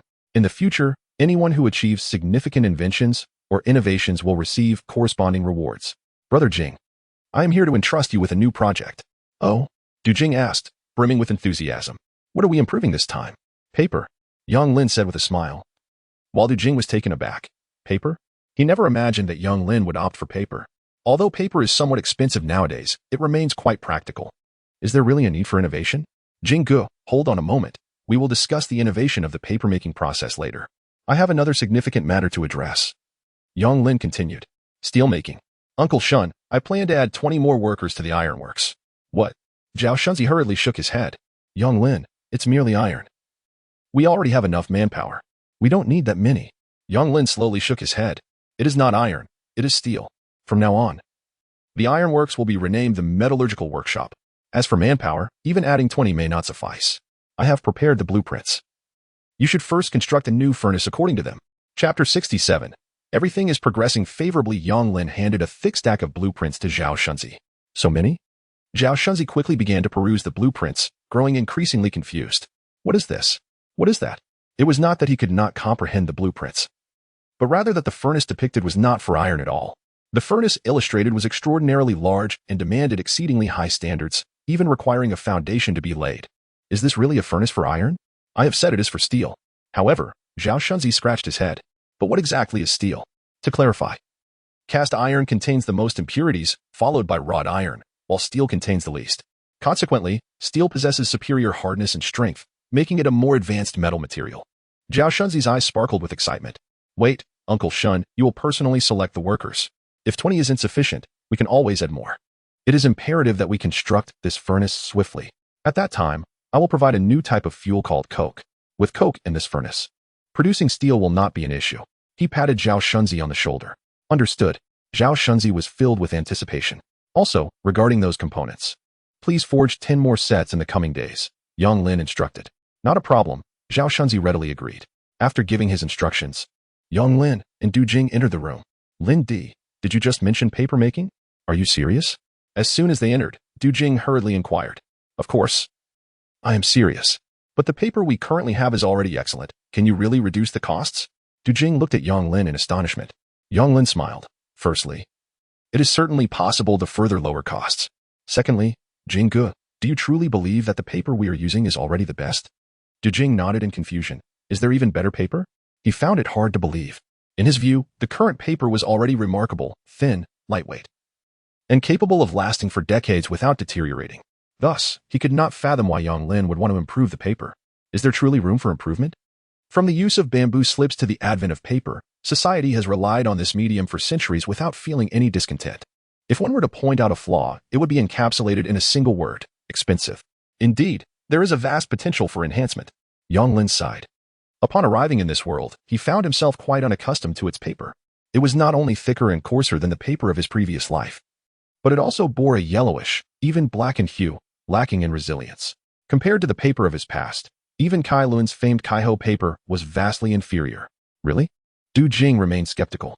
Certainly, Yang Lin replied. The paper we aspire to create will be lighter, thinner, softer to the touch, with a pristine white color, free from impurities, and possessing high transparency, suitable for both painting and magical arts, and even for printing.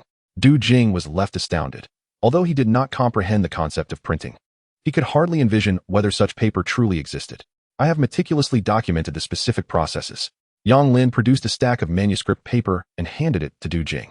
There may be some minor details and deviations, which will necessitate ongoing experimentation and refinement. Despite Yang Lin's reassurances, as Du Jing perused the manuscript, his eyes sparkled with increasing astonishment. A moment later, he excitedly set down the paper and sprang to his feet. I shall commence paper production immediately. If we can indeed create such paper, my name will surely be etched in history. Yang Lin nodded with a smile. Feel free to select anyone you wish for assistance. Take as many as you need, and if you have any specific requests, do not hesitate to approach me. Just remember to maintain confidentiality. From this point forward, your design workshop will be completely separate from the smelting workshop. I have recently acquired a new residence. You can lead your team there shortly. Brother Jing. Engaging in paper production will not only generate immense profits, but also leave a legacy for generations to come. Although I already possess the theoretical framework, do not rush. Diligent research will ultimately yield success. Just as Yang Lin departed from Du Jing, news arrived from the riverside. Both cement and charcoal had been successfully produced. This morning, Yang Lin had specifically instructed them to utilize the coal brought back from Laoshan for another round of cement production and had taught them the method for creating charcoal. Remarkably, after a morning of effort, they had succeeded. Upon his arrival, Yang Lin eagerly tried it himself, and the results were exceedingly satisfactory. The strength of the cement, while still inferior to that of future generations, undeniably resembled concrete when mixed with sand and water. As for the charcoal, it could not yet be tested for temperature. But the production process was not complicated. As long as they followed his instructions, success was assured.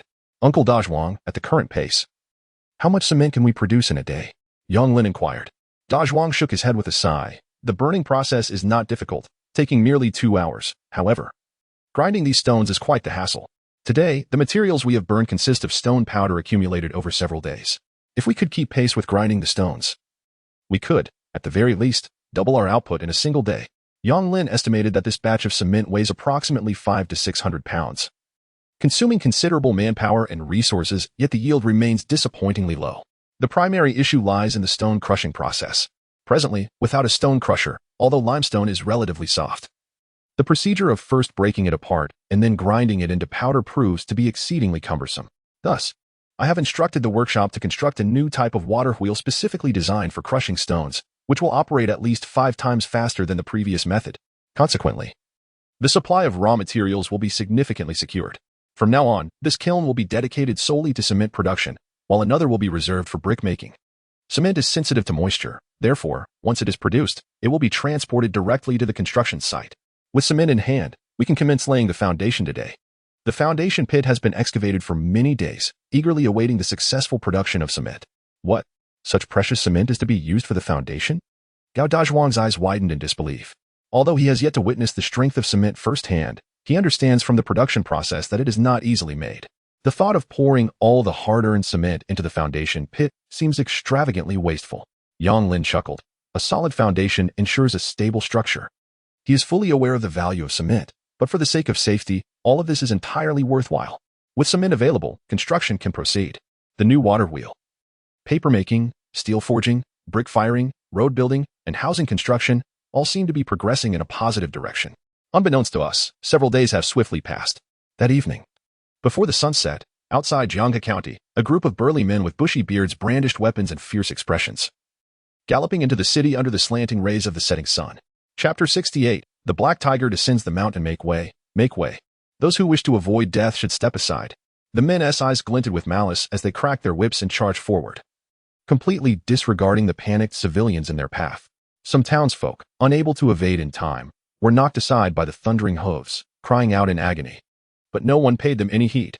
Ha ha ha, Brother Tiger, we must stay in the city for several days this time and indulge ourselves. We've been cooped up in the mountains for too long. Our appetites are ravenous. We must also have our fun with the women in the city. Look at that one. With that figure and skin, truly enchanting. Indeed, the women in the brothels are far more enticing than those we've forcibly taken from the mountains. The captured women always resist fiercely, which is far less enjoyable. Shut your mouths. The dark-faced man leading the charge bellowed coldly. Do you want everyone to know you are bandits? Now that we are in the city, keep a low profile. The leader was tall and imposing, with a grim visage, and his narrow eyes gleamed with menace, a cold smile playing on his lips. What are you afraid of, Brother Tiger? With Lords Zhou and Zhao as our backing, who could possibly challenge us? Indeed, there is little distinction between Jianghe County and our territory. Were it not for you, Brother Hu, the men would have seized this town entirely. A boisterous laughter erupted among the Han men. However, Black Tiger's expression darkened significantly. He reined in his horse, slowing its pace, and cast a sharp glance back at the crowd. Silence. His voice was low. Yet the bandits were cowed by his fearsome gaze. Reminded of Brother Hu's methods, they promptly fell silent, leaving only the sound of hoofbeats in the stillness. Soon, Air and San will accompany me to the Zhou family with a monetary gift. The rest of you, head to the inn and behave yourselves. This is not the mountains. We are here to prosper, so do not provoke any trouble. Anyone who dares to stir up discord without my command should not expect to be treated as a brother by Brother Hu. That evening, Black Tiger, along with the second and third leaders of the bandit group, carried a chest of silver to the Zhou family, where they shared drinks with Zhou Kuan and his son.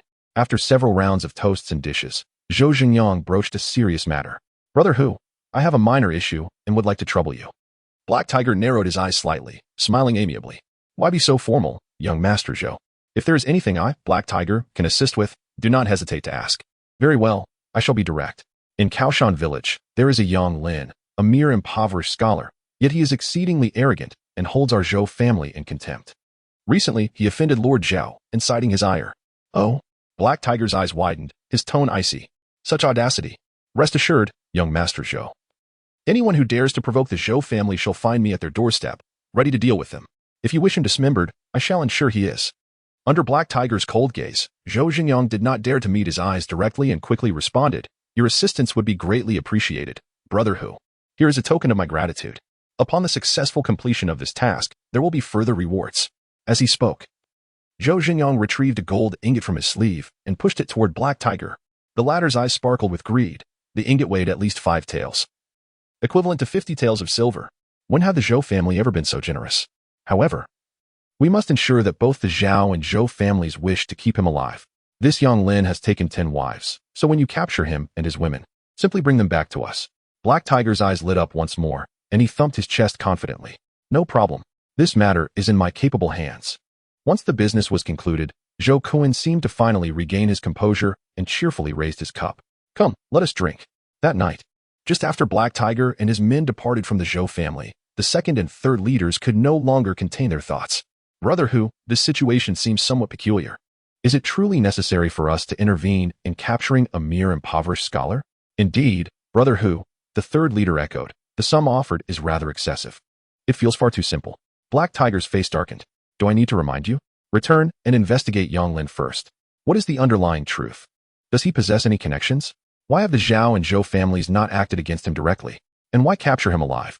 Hey Tiger is an astute individual, believing that even as a bandit, one must employ intellect. Otherwise, one might perish without understanding the cause. In previous years, he established connections with the authorities, annually bestowing a sum of silver upon the Zhou and Zhao families, who consequently turned a blind eye to his rampant pillaging throughout Jianghe County. Thus, Despite the substantial tribute he paid to the Zhao and Zhou families, his business flourished unimpeded, allowing him and his men to plunder freely without fear of retribution from the officials. Although He Tiger maintained a subservient demeanor before the Zhou and Zhao families, he held them in contempt. Therefore, whether to proceed with his plans was contingent upon further investigation. The following noon, He Tiger's envoy finally returned with news. Inside the inn, the bandit leader reported his findings. Brother Tiger, that young Lin is indeed remarkable. The tofu being sold everywhere recently is his creation. He also peddles a miraculous potion, which is used in the tofu's production, and I hear a single barrel of that potion sells for 10 taels of silver. The young leader gesticulated excitedly. The mention of 10 taels left the bandits astounded. Good heavens! They claimed he was a mere impoverished scholar, yet he is evidently a wealthy landowner. Brother Tiger, I understand now. The Zhou and Zhao families desire us to capture him to obtain the potion's formula, right? Why not simply eliminate Young Lin? We could sell the potion ourselves. The bandits looked at He Tiger with eager anticipation. However, He Tiger shot them a glare, signaling the young leader to continue. Furthermore, a few days ago, a wealthy man named Lu from their village sent men to assassinate Young Lin. Guess what happened? 4 were dispatched, 2 perished, and 2 were gravely wounded. The bandits gasped in astonishment. He Tiger furrowed his brow slightly. Could it be that Young Lin is a skilled fighter? The young leader shook his head. No one knows what transpired that night. In any case, Young Lin emerged unscathed. Subsequently, Lord Zhao personally visited Kashan village to confront Young Lin, yet inexplicably, the county magistrate intervened on Young Lin's behalf, leaving even Lord Zhao powerless. After the young leader finished speaking, the bandits were left in bewilderment. Ah, no wonder the Zhou family is so generous. It seems they have encountered a formidable opponent. He Tiger sneered. What shall we do now? Shall we proceed? Inquired the second in command. He Tiger replied coldly. Do you know why the Zhou family wants us involved in this matter? The bandits shook their heads in unison. Because we are bandits. We are not bound by rules. He Tiger picked up a knife from the table, sliced a piece of meat, and, with a squint and a cold smirk, declared, what the Zhou and Zhao families cannot accomplish, we shall. Tomorrow at dawn, we depart for Kaoshan village to meet this Young Lin. Chapter 69. Where is Young Lin? Early in the morning, Yang Lin found himself inexplicably unsettled. After the meal, he, accompanied by the women, assembled the newly refined components into crossbows. With this latest batch, there were now a total of 17 crossbows and 300 bolts. Xiaoqi, Xiaoba, and Xiaojiu finally possessed their own crossbows, while the remaining ones were stored away by Yang Lin in a cabinet. The crossbows wield tremendous lethality and will inevitably be allocated to the defense team. However, as the defense team is still in its infancy, equipping them with such potent weapons at this stage may not be prudent. Yang Lin intends to gradually distribute this batch of crossbows after some time. Xiaojiu, holding the ledger, reported on yesterday's progress. The tofu workshop produced 500 pieces of tofu and 300 pounds of dried tofu yesterday, along with 10 barrels of potions sold. The tofu skins had been successfully made, while the soybean paste and soy sauce were still in the brewing process. The brick kiln yielded 3,000 red bricks and 500 tiles, of which 180 were deemed defective, and the color of the green bricks was still insufficient. The cement kiln produced 120 barrels of cement, and Gao Dazhuang mentioned that the output could increase further today. The construction of the new furnace in the smelting workshop was over halfway complete, with Uncle Shun promising it would be finished in 3 days. In the design workshop, the materials and tools for papermaking were nearly complete, but Jinggu indicated that there were still issues with procuring raw materials and other details that required more time. The newly hired boatman had transported 3 loads of coal from Old Black Mountain yesterday, but the descent was not yet repaired, causing the land transport to remain slow. However, once loaded onto the ships, the journey to our location would take less than an hour. The road repair crew had already completed over 100 zhang at the eastern edge of the village, and it would take no more than 2 more days to finish the road there. Meanwhile, on the main road at the eastern edge of the village, He Hu rode with the bandits, galloping and stirring up a cloud of dust. Brother Hu, ahead is Kaoshan village. The second in command shouted. He Hu replied coldly. This young Lin possesses some skill. We must not be careless. Once we charge into the village, seize someone at random to inquire about Young Lin's whereabouts, and we will strike him by surprise. Yes, the bandits shouted in unison. However, just as they caught sight of Kaoshan village, they noticed a multitude of villagers armed with shovels and spades gathered at the entrance. Halt! What is the situation? Has word leaked out? He Hu furrowed his brow. They had come from the county town without encountering any villages along the way, wary of startling the snake in the grass. Yet, why did it appear as though the villagers were already prepared, seemingly waiting for them? Upon closer inspection, those villagers wielding tools numbered at least 40 or 50. Although they had blood on their hands, the prospect of facing such a substantial number of villagers and resistance posed a significant complication. The third-in-command remarked, "Brother Hu, I sense that they are not waiting for us. Rather, they seem to be repairing the road." Repairing the road? He Hu pulled on the reins, frowning as he gazed ahead. To his astonishment, that indeed appeared to be the case. The road behind the villagers was evidently wider and smoother, with yellow earth laid down and sand spread atop it, surpassing even the roads of the county town in quality. The villagers stood there, seemingly halting only upon noticing their presence. To my astonishment, they were merely repairing the road. What on earth is happening in Kwaishan village? Why are they fixing a road when all seems well? The bandits were equally perplexed. Yet, He Hu coldly remarked, "Since there are people here, we might as well inquire about Yonglin's whereabouts." Indeed, the bandits spurred their horses onward. At this moment, the villagers laboring on the road were also observing the bandits, whispering among themselves. Could they be bandits? Surely not. Just a few days ago, Yonglin captured so many. Would any bandits dare approach Kwaishan village? Indeed. We've seen bandits before, but none have ever ridden horses. True, even the county officials don't have this many horses. They must be soldiers from the prefecture. Hey, they're coming closer. Everyone, step aside, don't let them trample us. The villagers were uncertain about the true identity of these figures, exchanging bewildered glances. It wasn't until He Hu and his men approached, emanating an aura of menace and dressed in fearsome attire, that the villagers sensed something amiss, their faces betraying expressions of terror and unease. The second-in-command, mounted on his horse, cracked his whip with a sharp sound and stammered, We are the brave men of Hafing Mountain. Today, we come not to rob, but solely to capture Yonglin." Despite his stutter, no one dared to laugh. "Listen carefully, all of you. Speak of Yonglin's whereabouts, and we shall ensure your safety." His cold, sinister gaze swept over the crowd, leaving the villagers dumbfounded. Could it truly be bandits? The infamous Hafing Mountain bandits known for their ruthlessness in Jiangha County?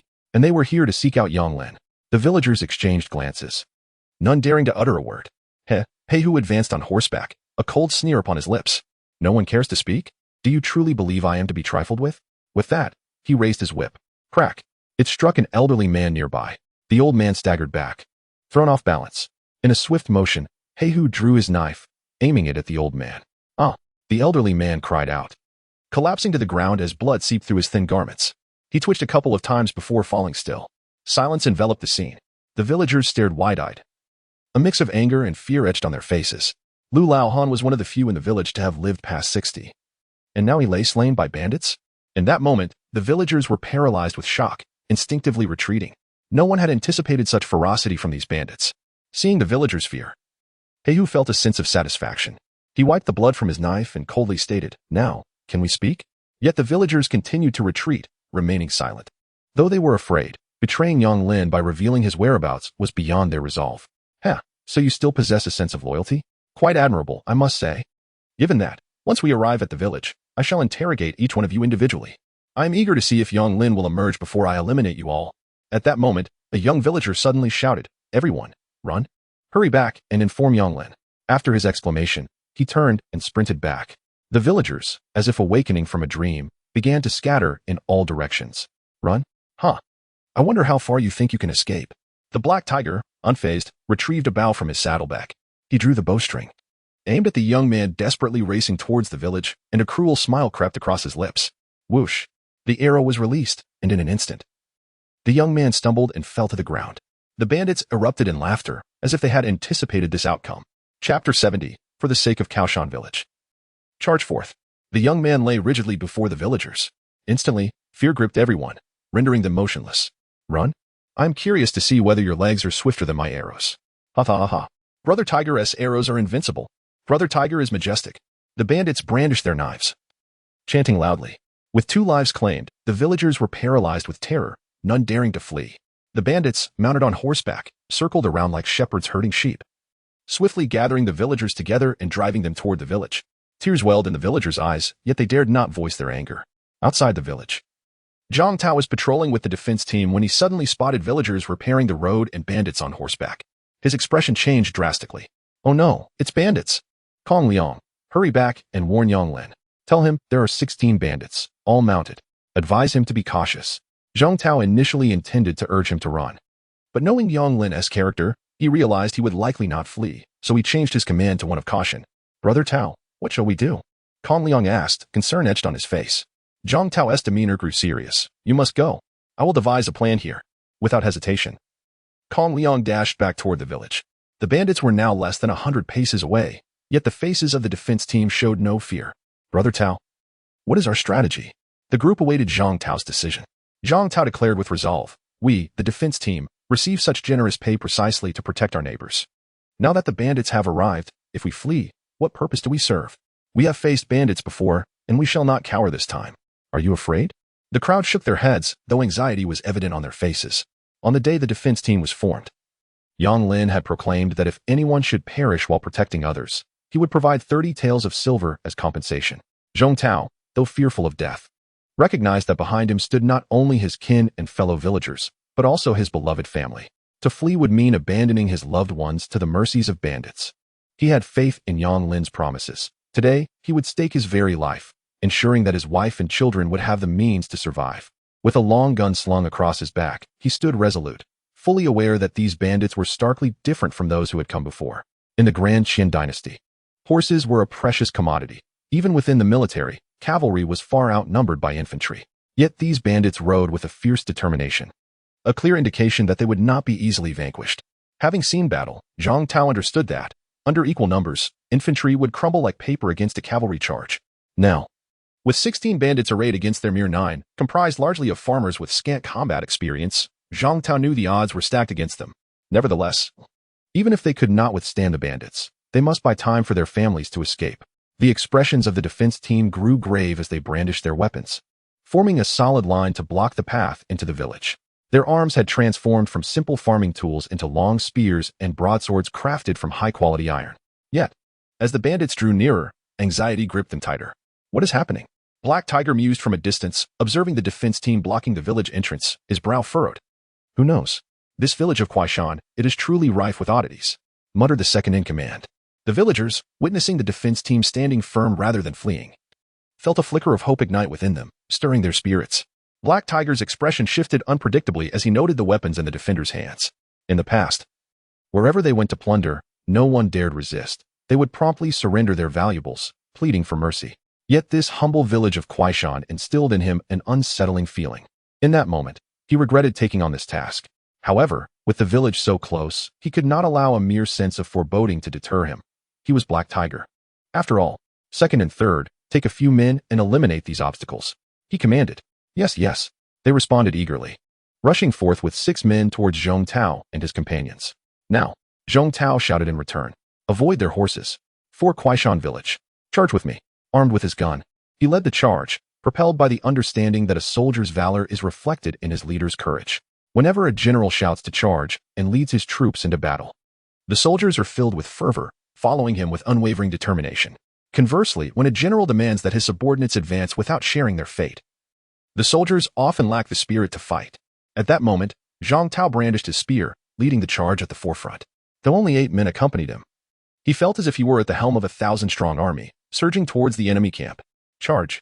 The members of the defense team echoed his battle cry. Black Tiger narrowed his eyes, recognizing the distinct vigor in Zhang Tao's demeanor. However, the clash between the two sides was fleeting.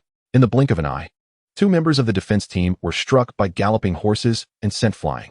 2 others were cut down by blades raised by the bandits, falling to the ground with anguished cries. The remaining soldiers, though temporarily unharmed, found the bandits surging past them, having inflicted no damage in return. Only Zhang Tao seized the moment of the charge, thrusting his spear to unseat one bandit from his horse. Yet, even such a feat was overshadowed by the overwhelming odds. In an instant, only 5 stood, encircled by the bandits who pressed in from all sides. Pale-faced, their hands trembled involuntarily around their weapons. Black Tiger advanced on horseback, while the other bandits turned back, brandishing their blades, surrounding the few remaining men tightly. At that moment, one coward panicked, dropping his weapon and kneeling in surrender. As one knelt, the last vestiges of morale dissipated, causing the others to follow suit, dropping their weapons and capitulating. Realizing the tide had turned, a wave of desolation washed over Zhang Tao. Seizing the moment while the bandits reveled in their dominance, he pretended to relinquish his weapon, then suddenly surged forth, sweeping his spear in a wide arc. The bandits hastily dodged, and Zhang Tao seized the opportunity to dash towards the village. The bandits did not pursue. Black Tiger had drawn his bow once more, knocking an arrow aimed at Zhang Tao's back. The arrow whizzed through the air, just as it seemed destined to strike. Zhang Tao, as if endowed with a sixth sense, evaded the shot. Black Tiger furrowed his brow, and prepared another arrow. This time, Zhong Tao was not as fortunate. The arrow struck his shoulder, causing him to stumble, yet he pressed on through the pain. By the time Black Tiger loosed a third arrow, Zhong Tao had already made a considerable distance. "Damn it," Black Tiger muttered, displeased as he stowed his bow, coldly commanding, "Go check if Ershah is dead." Ershah was the bandit who had been unseated by Zhong Tao. "Brother Tiger, Ershah is still alive, but he is unlikely to survive," came the reply. "Give him a swift end," Black Tiger ordered coldly. "Understood." The small leader wasted no time, plunging a knife into Ershah's heart. The bandit, who had been struggling mere moments ago, fell utterly still. The villagers were left in stunned silence. The bandits, it seems, are capable of turning on their own comrades. How ruthless. "Brother Hu, should we pursue that fellow from earlier?" inquired the third master. He Hu waved his hand dismissively, his expression darkening. "Let us not complicate matters. We must advance into the village and locate Yang Lin." Meanwhile, Yang Lin, still at home, quickly grasped the gravity of the situation upon receiving the news. 16 bandits, all mounted, an unmistakable cavalry unit. With no prior warning, they had arrived at Kaoshan village, and it appeared that they were likely targeting him. Kong Liang anxiously questioned, "Brother Lin, what shall we do? Brother Tao may not be able to hold them off." The women looked at Yang Lin with palpable tension. "Should we not set an ambush like last time, luring the bandits in?" asked second sister. "Absolutely not." Both Liao Hongying and Yang Lin replied simultaneously. The women were perplexed. The previous strategy had been rather effective, though they had not had the opportunity to implement it. Yang Lin elaborated, "These bandits are all on horseback, and they have captured members of the road construction crew. I fear they might use them as leverage to coerce me into revealing myself, rendering our ambush futile." Liao Hongying nodded in agreement. "Moreover, they outnumber us, and their mounted speed surpasses ours. Our archery skills are still lacking. It is one thing to miss the bandits, but we must avoid harming innocent bystanders." After hearing their explanations, the group grew even more anxious. "So, does this mean we are left with no options?" Fourth sister lamented. "I have a plan," Li Yuyo suddenly interjected. The others turned to her in surprise. "Let us set up an ambush as before, but this time we will proactively draw the bandits in before they act." Li Yuyo gazed at Yang Lin as she spoke. After contemplating, Yang Lin concluded, "It appears we have no other choice. You all should set the ambush as before while I draw the bandits in. Kong Liang, go outside the village and find another group of guards. Ensure they are armed and ready, then have them lie in wait near my home. Prepare to act when the moment is right." Xiaojiao exclaimed in alarm, "Brother, this is far too perilous." "Indeed, how can you go alone to confront the bandits? What if they are intent on killing you? What will we do then?" The women looked at Yang Lin with concern. "Shall we not simply confront them directly?" Yang Lin shook his head. "They are too numerous and stronger than us. A direct confrontation is not viable." As for the danger, he chuckled ruefully. "Seeking out the bandits is indeed perilous, but we have no alternative. To take the initiative is surely preferable to waiting to be struck. You must return safely," they urged. "Brother, be cautious. If things turn dire, flee quickly." The women expressed their worries. Li Yuyao opened her mouth, but ultimately, she could only utter 2 words, "Wait for you." Yang Lin smiled knowingly, waved farewell, and stepped out of the house. Meanwhile, He Hu had already led his men into Kaoshan village. The sudden arrival of the bandits caught everyone off guard, leaving no time for warning. As the villagers witnessed the raiders forcefully ushering their fellow villagers into the heart of the village, they hastily shut their doors and hid within their homes, paralyzed by fear. Observing the scale of the village, Black Tiger could not help but furrow his brow. With over 200 households, a thorough search of each home could prove interminable. And by then, Yang Lin would have long escaped. Thus, he resolved to extract information regarding Yang Lin's whereabouts from the villagers. "Listen closely. Whoever reveals Yang Lin's location shall be rewarded with a tael of silver," Black Tiger bellowed. Yet, none of the captured villagers uttered a word, their lips sealed in defiance, their eyes burning with indignation. "Oh, you choose silence?" He sneered. "Very well. If you wish to play the tough ones, I shall see just how tough you truly are." With that, Black Tiger raised his blade and struck at a middle-aged man standing nearby. The man collapsed to the ground, groaning in agony. Nonetheless, he remained resolute, uttering not a single word. Black Tiger's brow furrowed slightly as he pointed his bloody blade at an elderly man nearby, demanding, "Do you desire a tael of silver or a blade from me?" The old man trembled, but resolutely closed his eyes. "Kill me if you must. Yang Lin has saved my grandson's life. I would never betray him." The old man tilted his head back, awaiting the inevitable approach of death. "Your grandson?" Black Tiger's lips curled into a sly, malevolent smile as his gaze fell upon a small boy standing beside the elder. The old man suddenly realized the implication, his eyes widening as he instinctively shielded the boy with his body. However, it was too late. With a swift gesture, 2 bandits dismounted their horses and seized the boy. "What do you want with him?"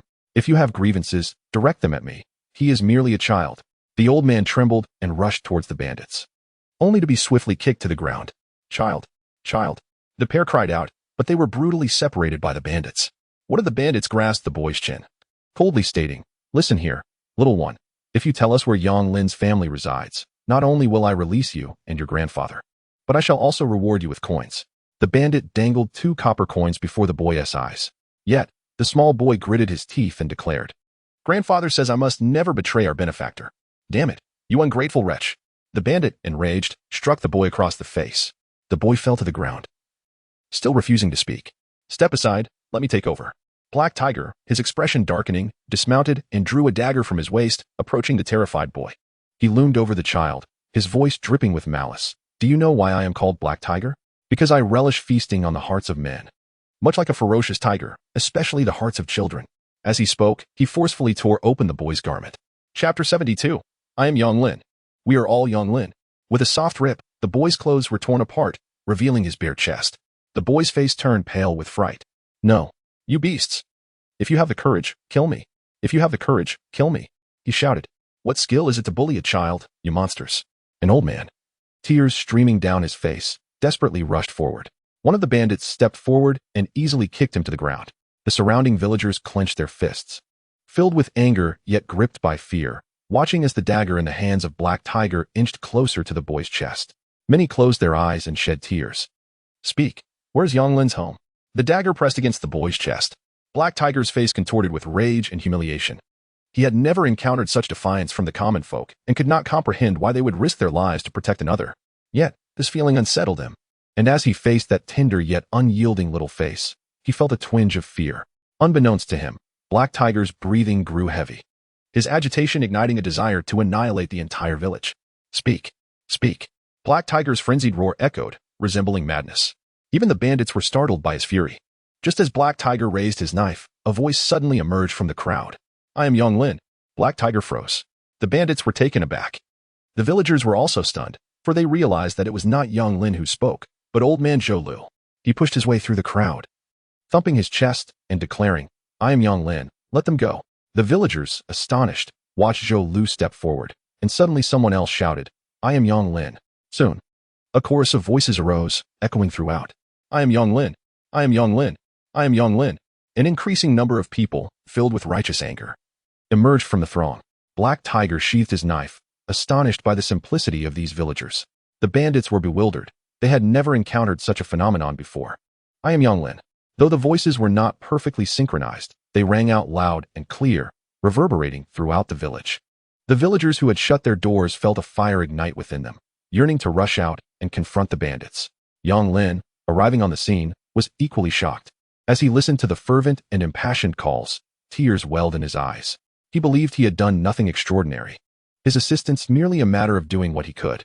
He had even exploited their innocence and kindness, yet what he received in return was their unwavering protection, even at the cost of their lives. Yang Lin clenched his fists and stepped forward. "I am Yang Lin. I have arrived." His voice was not particularly loud, but being outside the crowd, it captured the attention of the bandits. "Brother Hu, look." A bandit alerted. It was only then that Black Tiger noticed the young man approaching from beyond the throng. In his 20s, with a slender frame clad in coarse cloth, he appeared unremarkable.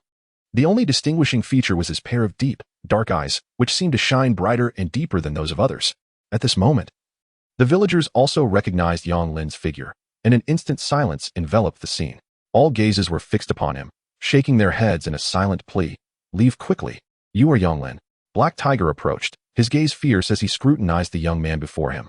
"Indeed," Yang Lin replied calmly. "Since you have come for me, let them go. If it is money you seek, I will take you to retrieve it." Standing resolutely, he exuded an aura as if an army accompanied him. Upon finishing his statement, Yang Lin glanced at the villagers around him, only to be astonished to find Lu Chaowen among them. Black Tiger sneered coldly.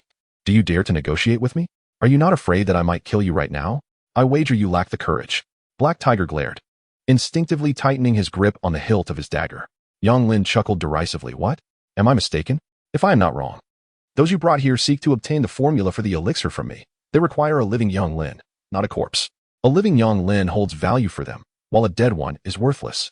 He spoke with a hint of self-mockery, just as Black Tiger was about to respond. Yang Lin continued, "As for the formula, It is exceedingly complex, requiring dozens of ingredients and intricate processes to concoct. The formula is recorded in a wooden box, which is located in my home. If you wish to obtain it, follow me. Without waiting for Black Tiger's reply, Yang Lin turned and began to walk back. His arrival had been composed, and his departure even more so, leaving the bandits bewildered by his nonchalance as if he were merely strolling through a market. Little did they know that Yang Lin was terrified, and should he hear any rustling behind him, he would undoubtedly flee. After all, his purpose was to lure the bandits away, and the method of doing so was of little consequence. Brother Hu, this lad must be plotting something, right? What is there to fear? We have so many men. Why should we be afraid of just one? Brother Hu, should we follow him? The bandits looked towards Black Tiger. Kid, Black Tiger shouted, I'll give you 15 minutes to retrieve that box. We will wait here for you. If you do not return in 15 minutes, I will start killing. Remember, their lives are in your hands. If you do not return in time, you will be the cause of their demise. The knife of the Black Tiger was directed at the young boy, his voice resonating loudly. A sudden pang of dread struck Yang Lin's heart. He had not anticipated that these bandits would exhibit even greater caution than he had imagined. Thus, the plan must be altered. Wait for me. Yang Lin shouted without looking back. Upon returning home, he summoned the women who lay in ambush and conveyed the current situation. The plan has changed. The bandits are gathered near Zhao Qing's house at the eastern edge of the village, a total of 16 of them. Having captured the road construction team and the security personnel, we shall strike there shortly. My dear, you will lead eldest sister, second sister, little 7, little 8, and little 9 to circumvent through the front entrance and conceal yourselves to the left. Third sister, you will take fourth sister, fifth sister, and sixth sister to circle around from the back and hide to the right. At my signal, we will all strike simultaneously, targeting those on horseback first, and then rush forward with utmost speed to eliminate them. Be vigilant. Do not harm the innocent. Time is of the essence. We must act immediately. Li Yuyo hastily inquired, And you? Me? Yang Lin replied bitterly. They are all coming for me. Naturally, I must draw their fire. Chapter 73. The Ocean of the People. As the clock neared the quarter-hour mark, Black Tiger finally beheld Yang Lin approaching, cradling a black wooden box. Is the formula inscribed on the box? Black Tiger was skeptical, yet he was eager to see what Yang Lin could conjure. At that moment, he noticed the peculiar manner in which Yang Lin held the wooden box, one hand at the front and the other supporting the back, as if he were carrying something of great significance. Halt! A sense of wariness enveloped Black Tiger. Nevertheless, Yang Lin appeared oblivious, continuing his advance. Stop, do not move. For reasons unknown, Black Tiger felt an ominous danger emanating from that object. Yang Lin remained undeterred. With only a few meters separating them, in a normal scenario, Black Tiger would have been confident in his ability to eliminate his opponent. However, with villagers nearby, and considering the modified wooden crossbow he had crafted over the past 2 days, which enhanced concealment yet diminished power, Yang Lin decided to approach a little closer for safety. Yet, Black Tiger's sense of unease intensified. He bellowed, I command you to stop.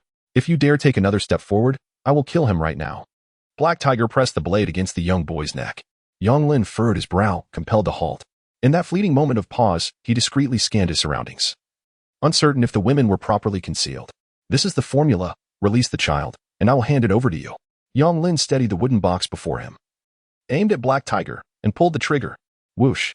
A 3-inch arrow shot forth from the box. Attack! Yang Lin shouted. The sudden arrow took the bandits completely by surprise. Yet, in that fleeting moment, Black Tiger remarkably managed to react. Perhaps he had always remained vigilant towards the peculiar wooden box. Thus, at the instant the arrow was shot, he swiftly leaned aside, narrowly evading a fatal strike. The arrow merely grazed his arm. Black Tiger let out a blood-curdling scream. Damn it! I knew something was amiss. Kill him for me, he bellowed, disregarding the young boy beside him, brandishing his knife and charging at Yang Lin.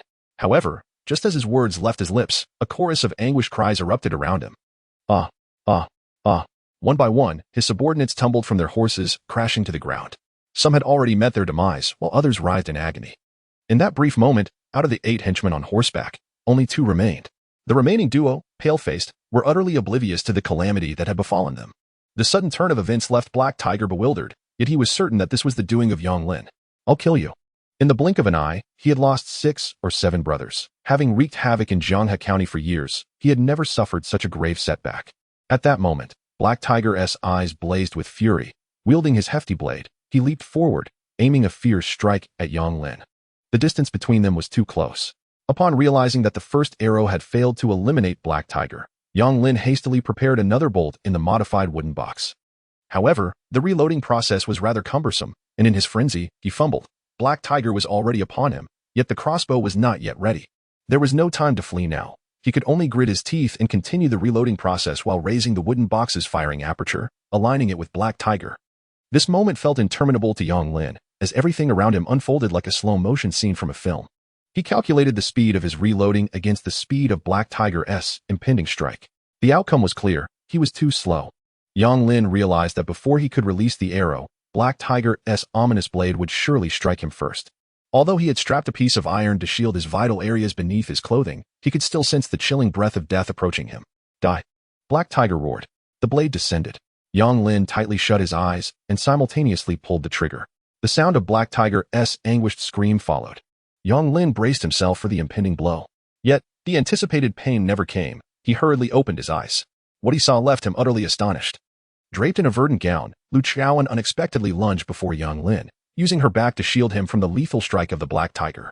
I truly adore you, she murmured, extending her hand towards him as if grasping for something elusive. Yet, before her fingers could brush against Yang Lin, her hand fell limply, and she slumped into his embrace, revealing a long gash on her back from which blood flowed profusely. Qiaoyan! Qiaoyan! A surge of intense sorrow and fury struck Yang Lin, awakening the long-buried emotions within him. His heart ached unbearably, and his usual composure shattered in an instant. Ah! He roared, laying Lu Qiaoyan's body gently on the ground.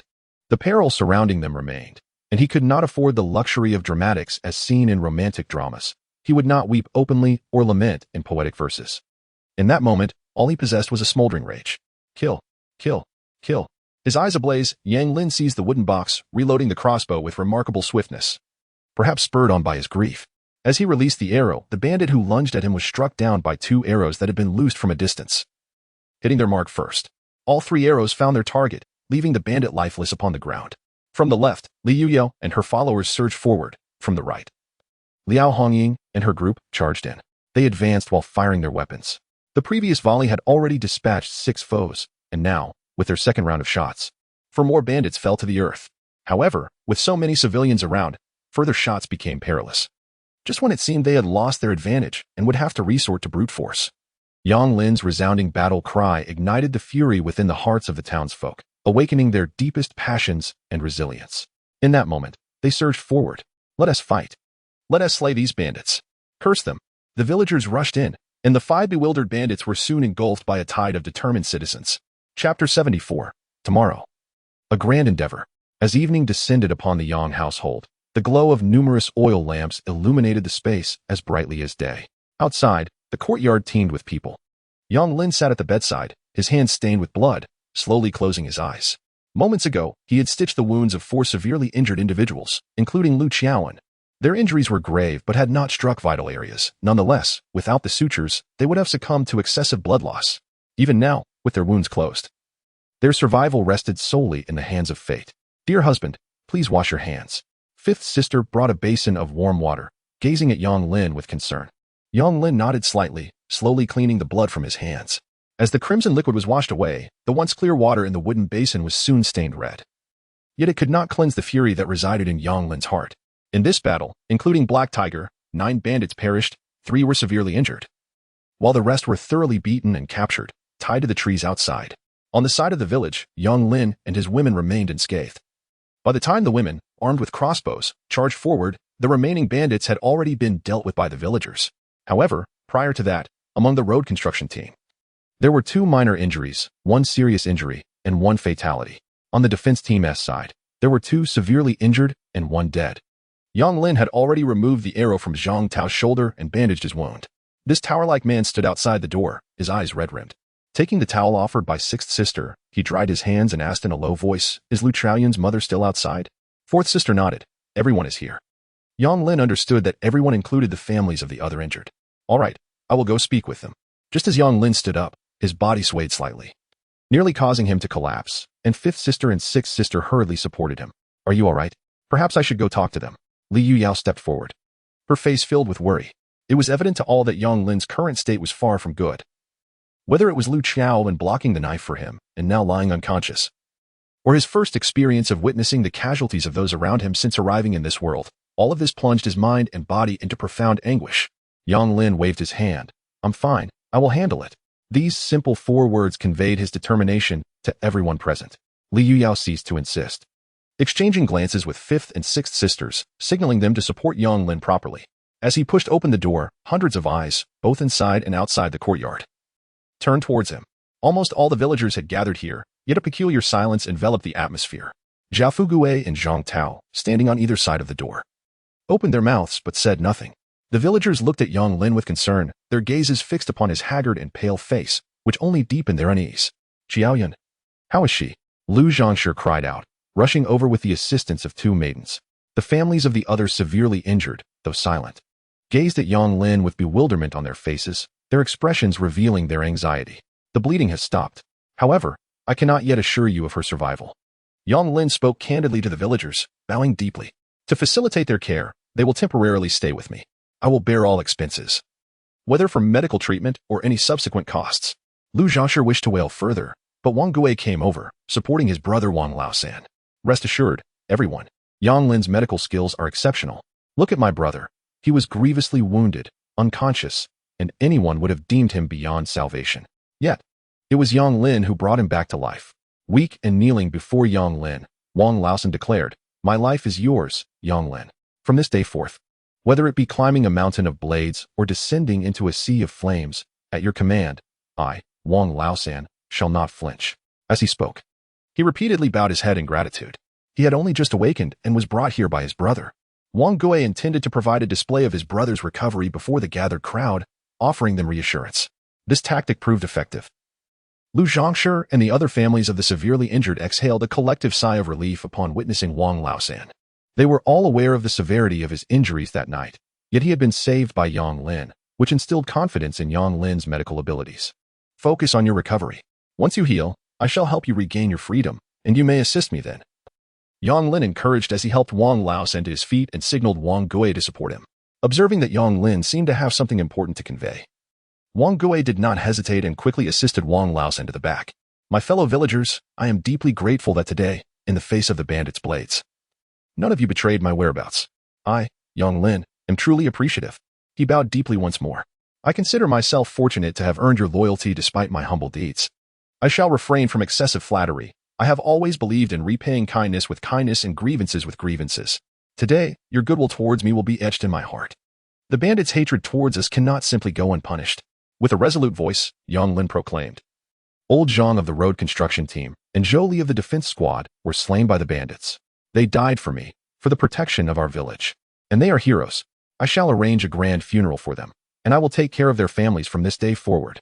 When the defense squad was established, I pledged to provide 30 taels of silver as compensation should any brother fall. However, today, I shall make an exception. Zhang and Zhou, who perished for our village, deserve this honor. Thus, I have decided to grant each family 100 taels of silver. Tonight, we shall lay them to rest with dignity. As he spoke, Yang Lin bowed to the crowd for the 3rd time. The announcement of 100 taels of silver left the villagers astounded. In this era, human life was regarded as insignificant. The thought of 100 taels was beyond their wildest dreams. Even a mere 30 taels was something they could only wish for.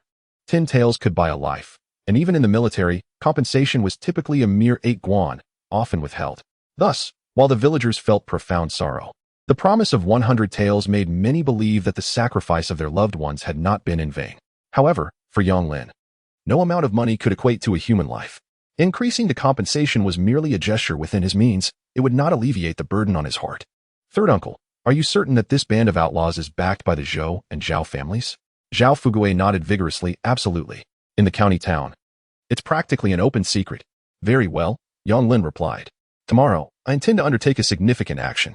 Will you dare to join me, third uncle? Chapter 75. Those who threaten Kaoshan village shall face retribution, no matter the distance. Zhao Fugue was taken aback. What are you planning to do? Yang Lin. You mustn't act impulsively. Historically, the common folk do not contend with the authorities. We cannot triumph over them. Having discerned the identity of the Black Tiger, and with the outlaws heading directly towards Kaoshan village for the sake of the medicinal formula, it was not difficult to deduce the masterminds behind the bandits. Yang Lin assured him, rest easy, I know what I am doing. Just as Zhao Fugue exhaled in relief, Yang Lin continued, third uncle. Do you wish to become the county magistrate? Zhao Fugue staggered, nearly losing his balance, his eyes widening in terror as he gazed at Yang Lin. We cannot act recklessly. Yang Lin nodded, reiterating, trust me, I know what I am doing. Perhaps even the heavens sought to cleanse Kaoshan village of its bloodshed for that very night. As they laid Zhang Laotu and Zhou Li to rest, a torrential downpour commenced, accompanied by thunder and lightning. The thunder roared and the lightning flashed. The deluge fell relentlessly, as if heaven and earth wept together. Almost all the villagers of Kaoshan stood solemnly before the two fresh graves. Tomorrow morning, we shall set forth for the county town, Yang Lin proclaimed loudly. With the utterance of those words, a thunderous clap echoed, as if heralding the bloody rebirth of Kaoshan village. At the break of dawn the next day, nearly the entire village of Kaoshan mobilized. The villagers beat drums and gongs as they escorted 4 living bandits, utilizing the 16 horses they had captured to drag the remaining 12 corpses of the outlaws toward Jianghe County town. After more than 2 hours, when the formidable procession from Kaoshan village arrived at Jianghe County town, it immediately drew the attention of the townsfolk, who gathered to witness the spectacle. To their shock, upon seeing the bodies being dragged along, the citizens of the county town were horrified. After being dragged for dozens of miles, the corpses of the outlaws were grotesquely mangled, bloodied beyond recognition. Along the long street, a trail of crimson stains marked their passage. The townspeople were left dumbfounded, uncertain of what had transpired. In an era where communication was cumbersome and entertainment scarce, the populace delighted in gathering for a spectacle. Even public executions drew onlookers. Thus, despite the gruesome scene, they followed alongside the procession, eager to uncover the truth behind the unfolding events. Soon, someone recognized the bodies. Ah, I remember now. These ruffians came through a few days ago, brazenly riding through town and knocking over quite a few people. Indeed. I recall that day when the child from the neighboring Zhang family was struck by one of those horses. But what transpired? How did they all meet their demise? Oh, look. The burly man at the front, with the dark complexion, he resembles the infamous Black Tiger. What? Black Tiger? The one from Blackwind Mountain? Surely not. I've heard tales that Black Tiger is the most notorious bandit in the region. How could he have fallen? Could it be that the officials have eradicated him? What nonsense. For years, when have we ever seen the officials venture to eliminate bandits? Precisely. These individuals hardly resemble soldiers. They seem more like rustic folk. With so many of them, could it be that the bandits attempted to pillage and were instead ambushed by some village? How could that be? Which country folk possess such courage to confront bandits? Moreover, even if they had the audacity, who could possibly stand against bandits? Let us follow them and uncover the truth. The contingent from Kaoshan village halted in the center of the county town, dismounting from their horses to lay the bloodied and mangled corpses side by side. Soon, Yang Lin led the group to retrieve wooden boxes from their carts and set them on the ground. The surrounding populace gathered in droves, quickly forming a dense crowd. In this otherwise unremarkable small town, where significant events rarely occur, such an uproar was not to be missed by the townsfolk. What are they about to do? I have no idea. Did you notice? There are still a few survivors. Amidst the murmurs of the crowd, Yang Lin ascended to a higher vantage point and proclaimed loudly, I am Yang Lin from Kaoshan village. Perhaps some of you have heard of me. Indeed. I am the Yang Lin who sells the miraculous elixir. While few recognized his name, nearly everyone was familiar with the potion renowned for its ability to produce tofu, a product that has gained immense popularity. The method for making tofu has disseminated throughout the vicinity of Jianghe County over time. As more individuals began to craft tofu, it became widely known that only this extraordinary elixir could yield such a product. As for where to procure this elixir, many knew. One must go to Kaoshan village and seek out Yang Lin. However, the price of 10 taels of silver per barrel deterred many small workshops. More critically, the elixir trade has become nearly monopolized by the prominent families in the county town. Every 3 days, when Yang Lin releases 10 barrels of the elixir, they are immediately seized in a frenzy by these families. These families, having acquired the elixir, no longer limit themselves to crafting tofu, but resell it at a markup, acting as intermediaries, distributing it to small workshops and even neighboring counties for profit. Thus, when the onlookers realized that the individual before them was indeed the seller of the elixir, their intrigue only deepened. With so many bandit corpses present, they must be speculating about what has transpired. The matter is, in essence, quite straightforward. Someone has taken a keen interest in my potion-selling enterprise, and thus instigated these bandits to assault my village, seeking to capture me and compel me to divulge the secrets of my potion recipes. As Yang Lin spoke, the villagers began to murmur amongst themselves once more. Many were aware that the Black Tiger had always been backed by the Zhou and Zhao families. Consequently, numerous individuals immediately recognized the gravity of the situation. In this confrontation with the bandits, our village suffered significant losses. 2 villagers lost their lives in the struggle, sacrificing themselves to protect me, Yang Lin. At this moment, 4 others remained gravely injured and unconscious. The onlookers displayed expressions of confusion. 12 bandits perished and 4 were captured. resulting in their complete annihilation. Yet, our village only mourned 2 deaths. By any measure, this could hardly be deemed a substantial loss. Rather, it should be celebrated as a resounding victory. However, Yang Lin, with a countenance filled with righteous indignation, continued, "This blood feud must be avenged. This debt of blood cannot simply be overlooked. A grudge soaked in blood must be repaid in kind. The bandits' indiscriminate slaughter of the innocent calls for retribution. Today, I stand before you to convey this message, to warn those with ill intentions. Anyone who provokes me, Yang Lin, or infringes upon my village will face dire consequences." As Yang Lin's words resonated, the defense team had already subdued the 4 surviving bandits, forcing them to kneel on the ground. Zhang Tao, brandishing the formidable blade of the Black Tiger, approached with eyes aflame. In that moment, the crowd erupted with a cacophony of emotions. Chapter 76. A grand gesture to the Zhou family. It was evident to all that the villagers of Kaoshan had a singular purpose in mind. The spectators widened their eyes in disbelief at the unfolding scene. Some were gripped by fear, while others felt a surge of exhilaration. Yet, a greater number were filled with fervor. Jianghe was a modest locale, and executions were scarce in the county. Now, however, they were about to witness the execution of those who had committed heinous acts of murder and pillage. Naturally, the villagers erupted in cheers. Zhong Tao, with his eyes ablaze, advanced with the blade in hand. The 4 bound bandits trembled as if caught in a tempest, 2 of them having lost control of their bladders in sheer terror. "Please, please don't kill me. I have money. I will give you all my money," they begged. "Ah, spare me. Spare me. Do not take my life."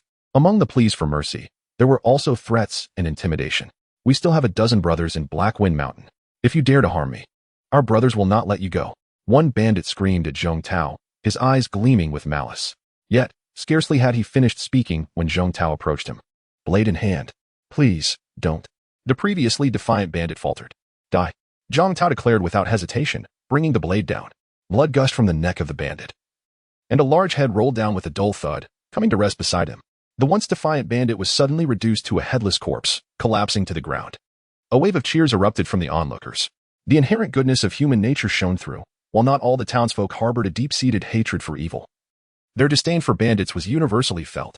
Witnessing a bandit being slain in the street brought them a sense of exhilaration. The sight of a head falling caused 2 bandits, who had just been paralyzed with fear, to faint instantly. The lone survivor among them collapsed to the ground, trembling in fright. Observing this scene, many felt a surge of emotion. The ruthless bandits, once feared, could also succumb to terror. In their reckless disregard for life, they had never considered that their own lives could be taken so casually one day. After dispatching the first bandit, Zhong Tao did not pursue the second, but instead retrieved the severed head, placing it into a nearby wooden box. The head fit perfectly inside. It was then that the crowd noticed there were precisely 16 wooden boxes present. Before they could ponder this further, Zhong Tao transformed into a cold, mechanical figure, collecting the heads before turning his blade upon the second bandit. Amid the harrowing cries and pleas for mercy, the 3rd and 4th bandits fell in succession. The townsfolk erupted in applause, their spirits soaring. Yet, some began to wonder why he was collecting the bandits' heads. As if in a blood frenzy, Zhong Tao, having slain 4 living bandits, approached the 12 already mangled corpses, systematically severing their heads and placing them into the boxes. Once this grim task was completed, he discarded his bloodied sword and knelt before Yang Lin, clasping his fists in salute. Yang Lin nodded, stepping forward to help him rise. "You have worked hard," he said. Zhong Tao shook his head. "To avenge them brings me solace." He had slain many enemies in the military, and killing a few bandits did not weigh heavily on his conscience. Rather, it was the guilt from yesterday's inability to withstand the bandits that troubled him. "Now, we must present our gifts," Yang Lin proclaimed from a height, his voice booming. "According to the laws of Deqian, slaying bandits earns a reward of 1 guan. These bandits were sent by the Zhou family, so let the reward go to them. I shall now deliver the 16 guans of reward to the Zhou family." With that, Yang Lin leapt down, shouting, "Let us depart." The headless corpses were tossed onto the cart, as the villagers once more struck gongs and drums, carrying the wooden boxes along the street towards the Zhou family. The onlookers were once again astonished. Delivering the bodies to the Zhou family? What did this mean? Did he dare to confront the Zhou family? Zhou Cohen, the head of the execution chamber, is a figure of considerable authority in Jianghe County. If Yang Lin dares to provoke the Zhou family, it could lead to dire consequences. The onlookers, who are always eager for excitement, have gathered around the gift procession from the nearby village and are making their way to the Zhou residence. Within the Grand Zhou mansion, Zhou Kuan paces restlessly in his study, his mind troubled. It has been quite some time since He Hu departed, and the lack of news has instilled a sense of unease within him. "Father, fret not. With He Hu at work, where could Yang Lin possibly escape to? Zhou Xingyang remarked dismissively, sipping his tea. Zhou Kuan nodded in agreement. Indeed, with He Hu involved, I should feel reassured. However, Yang Lin is cunning. Should he slip away? Capturing him later would pose a significant challenge. Zhou Xingyang coldly replied, if it weren't for that formula in his possession, I would have no hesitation in eliminating him. Anyone who dares to dismiss the Zhou family must learn that we are not to be trifled with. The memory of being disregarded by Yang Lin in Kaoshan village, followed by the necessity of seeking cooperation with him, filled Zhou Xingyang with frustration. At that moment, a voice from outside interrupted their thoughts. Master, you must come out and see. Zhou Kuan furrowed his brow. What is it?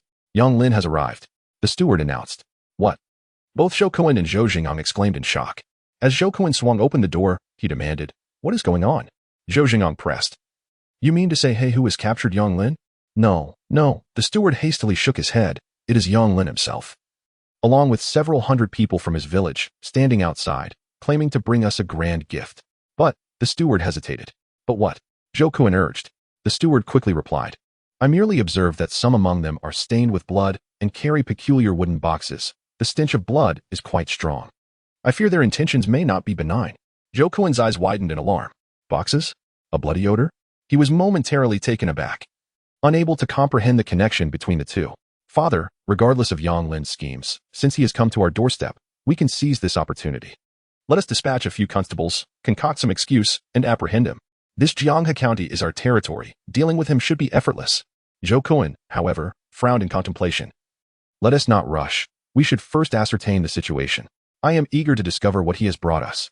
Little did Yang Lin suspect that within those boxes lay the severed heads of He Hu and his bandits.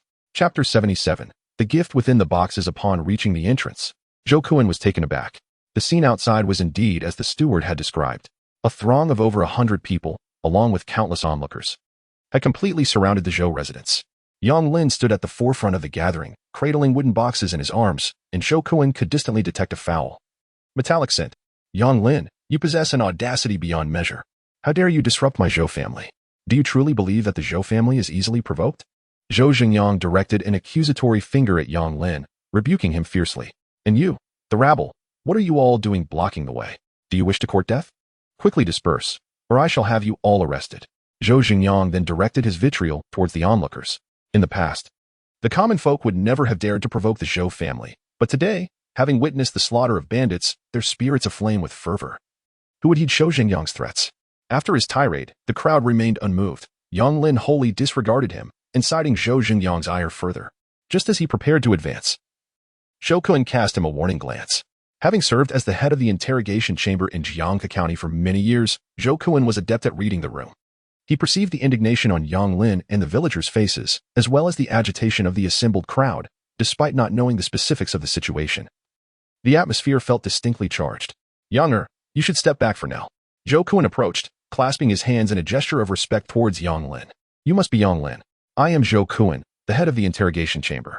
May I inquire if you have come to see me regarding a matter of importance? Might we speak privately? Though he was unsure of the contents of the boxes, an unsettling sensation gripped him, with so many eyes upon them. He wished to avoid escalating the situation. Little did he anticipate that the commotion had already spiraled out of control prior to their arrival. No need, Yang Lin waved dismissively. I have two matters to discuss with you, Sir Zhou. First, I seek your assistance in identifying an individual, and second, I bring you a significant gift. Zhou Kuan raised an eyebrow, intrigued. Identify someone. Indeed, to identify someone. Are you acquainted with the Black Tiger of Heifeng Mountain? Yang Lin's eyes narrowed as he spoke coldly. Upon hearing the name, Zhou Kuan's heart raced. The realization that Yang Lin stood before him while the whereabouts of the Black Tiger remained unknown sent a chill down his spine. Was it possible that the Black Tiger had betrayed him? Panic surged within Zhou Kuan, yet his exterior remained composed. He resolutely shook his head. I am not familiar with any Black Tiger or White Tiger. No matter the circumstance, he would not concede in front of such a multitude. Oh. Yang Lin's eyes gleamed as he stepped closer. Zhong Tao opened the lid of the wooden box he held, extracting a gruesome, oversized human head. The moment the head was revealed, Zhou Kuan and his son, Zhou Xingyang, staggered back in terror, their faces drained of color, though the severed head was bloodied and grotesque. The distinctive features of the Black Tiger were unmistakable, especially his wide, terrified eyes, which seemed to bore into them, as if unable to close in death. Zhou Xingyang, overwhelmed by fear, stumbled back and collapsed to the ground. Zhou Kuan fared slightly better, but was equally pale, trembling as he pointed at the head. Struggling to articulate a response, yet faltering and uttering nothing coherent. Sir Zhou, take a closer look. Just a few days ago, you shared a drink with them. Yang Lin remarked coldly. Zhou Kuan swallowed hard, trembling as he denied. You speak nonsense. I do not know the Black Tiger. Do not slander me. Despite his panic, he sought to deflect blame. Indeed, you are the murderer. You ought to be apprehended. Zhou Zhengyang, who had collapsed to the ground, also uttered harsh words. Yang Lin smirked. Indeed, I did kill him. Yet, according to the laws of Deqian, slaying bandits is not only excusable, but also rewards one with a bounty. This is the notorious bandit leader, Black Tiger. The reward must be even greater, no? Sir Zhou, as the head of the criminal department. You do not recognize the bandit leader, Black Tiger? Have you not eradicated bandits over the years? Not recognizing Black Tiger is of no consequence. I have more here. With that, Yang Lin gestured, and two men beside him opened two wooden boxes, revealing two severed heads. Do you recognize them, Sir Zhou? Zhou Kuan felt a jolt of terror. He was all too familiar with these heads. They belonged to the second and third leaders of Black Wind Mountain. Brought along by Black Tiger on that fateful day, the realization struck him like a thunderbolt. Zhou Kuan's face turned pale as he looked at the three heads presented before him, the dark blood continuously dripping from their severed necks, causing his entire body to tremble in fright. The boxes contained the heads of the three leaders of Black Wind Mountain. The contents of the remaining boxes were all too evident. Zhou Kuan's heart raced, nearly choking him, while Zhou Zhenyang, trembling uncontrollably, scrambled behind the old steward for protection. Zhou Kuan stood there, dumbfounded, unable to comprehend what had transpired. He had sent Black Tiger to capture Yang Lin. Yet Yang Lin emerged unscathed while the bandits of Black Wind Mountain were utterly annihilated, their heads severed. Sir Zhou, take a good look. Can you deny it? Yang Lin pressed coldly. I cannot deny it. I cannot deny it. Zhou Kuan, unable to meet his gaze, hastily waved his hand. It was clear to all that he harbored guilt. However, upon realizing the contents of the boxes, Zhou Kuan swiftly regained his composure, lowering his voice. He trembled as he spoke. Did you bring these heads today merely to intimidate me? Humph, Yang Lin, do not become too complacent.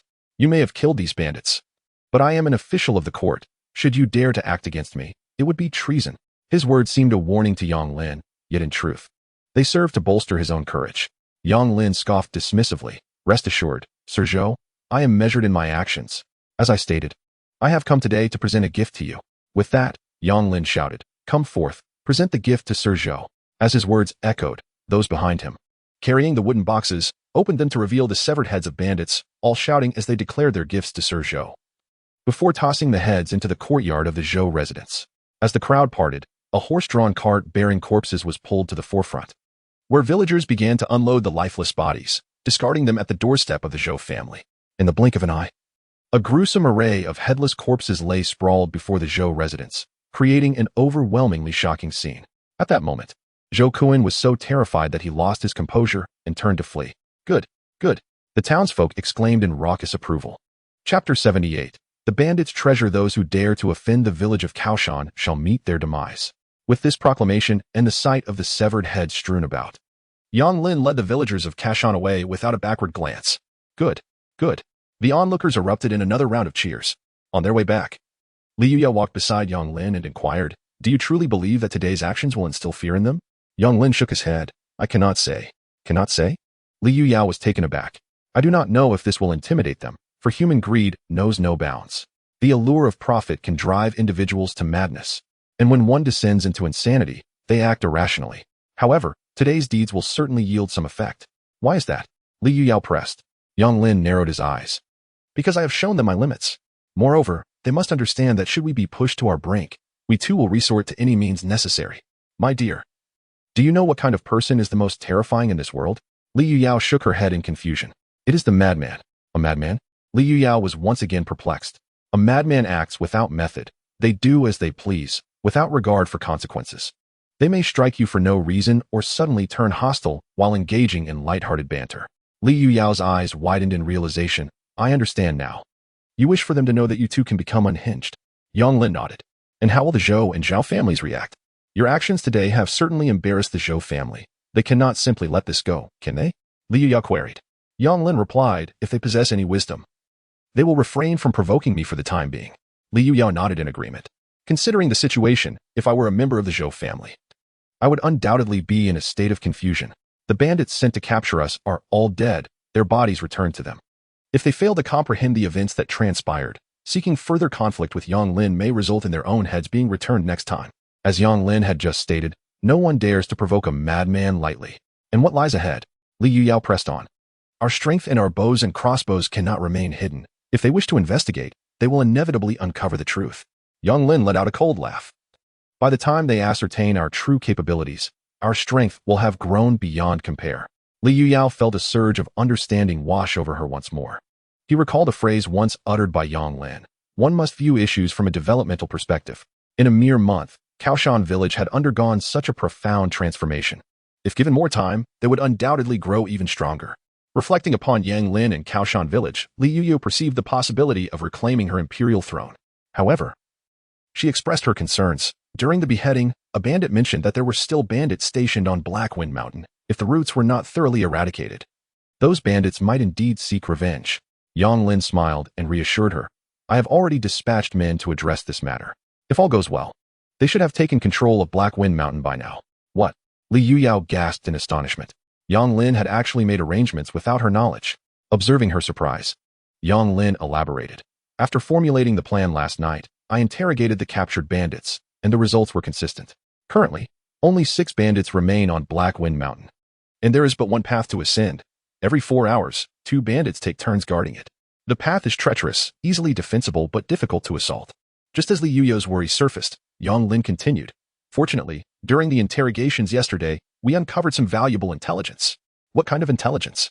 Yang Lin's eyes glinted mischievously. Among the 4 captured bandits, one is the second in command of Blackwind Mountain.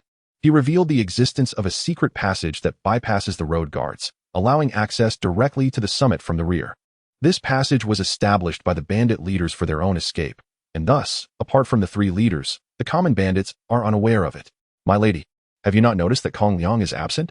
After we departed this morning, I sent him with 12 men and 9 crossbows to assault Blackwind Mountain. Once we leave the city, the main force will return to the village, and we shall venture to the bandits' lair together.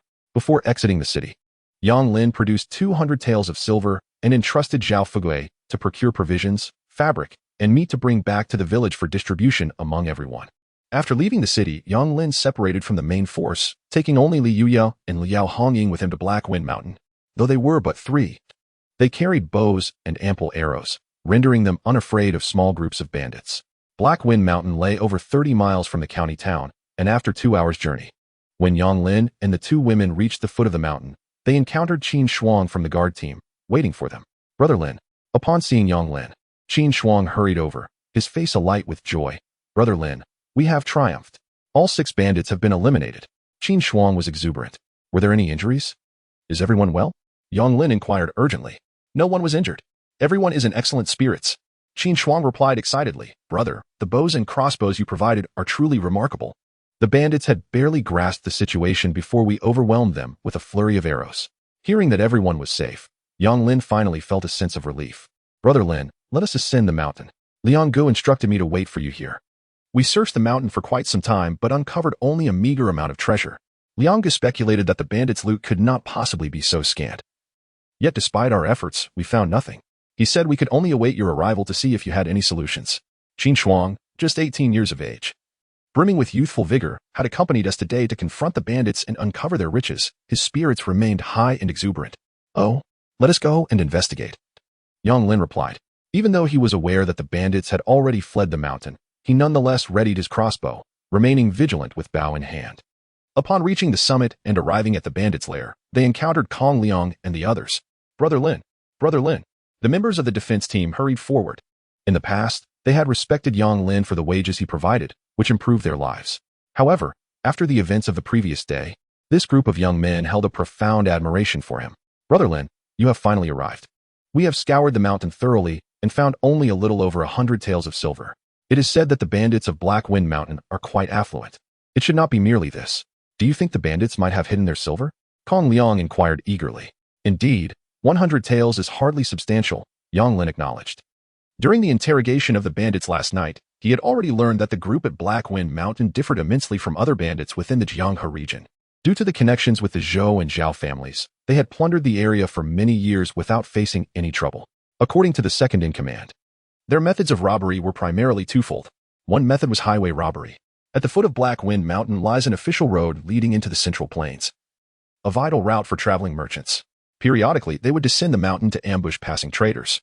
Sometimes they would take the money and release the victims. However, more often than not, they would resort to murder to silence witnesses. Each raid would yield a minimum of several taels of silver, with instances of acquiring dozens or even hundreds of taels. The other method involved robbing the local villagers and townsfolk. Unlike highway robbery, due to the negligence of the Zhou and Zhao families, Black Wind Mountain had effectively become a second seat of governance in the vicinity. Each spring and autumn, they would brazenly collect protection fees from surrounding villages and towns, compelling both the destitute and the affluent to pay them as if remitting taxes to the imperial court. Across 6 towns and dozens of villages, they would collect thousands of taels in protection fees each season. Thus, when accounting for their plunder, it is said that Black Wind Mountain could amass several thousand taels of silver annually, although a portion of this was given as tribute to the Zhou and Zhao families. Over the years, they could not possibly be left with such meager earnings. Have all the bandits on the mountain been slain? Were there any survivors? Yang Lin inquired. Kong Liang suddenly slapped his forehead and shook his head. Oh no, I completely forgot. Brother Lin, what should we do? It was only then that he realized how fortunate it would have been to leave a survivor. Sighing, Yang Lin lamented, what else can we do but search slowly? However, let us not harbor too much hope. With such a vast mountain, anything could be hidden away, making it exceedingly difficult to locate. Especially since the bandits must have concealed the silver very securely. Even a single person's hidden treasures could elude 100 seekers, let alone in such an expansive area where it remains uncertain if the bandits have even stashed their silver in the mountains. I was mistaken, Brother Lin. My considerations were insufficient, Kong Liang admitted, his head bowed. Yang Lin patted him on the shoulder. Do not blame yourself. Who could have foreseen this? Let us first explore the surroundings. After a thorough inspection, Yang Lin's eyes were opened wide. The mountain boasted several houses, including warehouses and stables. Among them, the abode of Black Tiger was exceptionally opulent. In the center of the main room stood a mahogany chair draped with a pristine tiger skin, while the walls were adorned with bows, swords, and various weapons, along with numerous antiques scattered throughout the room. Although Yang Lin was no connoisseur of antiques, he could sense their considerable value. In the stable, there were even 4 magnificent chestnut horses with long manes. The warehouse contained over 10,000 caddies of grain. The value of the grain alone exceeded 100 taels of silver, and those 4 horses were worth just as much. As for the antiques and paintings, Yang Lin lacked expertise, and the young members of the security team were even less knowledgeable. Regrettably, despite searching for a considerable duration, Yang Lin and his team ultimately failed to uncover the silver. With little hope remaining, he began to meander alone atop the mountain. Upon pushing open the door of a particular room, he was taken aback to discover a small girl curled up beneath a table, gazing at him with fear in her eyes. Yang Lin was momentarily stunned. Had Kong Liang not stated that they had already conducted thorough searches? How could there still be someone here? The girl, appearing around 7 or 8 years old, was clad in filthy, coarse clothing, with a faded red string tied around her wrist. As Yang Lin entered, she shrank back further. Do not be afraid. I am not a bad person. The villains have all been driven away, Yang Lin reassured her, stepping closer and gesturing for her to come out. Really? The girl looked at Yang Lin with confusion. Indeed. Were you captured by the bandits? Come out, and I shall take you home, he encouraged. Thank you, uncle. The girl crawled out from beneath the table and followed Yang Lin outside. She seemed unaccustomed to the sunlight and hurriedly hid behind him. Just as Yang Lin was about to inquire about her home, she spoke first.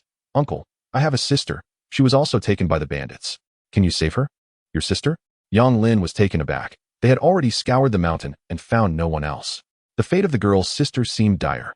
As he pondered how to convey this grim reality to the girl, she interrupted his thoughts. I know where my sister is. Without waiting for Yang Lin, she turned and dashed toward the nearby woods. Hey, wait. Yang Lin hurriedly shouted, but the little girl had already dashed into the woods, vanishing in the blink of an eye. Left with no choice, Yang Lin followed her into the thicket. Little girl, little girl. Once inside, he called out loudly. Yet his voice echoed back in silence. Lin Ge, who are you calling? Behind him, Kong Liang approached with a few companions, gazing at Yang Lin with curiosity. Yang Lin explained, there's a little girl. She and her sister were captured by bandits. She mentioned her sister was this way, but as soon as I entered, she disappeared. A little girl? Kong Liang was puzzled. They had searched the mountains multiple times and had not encountered any child. You're just in time. Let us search together. She is merely 7 or 8 years old, with a red string tied around her wrist. If she gets lost in the mountains, it could be dangerous. Indeed. Without further thought, Kong Liang immediately led his team to search the area. As they ventured deeper into the forest, Yang Lin gradually sensed something was amiss. Just then, he heard Kong Liang's voice from a short distance away. Lin Ge, come quickly. Take a look. There was a note of fear in Kong Liang's tone. What happened? Yang Lin rushed over to find Kong Liang standing before a cave, staring blankly at its entrance. Following Kong Liang's gaze, Yang Lin was taken aback. At the cave's mouth lay two skeletal remains, yellowed and desiccated. The flesh had long since decayed, leaving only tattered clothing clinging to the bones. One skeleton was larger, while the smaller one was evidently that of a child. Yang Lin immediately noticed a filthy red string tied around the wrist of the smaller skeleton, its vivid hue strikingly apparent. Frozen in place, Yang Lin's mind momentarily faltered. Just then, the voice of the security team echoed nearby. Lin Ge, we found it. We found it. Come quickly. This time, their shouts were filled with excitement. Yang Lin's heart raced as he glanced back at the skeletal remains, swallowing hard. What had they discovered now? He hurriedly beckoned Kong Liang to follow him. Chapter 80. Good and evil ultimately receive their due. It's just a matter of timing. This location also featured a cave. Although shallow, it was obscured by large stones and surrounded by waist-high weeds, making it quite concealed. Approaching quickly, Yang Lin was astonished once more. The security team was struggling to haul a large wooden box from the cave. The effort they exerted indicated the box was exceedingly heavy. Outside the cave, they had already opened a box they had retrieved earlier, revealing it to be filled to the brim with gleaming silver coins. Upon seeing Yang Lin, the team exclaimed in exhilaration, Lin Ge, we've found it. These must be the hidden treasures of the bandits, and there are numerous large chests within. Yang Lin hastily led his men into the cave. The cave was not deep. After traversing a dozen meters and making a turn, they reached the end. At the stone wall's terminus stood a series of large wooden chests. Yang Lin counted them, including those already carried out, and found a total of 12. He casually opened one, discovering it was filled with silver. Splendid! Yang Lin exhaled deeply. Had they failed to uncover this treasure, it would have been a minor disappointment.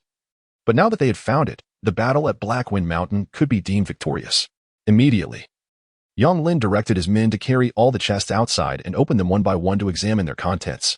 Among the 12 chests, the majority contained silver, while a smaller portion held gold, jewels, precious stones, antiques, jade, and pearls. It was evident that these treasures were likely plundered by the bandits. Under the sunlight, the gleaming wealth was blinding, captivating the eyes of the security team. They were all impoverished commoners, and not only had they never seen such opulence, but they would not even dare to dream of it. In that moment, every individual gazed longingly at the glimmering fortune. However, despite being dazzled by the riches, their attention ultimately converged upon Yang Lin. Brother Lin, these silver coins, one young member of the security team began, but before he could finish, Kong Liang slapped him on the back of the head. What are you thinking? These treasures belong to Brother Lin. Kong Liang glared at the youth and then surveyed the others, stating, we are all part of the security team, and the team is under Brother Lin's command. He provides us with our wages, but beyond that, we must not entertain any inappropriate thoughts.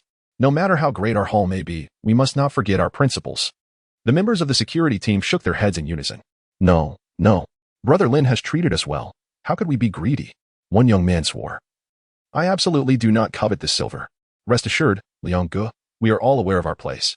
The youth who had just been slapped by Kong Liang added. Liang Ge, you are wronging me. I had no intention of coveting the silver. With so much wealth, how could I dare to think such a thing? I was merely joking and wanted to ask Brother Lin if, with this fortune, we might receive a bonus.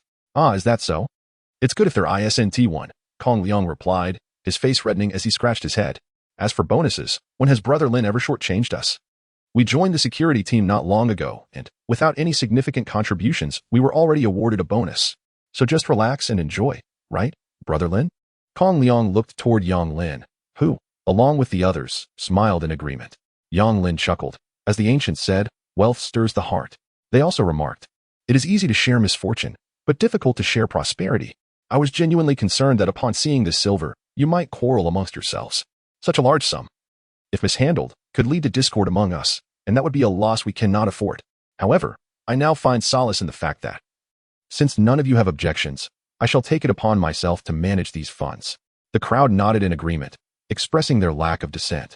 Yang Lin continued, I am not a man driven by greed. For me, wealth is not measured by abundance, but rather by sufficiency.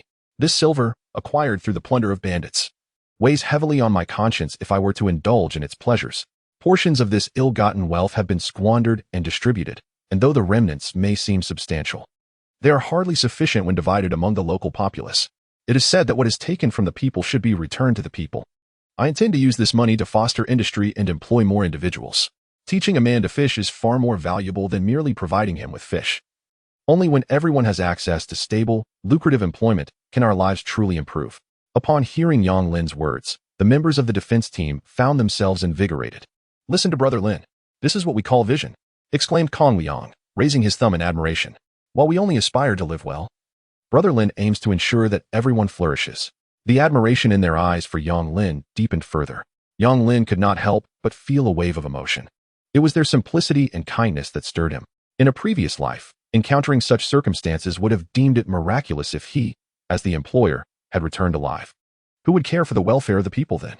Rest assured, I shall remember each of your contributions, and upon our return, I will reward everyone with bonuses, Yang Lin declared, earning another round of cheers from the crowd. Under normal circumstances, these silver coins would have been seized by the authorities. Yet everyone understood that such confiscation would not benefit the grand treasury of Deqian, but rather fill the pockets of petty officials in the county, primarily from the Zhou and Zhao families. Therefore, unless Yang Lin had lost his senses, there was no way he would surrender these funds.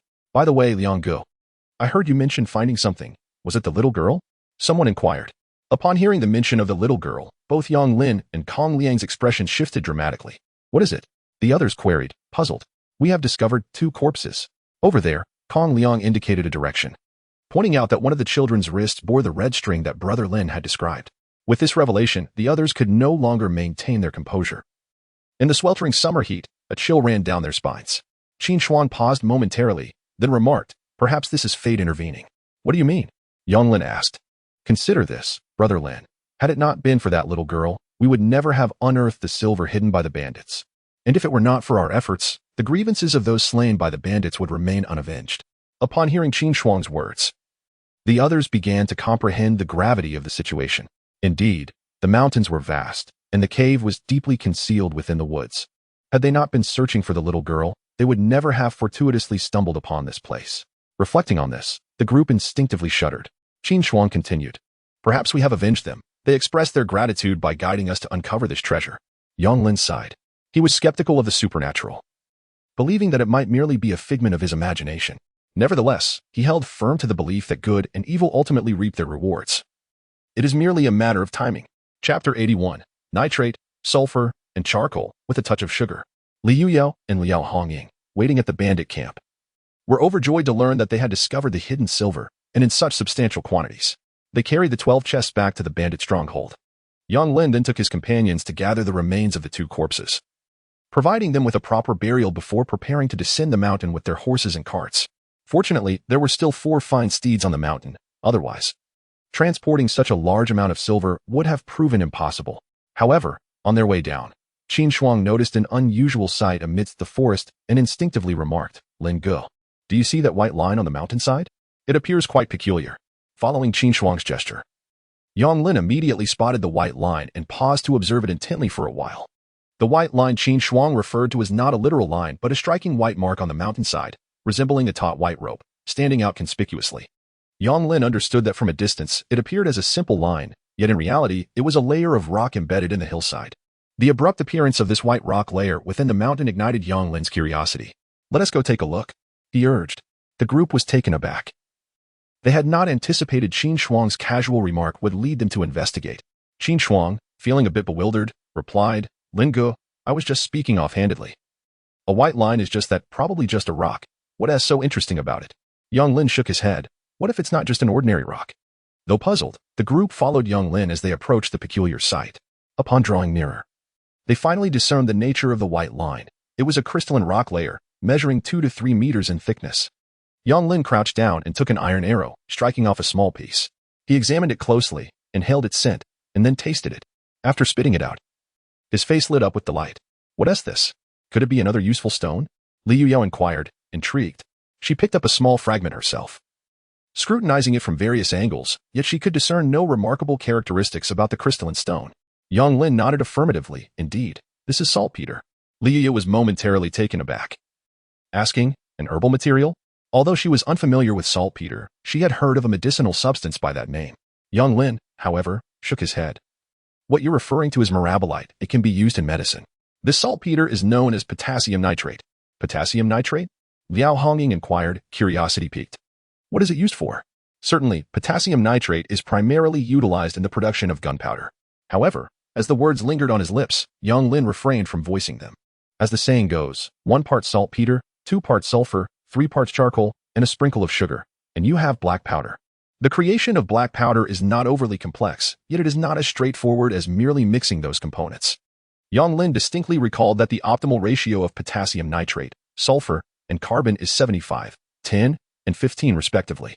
By adhering to this precise formulation and conducting a few experiments, the production of black powder would be entirely feasible. Upon his arrival in the Great Qian, he had discovered abundant deposits of sulfur and even pyrite on the mountains behind Koyama village. With the recent discovery of saltpeter, the necessary materials for crafting black powder were now at hand. Nevertheless, the gravity of gunpowder cannot be overstated. When wielded wisely, it possesses the potential to transform the world. Thus, meticulous planning regarding its production and application is imperative. It is not that Yang Lin lacked trust in the guards, rather, the matter is of such significance that he must tread carefully. It is akin to the gypsum water priced at 10 taels of silver per barrel, with minimal technical difficulty. News of its formulation could lead to a swift collapse in its price. Black powder, however, is far more critical and far more perilous. Yang Lin would never allow the formula for black powder to escape, not even one of its ingredients. Of course, the intention is to use it as fertilizer. The saltpeter is rich in a substance known as potassium nitrate, which serves as a highly beneficial fertilizer for plant growth. By processing these stones into powder and spreading them across fields, even barren land can be transformed into fertile soil. Upon hearing Yang Lin's explanation, the others were left utterly astonished. The notion that stones could be utilized as fertilizer was entirely new to them. Yet, Li Yuyao held unwavering faith in Yang Lin's words. She was merely curious about how he acquired such knowledge, particularly concerning potassium nitrate, which was unfamiliar to her. However, Li Yuyao sensed that the situation was not as simple as it appeared. This matter is quite intricate. I shall explain it to you in detail when we return. Yang Lin whispered to her. Li Yuyao's eyes sparkled with intrigue. Indeed, there seemed to be a deeper mystery. What could it be? She found herself eagerly anticipating the revelation. When Yang Lin and his companions returned to Koyama village, it was already evening. The women who had remained at home were astonished to see large wooden crates being brought inside, and were equally taken aback upon learning of the considerable sum of silver that had been retrieved. Nevertheless, they promptly shared the good news with Yang Lin. Everyone has awakened, reported the fourth sister, who had been caring for the injured at home. Awoken? That's splendid, Yang Lin exclaimed joyfully. However, upon looking around, he found the house devoid of its occupants. The fourth sister quickly clarified, after they regained consciousness. They were all taken back by their families. Everyone knows our situation and realizes that our home is already quite cramped. With so many injured now, it has become inconvenient. They insisted that they could no longer impose on you. Yang Lin sighed and nodded in understanding. No matter what, it is good that the person has awakened. Have you discussed the removal of the stitches with them? Yang Lin inquired further. Yes, I informed them that in a few days, once the wound begins to heal, they should come to our home for the stitch removal, replied the fourth sister. Yang Lin sighed in relief. The stitches used were merely ordinary cotton thread. Medical-grade sutures are incapable of completely resisting rejection, and cotton thread, of course, is even less suitable. Therefore, it is imperative to remove the stitches promptly, otherwise, there could be adverse reactions or even infections and inflammation, which would be troublesome. My husband, is all this truly silver? The fifth sister asked. Gazing at the piles of boxes filled with treasures, her brow furrowed in confusion. As the boxes were opened, they revealed countless gleaming silver coins. Despite having seen much silver before, they were nonetheless astonished at this moment. After dinner, they began to tally the silver. It took them over an hour to account for all the gold, silver, and jewels. There were over 6,300 taels of silver and 220 taels of gold. When converted, this amounted to the equivalent of over 8,000 taels. However, what Yang Lin did not anticipate was that this was not even the most valuable portion. After examining the jewelry, agate, pearls, jade, and antiques, Li Yuyao confidently declared, the combined worth of those antique jade pieces exceeds at least 10,000 taels of silver. And this was still not the entirety. What thrilled Yang Lin the most was that among the chests filled with treasures, he discovered over a dozen letters. These letters were correspondences from the past few years between the Black Tiger and Zhou Kuan, Zhao Dei, and even the county magistrate Wu Yong. By reviewing these letters, one could discern the times and places of meetings between the Black Tiger and these individuals, as well as the benefits bestowed upon them. It was evident that these letters were deliberately left by the Black Tiger to hold leverage over those powerful officials. Perhaps the Zhou and Zhao families tolerated the lawlessness of the Black Wind Mountain bandits not only due to the benefits they received from the Black Tiger but also because they were being threatened by him, thus colluding and conspiring together. Upon seeing these letters, Yang Lin contemplated their potential utility. With these letters in hand, his bold plan would be even easier to implement. So much silver, we cannot possibly store it here, exclaimed Xiao Jiuhan Mingzhu, frowning. The other women were momentarily taken aback, caught between laughter and tears. The house was already small, overcrowded with 11 of them, and the silver they had already earned had filled the cabinets. Now, with the addition of so much more silver, gold, antiques, and jade, there was simply no room left. Perhaps this is the delightful dilemma of happiness, having too much wealth to store. All the women turned their gazes toward Yang Lin. After a moment's thought, he suggested, let us place it in the warehouse. The warehouse. The women gasped, looking at him in bewilderment. The warehouse was typically used for storing grain, farming tools, bran, seeds, and various idle items. Yang Lin surprisingly decided to utilize the warehouse for the storage of gold and silver. Shrugging his shoulders, he remarked, although these coins may appear abundant, once extracted from the boxes and heaped in the corner, they amount to little. However, we simply lack the space in our dwelling. We certainly cannot pile them in the courtyard, can we? Thus, the warehouse must suffice. The sheer volume of silver rendered the women's expressions increasingly peculiar. Yet, with Yang Lin's assertion, the decision was set in stone. Consequently, they promptly transported the boxes to the warehouse, carelessly dumping the gold and silver into the far corner before discarding the empty boxes outside. As the pile of silver grew taller on the ground, the women could not help but reflect on their journey. When they first arrived at this household, they were troubled over a mere 1,000 coins. Yet, within just a month, they had progressed to the point of utilizing a warehouse for silver storage. The sixth sister sighed. With this much silver, it seems we could never spend it all. However, no sooner had she spoken than a thought struck her. Instantly, the women turned their gaze toward Yang Lin. Clearing his throat, Yang Lin gently interjected, truth be told, it can indeed be exhausted. Not to mention, the funds for our new house. Once the second phase of construction commences, I fear these coins may not suffice. The women were left astounded. It should be noted that, including the silver obtained from the Lu landlord and the funds raised for the house, the warehouse now contained over 10,000 taels of silver. Yet, was this amount insufficient for constructing a dwelling? What scale of house did he intend to build? Only Li Yuyo understood. The term building a house was far too modest. Based on Yang Lin's previous descriptions, the so-called second phase of construction resembled a blueprint for an entire city. The following day, Kaoshan village resumed its bustling activities. The road repair team, tofu workshop, smelting workshop, housing construction team, lumber team, quarry team, and kiln team all returned to work. Simultaneously, Yang Lin announced that, effective immediately, the wages for all villagers working for him would increase by another coin. Just days prior, he had raised the wages from 5 coins to 6. With this new increase occurring so soon, the villagers were naturally elated, shaking off any previous gloom and despondency. Moreover, Yang Lin declared an ongoing recruitment drive. The defense team, lumber team, and kiln team would each add 10 members, while the housing construction team would increase by 20. The coal and quarry teams would merge to form a mining team, with an additional 10 members dispatched to Hafing Mountain to gather saltpeter. Finally, Yang Lin announced the bonuses to be distributed for the recent defense efforts in Kaoshan village. 100 taels for the bereaved. Medical expenses for the seriously injured would be reimbursed, along with a 10-tael bonus. Each member of the road repair team, who had been threatened by bandits, would receive 100 coins. Members of the defense team would earn 200 coins each. Additionally, those who participated in the assault on Hafing Mountain would be rewarded with 1,000 coins each. All the villagers who participated in yesterday's journey to the county will receive 20 coins each. Following the announcement of this series of rewards, the villagers erupted with excitement once more. Everyone in Kaoshan village can envision a bright future ahead.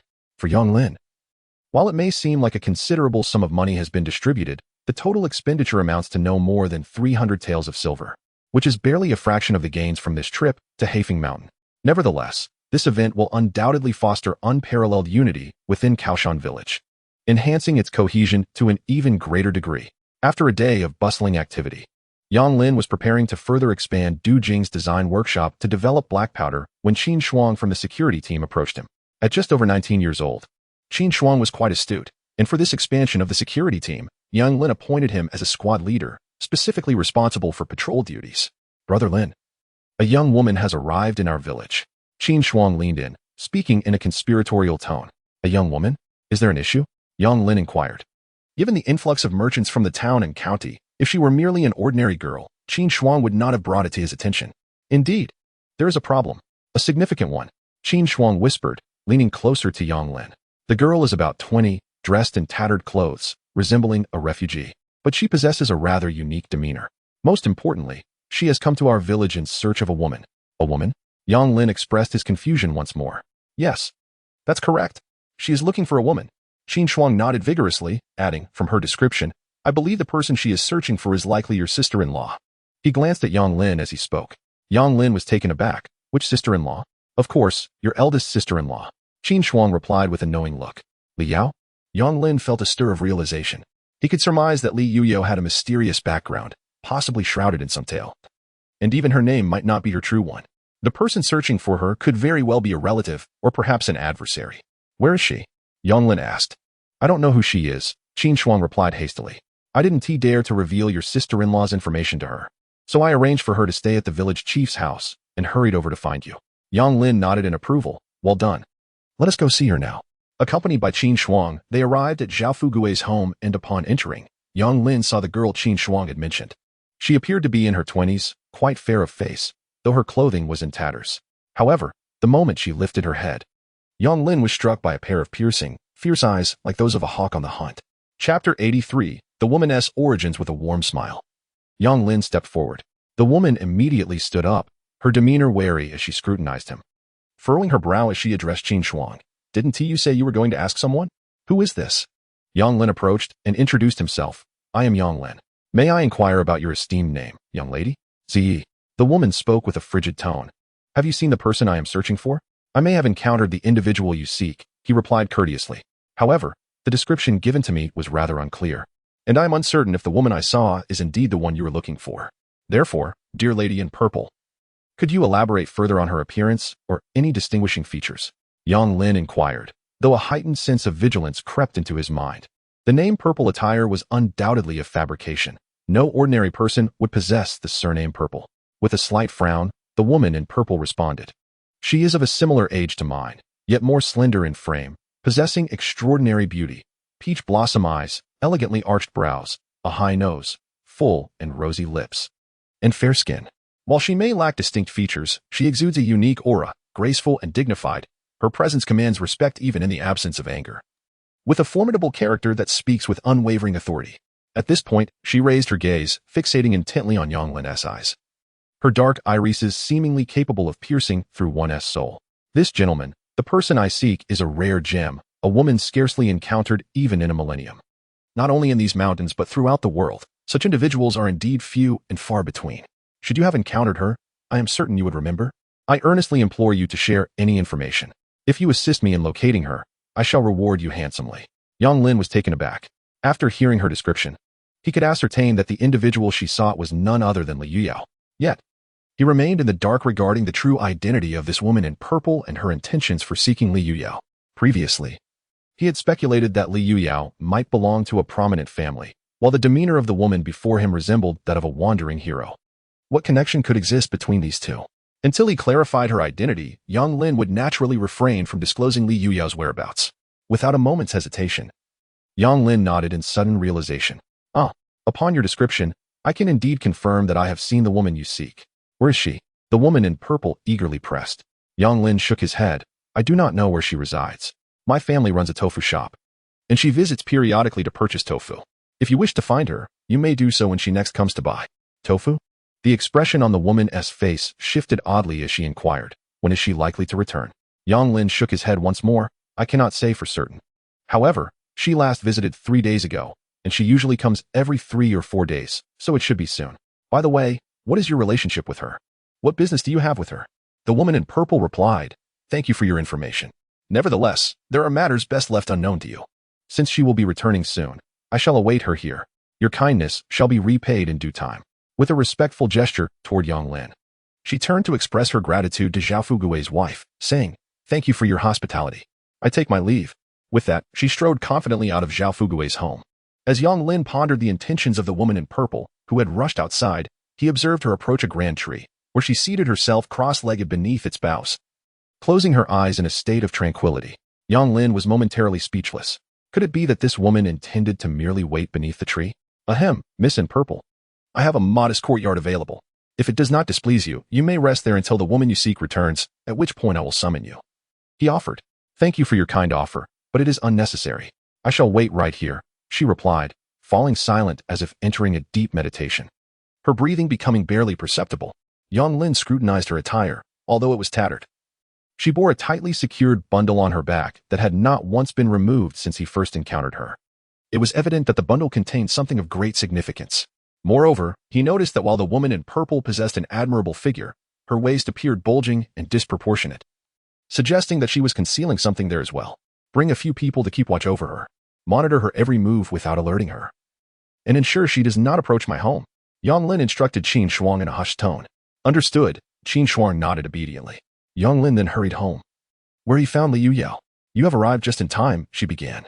Yesterday on Hafeng Mountain, regarding the use of saltpeter, you mentioned you would elaborate upon your return.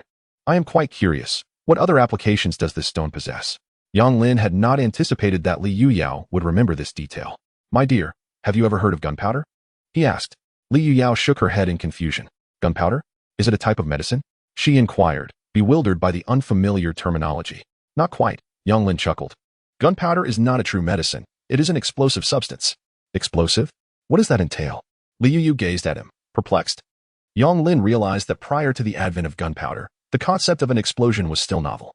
He contemplated his words, aiming to explain in a manner that Li Yuyao could comprehend. Do you know of heavenly thunder? An explosion is akin to that phenomenon. It releases immense power instantaneously, obliterating everything in its vicinity, producing high temperatures, and generating overwhelming shock waves. Li Yuyao was left astounded, her eyes widening in disbelief as she exclaimed, Are you suggesting that we can create a weapon of comparable might to heavenly thunder using saltpeter? No, that cannot be. Before Yang Lin could respond, she had already dismissed the notion. Heavenly thunder? That is the power of the divine. How could mortals possibly wield the strength of the gods? Even though you have created tofu, water wheels, and improved iron smelting, I still cannot believe that anything exists in this world that rivals the might of heavenly thunder. Especially if such a thing is forged from stone? It is nothing short of a fantastical tale. Observing Li Yuyao's astonishment, Yang Lin was unsurprised. Convincing people to embrace something entirely unprecedented is an arduous task. Let's set this matter aside for now, my dear. We have been wed for quite some time, yet you have never shared your story with me. My story? Li Yuyu frowned slightly, feeling a twinge of anxiety. If he were to discover that she was the princess of Deqian, the former empress, what then? My dear, I can discern that you are unlike others. I have always been curious about your origins, Yang Lin remarked. Chapter 84. I am truly the emperor. Li Yuyao hesitated momentarily, refraining from answering, and instead countered. Does it matter who I am? Yang Lin shrugged. As husband and wife, it is best to be forthright with one another. And what about you? Li Yuyao retorted. A mere scholar from a humble background who has failed the provincial examination, yet you have invented tofu, water wheels, and possess knowledge of refining iron and understanding gypsum, coal, and saltpeter. Do not tell me these are merely insights gleaned from books. I truly know not which tome contains such wisdom. Li Yuyu gazed intently at Yang Lin, who suddenly realized that while she had not been candid with him, he too had withheld his truths. Well, my story is rather mysterious, and I fear you may not believe it. Yang Lin decided to reveal a portion of the truth. Do share, and whether I believe it or not shall be my own judgment. Li Yuyao challenged, fixing her gaze on Yang Lin's eyes. All right, in fact, the day before I met you, I had a dream. A dream? Li Yuyao's eyes reflected her skepticism. Indeed, a dream, Yang Lin asserted confidently. I dreamt I was in another world, one filled with magnificent and wondrous advanced technologies unknown to us here. In that dream, people lived in abundance, and the nation thrived in peace. There was an endless supply of poultry and fish, and an abundance of beautiful garments. One could travel thousands of miles in a single day, traversing both sky and earth, achieving the seemingly impossible. People could communicate instantaneously across vast distances, seeing and speaking with one another at will. They resided in towering edifices, often dozens or even hundreds of feet high. And their homes were replete with machines to assist with labor, machines for washing clothes, for cleaning dishes, for sweeping floors, for making ice, and for regulating temperature.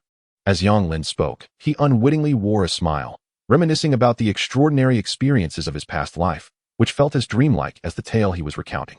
Li Yuyao, initially dismissive, gradually found herself captivated by his narrative. When Yang Lin concluded, a thought suddenly struck Li Yuyao. In that dream world, I lived a brief yet bustling life. And it was there that I learned many new things, Yang Lin continued.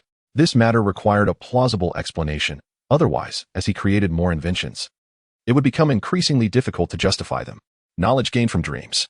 A celestial being guiding me. Incredible! If such a world truly exists, it must be a realm of deities. Li Yuyao's brow unfurled. However, Yang Lin was momentarily taken aback. After all his rambling, Li Yuyo had interpreted it as a celestial guide. Well, thinking this way certainly simplifies matters for him. Indeed, the immortal in my dream proclaimed that I possess extraordinary potential. A prodigious talent destined to save the nation and its people. The great Qian requires my presence. The world calls for me. Thus, the responsibility of safeguarding the world and maintaining peace has fallen upon my shoulders. Yang Lin casually tossed out this cliché. Little did Li Yuyao know of such expressions. She was utterly astounded by Yang Lin's proclamation. Protecting the world? Maintaining world peace? How grand. Moreover, recalling Yang Lin's statement that he had dreamt of the celestial realm just a day before meeting her, it seemed that all of this was no mere coincidence. The celestial guidance he received might indeed signify a mission to rescue her and help revive the great Qian. The more Li Yuyao pondered, the more exhilarated she became. Truly, fate is on her side. Yang Lin, oblivious to the fact that his nonsensical remarks had not only convinced Li Yuyao, but also inspired her to resolve to reveal the truth, felt elated. How marvelous. You are indeed sent by the celestial beings to aid me. Have you not always yearned to know my identity? I shall disclose it now. I am the reigning emperor. In the solitude of the room, Li Yuyao, overwhelmed with excitement, uttered this grand secret she had harbored in her heart. Yang Lin, momentarily stunned, sighed in resignation.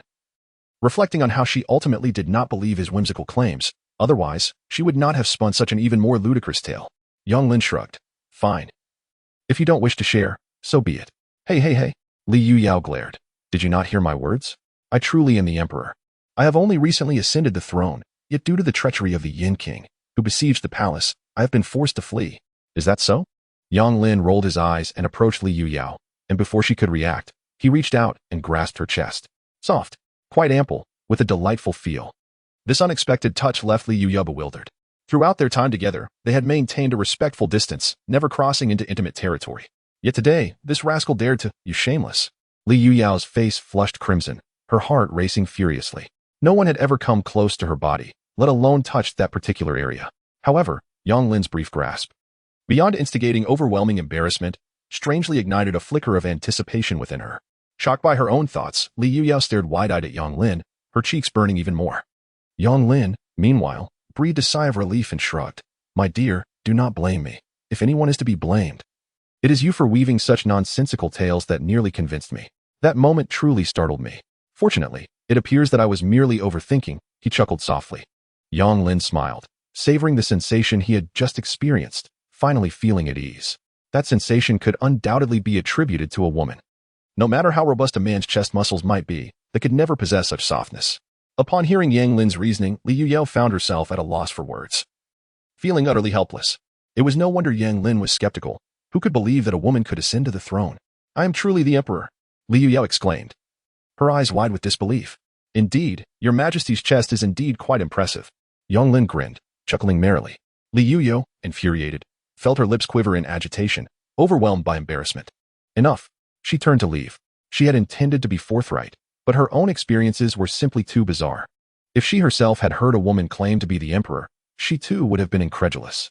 Well, since you are reluctant to divulge your family background, let me pose you a question. Do you have any enemies? Or perhaps relatives or friends?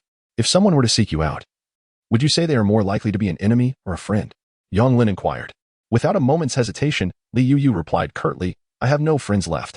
With that, she departed without looking back. A pang of sorrow gripped her heart. Betrayed by her own uncle, forsaken by court officials. Those who once followed her had either perished or fled. Now, she was utterly alone. If anyone were to come searching for her, it would undoubtedly be those sent by the Prince of Yin, scouring for her whereabouts. That suspicious uncle of hers would not rest until he found her. He needed to see her alive or her lifeless body. Understood. Yang Lin gestured and turned to leave. He intended to meet the girl in purple attire. Chapter 85. Yang Lin's plans go awry. The purple-clad maiden unleashes carnage. Purple-clad maiden. I have inquired further, and the woman you seek was initially residing in Wangjia village. However, just 2 days ago, something transpired, and she has since left. It is rumored she has gone to Pingyuan County. Yang Lin approached, ready to spin a tale. Upon hearing this, the girl in purple frowned slightly. She has left? Indeed, she has certainly departed. Many in our village witnessed her heading towards Pingyuan County. Yang Lin asserted with conviction. The woman scrutinized Yang Lin's eyes, as if attempting to discern some hidden truth. Yang Lin met her gaze unwaveringly. Yet, after a moment, the purple-clad maiden returned to her seated position beneath the great tree. I shall wait a couple more days. If she does not arrive, I will venture to Pingyuan County myself. With that, she closed her eyes once more. Yang Lin was left speechless. He realized she did not believe his words. However, he could not allow her to wait indefinitely. Since Li Yuyo had stated she had no friends and was now adrift, it was likely that those seeking her out were her enemies. And this purple-clad maiden was most likely here to hunt her down. Therefore, he must do everything in his power to thwart her plans. The young woman clad in purple, if you are determined to wait, you may as well rest in the residence. Consider this. As a maiden, standing here at the entrance of our village in broad daylight, should word of this spread, others might presume that our village is mistreating you, which would tarnish our reputation. Moreover, judging by your appearance, you must have traveled quite a distance without proper respite. I shall have someone prepare a clean bed for you and brew a pot of steaming meat soup. Unbeknownst to you, the spices I possess are perfect for creating a delectable broth, one that I assure you will delight your palate. Since you have come to our village, we must extend our hospitality. We cannot allow outsiders to think that we would abandon a guest at our doorstep. Come, let us proceed. As Yang Lin spoke, he reached out to guide her. The young woman in purple swallowed hard. Yang Lin's words had indeed stirred her heart. After days of wandering and enduring the elements, her stomach remained empty, and had it not been for her formidable will, she might have collapsed by now. Even so, she could only rely on meditation to conserve her strength. The thought of the unknown but enticing meat soup finally compelled her to nod, deftly avoiding Yang Lin's grasp, and she rose to her feet. Thank you, kind sir, she expressed with a respectful gesture, accompanying Yang Lin to another residence gifted to him by the Liu family. He warmly made arrangements. The bedding was fresh, and the soup would be ready shortly. Please rest in your room for now. I shall go urge them along, Yang Lin said, shutting the door behind him as he left. Outside, Qin Shuang promptly handed him a large copper lock. Without hesitation, Yang Lin secured the door. Inside, the young woman in purple heard the commotion and rushed forward. Young Master Yang, what is the meaning of this? She inquired through the wooden door. To protect you, my lady, Yang Lin called back. Fear not, we mean you no harm. Rest assured, someone will bring you food shortly. His intention was to secure this mysterious woman first before bringing Li Yuyo to identify her, determining whether she was friend or foe before deciding on a course of action. However, to his astonishment, no sooner had he finished speaking than there was a loud bang, followed by the sound of splintering wood, as the sturdy door was kicked open from within, crashing to the ground. In the blink of an eye, the seemingly delicate young woman in purple stood before Yang Lin, her foot atop the fallen door. Yang Lin gasped in shock. Is this strength within the realm of human capability? Are you plotting against me? The young woman glared fiercely at Yang Lin, raising her hand as if to strike. Protect Lin Gu, Qin Shuang shouted, the first to rush forward. The guards flanking them surged in as well. Only then did Yang Lin breathe a sigh of relief, secretly grateful that he had sensed early on that this young woman was not to be underestimated, prompting him to have Qin Shuang and the guards stand ready nearby. At this moment, several robust men surged forward, and even if their opponent were an expert, what could it possibly matter? Yang Lin sneered. Yet, in the next instant, the smile froze on his face.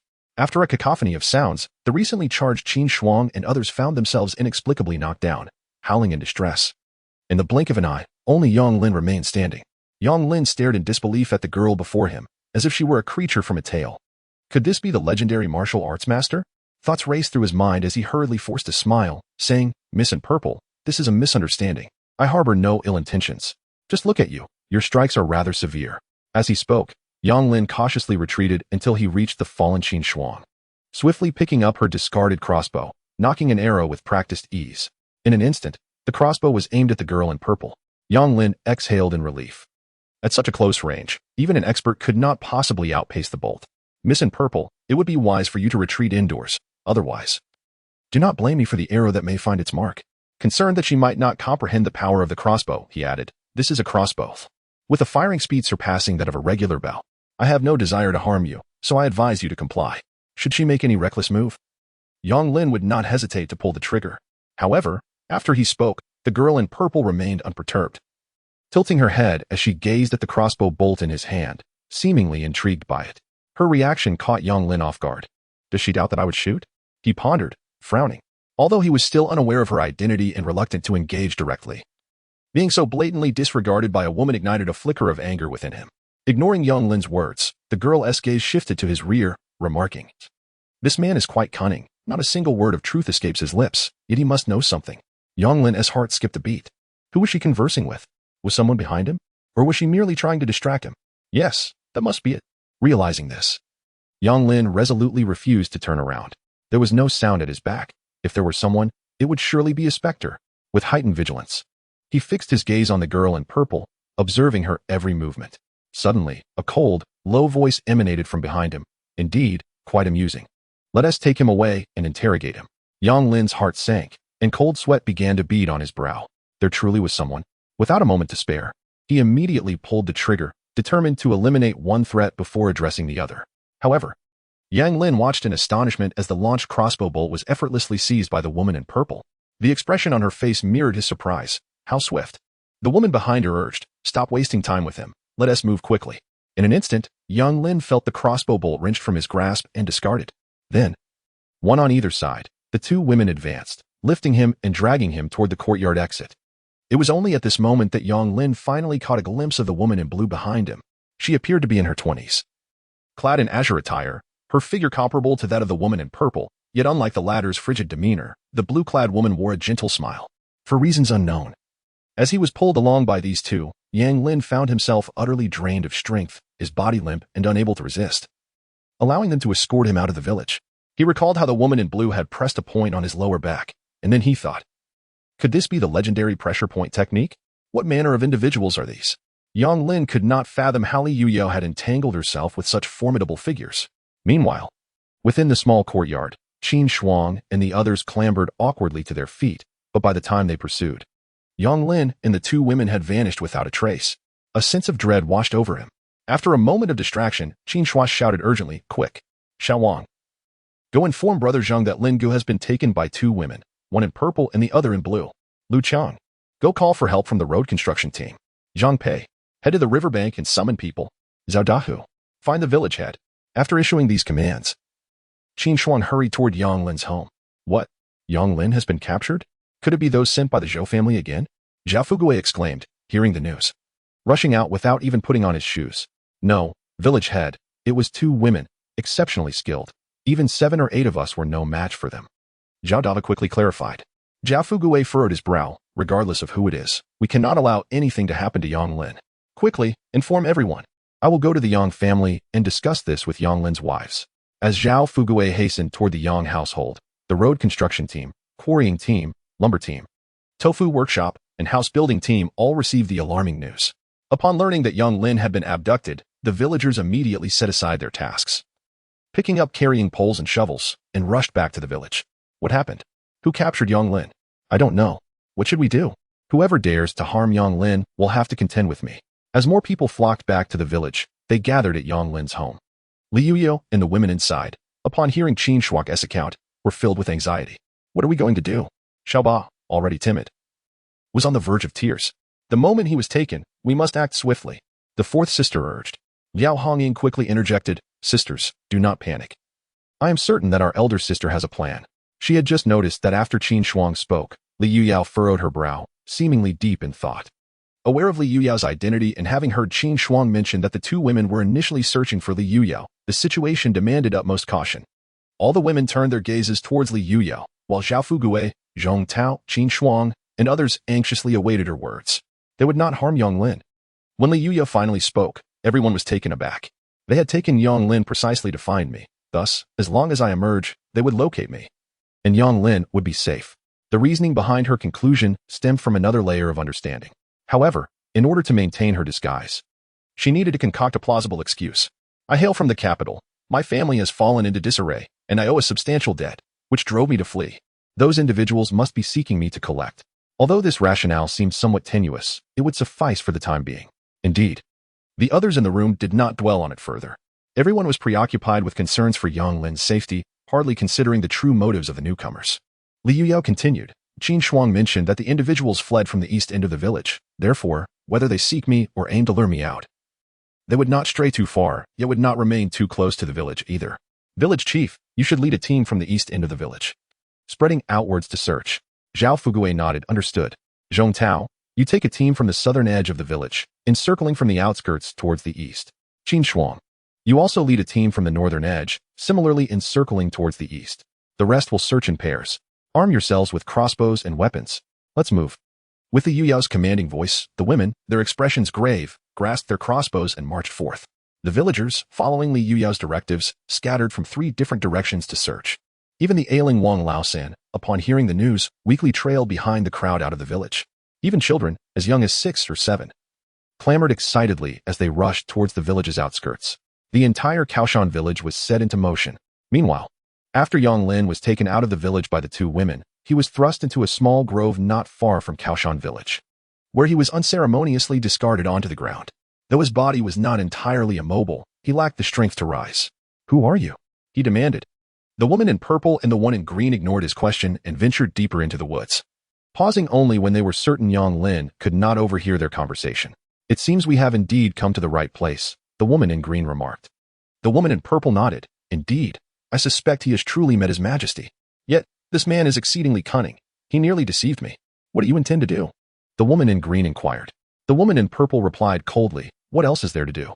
We must force him to reveal the whereabouts of His Majesty. Do you think he might have already discerned His Majesty's identity? Otherwise, why would he choose to deceive you instead of speaking the truth? How is that possible?" Z frowned, stating, "His Majesty is known for his meticulous nature and would never disclose such information to anyone. As for why he would resort to deception..." Z shook his head, pondering. Perhaps he harbors ulterior motives. Upon our entry into the village, I noticed something peculiar. This village is unlike any other, permeated with strangeness. Perhaps this young man holds the key to it all. Qing Yi then contemplated. Might we be too close to the village? If someone were to come searching, they could easily locate us. Z replied with assurance, "The forest is vast. Even if someone were to seek us out, they would need at least 100 individuals to succeed in finding us. So fret not." Chapter 87. The Indomitable Power of the People. When Z and Qingyi returned to Yang Lin's side, they found him lying despondently on the ground. He had just attempted to escape, but found himself utterly devoid of strength, unable to even crawl, and thus had resigned himself to his fate. "Whatever will be, will be. I leave it to destiny."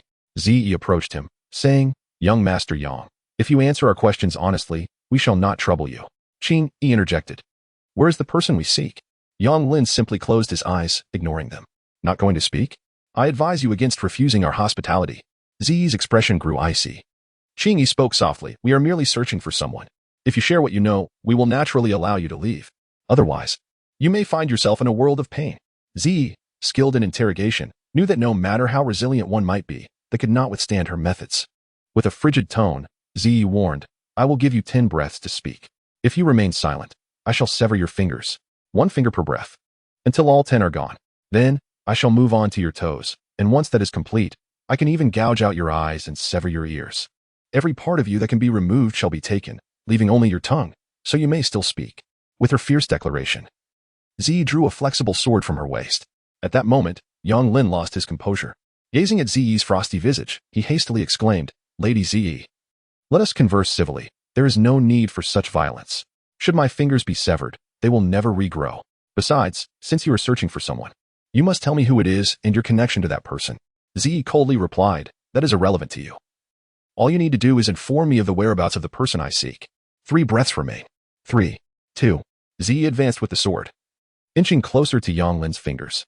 He could feel the chilling blade brushing against his skin. In a panic, he shouted, "Wait. I do know where the person you seek is, but if you dare to break my skin, I assure you, even in death, I will never utter a word. If you have the courage, go ahead and kill me.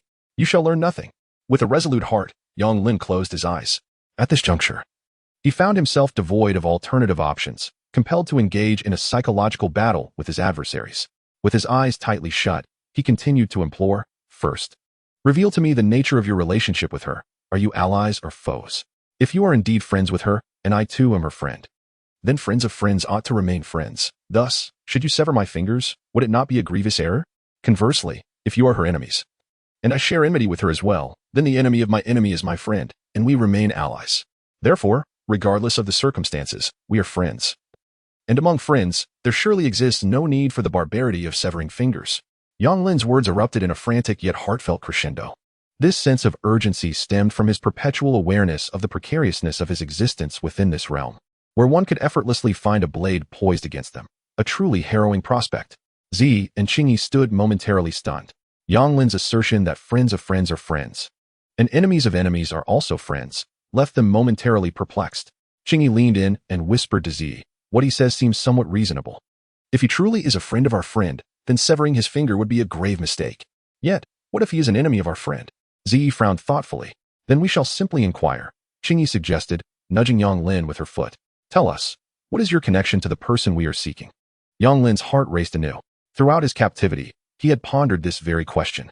Uncertain of their intentions, he hesitated to disclose his relationship with Li Yuyao. If they were indeed friends, he might be safe, but should they harbor ill intentions towards Li Yuyao, revealing the truth could endanger her and other women. Leaving him without a means of self-preservation, Yang Lin understood that their pursuit of Li Yuyao's whereabouts hinged on his silence. As long as he remained reticent, they would not hastily extinguish his life. Our relationship is rather intricate. Ladies, might you allow me to sit up so we may converse at length? Yang Lin aimed to buy himself some time. At that moment, Zi and Qingyi exchanged a knowing glance. Someone approaches. Quick. Though no figures were yet visible, they acted swiftly, dragging Yang Lin deeper into the woods. However, they had scarcely advanced when they halted, astonished, gazing ahead. There are others here. Let us change course. Their specialized training had endowed them with extraordinary auditory acuity, and they discerned the sound of numerous footsteps approaching from that direction. Consequently, they pivoted once more. Yet, after only a few paces, they were met with the same ominous sound. Their expression shifted dramatically. Footsteps were converging from 3 different directions. This realization struck them. Had they been encircled? The shock mirrored in their eyes spoke volumes, for despite their numerous encounters with bandits along the way, none had managed to ensnare them. In this moment, how could such a quaint little village be encircled? Meanwhile, at the edge of the forest, Li Yuyao was commanding the members of the security team and the villagers on both sides to tighten the encirclement. Everyone, be cautious. The adversary possesses formidable martial skills. Do not alert them. Steady now, we shall slowly close in. With a population of 400 to 500, the entire village conducted a meticulous search, scouring every inch of land in this direction. This woodland was the only area that offered concealment, making it the prime suspect for hiding individuals. Therefore, Li Yuyao concluded that the enemy was indeed within the forest. Rather than recklessly sending individuals directly into the woods, she first encircled the small grove, gradually tightening the noose. Until, at last, they discovered them. A villager finally spotted the figures clad in purple and green, alongside Yang Lin, who was being dragged by them. The encirclement swiftly converged towards this direction. Charge! Release Yang Lin! The villagers shouted as they rushed forward. The figures in purple and green, caught within the encirclement, were visibly shaken by the uproar. They soon realized that a tidal wave of humanity was surging towards them from all directions, numbering at least 400 to 500. Yang Lin, caught between them, finally breathed a sigh of relief. Surrender! The power of the people is insurmountable, he declared with a smile. Leading the charge were 30 members of the security team, armed with swords, long spears, and 7 crossbows, surrounding the 2 adversaries. Following them were the villagers, wielding an array of farming tools, converging in layers. A path was cleared within the crowd as Li Yuyao, accompanied by women armed with crossbows, stepped forward. Chapter 88. Yawa, sister? The eldest sister cried out, do not harm my husband. If it is money you seek, or anything else, please, just tell us. Should you harm even a single hair on him, we will not let you go. The women, their expressions icy, aimed their loaded crossbows directly at the figures in purple and green. Yet, no one noticed that Li Yuyao stood nearby, her eyes wide with disbelief as she gazed at the 2 adversaries. The figures in purple and green were equally stunned, mouths agape, their tears streaming down. After a fleeting moment of distraction, Li Yuyao quickly shouted, lower your crossbows. This is a misunderstanding. As she spoke, she hurried forward. Zhao Fugue and Zhang Tao, standing guard, were momentarily taken aback, just as they intended to caution Li Yuyao to be wary. Suddenly, the figures in purple and green abandoned Yang Lin and rushed towards Li Yuyao. Be careful, the crowd cried out in alarm. Although Li Yuyao insisted it was a misunderstanding, to the villagers, these 2 women had abducted Yang Lin, thus branding them as villains. How could one trust villains? Yang Lin, having been released, collapsed weakly to the ground but finally exhaled a long sigh of relief. Judging by Li Yuyao's reaction, it appeared that this incident was indeed a grave misunderstanding. In this moment, Zhang Tao hastily approached, rescuing Yang Lin from peril. Meanwhile, on Li Yuyao's side, amidst the astonished and anxious gazes of the crowd, both Zi and Qingyi unexpectedly knelt before her as they drew near. Tears streamed down their faces. Yet surrounded by so many people, they opened their mouths but could utter not a single word. Everything was conveyed in silence. Rise quickly. How is it that you are both alive? Li Yuyao exclaimed, pulling the 2 to their feet, her heart brimming with excitement. Zi and Qingyi were her devoted attendants, having grown up alongside her, always by her side. Though they were technically master and servants, Li Yuyao had long considered them as family. In this moment, she had a myriad of words she wished to express, yet found herself at a loss for speech. Turning her gaze towards the still feeble Yang Lin, she anxiously inquired, what has happened to him? Your Majesty, Qingyi began to speak, But Li Yuyu quickly interjected, "From now on, you may simply refer to me as sister." The two widened their eyes in astonishment. To address Her Majesty in such a manner? They dared not. Qingyi attempted to speak but faltered, regarding Miss's words. He was merely struck with a pressure point. "Should I release him, Miss?" "Yes." Li Yuya nodded affirmatively. Qingyi hurried over, and under the vigilant gazes of the villagers, pressed once again on Yang Lin's lower back. He felt a wave of tingling sensation spread throughout his body, and to his astonishment, he discovered he could move again. Was this the technique of pressure points? Though it was not as depicted in martial arts films, where one becomes utterly immobilized, it was still quite remarkable. "My apologies." "Young master," Qingyi said, bowing respectfully. She recognized that Yang Lin was not a villain, and there seemed to be a unique bond between him and Her Majesty. Otherwise, she reasoned, the monarch would not have been so eager to bring others in search of him. Yang Lin, under Zi's threat, had divulged not a word of his whereabouts. "Are you well?"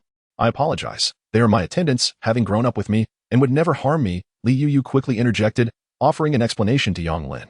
As for Zi and Qingyi's identities, it was uncommon for ordinary people to possess such attendants. Hence, she could only refer to them as maidservants. Now, at last, Li Yuya comprehended the misunderstanding that had unfolded. After she had become separated from Zi and Qingyi, they had tirelessly searched for her until they arrived at this place. Yang Lin, wary of these two enigmatic women, assumed they were his adversaries and thus refused to reveal his whereabouts. Conversely, Zi and Qingyi were unaware of Yang Lin's true identity, leading to this unfortunate misunderstanding. "It is nothing, but your maidservants are indeed impressive," Yang Lin remarked with a wry smile, giving a thumbs up. Despite the tumultuous journey, the outcome was ultimately favorable. They were not foes, and for that, he felt reassured. Zi and Qingyi quickly approached, kneeling on one knee as they clasped their fists, declaring, "We are at fault. Please punish us, young Master Yang." "Rise, please," he urged. Yang Lin sighed, stepped forward to assist the two individuals, and remarked, "There is no need for punishment. After all, we all seek what is best for Yaoer." "Yaoer?" Both Zi and Qingyi were taken aback. They could discern that the relationship between Li Yuyao and Yang Lin was quite amicable. However, for a man to refer to their sovereign as Yaoer, anyone with a modicum of intelligence could surmise the nature of their relationship. Yet, how could the sovereign possibly be involved with a man from the village? At that moment, the elder sister, second sister, third sister, fourth sister, fifth sister, sixth sister, little 7, little 8, and little 9 hastily gathered around Yang Lin, inquiring about his well-being, all addressing the sovereign as sister. This left Zi and Qingyi even more astonished. "Ahem, the situation is somewhat complex. Let us discuss it slowly," Li Yuyo indicated towards the depths of the forest. Addressing Zi and Qingyi, turning to the group of women, she continued, "You all take your husband back. I shall converse with him." "Ahem," Yang Lin chuckled. "Could I perhaps listen in?" "Absolutely not." Li Yuyu decisively refused. Recalling how he had unexpectedly touched her earlier, she shot Yang Lin a fierce glare. "Let it be." Yang Lin understood that since her maidservants had arrived, they likely needed to share secrets, and he would not impose himself. After expressing his gratitude to the villagers, Yang Lin returned to the village with them. As for Li Yuyao, with those two formidable maidservants to protect her, there was no need for concern regarding her safety. Once Li Yuyao, Zi, and Qingyi had moved far enough away to be out of sight, the two women immediately knelt before Li Yuyao. "We pay our respects to your majesty." "Rise quickly," Li Yuyao helped them up, saying, "Here, there are no subjects or rulers. Let us refer to each other as sisters from now on." Zi spoke up, "When there are outsiders present, shall we call you Miss instead?" Regardless, they felt it was inappropriate to address the sovereign as a sister. "Very well," Li Yuyao acquiesced, and they all sat together on the ground. She promptly inquired, "Now, tell me, what transpired after that day? How did you find your way here?" On that day, the guards who had escaped the capital with her had dwindled to just a few, and along the way, they encountered a large band of bandits. To protect themselves, Zi and Qingyi fought bravely against the bandits, becoming surrounded. Assuming they had met a grim fate, Li Yuyu did not wish for them to sacrifice themselves in vain, so she fled without confirming their survival. From that moment on, she journeyed alone, following a group of refugees to Zhenghe County. Chapter 89. I entrust my life to him, your majesty. At that time, Zi began to narrate. Initially, Zi and Qingyi had believed they would surely perish while providing cover for Li Yuyao. Yet they resolved to fight valiantly in an effort to buy her more time. As a result of their fierce determination, the bandits were so intimidated that they dared not advance, ultimately allowing the two women to carve a bloody path for themselves. Once they broke free, they immediately began their search for Li Yuyao. However, Li Yuyu believed that her guards had perished in battle, even if someone were searching for her. It could only be mountain bandits or rebels. Thus, she made every effort to conceal her whereabouts. Consequently, even for a tracking expert like Z, it took more than half a month of investigation, visits, and inquiries to uncover clues. Following the movements of the refugees, they eventually arrived at Jiang County. After hearing the two recount their tale, Li Yuyao was filled with emotion. "Your Majesty, look at this," Zi said as she unfastened her bundle and slowly revealed several items within. Upon seeing these objects, Li Yuyao was taken aback. They were still here. She reached out and gently caressed the palm-sized, pure white jade seal, intricately carved with a dragon at the top and inscribed with the words Imperial Treasure at the base. Taking a deep breath, in addition to the Imperial Treasure, the 3 seals of decree and merit were also present. These 3 seals were the most significant treasures of the great Qian Emperor. The seal of decree was used for rewards and punishments, while the seal of merit was for conferring titles. The Imperial Treasure was the most frequently used, serving to issue edicts, confer queens, and even for the Emperor's ascension, succession, or grants of amnesty. The bundle also contained the Emperor's brush, red ink, a precious inkstone, and 3 blank Imperial edicts. "You have worked hard," Li Yuyao said gratefully. Looking at the two, she truly did not expect to see these again. These items were left to her by her late father, serving not only as proof of her rightful claim to the great Qian dynasty, but also as cherished mementos from her father. "Your Majesty, you are the true heir of great Qian, regardless of what outsiders think. Both Qingyi and I only recognize you as our sovereign." Li Yuyao grasped the Imperial Treasure and gazed intently ahead, her eyes sparkling with determination. "Without you, I would not have been able to reclaim the seal. Had you not found me, I would never have had the chance to hold it again. Now that we are all together, with the seal in our possession and the arrival of Yonglin, it is clearly fate.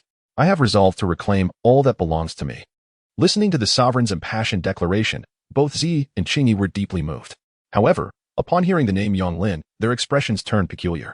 Zi spoke up, "Your Majesty, this Yonglin, he is my husband." Li Yu bit her crimson lip, her cheeks flushed as she spoke. Zi and Qingyi were both taken aback. While they had speculated previously, hearing the sovereign stated outright left them wide-eyed. In their view, this was utterly inconceivable. Not only had the sovereign ascended to the throne, but even in her previous status as a princess, her pride had been exceedingly high. Not a single young nobleman from the prominent families of the capital could have piqued her interest. Yet, how could she have married a rustic villager? Your Majesty is their sovereign, yet they cherish Li Yuyao as if she were a precious gem. The fact that your Majesty has been so desecrated and has endured such indignity is akin to witnessing one's own fertile fields being ravaged by swine. Zi's hands trembled slightly as she suppressed her fury and inquired, Your Majesty, has Yonglin coerced you? If you are unwilling, we shall go and eliminate him at once. No. Li Yu quickly shook her head. He did not coerce me. Zi and Qingyi were taken aback. No coercion? That renders the situation even more perplexing.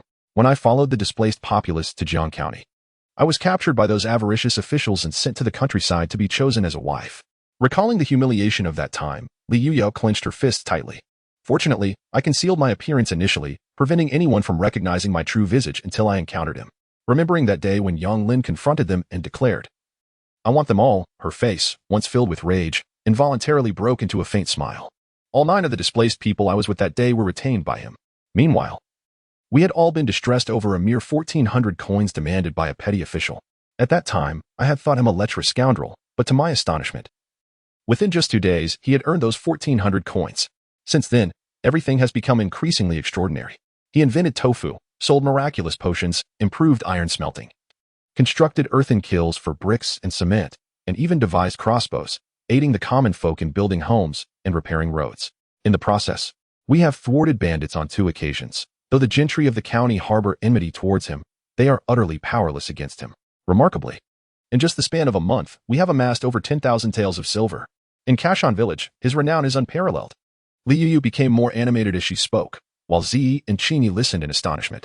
No wonder Kashan village is so distinct. No wonder your Majesty has taken a liking to him. Who would have imagined that such hidden genius exists amidst the mountains? Initially, I even contemplated sacrificing my life to preserve the royal lineage's honor. But in retrospect, Li Yuyao chuckled self-deprecatingly. I was indeed petty-minded. The reason I chose to entrust my fate to him lies in his character. In truth, I remain a maiden, Li Yuyao said shyly. Zi and Qingyi were once again astonished. With your Majesty's beauty, it is no surprise that even women would be stirred by her presence. Particularly, the noble and aloof aura your Majesty possesses ignites a man's desire for conquest, making them yearn to possess and conquer. Yet he has not approached your Majesty? Could it be that Yonglin is lacking in that regard? Zi and Qingyi could not help but let their imaginations wander. Yonglin is indeed exceptional. He would not take advantage of others' vulnerabilities. His choice to retain me and the other women was merely to prevent us from being lost to the depths of depravity. To describe him as a good man would be truthful, yet he often employs his cunning ways to exploit the common folk for his own gain. Conversely, to label him as a mere merchant of deceit seems unjust, for the populace has indeed found their lives improving under his influence, instilling within them a sense of hope and genuine admiration for him. He extends respect to every individual, and aside from myself, he has never laid a hand on any other woman, treating them all as sisters, particularly the younger ones whom he regards with utmost care and affection. As this narrative unfolds, the corners of Li Yuyao's mouth unconsciously lift in a smile. In summary, this man possesses remarkable talents and upright character, and has shown kindness towards me. Although my feelings for him are still overshadowed by gratitude and utility, I have resolved to entrust my life to him from this moment forth. Chapter 90. Accusing him of treason. When Zi and Qingyi accompanied Li Yuyo back to the Yang residence, they were once again taken aback by the modest living conditions. The cramped quarters housed 13 individuals, with His Majesty himself sleeping alongside everyone else on the floor. Allow me to introduce you. This is Zi, and this is Qingyi. They were once my handmaidens, and after we parted ways, they have finally found their way here, Li Yuyao explained. Zi is skilled in martial arts, and Qingyi excels in acupoint techniques. My dear husband, from now on, let them accompany you. Their presence will ensure your safety. Yang Lin shook his head vehemently. No. Protect me? I'll be grateful if you don't chop off my fingers. The maidens immediately knelt before Yang Lin. We acknowledge our mistakes. Please punish us. Young master, come now, rise. I was merely jesting. You need not accompany me. Stay with your mistress and ensure her safety, and I shall be content, he replied. Having been abducted for the first time and threatened with dismemberment, one cannot claim to be unperturbed. However, with the truth now revealed and two formidable allies at his side, Yang Lin would not relent easily. Li Yuyao handed him a package, which startled Zi and Qingyi once more. What is this? Yang Lin asked, momentarily taken aback. He had discerned the significance of the parcel earlier, but he had not anticipated that Li Yuyao would entrust it to him after receiving it from Zi. This is something of mine, quite important to me. Please keep it safe and secure, Li Yuyao instructed. Of course, Yang Lin replied with a nod. Li Yuyao added, it is of great importance. You must not look inside the package. Understood. Yang Lin, unconcerned, shook the parcel lightly. It seems rather heavy. With that, he stepped outside, carrying the package. Zi and Qingyi were left in stunned silence. His Majesty places such trust in Yang Lin? He has even entrusted him with the imperial seal? Can this Yang Lin truly be relied upon? Will he genuinely adhere to his promise not to look? Yang Lin approached the desolate well in the backyard, lifted the stone slab covering it, extracted a wooden bucket from the dry well, placed a package within, returned the bucket to the depths of the well, and finally replaced the stone slab. Concealing items within the abandoned well was not as inconspicuous as one might expect. Rather, the cramped quarters of his home left him with little alternative. Though naturally curious about the contents of the package, Yang Lin was able to quell this curiosity, having promised another to keep it hidden. Thus, Zi and Qingyi arrived at this household, joining the other women in their confined living space. Initially perplexed by the situation, given their family's wealth and possession of other residences, they wondered why the family chose to crowd into such a small house. Gradually, they came to understand that their continued proximity was a matter of safety. Moreover, the women, all of whom had endured hardships, had grown accustomed to sharing their lives together. Even in this cramped setting, in Jiangke County, within the study of the Zhou family, Zhou Kuan was startled from his reverie by a sudden knock at the door. Ever since Yang Lin had come to deliver gifts, both Zhou Kuan and his son Zhou Zhengyang had been in a state of constant anxiety, unable to find peace by day or rest by night. For 2 consecutive nights, Zhou Kuan had dreamed of the bloodied head of the black tiger, glaring at him with fierce eyes, shouting, "Return my life." "Sir, Lord Zhao has arrived," came the voice of the old steward from outside the door. "Please let him in," Zhou Kuan responded, shaken from his daze. Moments later, Zhao Dai entered, and upon seeing Zhou Kuan's haggard expression, he couldn't help but frown. "Lord Zhao," Zhou Kuan said, hastily bowing in greeting. Zhao Dai, displaying impatience, waved his hand dismissively, frowning. "Old Zhou, why are you so frightened? It's merely the remains of some bandits. All has been dealt with, so what is there to worry about?" Zhou Kuan forced a smile, though internally he scoffed.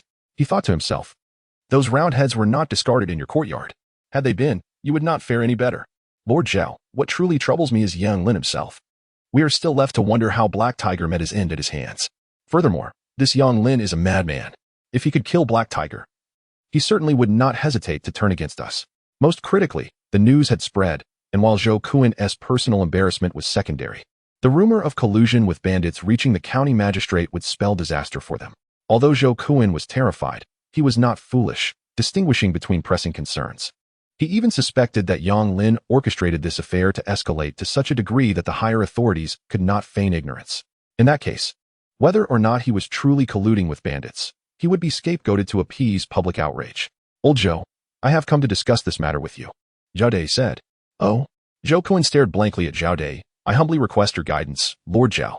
Zhao Dai stroked his beard thoughtfully. The crux of the matter lies with Yang Lin. This man is far from ordinary. A mere villager dares to stir trouble right before the door of your interrogation chamber, and yet we find ourselves utterly powerless against him. If we do not take decisive action soon, once he grows in power, he ride rushshod over us? Zhao Dai squinted, his eyes gleaming with menace.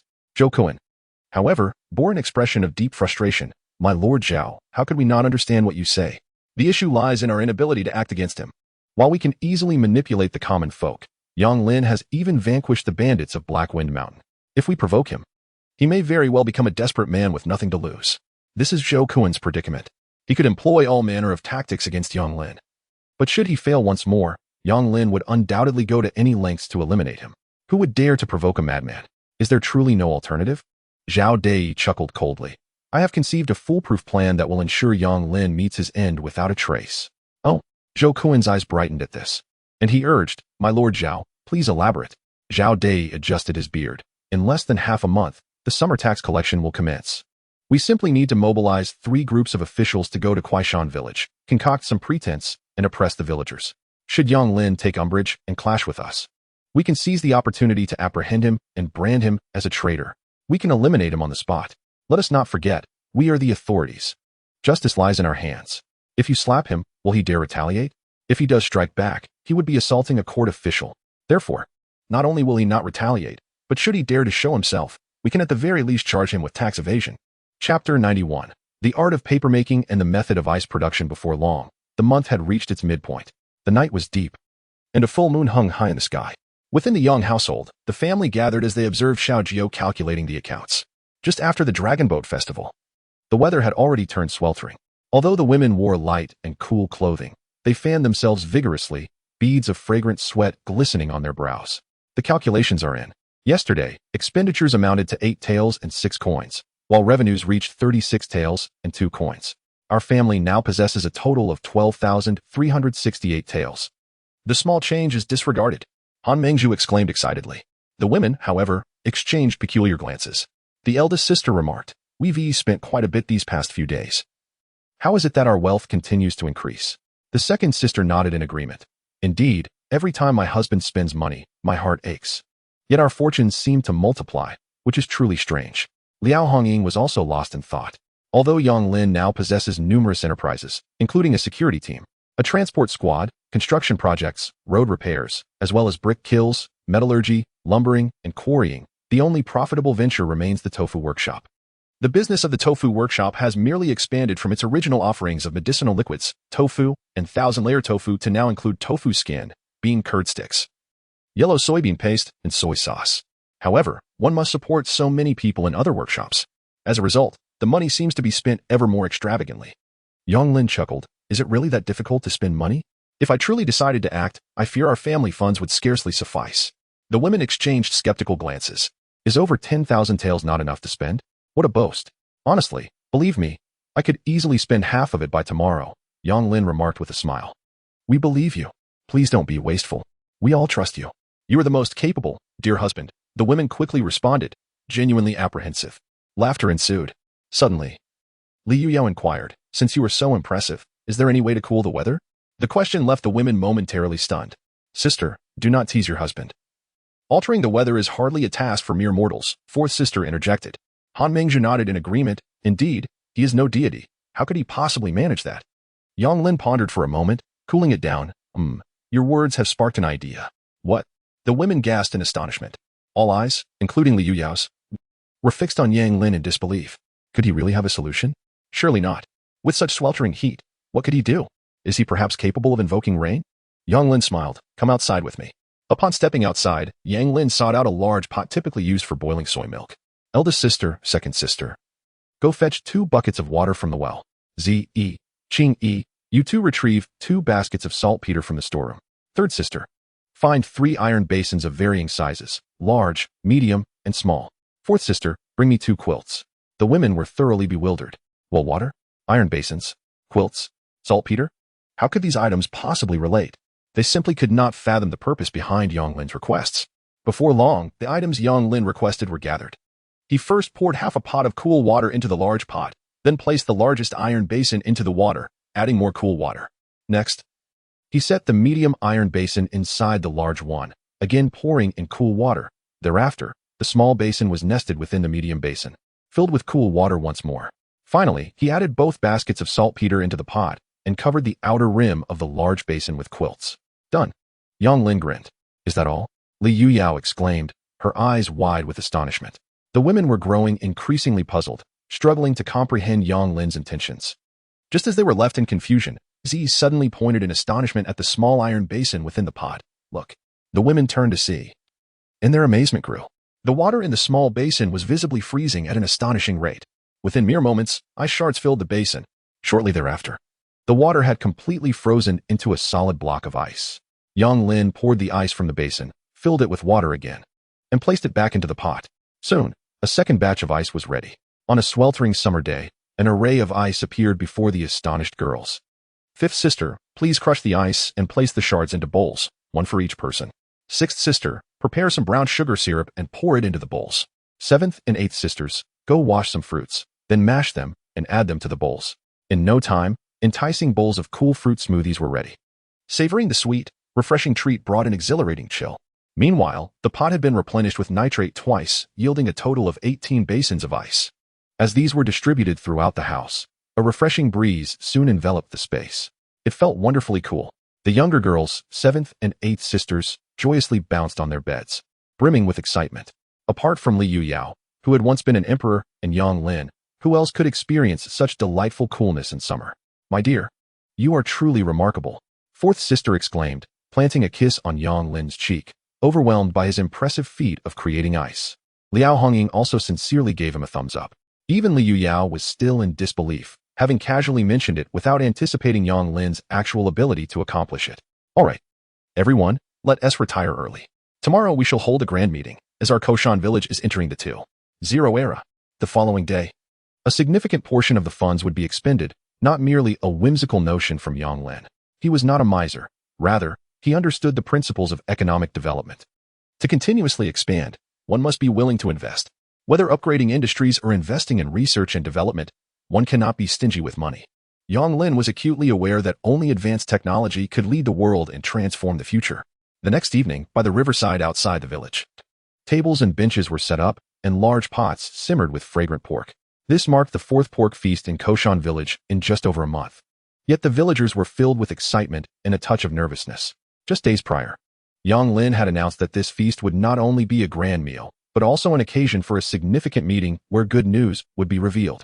The villagers understood that Yang Lin's announcements often brought tangible changes to their lives, and thus their anticipation for this gathering grew. What Yang Lin did not expect was that before the pork was ready, and before he could announce the good news, fortune would find him first. Du Jing, who had just rushed from the design workshop, excitedly approached Yang Lin and pulled him aside. We did it. Lin Di, we succeeded, Du Jing exclaimed, his face alight with enthusiasm as he shook Yang Lin's shoulders and embraced him tightly. Yang Lin's eyes widened in surprise. We succeeded in making paper? Chapter 92, Koshan Village in the Era of Rapid Development. Yes, yes. We truly produced the kind of paper you described, Du Jing exclaimed, shaking Yang Lin's shoulders once more with fervor. Lighter, thinner, and more resilient. Moreover, the costs have been reduced by at least 50%. Du Jing excitedly extended his palm. When Yang Lin initially spoke of such paper, he found it hard to believe that paper could indeed be so thin. It was only after he personally crafted this type of paper that Du Jing realized the magnitude of this remarkable invention. Yang Lin, too, let out a long sigh of relief. The paper he designed was an advanced iteration built upon Kaiho paper. Although it could not yet rival the paper-making techniques of the past, it was already incomparable to the paper available in the contemporary world. Brother Jing, you have achieved yet another milestone. This time, both you and your design studio shall not be deprived of your rewards. Du Jing, however, shook his head in excitement.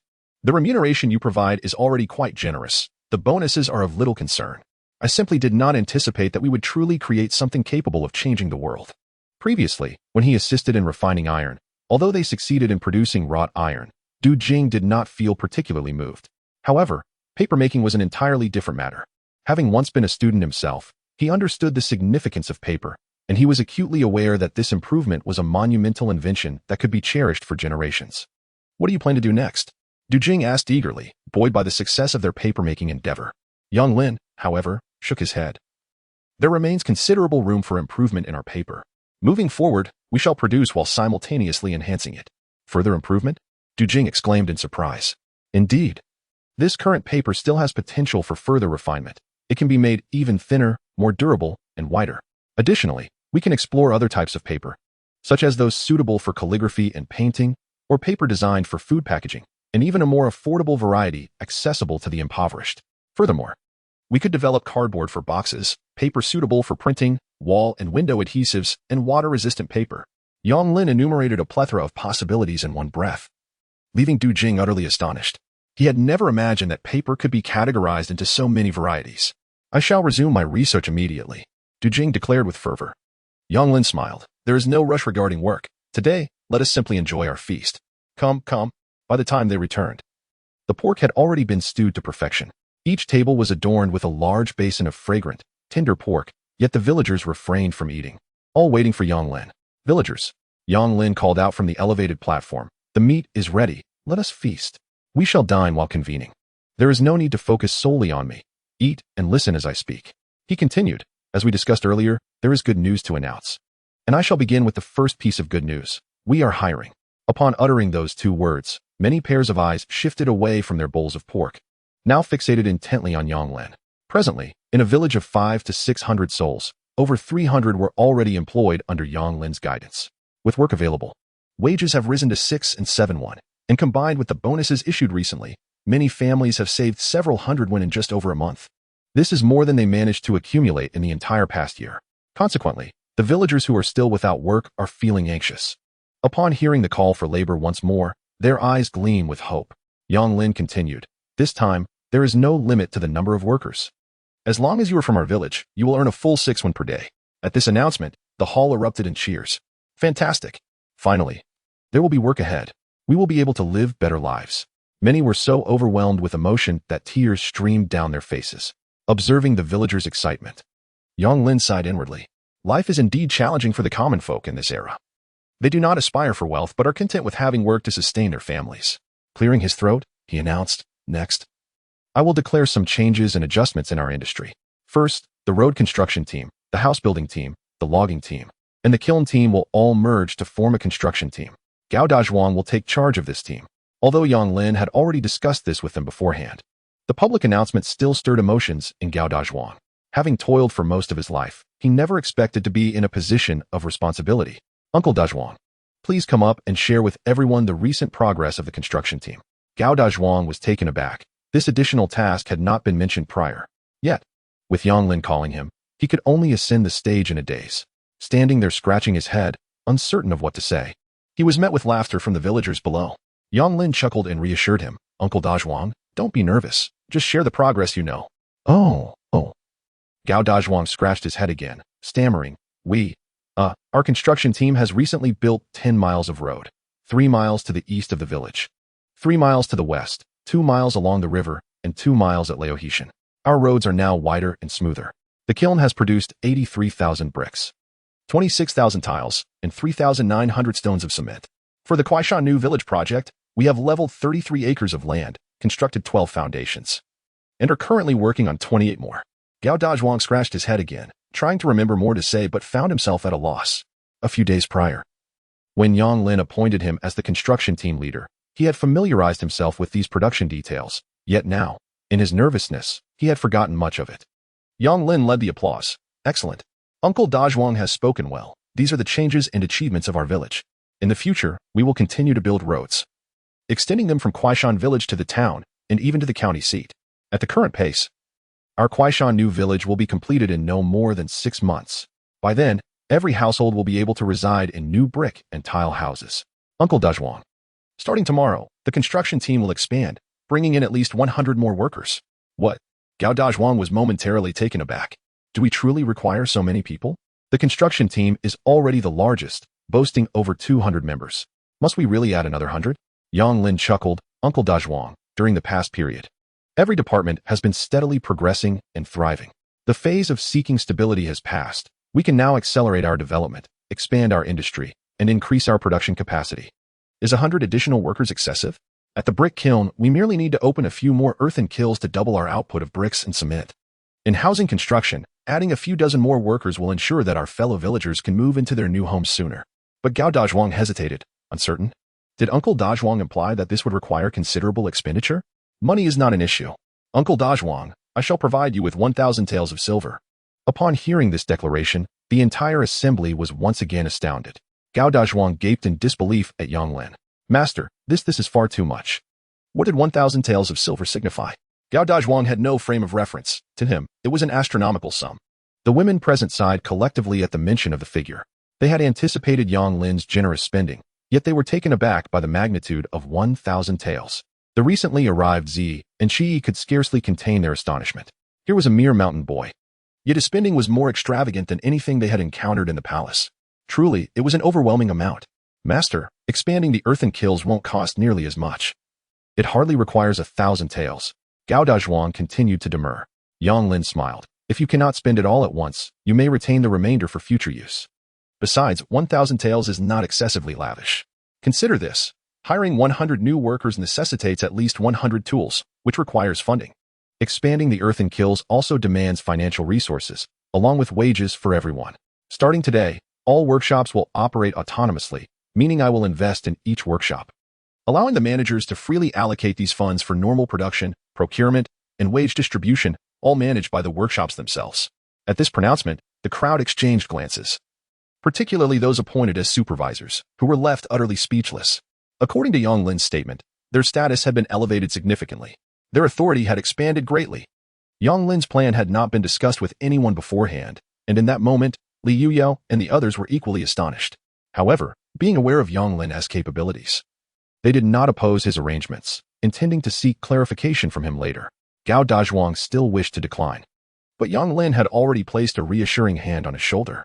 My decisions are resolute and unalterable.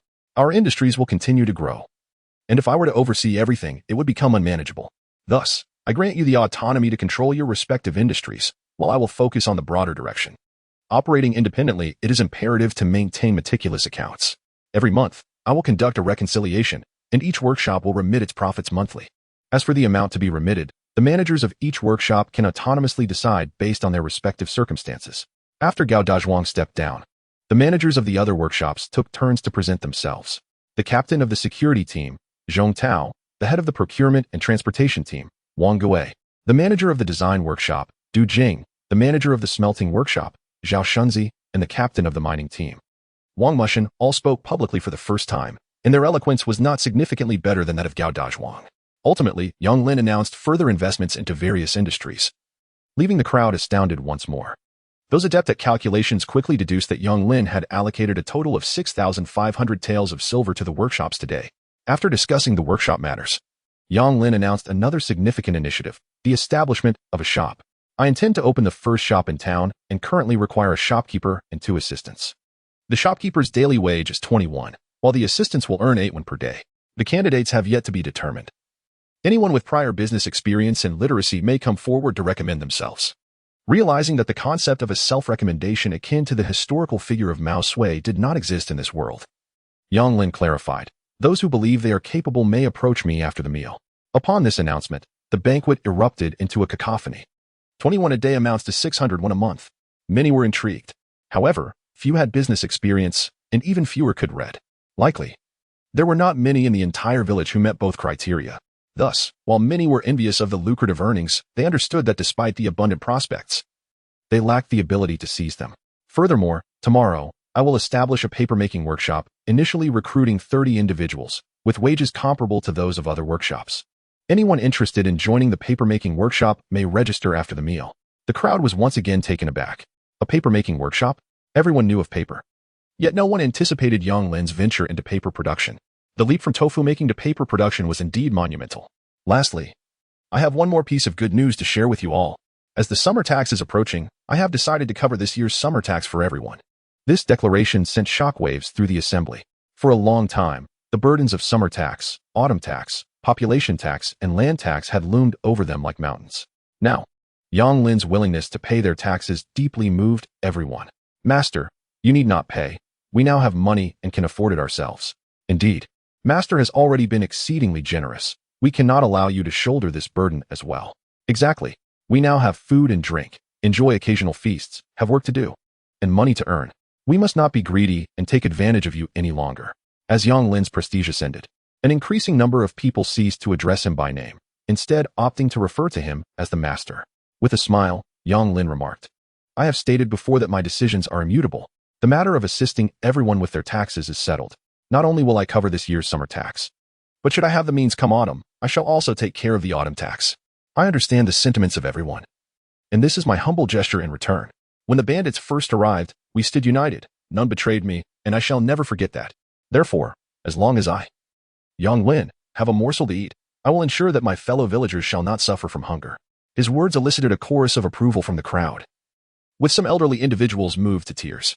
They had lived for decades without witnessing such a thriving atmosphere in their village, and their hearts swelled with hope for the future of the younger generation.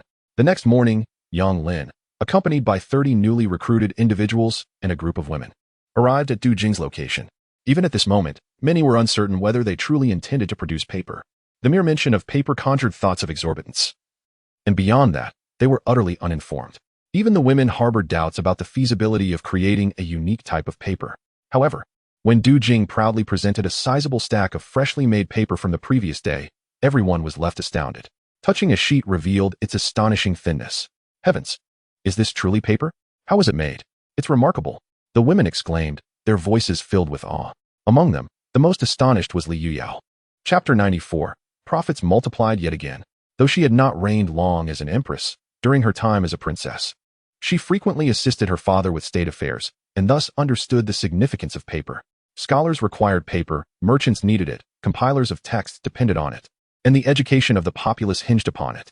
However, the paper of yore was not only costly, but also excessively thick and coarse, prone to tearing and degradation, leading to the loss of countless vital records throughout history and complicating the transmission of knowledge. The paper before her, when held, conveyed its remarkable thinness. Its surface smooth and soft to the touch, akin to silk. It could be crumpled yet quickly regained its form, leaving only slight creases without shattering or compromising its utility. What is the cost of this paper? Li Yuyao inquired, pulling Yang Lin aside to discuss the confidential matter. While the quality was exceptional, if it proved too expensive for the common folk, its value would be diminished. In the palace, aside from paper, materials like parchment, silk, and cloth were utilized, but they were prohibitively expensive. Du Jing responded, last night, Lin and I calculated meticulously, and the cost is approximately 21 per sheet. Li Yuyao frowned slightly. 21 for a single sheet of paper? That is rather exorbitant. She let out a sigh, realizing the futility of her situation. In this day and age, ordinary paper, measuring 3 feet long and 2 feet wide, could barely be purchased for a mere penny. Yet, many common folk still found this a burden too heavy to bear. A sheet of paper costing 20 pennies? Regardless of its quality, how many could afford it? Disappointment washed over Li Yuyao's heart.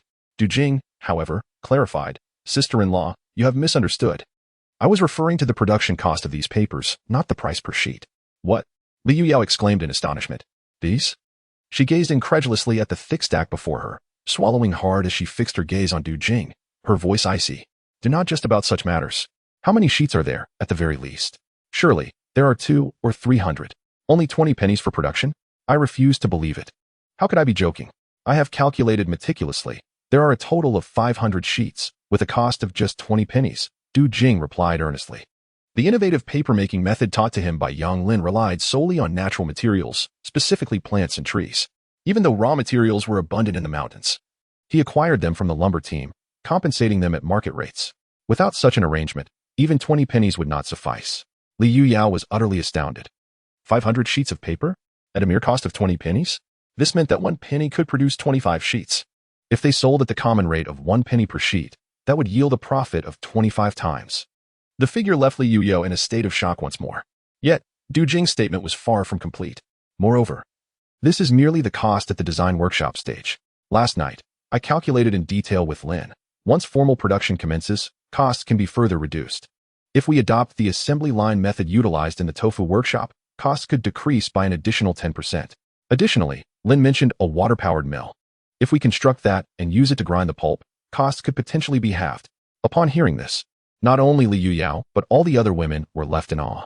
While they might not grasp the significance of paper, the implication of such astronomical profits was crystal clear. In that moment, everyone stared at one another, momentarily at a loss for words. Ahem. Young Lin, who had been silently smiling, finally cleared his throat gently and said, Brother Jing, for the next few days, you should take the design workshop team and teach them the paper-making process, utilizing the assembly line model. Each person need only master one segment. Once they have all learned the craft, come find me, and we shall create something intriguing together. The materials for producing gunpowder are already fully prepared.